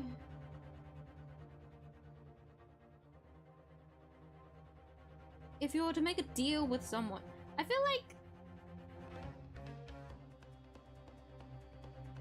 the only way would be, okay, I'll tell you about this whole thing and get you out of the situation if you can tell me where the second disc is, because by the point of Gina's testimony, right? By the point of Gina's testimony would have been,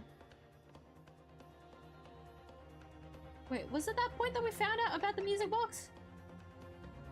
Box is like second, hold on.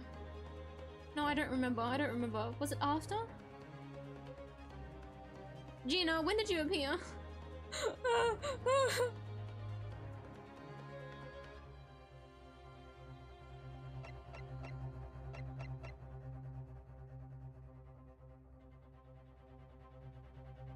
I don't know what to present. I'm gonna save again because I feel like I'm gonna have to turn back the save. My first thought is the music box. Because that's the only thing where it's like, okay, the disc is already in it, you just need the second one to prove the...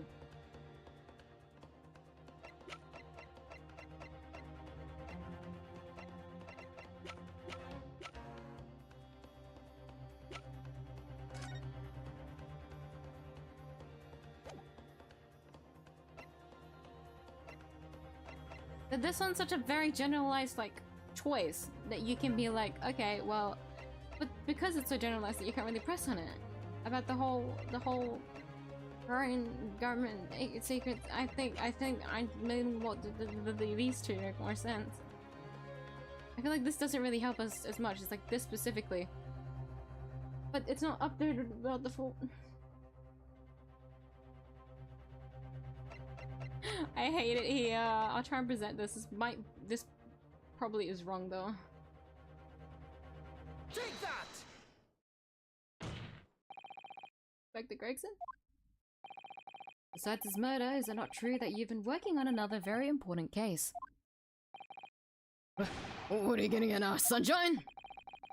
Is it possible that this other top secret case is what's alluded to in this newspaper article here? That's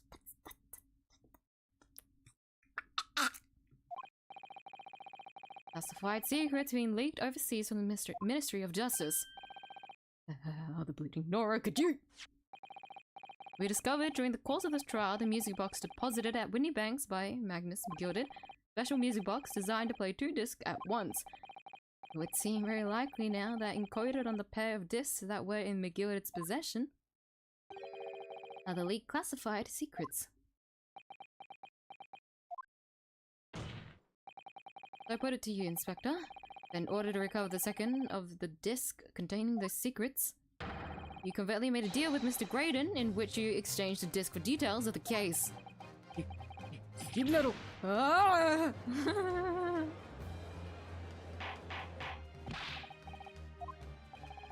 On the day of the incident, when we met you at Windy Banks, you said this. Do that, whatever it is, a minute. Guild, it's down to the yard. Thank you very much. Send it over. No, don't give it to him. It's mine. That is mine. Sorry, miss. But anything belonging to McGilded has to be taken in as evidence now. Scotland Yard already knew at that time, isn't that right? That Magnus McGilded was involved in the stealing of government secrets. Orders were, recover the medium used to convey the secrets leaked from the ministry. And do it on the QT, strictly hush-hush. That explains why, when I presented this disc as evidence to the court, you objected so heavily, I presume. Because you knew that it contained highly confidential information. Well, I mean, not likely. I mean, I wasn't that sure of it myself. Realized there was a possibility, that's all. Inspector, surely you're not saying that in order to acquire the second of these music box discs, you indeed reveal confidential details of the crime scene to the witness to aid and abet this man in giving false testimony. There's no other way that Mr. Graydon could have known of the existence of the peephole. It's the only explanation. A deal was struck between those two men. Oh my god, they all got their goofy little together at once. They're basically dancing. If, and I stress if, this sobering assertion turns out to be founded in truth, it would mean that the second disc is, as we speak, here in this very courtroom. Wait, what? The hat!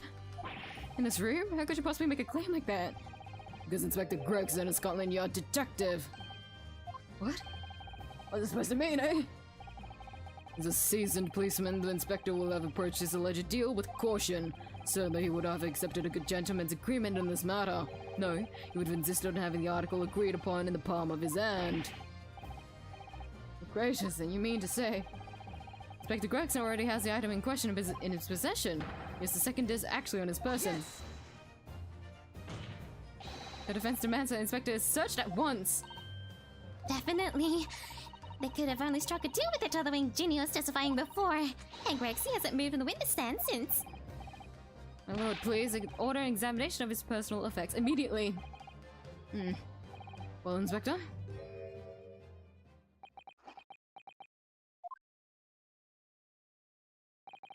This young man wants to turn down his imagination. He's insulted me and my profession quite enough. Over.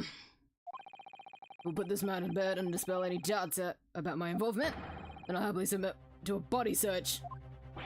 What? Going to agree to it? I presume you're aware of the precepts on which you now tutor my learned student friend. You made a most serious allegation against Scotland Yard here. If, following the search of the inspector's personal effects, no disc is found, you'll be deemed unfit for court service, the trial will end, and my country's government will formally demand of yours that you are severely reprimanded. Sounds serious? The hat! Indeed, have a visiting student make such defamatory remarks about our country's most senior police force. It's not something Her Majesty's government will be able to overlook. Just threatening Reno because you're scared. The accusation is beyond serious. You must be prepared for grave consequences. It's true. Can't imagine Gregson would have accepted a gentleman's agreement for something so critical. The disc must have physically changed hands, which means the inspector should have it. But somehow, something doesn't feel quite right here.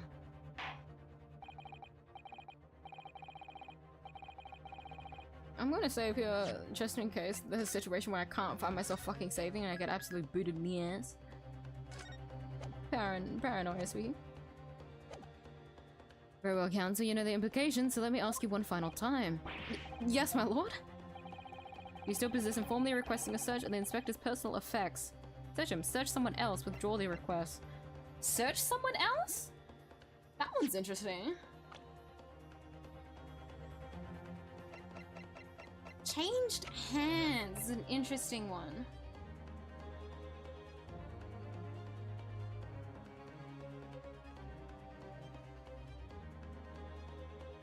I wouldn't be surprised if Skulkin has it, actually.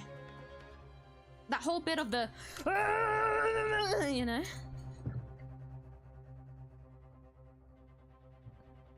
Because I know I'm pressing with my hat thing, but like... when you... they make a good point of... if the deal wasn't in immediate effect, I feel like Gregson wouldn't have been like... okay, where's the distance? Like, oh, it's in my top hat. Where's your top hat? With the lawyer? I feel like you can't really strike a deal in that case, no?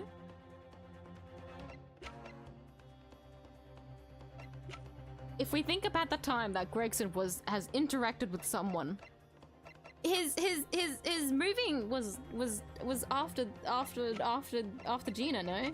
When these two come in on the side, right? Like I'm trying to remember what happened during that test. Oh my god, the testimonies are fucking blending together. Does that make sense? Would he have snuck it onto Nash? Does that make sense?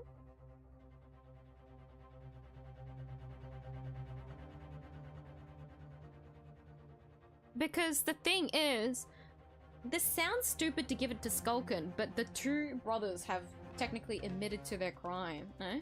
If admitted to their crime, meaning that they can be searched by the police.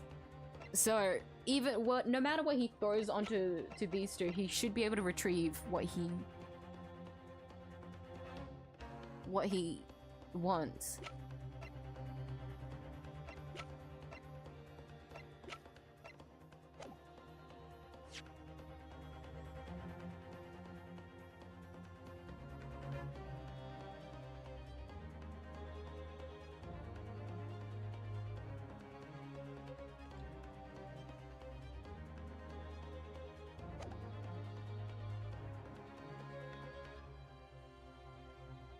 This might be wrong.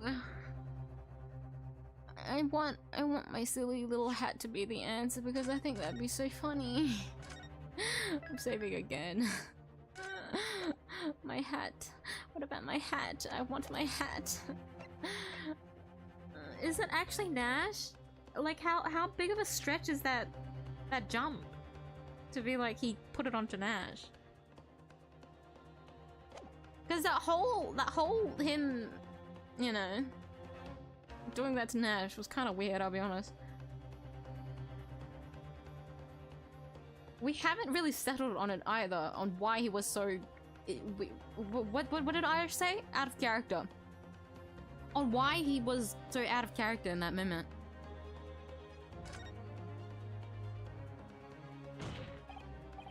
Yes, the defense formally demands the search to be conducted. Well, I'd say you weren't warned, but your typical Nipponese stubbornness may well land you in hot water this time. Perhaps the lesson will... oh, my chair, hold on. My chair's falling, hold on. Perhaps the lesson will do you some good. Guys, I'm hungry. Gregson, can I have your wedges? If you got an animation like Chomps where you fall to the floor, can you make sure that you give me the wedges? It's such a waste. Fair enough, I've got nothing to hide. Very well then. Bailiff, conduct a search of the inspector's personal... Wait, he hasn't done that kind of stuff in so long. The defense demands a search but not of Inspector Gregson. What? Now, what's all this? I'm the one you're accusing, aren't I? I thought you wanted to search me. No, Inspector. Not you. Somebody else. What's the meaning of all this, eh? What's it at last, have you, Sunshine? Of course you don't have to put up with this nonsense, you're being completely irrational. And also, it looks so smug, so cute. Quiet, all of you! Iris? Yeah. Rene's doing what you told him to do and having the courage of his convictions. So you should respect that and listen to what he has to say in good faith. Because that's the British way. Ah, get humbled by a 10-year-old. Well said, young lady. Indeed, this court is in awe of the defense counsel's conviction and eagerly awaits his next words. What? Don't be hasty, my lord. I'm not mistaken about the things I've seen in court today. Fairly sure that I know who has that disc at the moment. It's only one person it can be. Counsel, of whom do you request this search now? I'm right, aren't I? Please tell me it's Nash.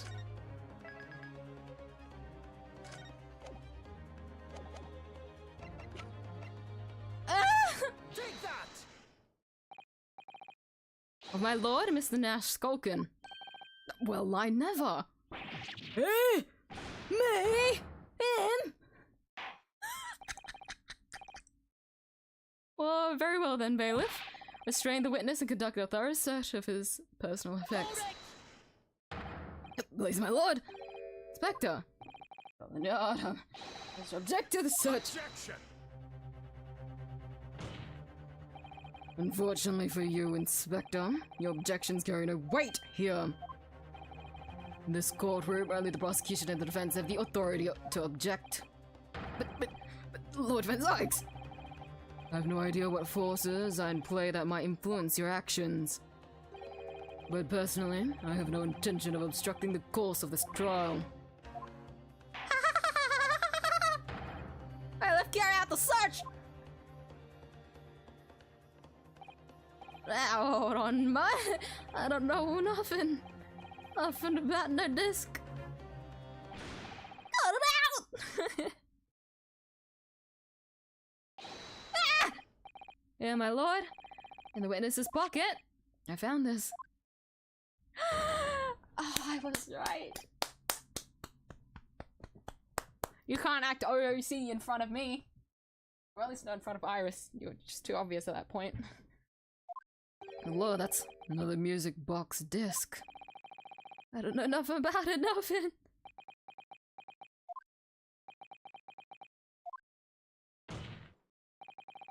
That is the second music box disc left behind by Magnus Begilded. It is not is it not, Inspector Gregson? My wedges!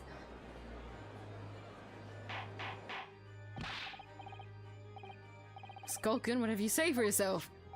What a better than I mean, just go to flame Benedict. Benedict? Did I say Benedict? Yeah, Benedict is still my heart. Egg or Benedict. Eggman. Bennett? Gordon Bennett?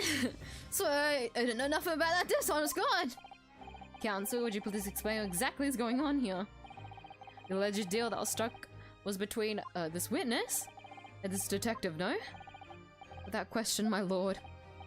And for pity's sake, why on earth was the man in possession of the disc that the inspector traded for why this man in possession of the disc that the inspector traded for information? Detective Gregson is a shrewd, calculating man who rarely loses his composure, and at one particular point in this trial he exhibited some unusual behavior for a brief moment. I don't recall what unusual behavior. Does he always seem like that to you, sir? It was, yes, during my cross-examination of Mr. Graydon. Tell me, Mr. Graydon, you left the pawnbroker that night? Was there by any chance with a second disc in your jack pocket? To nothing of the sort. Mr. Graydon answered my questions. The inspector appeared to have grabbed Nash Skulkin by his coat and was shaking him violently. You didn't know? I mean, noggin was gonna fall clean off, I did. I was wishing I had been born as my brother, I was. What exactly happened to make the detective attack you like that? I ain't got a clue! Just suddenly turned and grabbed me, whistle like that, and started shaking me! What blazes did you mention the gun when you got down the station? That's what he said. Yeah, right on my ear hole, he did? But it's still forever now! The way the detective behaved then was extremely out of character. But looking back now, it must have been that he did it. That was the opportunity Inspector Gregson created for himself in order to hide the disc. Oh, bless my wig! He hid it! I'm afraid I failed to comprehend the motive here. The detective had acquired the disc he was after. Why on earth would he then proceed to hide it in another man's pocket? This is a court of law. He could have submitted the item as evidence. Not that he clearly didn't want to. It would appear, my lord, that the inspector was not at liberty to do that. Why have not? As the man himself revealed earlier, his current assignment has some special conditions.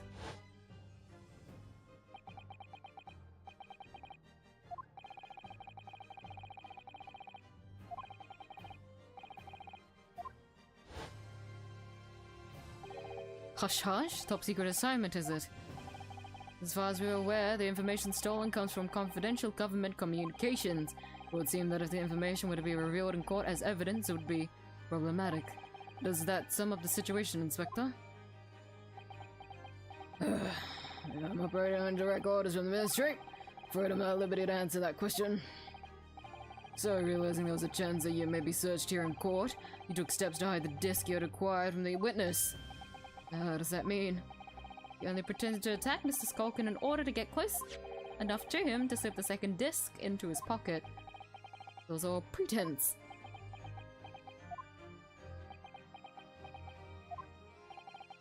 Well now, Inspector Gregson, and you, Mr. Graydon. Are you prepared to admit to the accusation made against you of this alleged deal?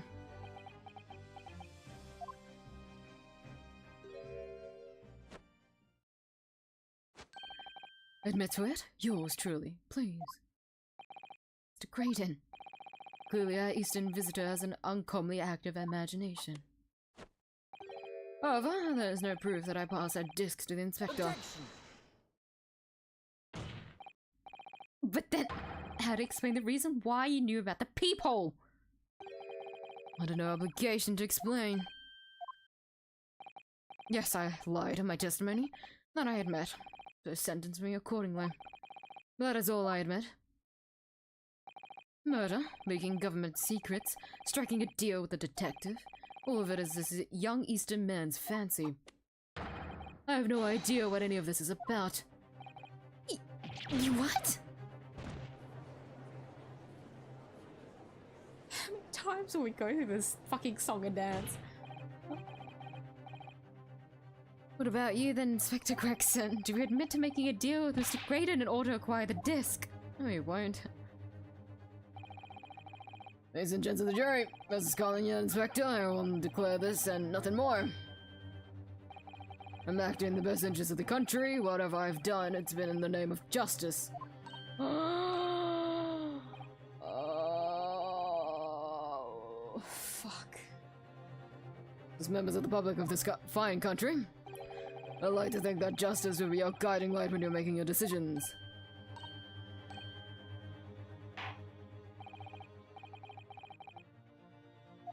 It's quite a quandary. Quandary, indeed. Rarely have I encountered such extraordinary tumultuousness in the concluding of a trial. I definitely didn't say that right. Nevertheless, in the absence of any further evidence to be presented, I believe it is time that we put the matter to the jury for their final leanings. When I was a fellow servant of Queen and country, I must say I sympathize with the old inspector. Yes, he's a dependable man, I'm quite sure. Service, one becomes a good judge of character. Even crossing your eyes doesn't help when it comes to looking at this case. It's all blurred to me. Well, as a fellow professional, I'd like to put my faith in the detective, really.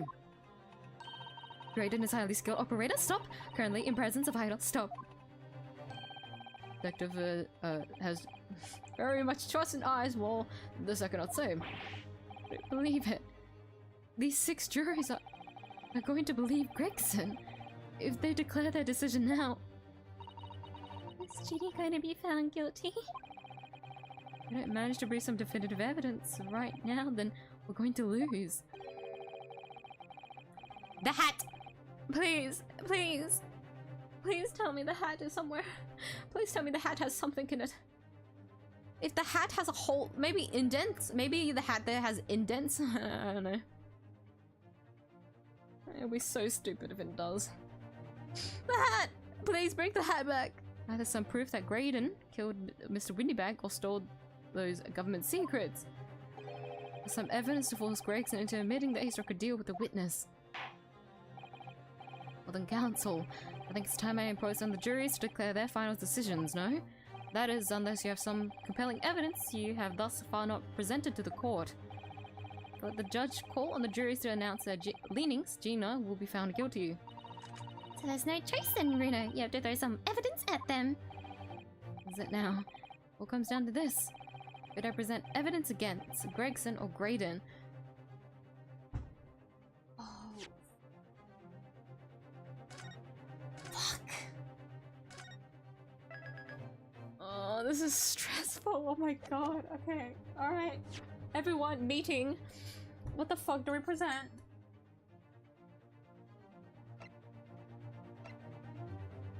I'll leave it to the jury. We can't do that. We know it's not the case, so we have to present evidence.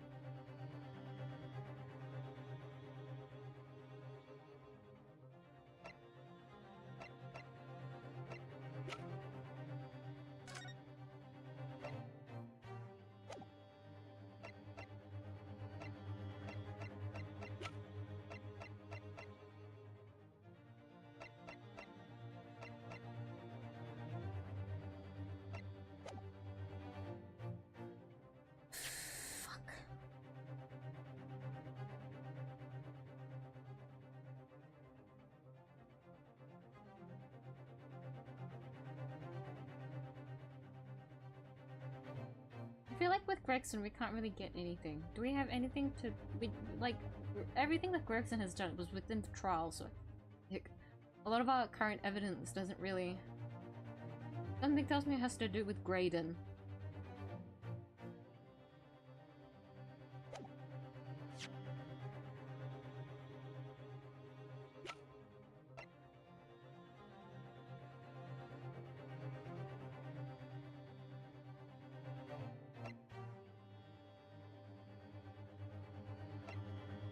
What kind of fucking backwards thinking have I got to figure out an evidence?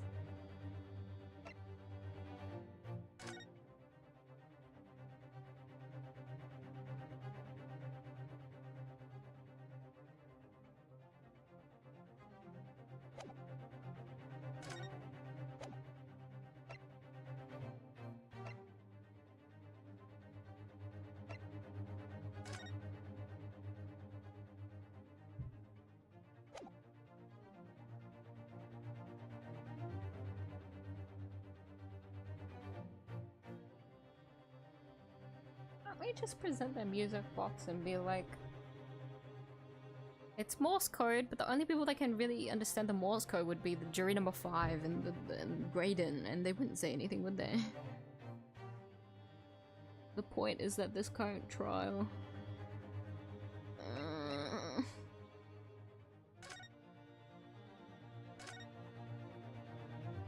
We have the disc, someone play it. Just play it. Just play it. I know it doesn't really help us, but just play it. At least let me listen to it. It'd be cool.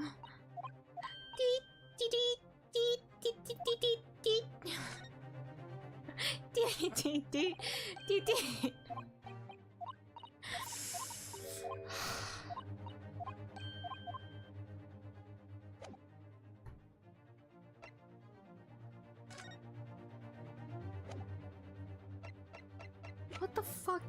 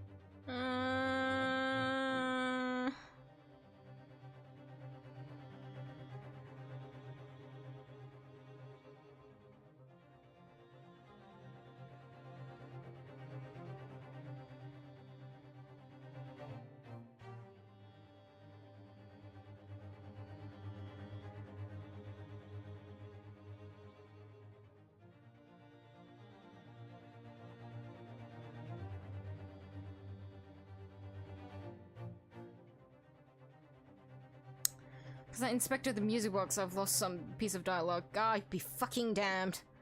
Did I save? When did I save? Did I save before expecting? Can I load back the save file? 1914. In that 5 minutes, did I ever I should be doing this after I presented evidence. Like, as a guess. But yeah, okay, hold on.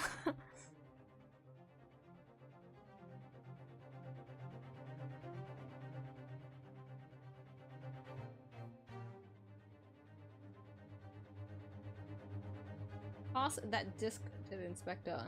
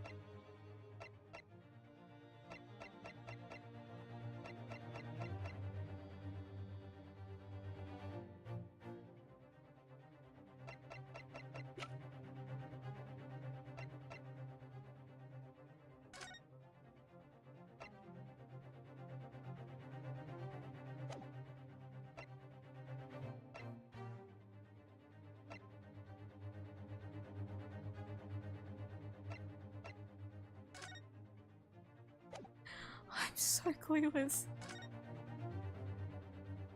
Fucking think, what? All the highlighted words don't really give me anything, I'll be honest. I've investigated everything, so it's just thinking about what to use. In the name of justice. In the name of...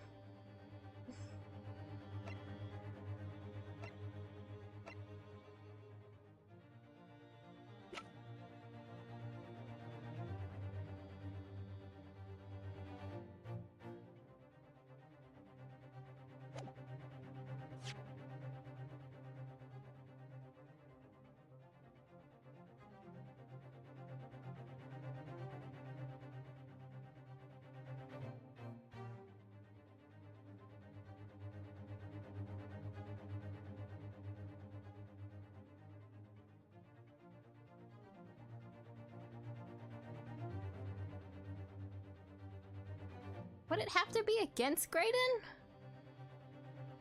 Maybe it's something we need because the current jury is at their stance because of Gregson. Oh god, this is where I start to overthink.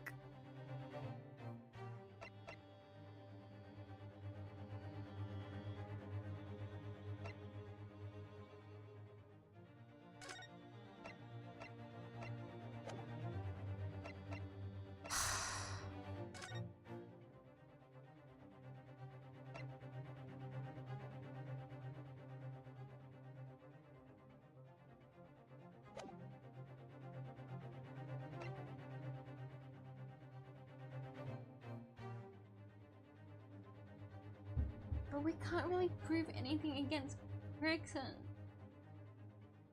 So they have to tackle Graydon about the government secrets?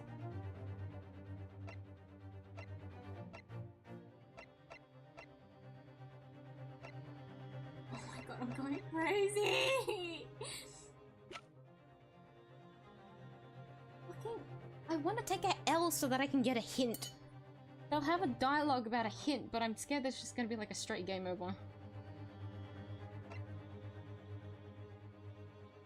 I mean, I have enough points of HP to go through it.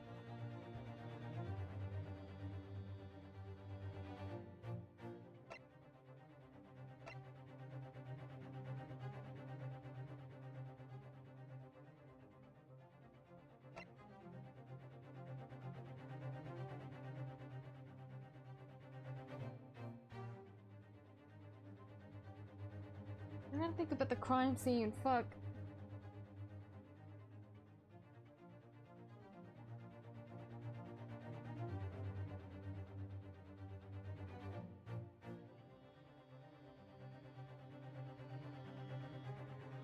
I'm definitely starting to overthink this.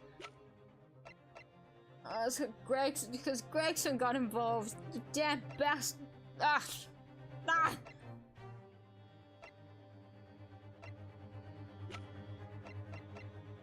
Can I take an L somewhere to see if it'll give me a hint? I think that's the only way I can get through this. Well, I mean, I could always reload the save file. I just need to choose.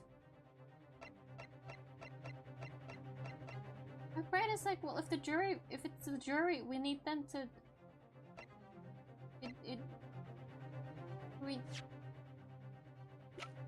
But if it was against Gregson, we would have it, no? It's not obvious enough.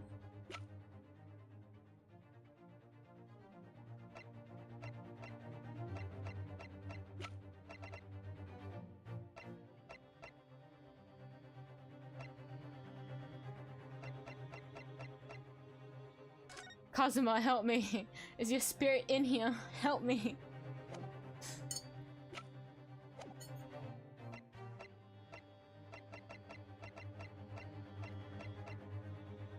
Now, because I'm just gonna be stuck at a stalemate, I'm going to press Graydon. I'm gonna present a random piece of evidence to see. Well, that's... I still need to choose the correct one, but I feel like this is just a fluke. Until you present the evidence, does it actually take HP? Maybe I'll get humbled and it's actually Gregson and then I have to press again.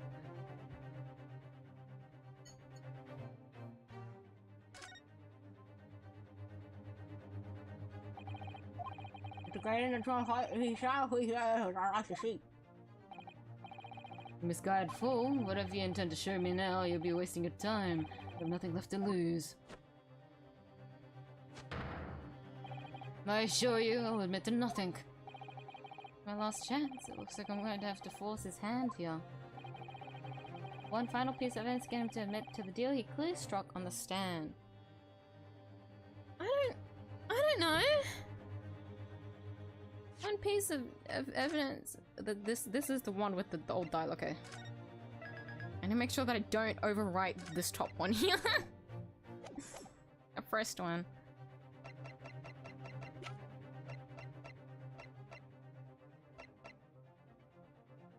To admit the deal he clearly struck on the stand. The deal. But, huh?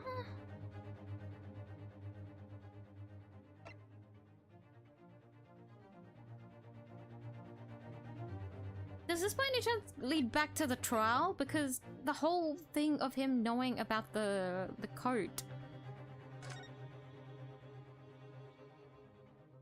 Isn't that like the only missing thing?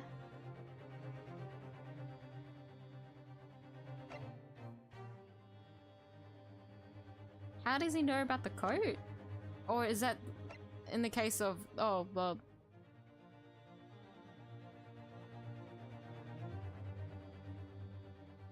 But didn't we only get analysis of the coat like long after their little... Wait, no, then that'd be ages ago.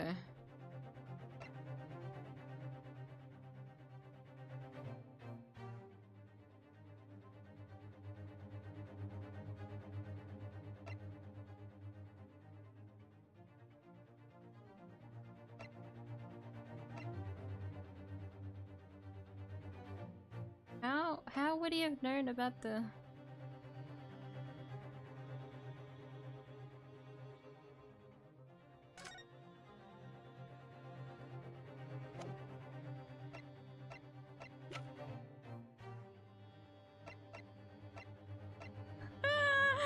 I know I said I could present a random one, but now I'm really hesitant.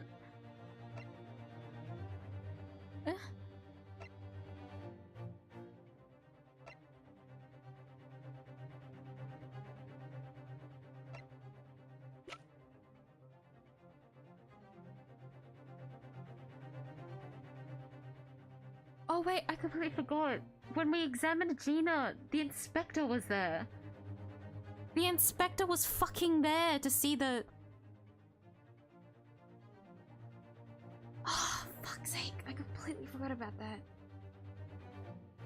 we flashed back to that moment, but I forgot the inspector was hiding. It was in that moment he was hiding, no? Right? We were talking with Gina. It was in that one. That one, right? Right. I wasn't wrong, was I? That's how he knew about the code.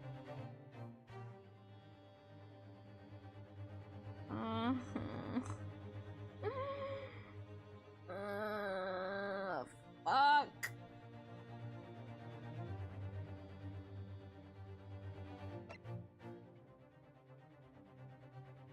But if that's the case, then where does this doesn't go anywhere?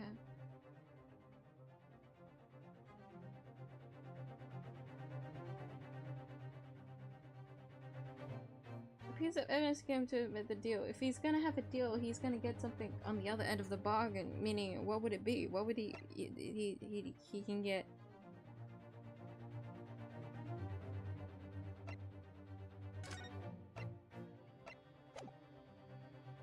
Would he be like freed or something? Is it so hush hush? That'd be graded. Is it the right choice? Is Gregson in the Gregson? Okay, hold on. Let me at least choose a plausible evidence. I'm having my pride out on the line here. My brain's still like, just present the music box, take the L and go. See how this goes. I think my favorite bit would be even if I present this and they don't give me a hint whatsoever, I'm just like cooked.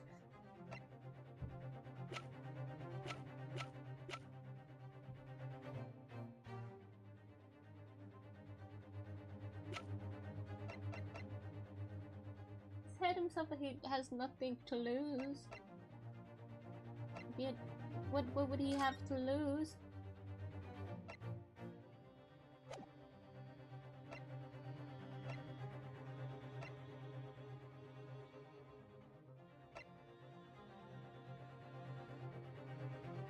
God, I'm drawing a blank every single time I try to follow a train of thought. It's the worst.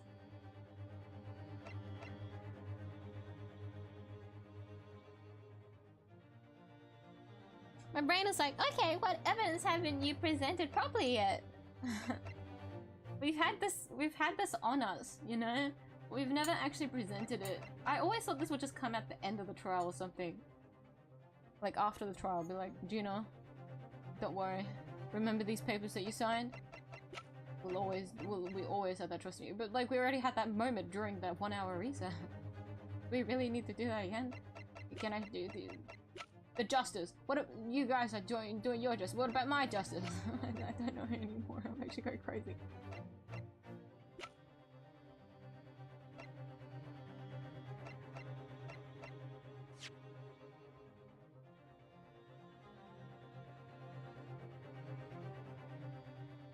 Will it actually be Gregson? Gregson would have much to lose. Not really. Really? He would. He would. Oh, hush, hush. But what would push him? What would push Gregson?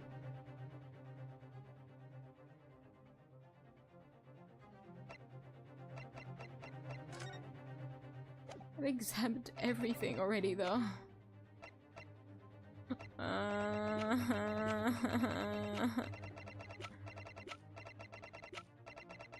I'll just let this run its course and then I'll press R randomly.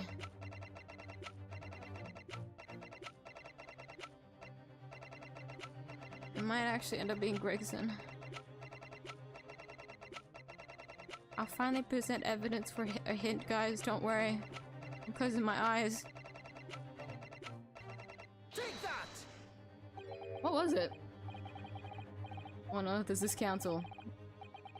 Bullshit, sir. I need a hint. Hint! Hint! What did I present? I didn't actually see.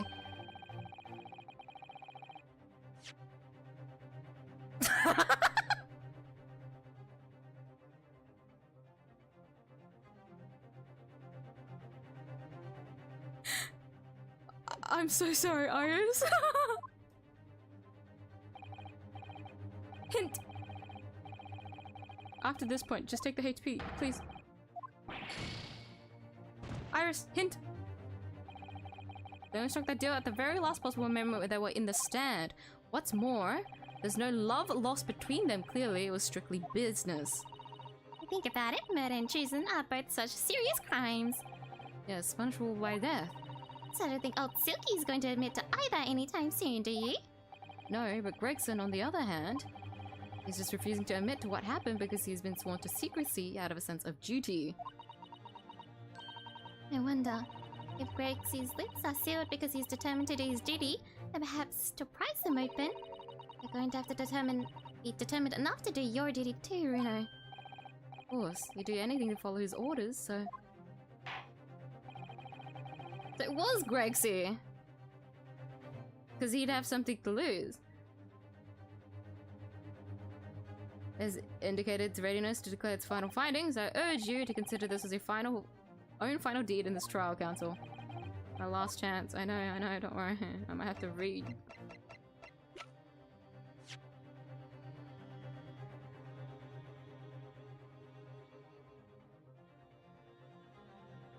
You have to be determined enough to do your duty too, Runa.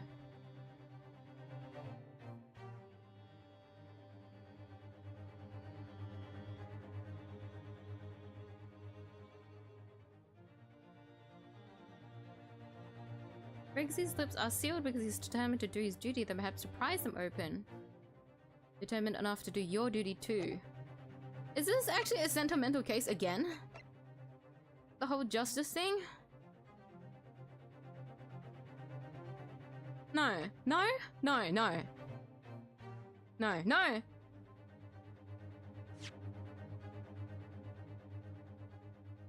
Your duty too. Your...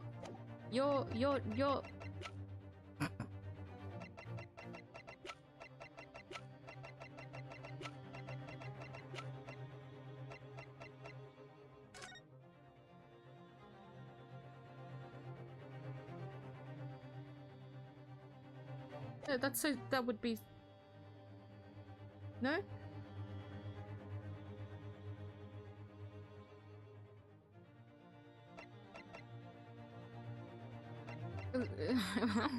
Oh, we presented this one by accident. Wait, so this doesn't really matter whether I present it against Graydon or Gregson?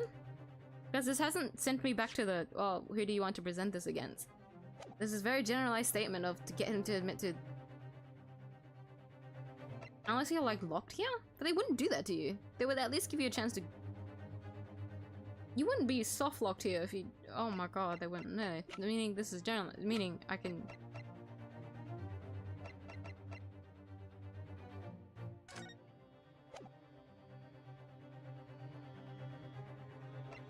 To get him to admit the deal he clearly struck.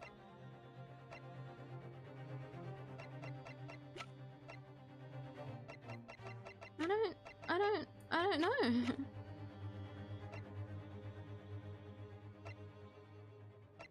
My duty is to do you mean quite literally not hold those duty of this? Or do you mean your duty as in I can figure out... Oh, I hate it here. Holy shit.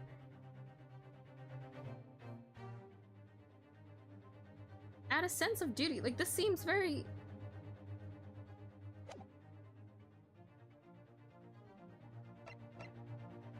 I mean, I can always turn back the save file.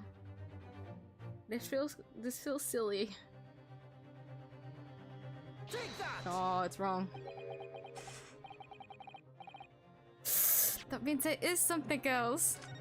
Wait, if I press... Okay. Back to Gregsy. Would it still push?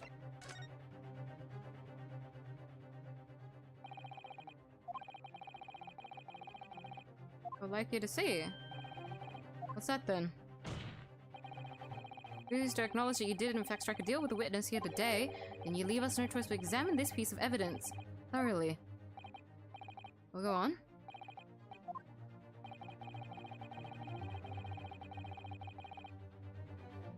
Wait, you do get stuck! Wait, one final piece of evidence to get this detective to admit to the deal he clearly struck with Graydon. Wait, so it didn't... Always save! So, theoretically, if I were to submit the same thing, would it be a different outcome? I really can't fucking think about this anymore. No, it's not. It's not. It means it's the same thing. It means it's the same thing. Send me back. Send me back.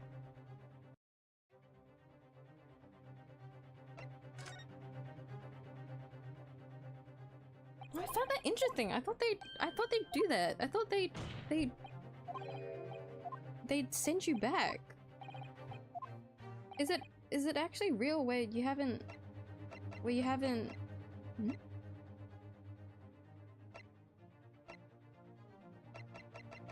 What if it's my armband? This is his duty, isn't it? Rather than Gina's.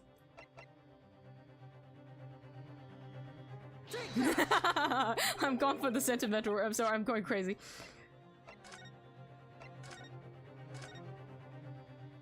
That's interesting. You can't turn back time. Wait. If I leave it to the jury.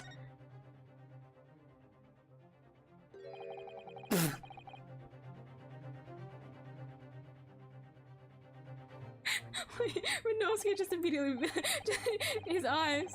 Jury's capable head. No, Renee! Look how far we've come! This is the final stretch! What the fuck are you doing, you dumbass? Most explosive piece of evidence and throw out the weakest witness, sorry.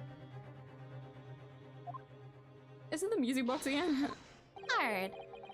Just before you do. It's some explosive punishment for that weakest of decisions. I'll have to turn back the save file anyway, so don't worry. I'm glad I went through with that one.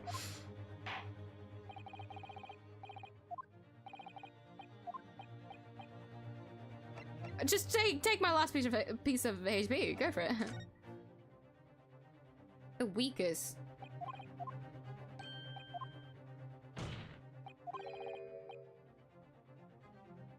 Examine this.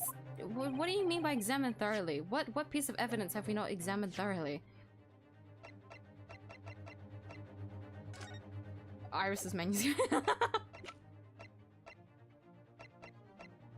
That's not really related to this trial. It has virtually no relevance other than the fact that it's Gina's. Gina tried to see if it was real. It was there. And we know that it was there. I do remember Gregson being there though. When we went to see if the manuscript was there. Did you do anything suspicious with it though? Like, no, I feel like this is more of an afterthought that we'll get to examine later.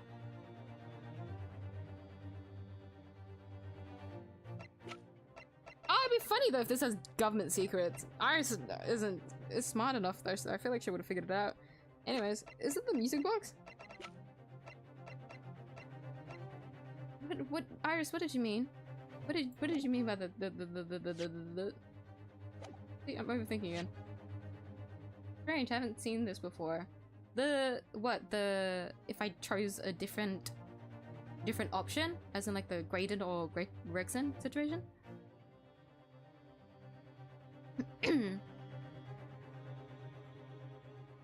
Most explosive piece of evidence. Most explosive one? Should I just throw this at him? That's just a crime. You're just attacking an officer at that point.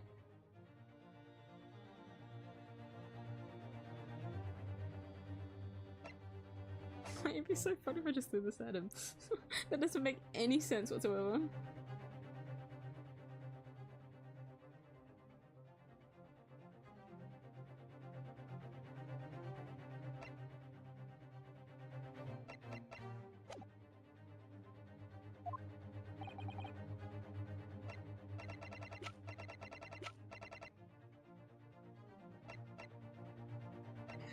What's worse about this is that usually I come to the...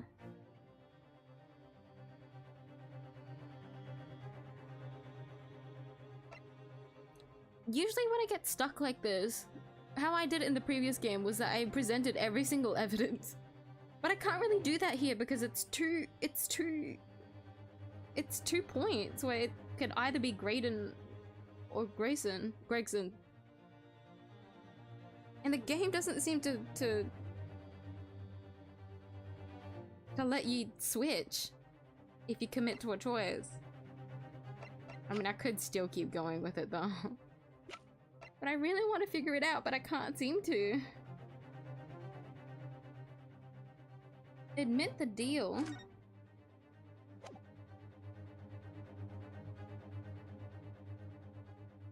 Apologize at Winnie Banks. It's been an hour yet of me thinking. I could go longer.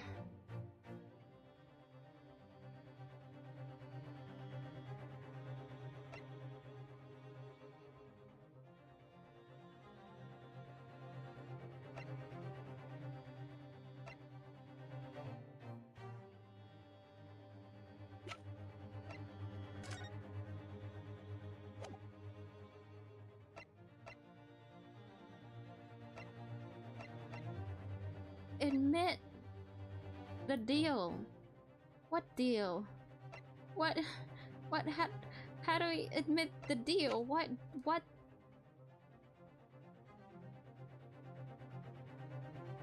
If they were to strike that deal and Gregson, I don't have the dialogue with me to think back on it.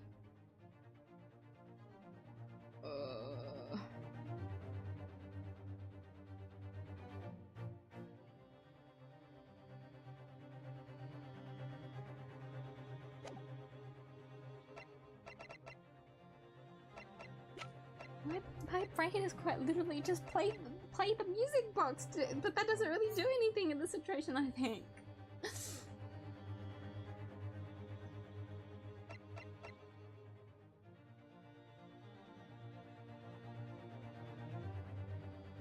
Because it's in Morse code, it wouldn't mean anything if it's being played.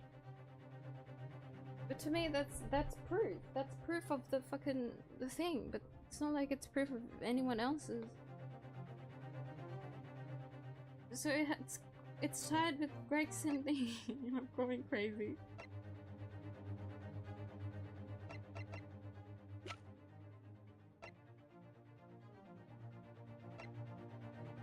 I have nothing. I have nothing.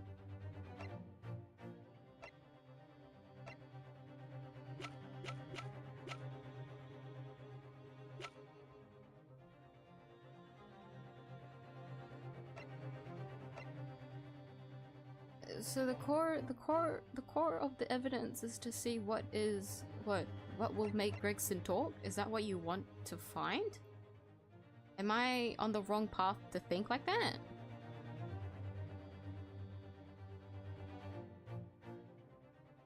It's either that or just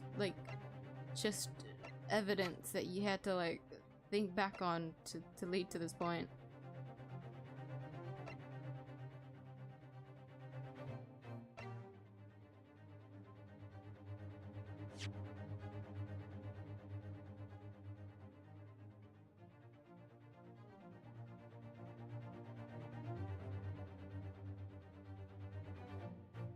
Force Gregson into admitting that he struck a deal.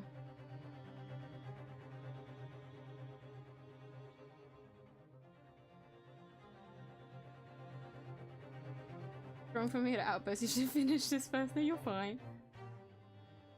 Something you want a reminder of? Yes? Please? Is this shit again where I didn't remember something that was mentioned in the trial? I swear to fucking God.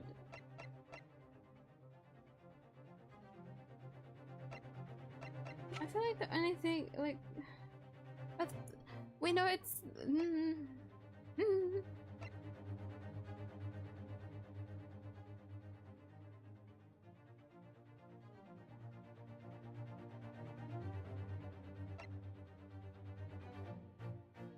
like what? That's what I'm asking.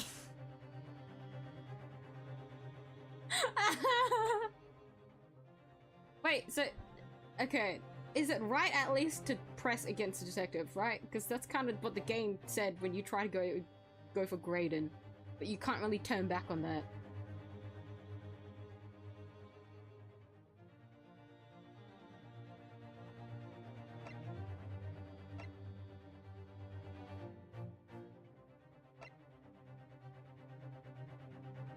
Is it actually Gregson? Because it has to be Gregson.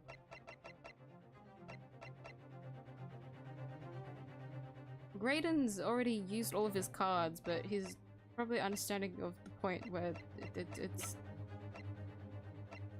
doesn't really matter now.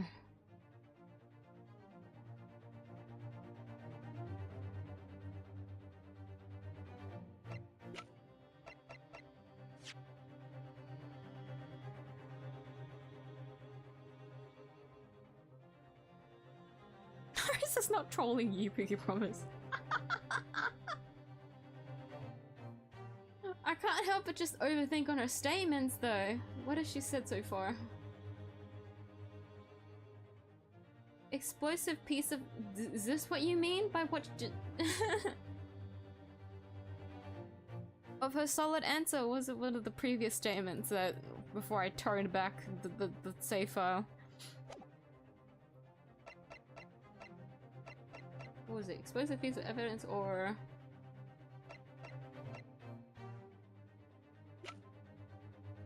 I've already forgotten because the dialogue isn't here anymore.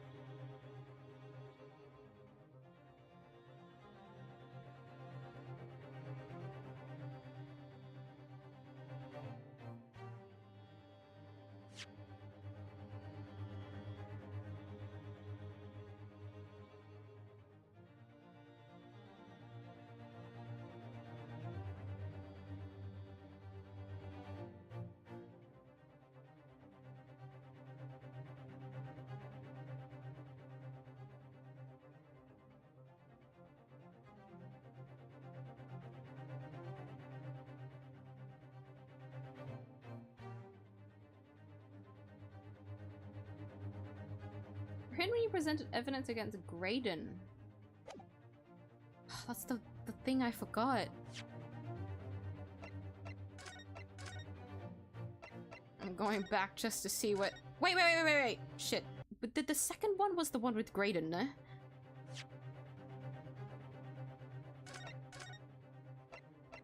Was this the one where I had... I need to make sure I don't accidentally save. Oh my god. Oh my god! If I do accidentally save, guys, I'm just gonna search it up. At that point, I was like, you fucked up.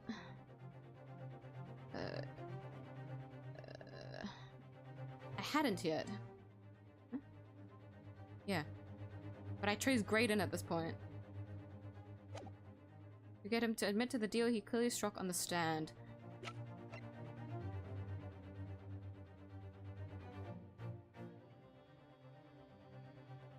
I can present anything because it's not really against Graydon, is it?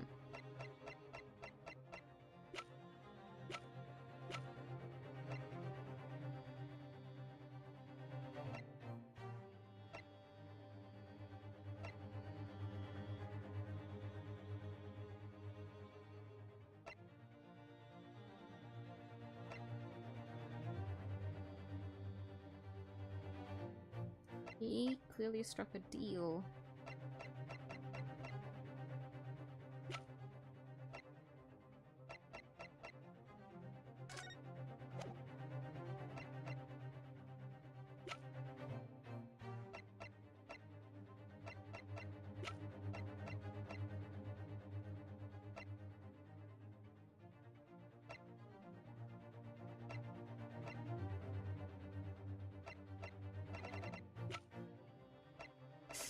I should probably just present something just to see, huh? Take that! Ah!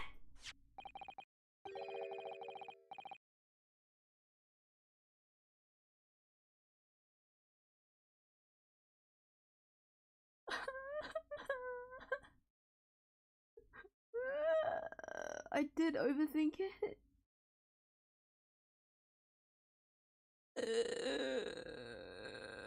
This isn't a fluke one, is it?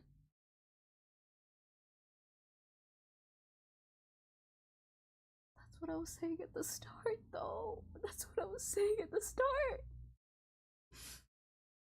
The Morse code. No. But wait, I still don't remember what Iris said. What did Iris say?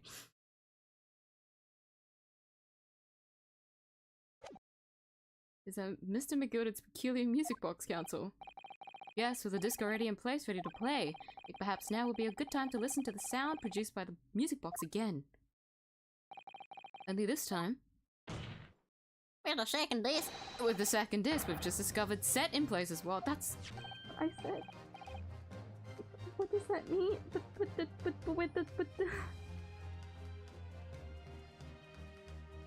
Unless you're telling me that the only reason that the detective... Wait, no. The only reason that Grayson went through this detail is because he'd be able to decipher the Morse code for Gregson to, like... But couldn't they have gone anyone? It's not just Grayson? Like, it didn't matter if it had to be Grayson. Oh no, because it's Hush Hush! And since Grayson... Not Grayson, Graydon. Graydon would be able to comply.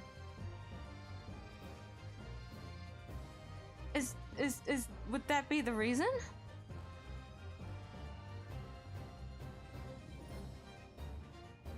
Graydon would be forced to comply.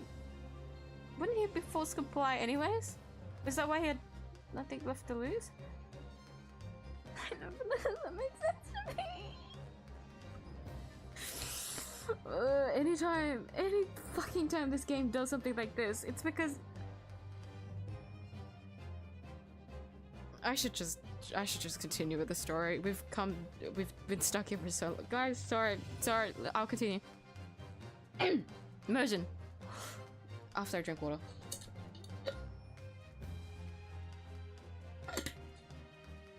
Congratulations.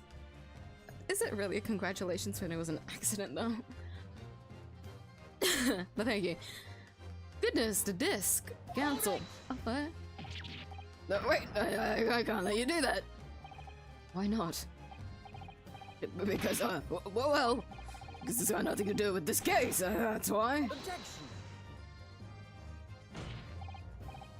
I beg your Tina. Not true, Inspector? Yeah. The fence is already proposed. The sounds heard by the... Sorry, the water. Heard by the court earlier from this music box were part of a Morse code message. We know that Morse code comprises of two distinct tones. The defense believes that the second disc contains the second tone needed to complete the message. Now we have a chance to confirm that theory. Crying out loud, Sancho, talking about state secrets here! If you go letting the whole courtroom hear confidential information like that, it's treason! Do you admit the charge?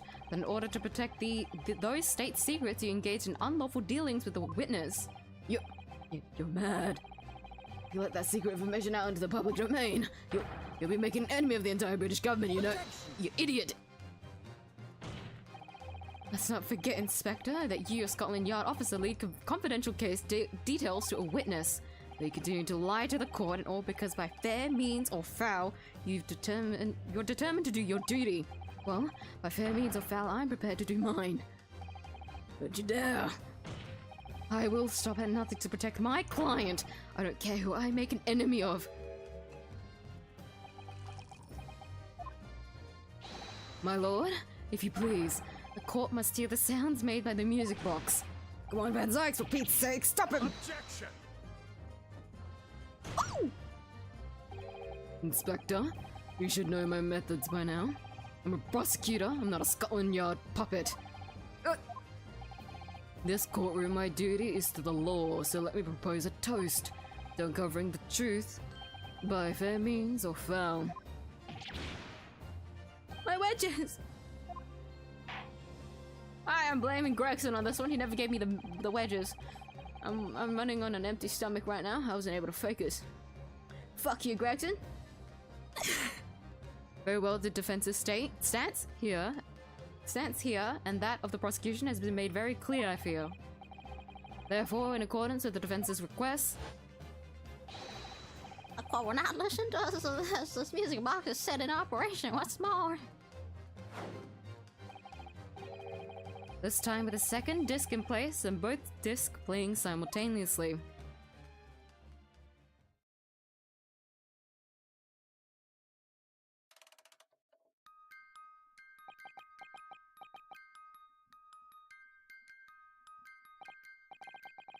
Listen to that. It's unmistakable now. It's Morse code. Alright, admit it! Whatever you want, but for the love of God, shut that blooming box up!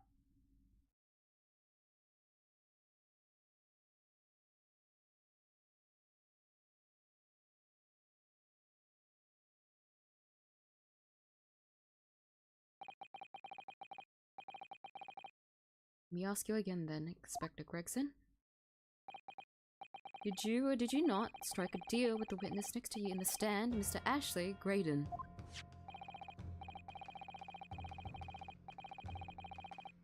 Specifically, did you furnish the witness with confidential case details in exchange for this music box disc? Did you reveal the existence of the peephole in the pawnbroker's storeroom door, Inspector? I did. Stop. What are you doing, man?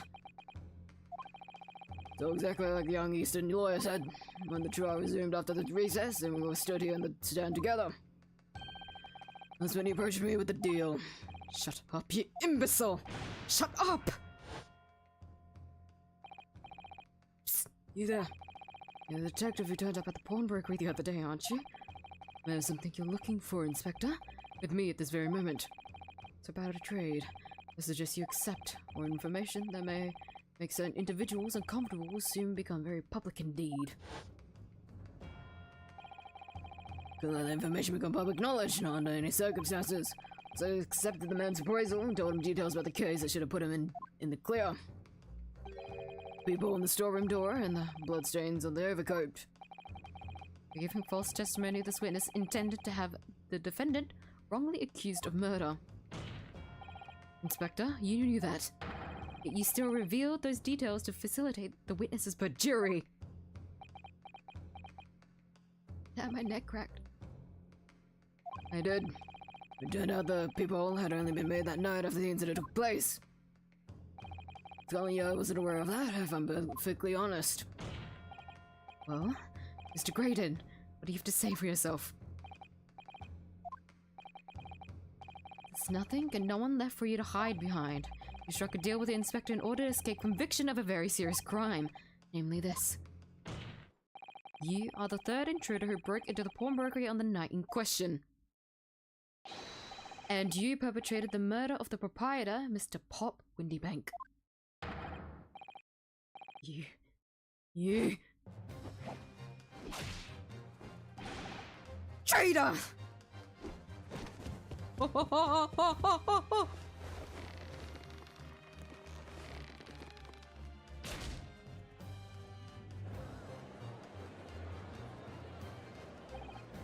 Bailiff, restrain that man at once! That's a pretty solid fucking, cane. If it didn't snap after leaving it around a man's neck, when it had already snapped anyways. Fucking Christ. That's it then. It's all over.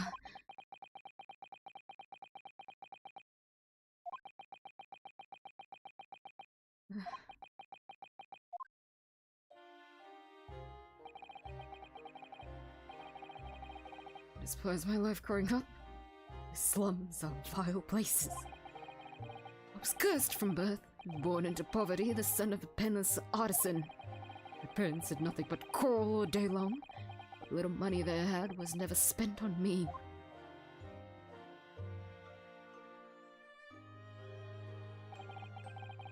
So I set about studying to better myself, to one day escape from that hellhole. He eventually became a communications officer. I admire your determination. Then you decide to try to sell government secrets. Why?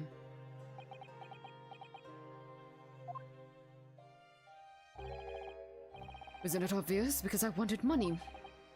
Even now, years later, the nightmares of my life in the slums wake me in the small hours. Wanted to drown them out with more money than anyone who lived in that squalor could ever imagine. Then one day, I met him. Mr. Magnus McGilded. If you with a core talent, so you will have money to throw your way if you're interested. All you need to do is go along with me little plan now.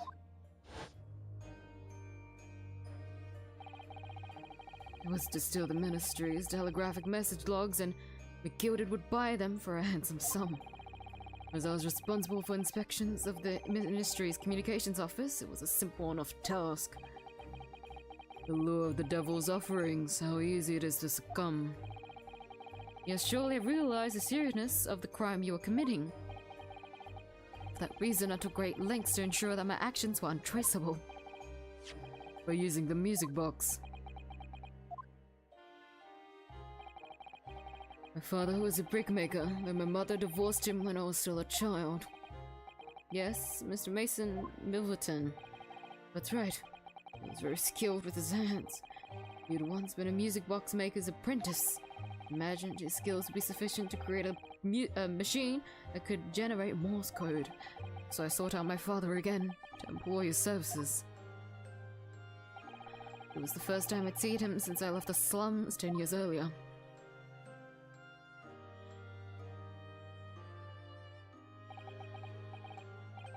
Look at you, Ashley. What a fine gent you've become, eh?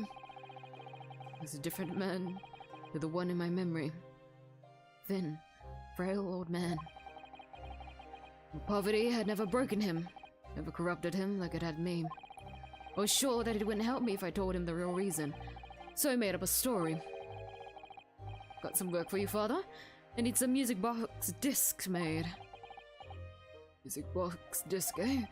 Musician friend of mine has written some music he wants to sell. Wait, this is great. Great. Wants to sell to the public. I brought the score with me. There are two, actually.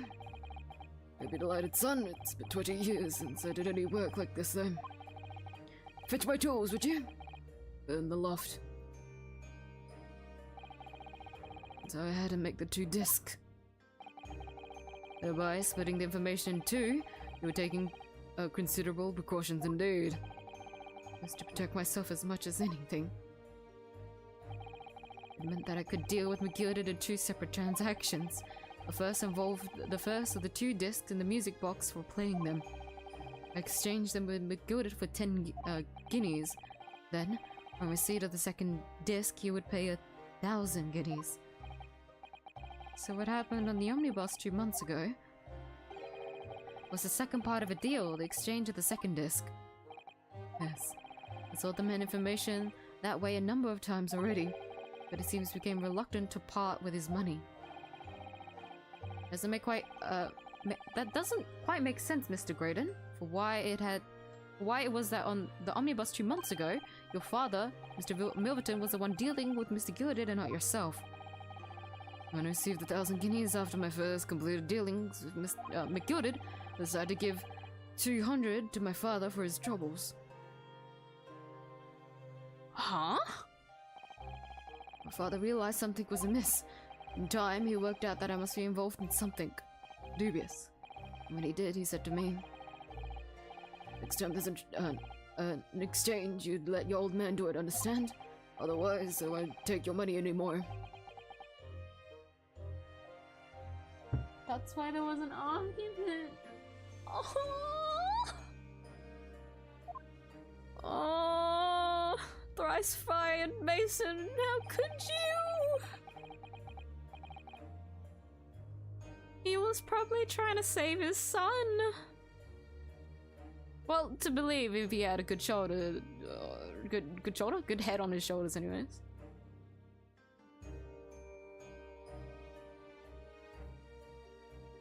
was my father's way of dealing with it, I suppose. Climb into the omnibus, hand over the second disc, and take the money from McGilded. That's it.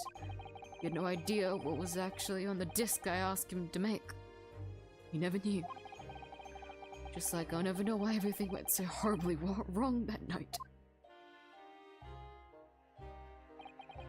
All I know is that the disc was taken from him, and he never returned home.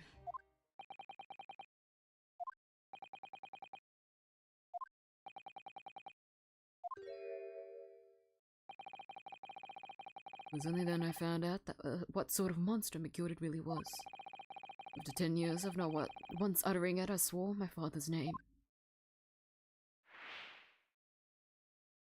To exact revenge. Damn, you've got 2 murders up your sleeve? Revenge? As anyone with even the remotest knowledge of the man would no doubt be able to imagine, McGilded brought all of his wealth and influence to bear in the most despicable of ways. To crush any semblance of justice in his trial. The crime scene was tampered with, evidence was fixed, and witnesses were bribed. That trial 2 months ago was a farce from start to finish. It had barely touched British soil back then, and I was walked into that hornet's nest completely unaware of the sinister background to it all. Made plenty of money out of my dealings with McGilded by then, so I spared nothing in my arrangements 2 months ago. Knew exactly who to hire. If you're willing to pay the price, there are people in the city willing to do anything you ask. McGilded himself had shown me that. Are you saying that? I give the picture now. After he twisted everything to his favor in this courtroom to ensure that he walked free, I took matters into my own hands and delivered the justice that monster deserved. A tragic accident following the trial here 2 months ago was planned and executed by yours truly. McGilded's death that day was caused by this man.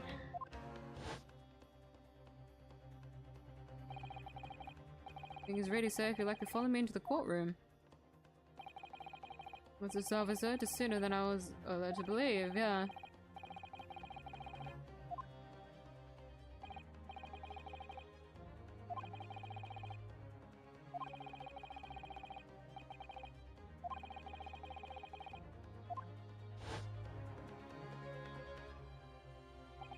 So the policeman who came to tell me McGilded he could examine the omnibus again. That's right, an imposter, hired by me. McGilded used his wealth to manipulate the trial.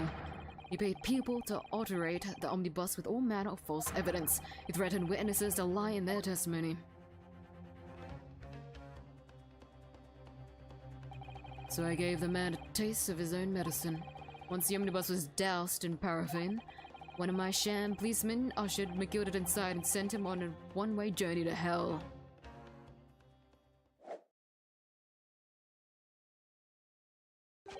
An eye for an eye. That's how I avenged my father's death. Spine-chilling account indeed. But that wasn't the end of it for me. That was a loose end, you see. Loose end? Yes, I should think it's obvious. The second disc, which my father had taken to exchange with McGilded. Ah, yes. My eyes are itchy, I'm sorry, hold on. There was indeed no mention of it in the man's trial 2 months ago, clearly because it had been removed from the scene of the crime. When I realized it was missing, I remembered something. Something from the first time I had dealt with McGilded.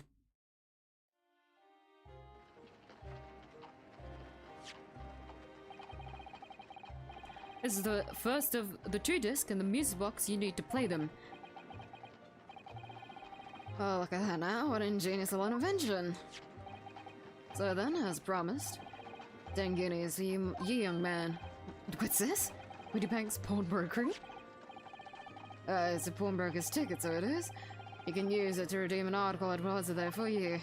There's no need to give me name, just hand over the ticket and tell the fiend the watchword. Put a jewel in pawn for you. It'll fetch a good 10 guineas if you sell it, so it will. Never heard of a pawnbrokery being used in quite that way before. Have you not, Mr. Graydon? London's pawnbrokeries are very useful places, you know. Each one is like an extreme secure vault.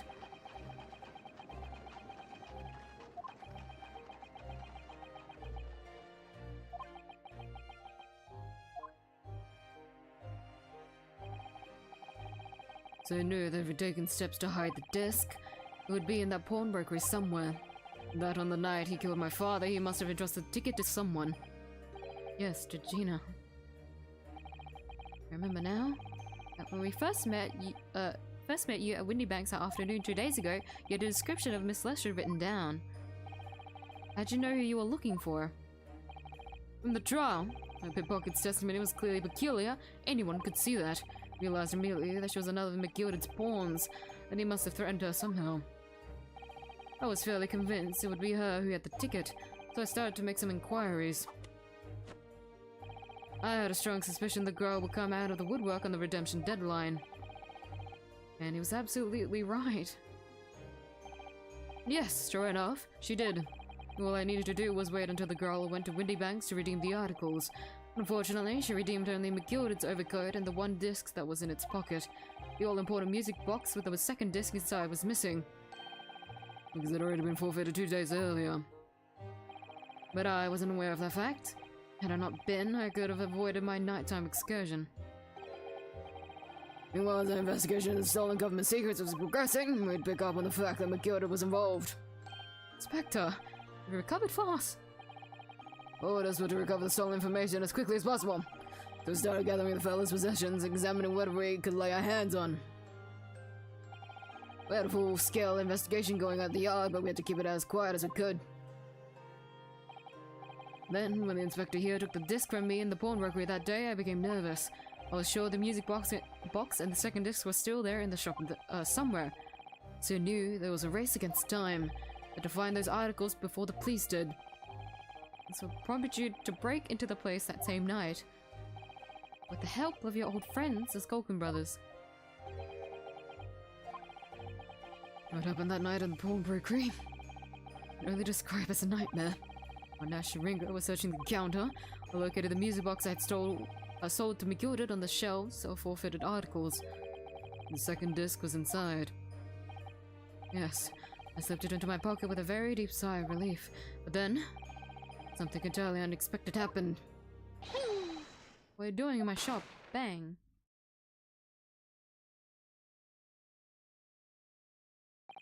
A gunshot rang out in the shop and I felt a sharp pain in my left arm. Broker fired his gun and the bullet pierced your limb. Yes, exactly. But fortunately, I decided to bring my own gun with me that night, just in case.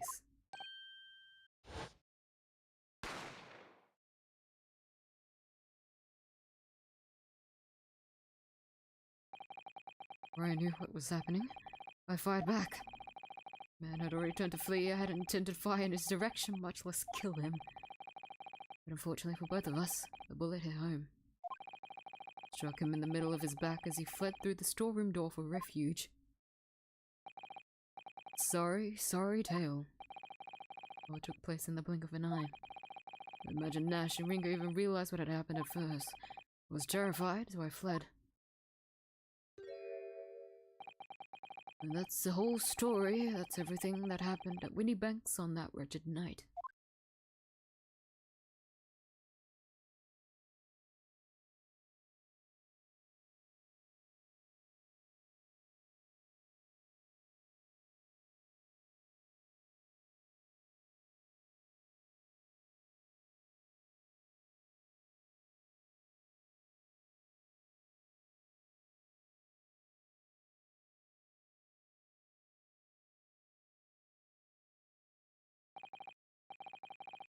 Earlier, you called 𝐢𝐴𝐺𝐼 a monster, man who used his wealth and influence to distort the facts and escape justice for the crime of murder. What tragic irony. But what you have done is exactly the same.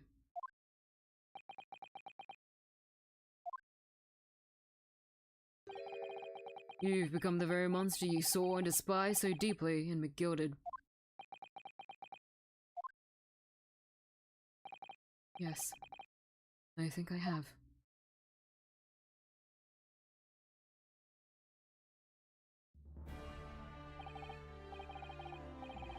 Well, this has been a long and exhausting trial. However, it would seem that at last we have arrived at the truth. Inspector Gregson, what of Mr. Ashley Graydon? He's been restrained. My lord, he's being escorted to the yard. He'll be charged with the murder of Mr. Windybank and the stealing of government secrets. Very good. And you, Inspector? Regrettably, you will have to face charges yourself. Yes, my lord, of course. Transpires you were complicit in helping a criminal escape justice. The fact remains whether you or not you are doing so in line of duty. The crime is a serious one, Inspector, and inexcusable. Now to the defendant, Miss Gina Lestrade. Yeah? It is time for the final education. Is the jury ready, Mr. Foreman? Yes, sir, Guard Up Squadron standing by. Sir, this is, really it now. The last push, the final call, the finishing whistle. My men are ready to deliver their verdicts. Thank you, Mr. Foreman. Very well, ladies and gentlemen of the jury, you will now declare your final decisions to the court. Not guilty. Not guilty. Not guilty. Not guilty. Not guilty. Not guilty.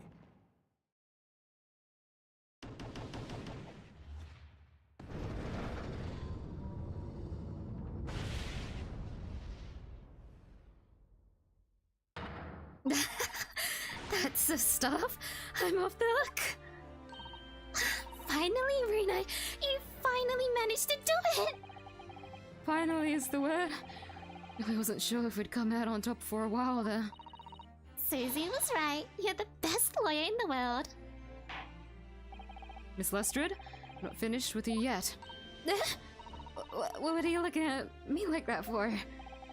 If we start enjoying your freedom, there are certain other crimes to consider. 2 months ago in my courtroom, no less, you gave false testimony, did you not? And in relation to the trial today, not only did you unlawfully enter Windybank's pawnbrokery, you also attempted to abscond with Mr. McGillicud's property, it seems. I never did nothing of the sort. Of course not. It's not like you were gleefully wearing McGillicud's coat in your cell yesterday or anything. No, I just thought I was getting excited about throwing a party for Ginny this evening. Turning our attention to the defense. Determining that when played together, the music box disc contains a message in Morse code was, well, it was certainly a most unexpected revelation, counsel. Quite so, my lord. Prosecution was caught entirely off guard. In fact, I think we should applaud my learned friend's courage here today. I propose a toast. Your what? Wait, really? To demanding the government secrets to be be decimated before the entire courtroom. Very sorry about that. It was the only way I could get Inspector Gregson to admit to what he'd done, so... If I may say something on that point. Isn't that... It's, about the sounds produced by the music box, before. I do wonder if that was really Morse code or... What? What are you saying, madam? Oh, well, it's just that I'm really rather fanatical when it comes to Morse code, you see. So much so that the whole world seems to be covered in dots and dashes to me, in fact. Goodness, madam, an unhealthy level of obsession one feels. But I must say that in my opinion, the sounds produced by those two discs were nothing more than that, a meaningless series of two different tones. What? What? Can that really be? It wasn't Morse code after all? My lord, the defense would like to listen to the music box again. If you're not, how many times do I have to tell you? Those discs contain minstrel secret, sunshine. This courtroom is not an appropriate forum to discuss the nature of the government communications. We know McGillicud conspired to trade national secrets with our enemy, secrets acquired from Mr. Graydon. Now that the man has admitted to his crimes, we have no need to pursue the matter further. It's really going to bother me. We do have one part of the disc. Will we ever be able to figure it out? Iris is thinking of something. Celestial, Yeah, my lord. That which you have seen today here in this courtroom has been extremely disturbing. Falsified evidence, intimidation, perjury, a grim catalogue of depraved. I'm trying. An appalling experience to befall any child. Come on, ain't nothing. I don't see most days in the back slums. I beg your pardon? If you're weak, you pay for it. It's just how life goes. Gina. Look, we're gonna work something out today. The world ain't fair, but if you want it to change, you've gotta start at home. You gotta change how you are yourself. Well, that's a very laudable lesson, I would say. I eagerly look forward to the born-again Miss Lestrade never gracing my courtroom with her presence again. Oh. Now, with regard to the murder of Mr. Pop Winniebank, proprietor of a pawnbrokery business on Baker Street, I hereby declare the defendant, Miss Gina Lestrade.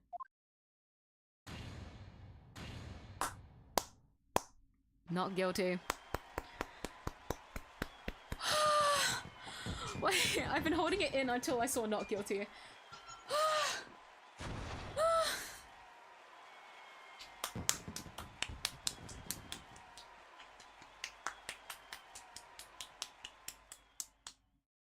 Holy shit, I'm sweating. That is all. Court is adjourned. Better fucking be. Wait. Okay. Oh, okay. Hello.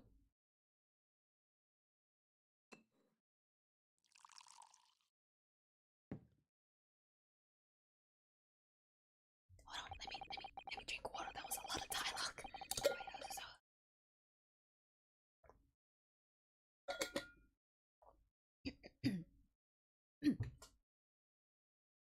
On a personal note, I must say you surprised me, my Far Eastern friend.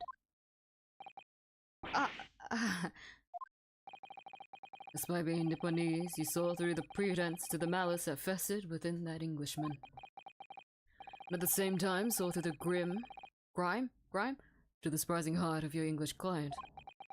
You have a curious talent for judging character, especially considering our very different cultures.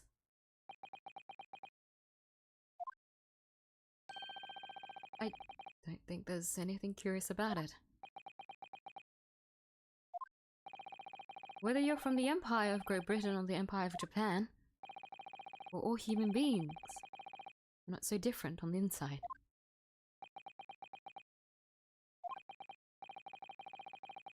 You know, I took this case for one very simple reason. To lock swords with you once again here in the courtroom. You did? When I encountered you for the first time 2 months ago, it reminded me of toasting friendship and trust with another Nipponese, only to find my trust betrayed. Through you, I hope to look into the eyes of the man I once knew and try to understand. You mentioned something similar earlier today, about total betrayal at the hands of the Japanese. What happened exactly? Well, you may ask. And one day, when the time comes, you will learn the answer, whether you like it or not. Right. Then I'll wait for that day if I must.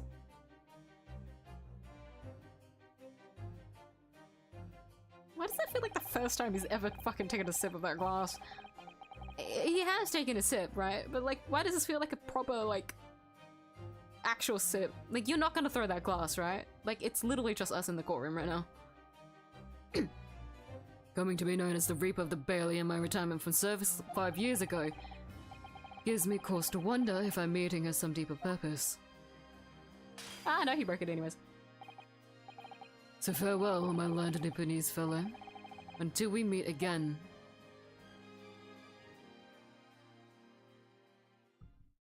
Frankly, I'd rather not. The stress that I've gotten from this trial was absolutely diabolical.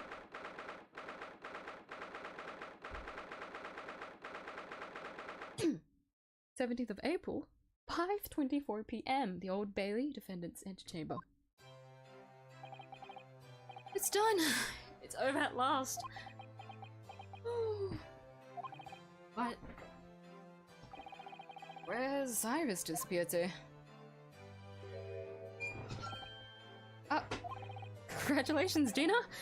We knew it all along. Knew that you were innocent. Well, you did what you said, Mr. Naruto. You believed in me, right up to the end. As odd as your name. What's odd about it? I told you I had faith in you, didn't I?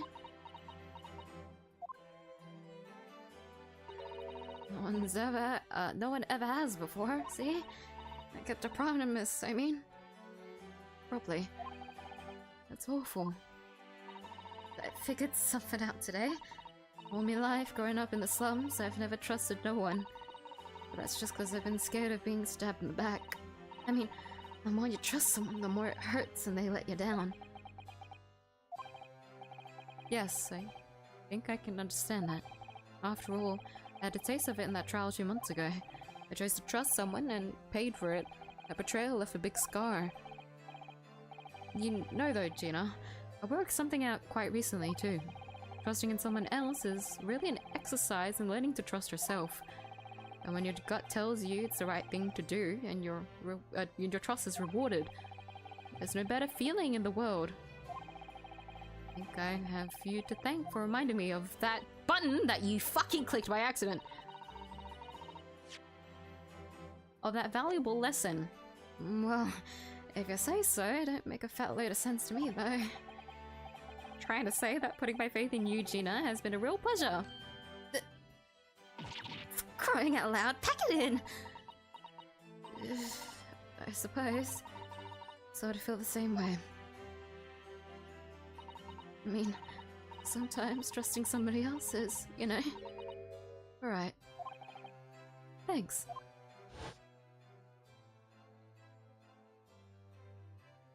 Is the way I see it, Rinosuke. Defense lawyer is only as good as his faith in his client. And that comes down to how much faith he has in himself. After this experience, I'm starting to feel like I understand what you mean. Kazuma, am I living up to your expectations? Am I turning out to be the lawyer you believed I could be? Pardon the interruption?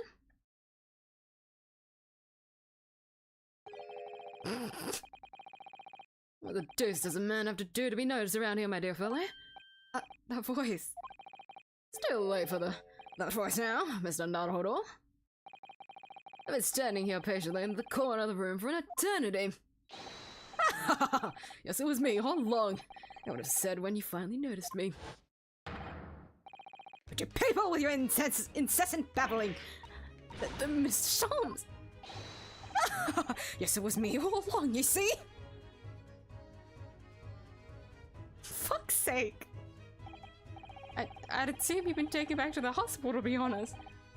Indeed I was, but I managed to escape again. Oh.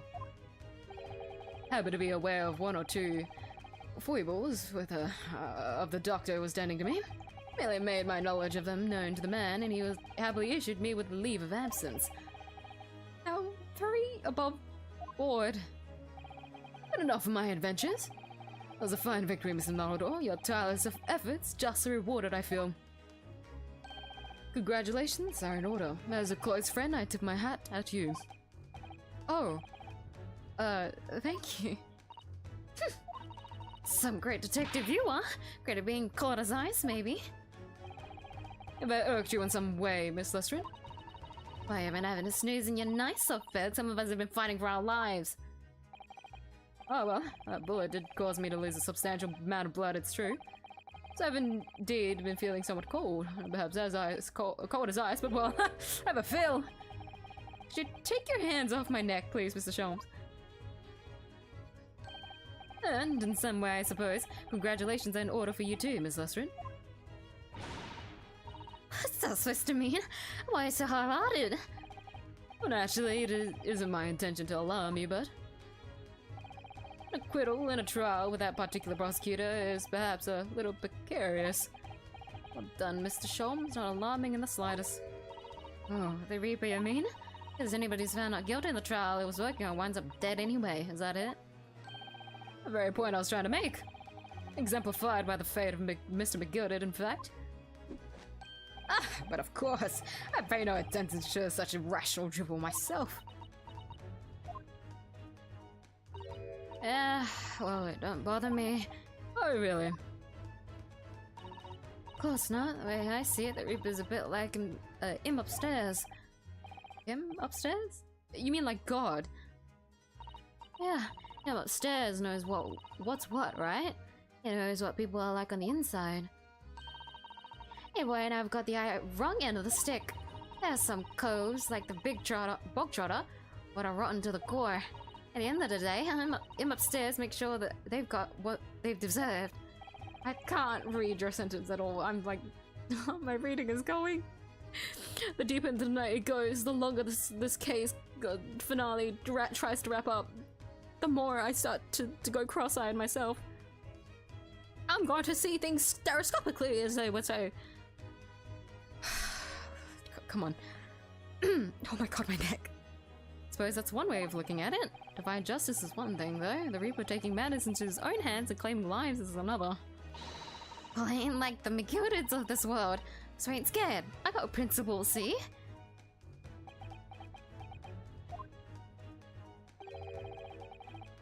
Trait in you, which is to be admired, Miss Lestrin. Oi!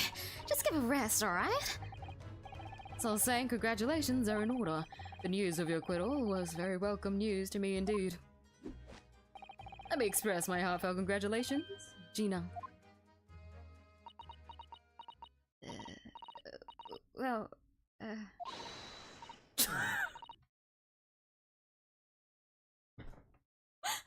Got me again, his stupid fall.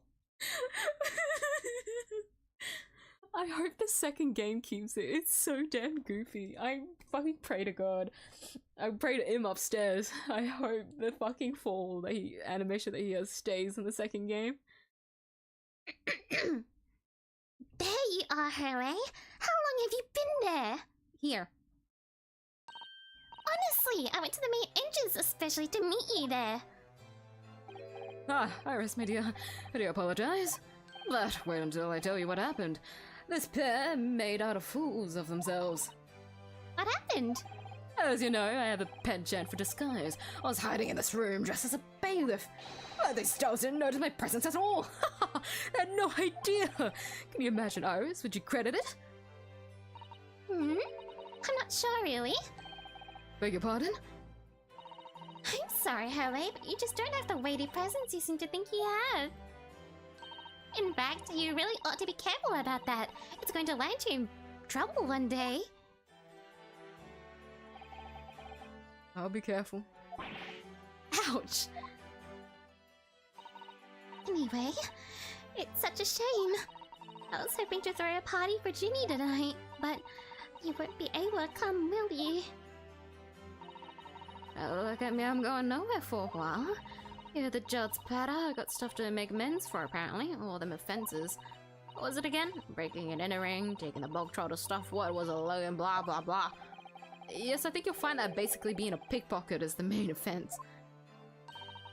But diving ain't no offense, there's a job in it. I don't think so. Still, it has got me thinking all this. Maybe I should start looking for another line of work. I mean, you didn't start as a lawyer, did ya, Oddie? Odo. Well, no, but I was never a pickpocket. Well, anyway, I reckon I could make a change. I'm gonna do something for all them like me from the slums. Something that makes a difference for them. It's a wonderful idea, Ginny, and I'm sure you can do it.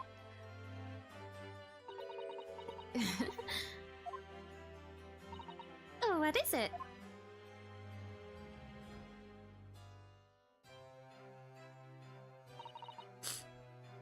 Nothing. Miss Gina Lestrin? Prison carriage has arrived, madam. Ma'am. Come with me to the rear gate at once. Right. Well, looks like I'm off then. Yes. Goodbye, Gina. And good luck.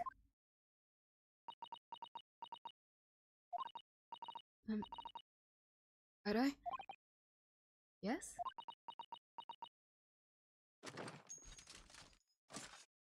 It?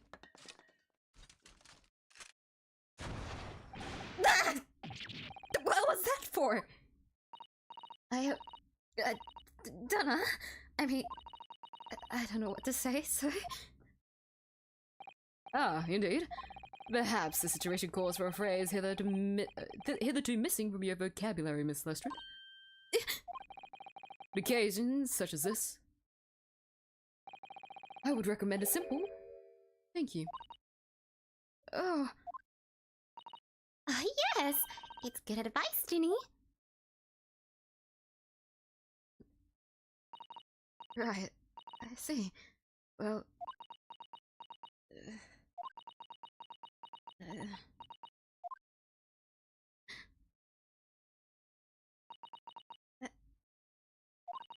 Thanks.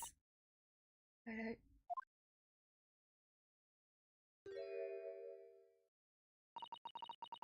Thank you for everything, what you've done. For believing me. Not at all. In fact, that should be my line. Thank you, Gina.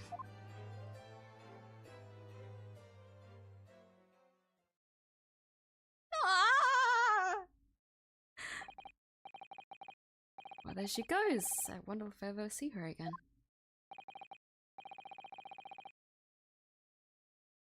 Well, quite the indomitable big burst. I nearly forgot I bought a paper outside. It's a special edition and its trial is all over the front page. Pickpocket's innocence proven. Isn't it wonderful? Should have shown it to Gina, Iris. She would have been thrilled. Oh no, how silly of me. But anyway, would you like the good news or the bad news? Oh, not again. Well, what do you say, Bruno? Hooray? As usual, I think I'd rather get the bad news out of the way first. Absolutely not. I have no intentions of listening to anything but good news. And there you have it. How people answer that question says a lot about them, doesn't it? Let's not go there. Alright then, maybe let's start with the good news this time. The rain has finally stopped. It was a record level of rainfall, apparently. Well, that is good news indeed. We can journey back in greater comfort.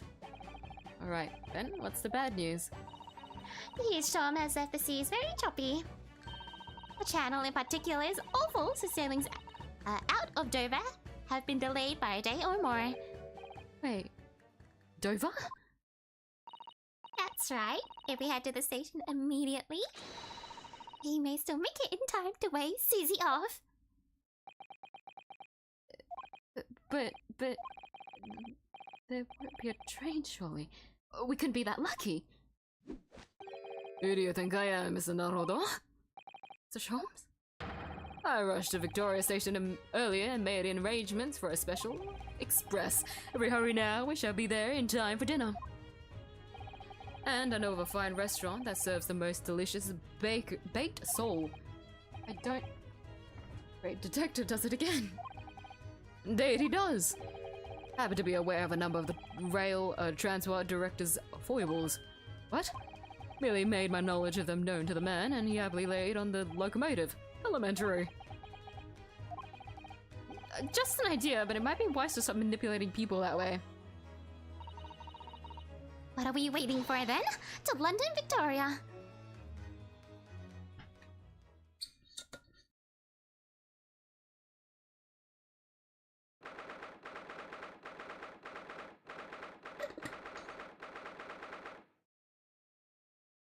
Gotta make sure I hydrate, because holy shit, I'm cooked from this. 5:32 AM, Port of Dover, quayside. That took somewhat longer than I had anticipated. Susie's boat must be about to leave now. Susato, where are you? Over there. Look! It looks like she's reading something?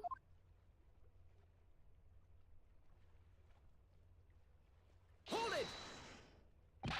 Mrs. Adol, wait! What are you doing?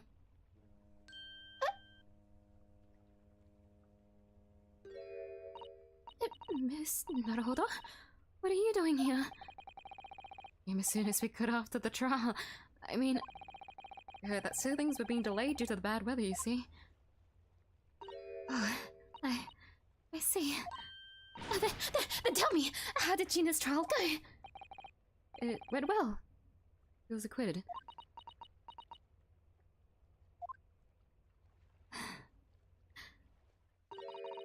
That's wonderful. Really wonderful news.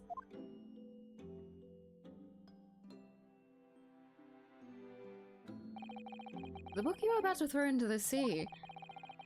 It was your encyclopedia of British law, wasn't it? Oh dear. I was hoping you hadn't seen that. I'm not worthy of practicing law in any way now. So I was saying my final farewell. You're saying goodbye to law? You? Susato-san? Would I be correct in assuming it's because of the peephole, Miss Susato? I don't really owe it to the scene of a crime, and when I tried to hide the fact, what I did is utterly unforgivable. That reminds me. How did you even come to have this, Susie? On the evening of the incident, Mr. Sholmes had invited Gina to dinner, if you remember. Oh yes, we had a wonderful time. Well, Gina gave us a little introductory lesson, didn't she? To the art of pickpocketing, I mean. Oh, that was so much fun! I saw Runo's armband. Yes, please don't do that again, Iris. That band's very important to me. Well, if it's so important, you should pay more attention to it. You didn't notice for ages. When I wear I thought it'd be fun to see if I could take the cat flapper mat. So I put it up my sleeve. Really? Then I rather forgot about it. Until I found myself in Mr. Windybank's shop with it later that night. I see. And then...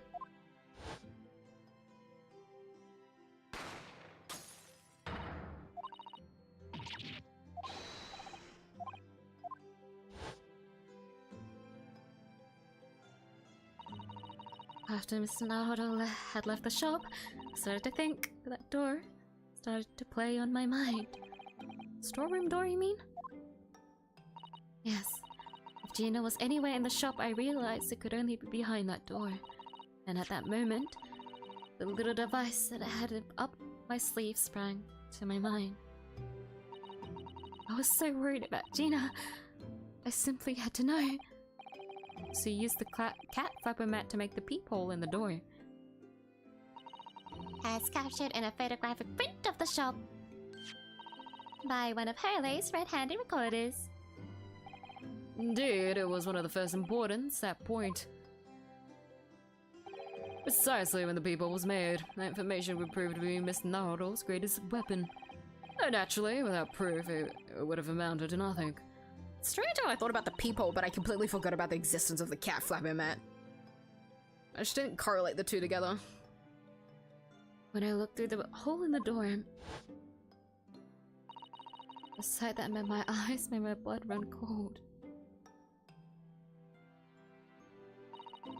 Thoughts started to run through my mind. I remembered that trial 2 months earlier. Trial of Magnus Begilded. Thought about how you'd manipulated the evidence and arranged false testimony to secure his freedom. Made the British justice system feel very dark and sinister to me. And then, a terrible thought occurred to me. What if some criminal was planning to do the same thing now?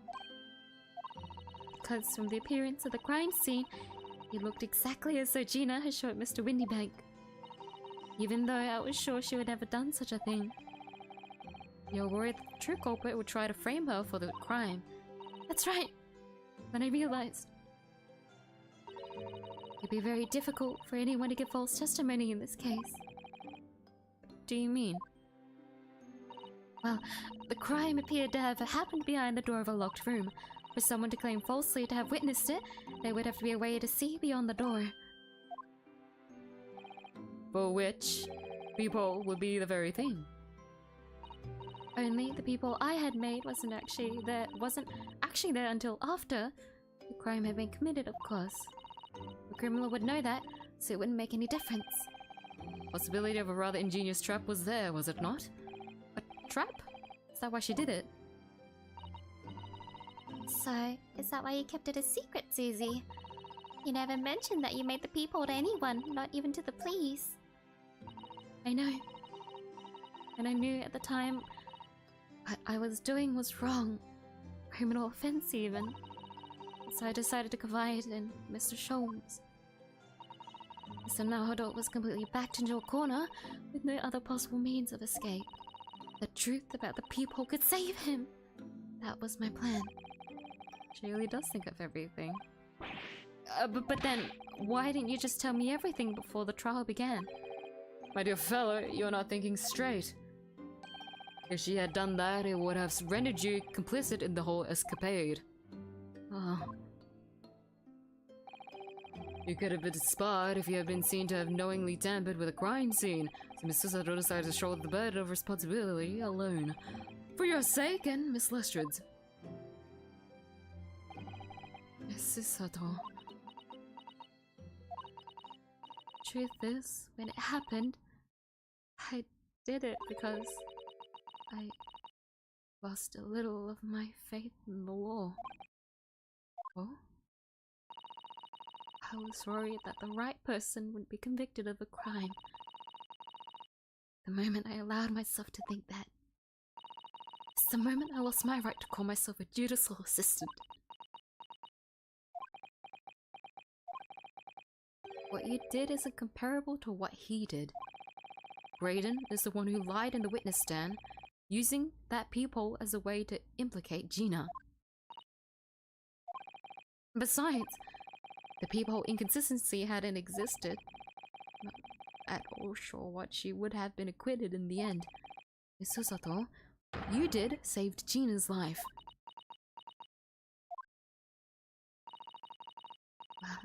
With your kind words, Miss Naruto,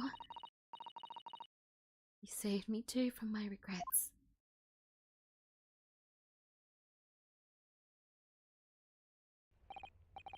Well, we must be thankful that Miss Lestred's freedom has been assured. Yes, exactly. But some of the loose ends in that trial will continue to play in my mind, I'm sure. The revelation that the music box disc contained secret messages, Mr. Naruto. What a triumph to work that out. I'm full of admiration. And actually, that argument wasn't quite as compelling as I thought it was. Oh, it wasn't? I was a communications officer among the jury members, you see, a telegraph operator. He said that the majority of the sounds of the disc were just meaningless tones. This is one would expect. After all, we are talking about secret government communications. No doubt they were written in cipher to avoid being readily understood should they have been intercepted. Cipher? I see. So then we could never have hoped to understand the message anyway? Nonsense, my dear fellow. It's quite 𝐬𝐼 problem, I assure you.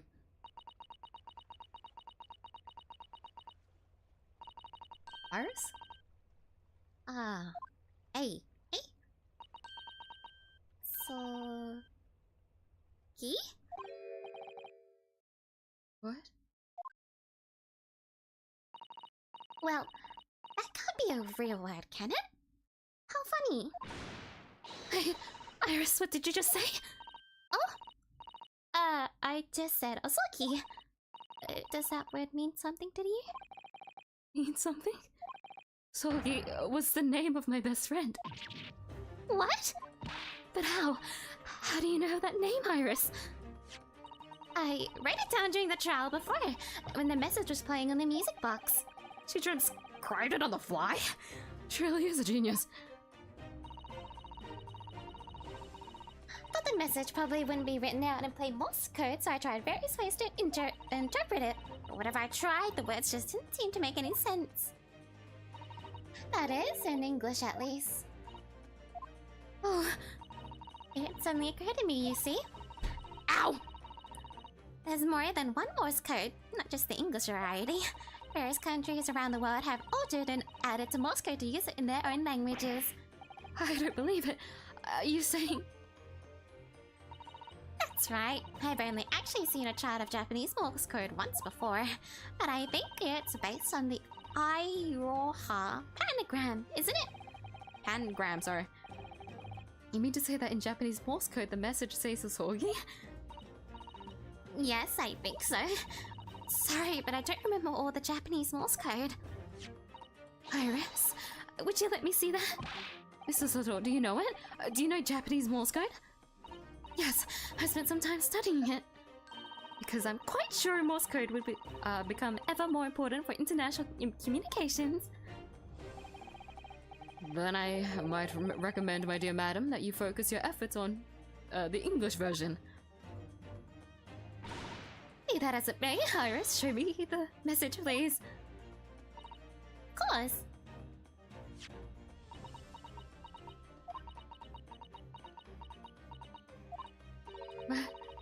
What could this possibly mean? Whatever is in that long sequence of supposedly meaningless dots and dashes, it's made the color drain from Susato-san's face. There's no doubt that this message is written in Japanese Morse code. The British Empire has been using Japanese for its secret communications. I don't understand the reason why, but the message appears to be a list of 4 people's names. Oh, names? The first is Kei Osogi. Kazuma Osogi. Why? Why was his name on that disc? Second is Shin. Shin? I don't recognize that name. The third is T. Gregson? Gregson? It would seem Tobias Gregson is the third man on the list. And what's his name doing in secret government communications as well? And the last name? I'll say it. Van Dyke. Sorry. What's the matter, Mr. Soto? It's just so strange. So unexpected. Oh? What is it, Susie? Don't keep us in suspense. I mean, the second option could be that it's for some reason Renosuke. Last name is J. Wilson. Oh shit! Fuck! Not even. I was trying to go for the surprise, the most surprising ones. But J. Wilson, you say? John Wilson. What? Wilson? So that means it's in reference to what's happened to The first case. Because Kazuma said that he has some business to do. That was before Johnny died. John H. Wilson? You mean Daddy? Says only J. Wilson, so I'm afraid I can't be sure. Then, after the 4 names, it reads, if I translate from Japanese, that is all 4. That's the end of the message, or rather, the end of what you noted down, Iris. Just can't believe it. I would have ever thought these discs contain Japanese Morse code, not to mention a strange list of some disturbingly familiar names.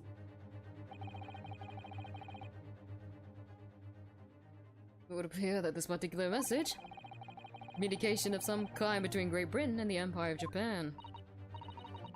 Excuse me. So, Daddy could be in Japan then, where Susie and Rune comes from. Oh, well... No, it's not very likely, really, is it? I mean, there are thousands of people with the surname Wilson, and there must be lots of J's among them. Professor John H. Wilson, visiting professor of medicine at the Imperial 𝐢𝐽 University. Well, we can't tell Iris about that now. We just can't. This is so strange. Somehow, in solving the case of Mr. Windybank's murder today, I feel like I've rolled back a boulder at the mouth of a very dark cave. Do you wonder that perhaps it's dark cave that we shouldn't go wandering inside? Do. Car noise is not the only thing that I can make. Toot toot! I can be a ship too! Lydia, the ship is going to set sail soon. Yes, it seems so. I'll sail on that steamship first to the port of Dunkirk in France. Then I'll change onto a larger passenger vessel bound for Japan. You're really going then, Susie. We wish you a safe passage, Mrs. Suttle. Thank you so much. I wish you all the very best. Mrs. Suttle, I hope to have you always at my side to guide me and support me. Snälla, please, come back soon. As far as I'm concerned, you really are the very best judicial assistant in the world.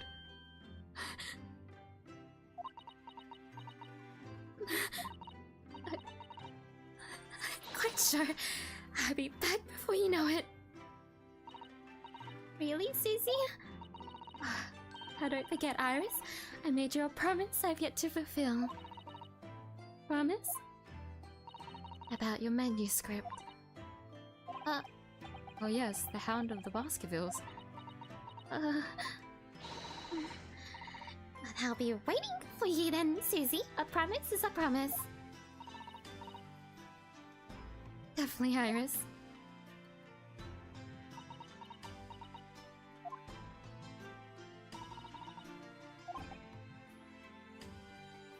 Naruto? Yes? You remember the first time we met? Yes, of course. On the SS Pura when I was dragged out from that wardrobe, still half asleep. If I remember rightly, you threw me halfway across the cabin with a suicidal takedown. You know very well that I'm talking about after that. It's strange. Being thrown together as you were in that case, I somehow felt straight away that you were the perfect person to continue Kazuma-sama's great legacy. This is all. My instincts were right. I really want to believe. No, I'm sure that I'll be back soon.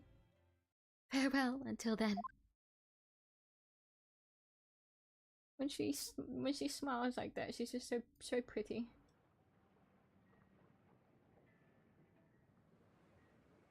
Oh, 07, Susato! We'll see you again! Somehow we seem to have come to the end of the adventures of 𝐢𝐧𝐟𝐨 Naruhodo. Or the first volume, at least.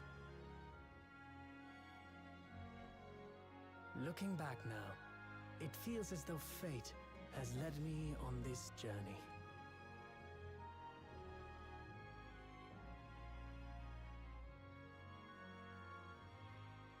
Fate led me to becoming a lawyer, to traveling halfway around the world, to meeting the great detective. I'm sure there'll be trials and tribulations ahead. Of course there will. But whatever happens, I know I'll be able to turn my fortunes around.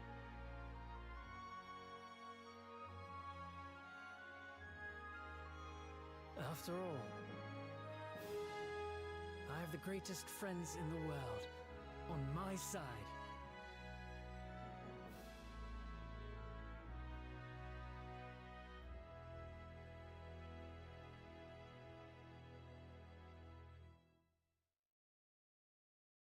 Goofy playing his little fucking violin at the side of the— oh my god. Oh yes, Mr. Naruto. What the fuck? What the fuck? Yes, Mr. Shams. Some rather awkward news. Railway company has decided to sue over the special express train, apparently. Huh? cause such a commotion on the line, all the other trains had to wait at stations. Really, we would have never made it to Dover in time otherwise. Anyway, I explained everything and how it was all your fault. Huh? Huh? I believe a formal complaint should be delivered to your office tomorrow. Not to worry, my dear fellow. According to Mr. Sato. You love to defend yourself in court. Huh? It's alright, I'm perfectly happy to testify. He really didn't look like the sort of man who'd do something so outrageous. See?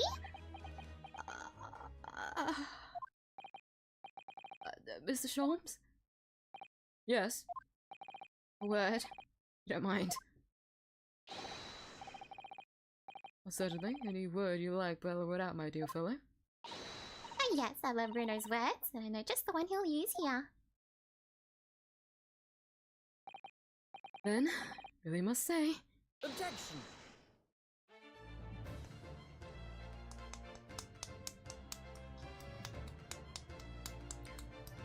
Guys, if there's any more dialogue after this with the like credits and I can't do it. I'm too tired.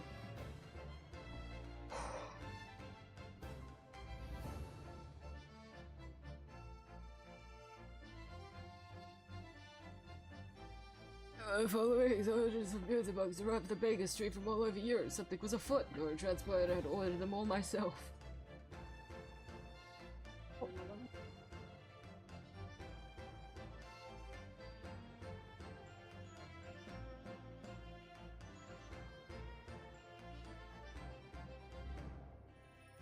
Oh, I got jump scared by my mother. Guys, that is a surefire sign that it is way too late now. I wasn't able to read any of it. Okay, you know what, I'll just let this play and I could probably read all of the dialogue after stream. She scared me. She jump scared me. Oh my goodness. I'm sorry, mother. But I had to do the grind. Whew. Okay, usually I do read through all of this, but I'm actually absolutely knackered, so instead I'll catch up on chat.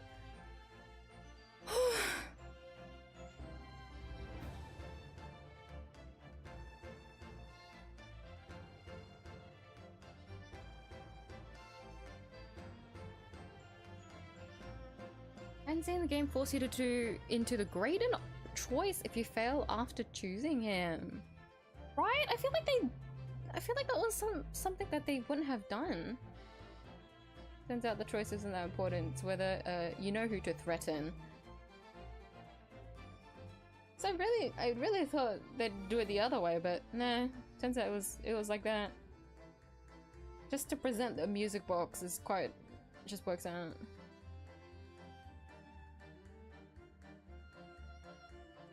But there you go. You got to see all sides. Get to see all sides of the case.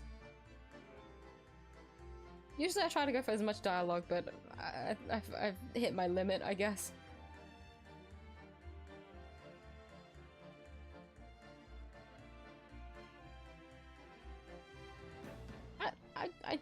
Hold on, where is it? Dude doesn't come out of nowhere after all. I can't deny, whenever they talk about money here, I don't really know like the conversion.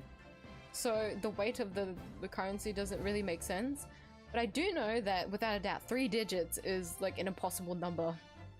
3 digits hasn't really ever come up in the game before. So yeah, that is true. Him giving his father getting 200 guineas, right? Out of the blue is quite a strange. Without a doubt he would have picked up on something.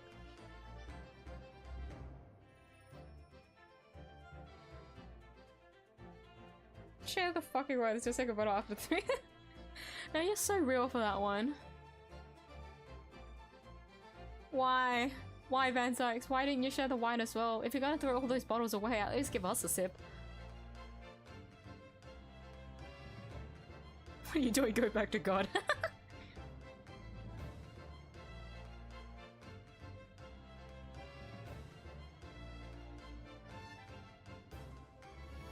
bright side, being cross-eyed lets you see 2 Eggmen. Silver linings, right? That's what's important here. Keep your throat healthy, miss. No worries. I drink water again.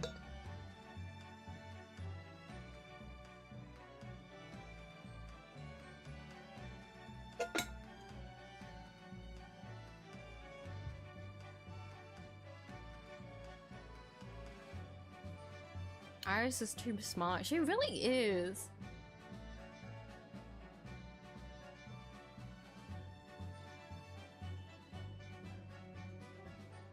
We should have 1 brain cell of hers. Bro, just having 1 of her brain cells could, like, probably solve cancer. Jesus Christ.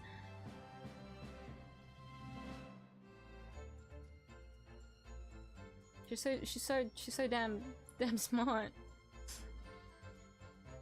But I guess that's kind of the whole point of, like, the irony, huh? Of, like, the duo's, like, dynamic.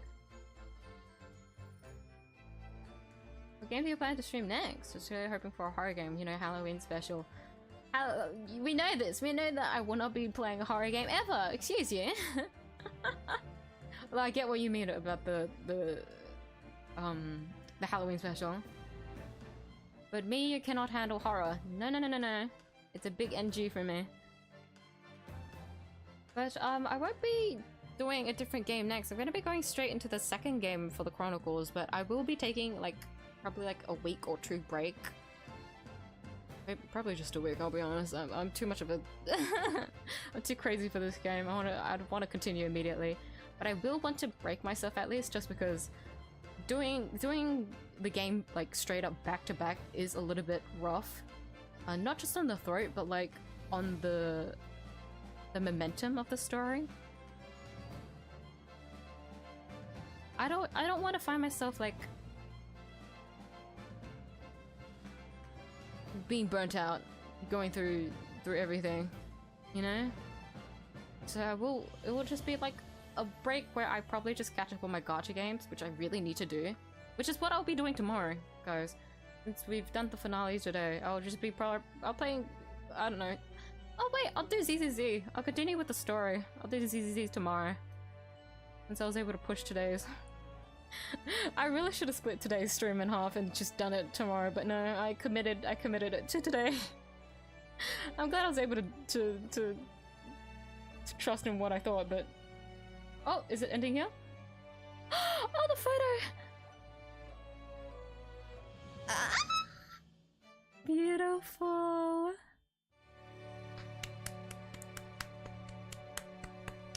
Applauds, applauds, applauds, everyone. We've done it. The Great Ace Attorney Adventures. The first part of the Chronicles done. Oh!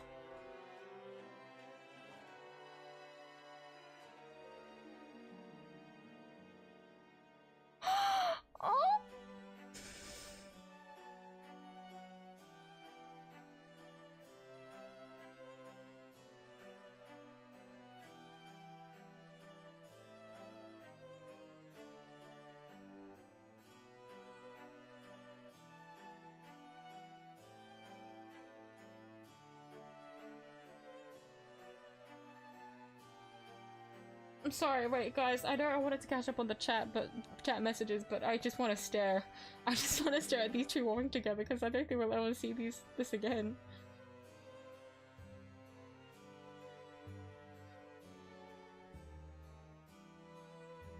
Why'd you have to throw Kazuma in? That's so dirty, bro.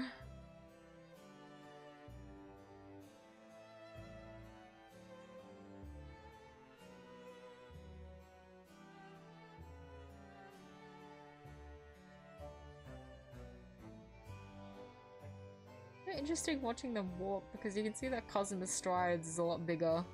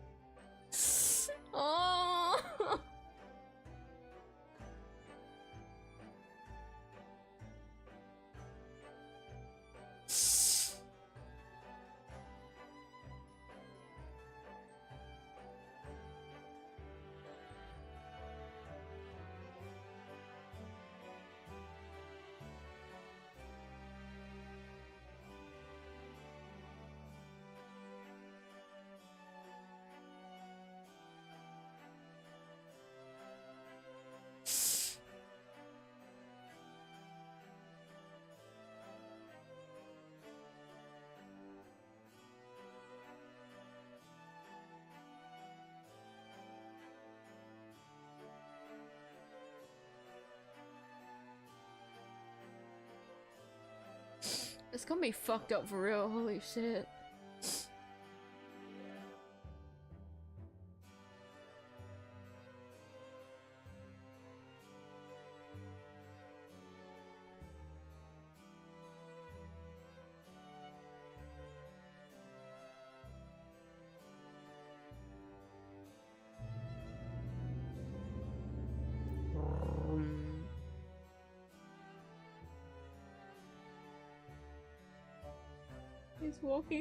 He's walking further away. It's to make space for Sholmes, right? That's actually so cute.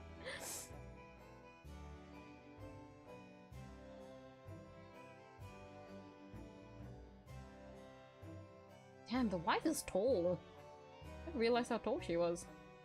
Like, look at Susato, she's tiny in comparison. Like, I know Susato's younger than her, but like, they're not that big of an age difference anyways. What is this?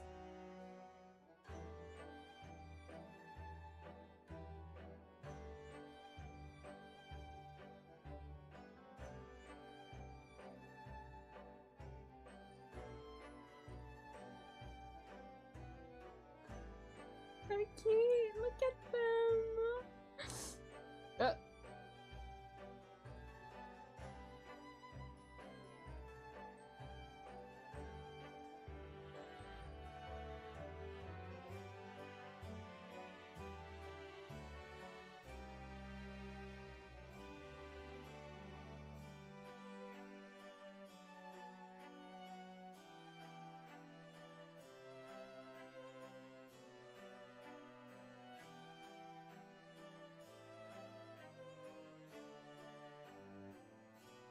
Is that it?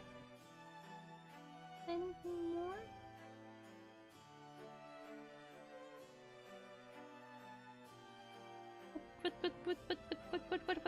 What? What's happening? Are you guys gonna center yourselves?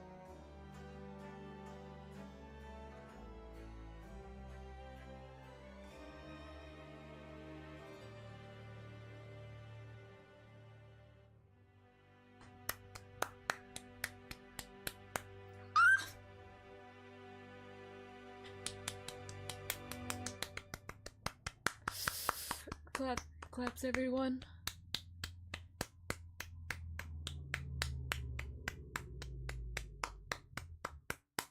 It's a really cute little movie.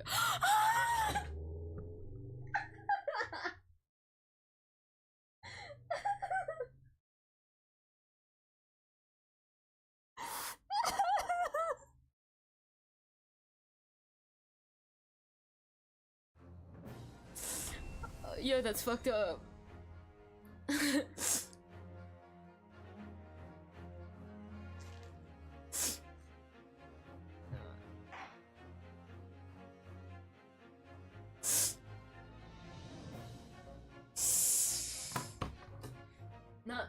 Nah, you can't just do that shit to me. Let me catch up, I'm sorry. I got distracted watching the credits. What the hell, bro?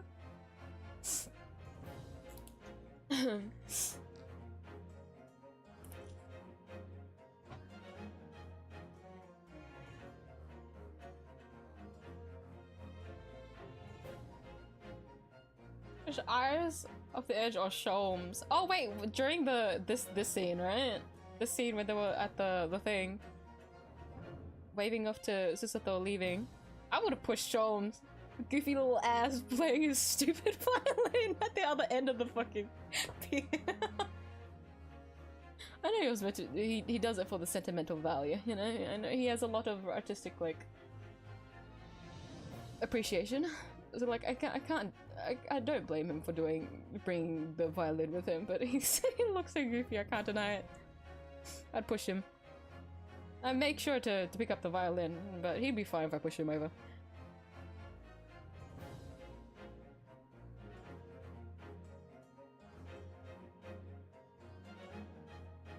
Thoughts? Amazing. 2 years. 2 years I've waited to play this game, and it was absolutely worth the 2 years. Granted, I still have to do the second part of the Chronicles, of course, to get the full flash of everything, and also the special contents that you've told me about. Can't wait to go through that. But yes, what I've done so far, I feel so content. Like, I don't know how to describe it because I've had this game for 2 years, over 2 years now, and it's just been bugging at my mind for the longest time, and I'm just finally feeling like that step into that closure that I've had with just not just, you know, buying the Chronicles 2 years ago, but just Ace Attorney as a series, because I started my journey with Ace Attorney in 2020. Even though I knew about the game, I hadn't played any of the games until that point, and that was when I first got through the entirety of the trilogy, and then once I made this channel, did I actually continue with that commitment. The main thing, I'm starting to feel sentimental now after watching that, but I'm not gonna let that get a hold of me until I finish Chronicles, but just great. I'm just really happy.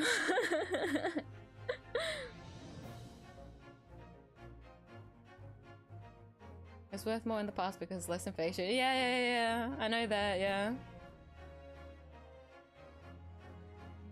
But it's hard to really put it into like perspective until you have the proper conversions, and I, you know, I don't have the conversions right in front of me, since I needed to like convert to AUD as well, not just to pounds.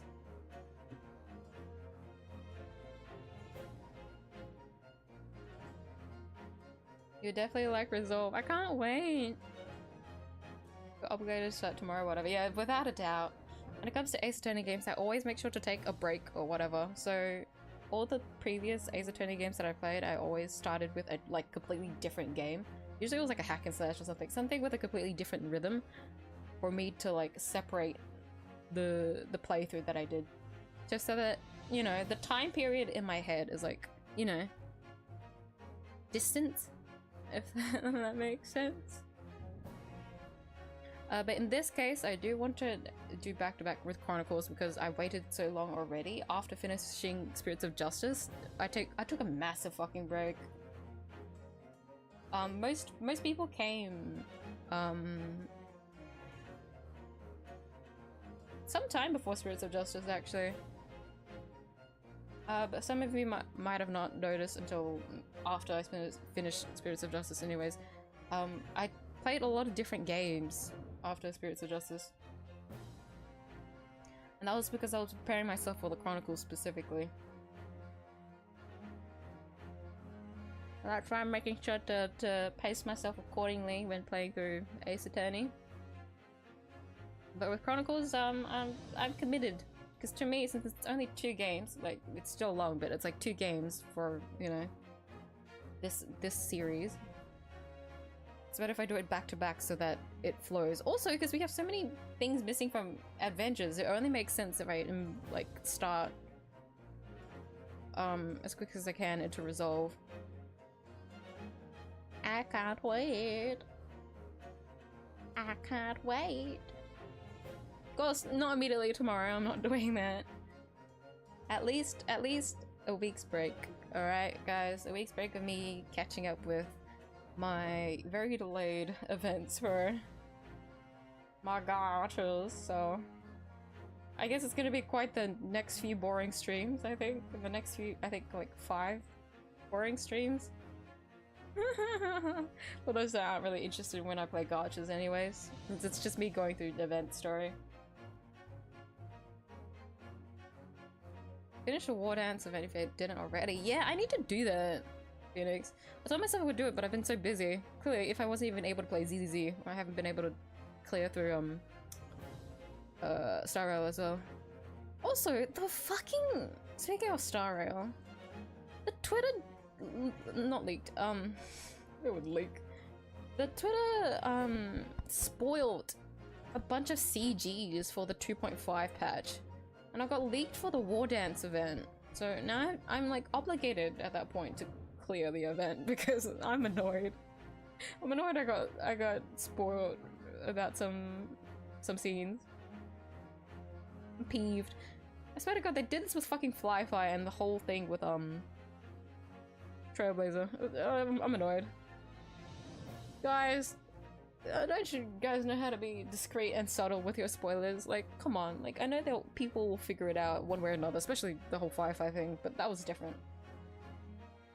She was gonna be a playable at some point, you know? You didn't know to put Sam at the forefront right there. Ah, whatever.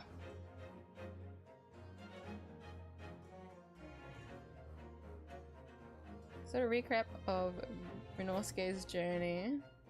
I like how they did that. I was expecting just like the you know how all the characters speak and such. It was like that in all the previous games. Which I'm definitely gonna have to read through because it's like small little bits of character dialogue, so I will skim through that in my own time.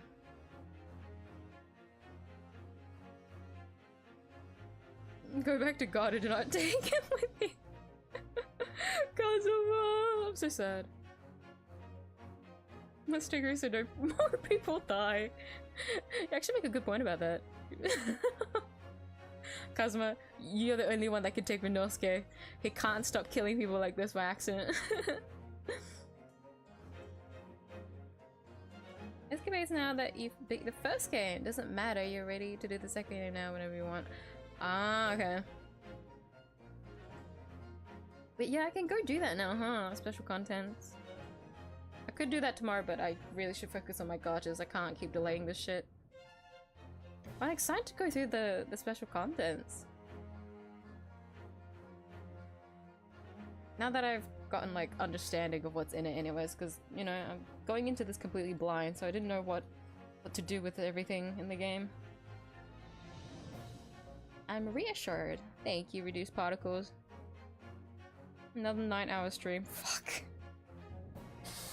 9 hours and nearly 30 minutes, so I should wrap up the stream before I accidentally hit 10 hours. A good amount of the trial was me going a lot longer than I should have, to be fair, because I was being dumb. But we got there in the end, that's all that counts. What advice would suggest just died your outlooks at final case? It really did. Like, I knew that I needed a lot of preparation for Chronicles, but like, without a doubt, Spirits of Justice was very taxing. Just because, to be fair, it kind of wrapped up like, I guess Phoenix, right? And like Apollo's like whole thing. Like, they both have quite like tie to everything going on, so the wrap of the final case was really exhausting. Of course, I couldn't have expected any of that. That was a blind playthrough.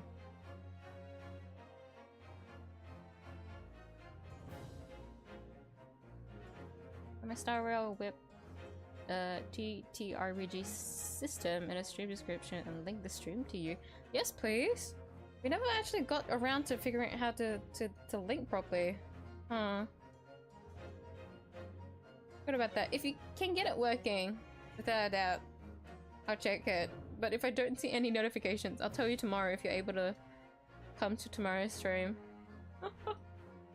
But guys, I really should wrap up the stream today. Thank you so much to everyone that has stopped by, and to everyone that has stayed and watched thus far to the finale of the Great Ace Attorney Adventures ending of the final case. Thank you so much. I hope everyone has enjoyed watching me suffer. No, enjoyed watching the finale of the case, the game.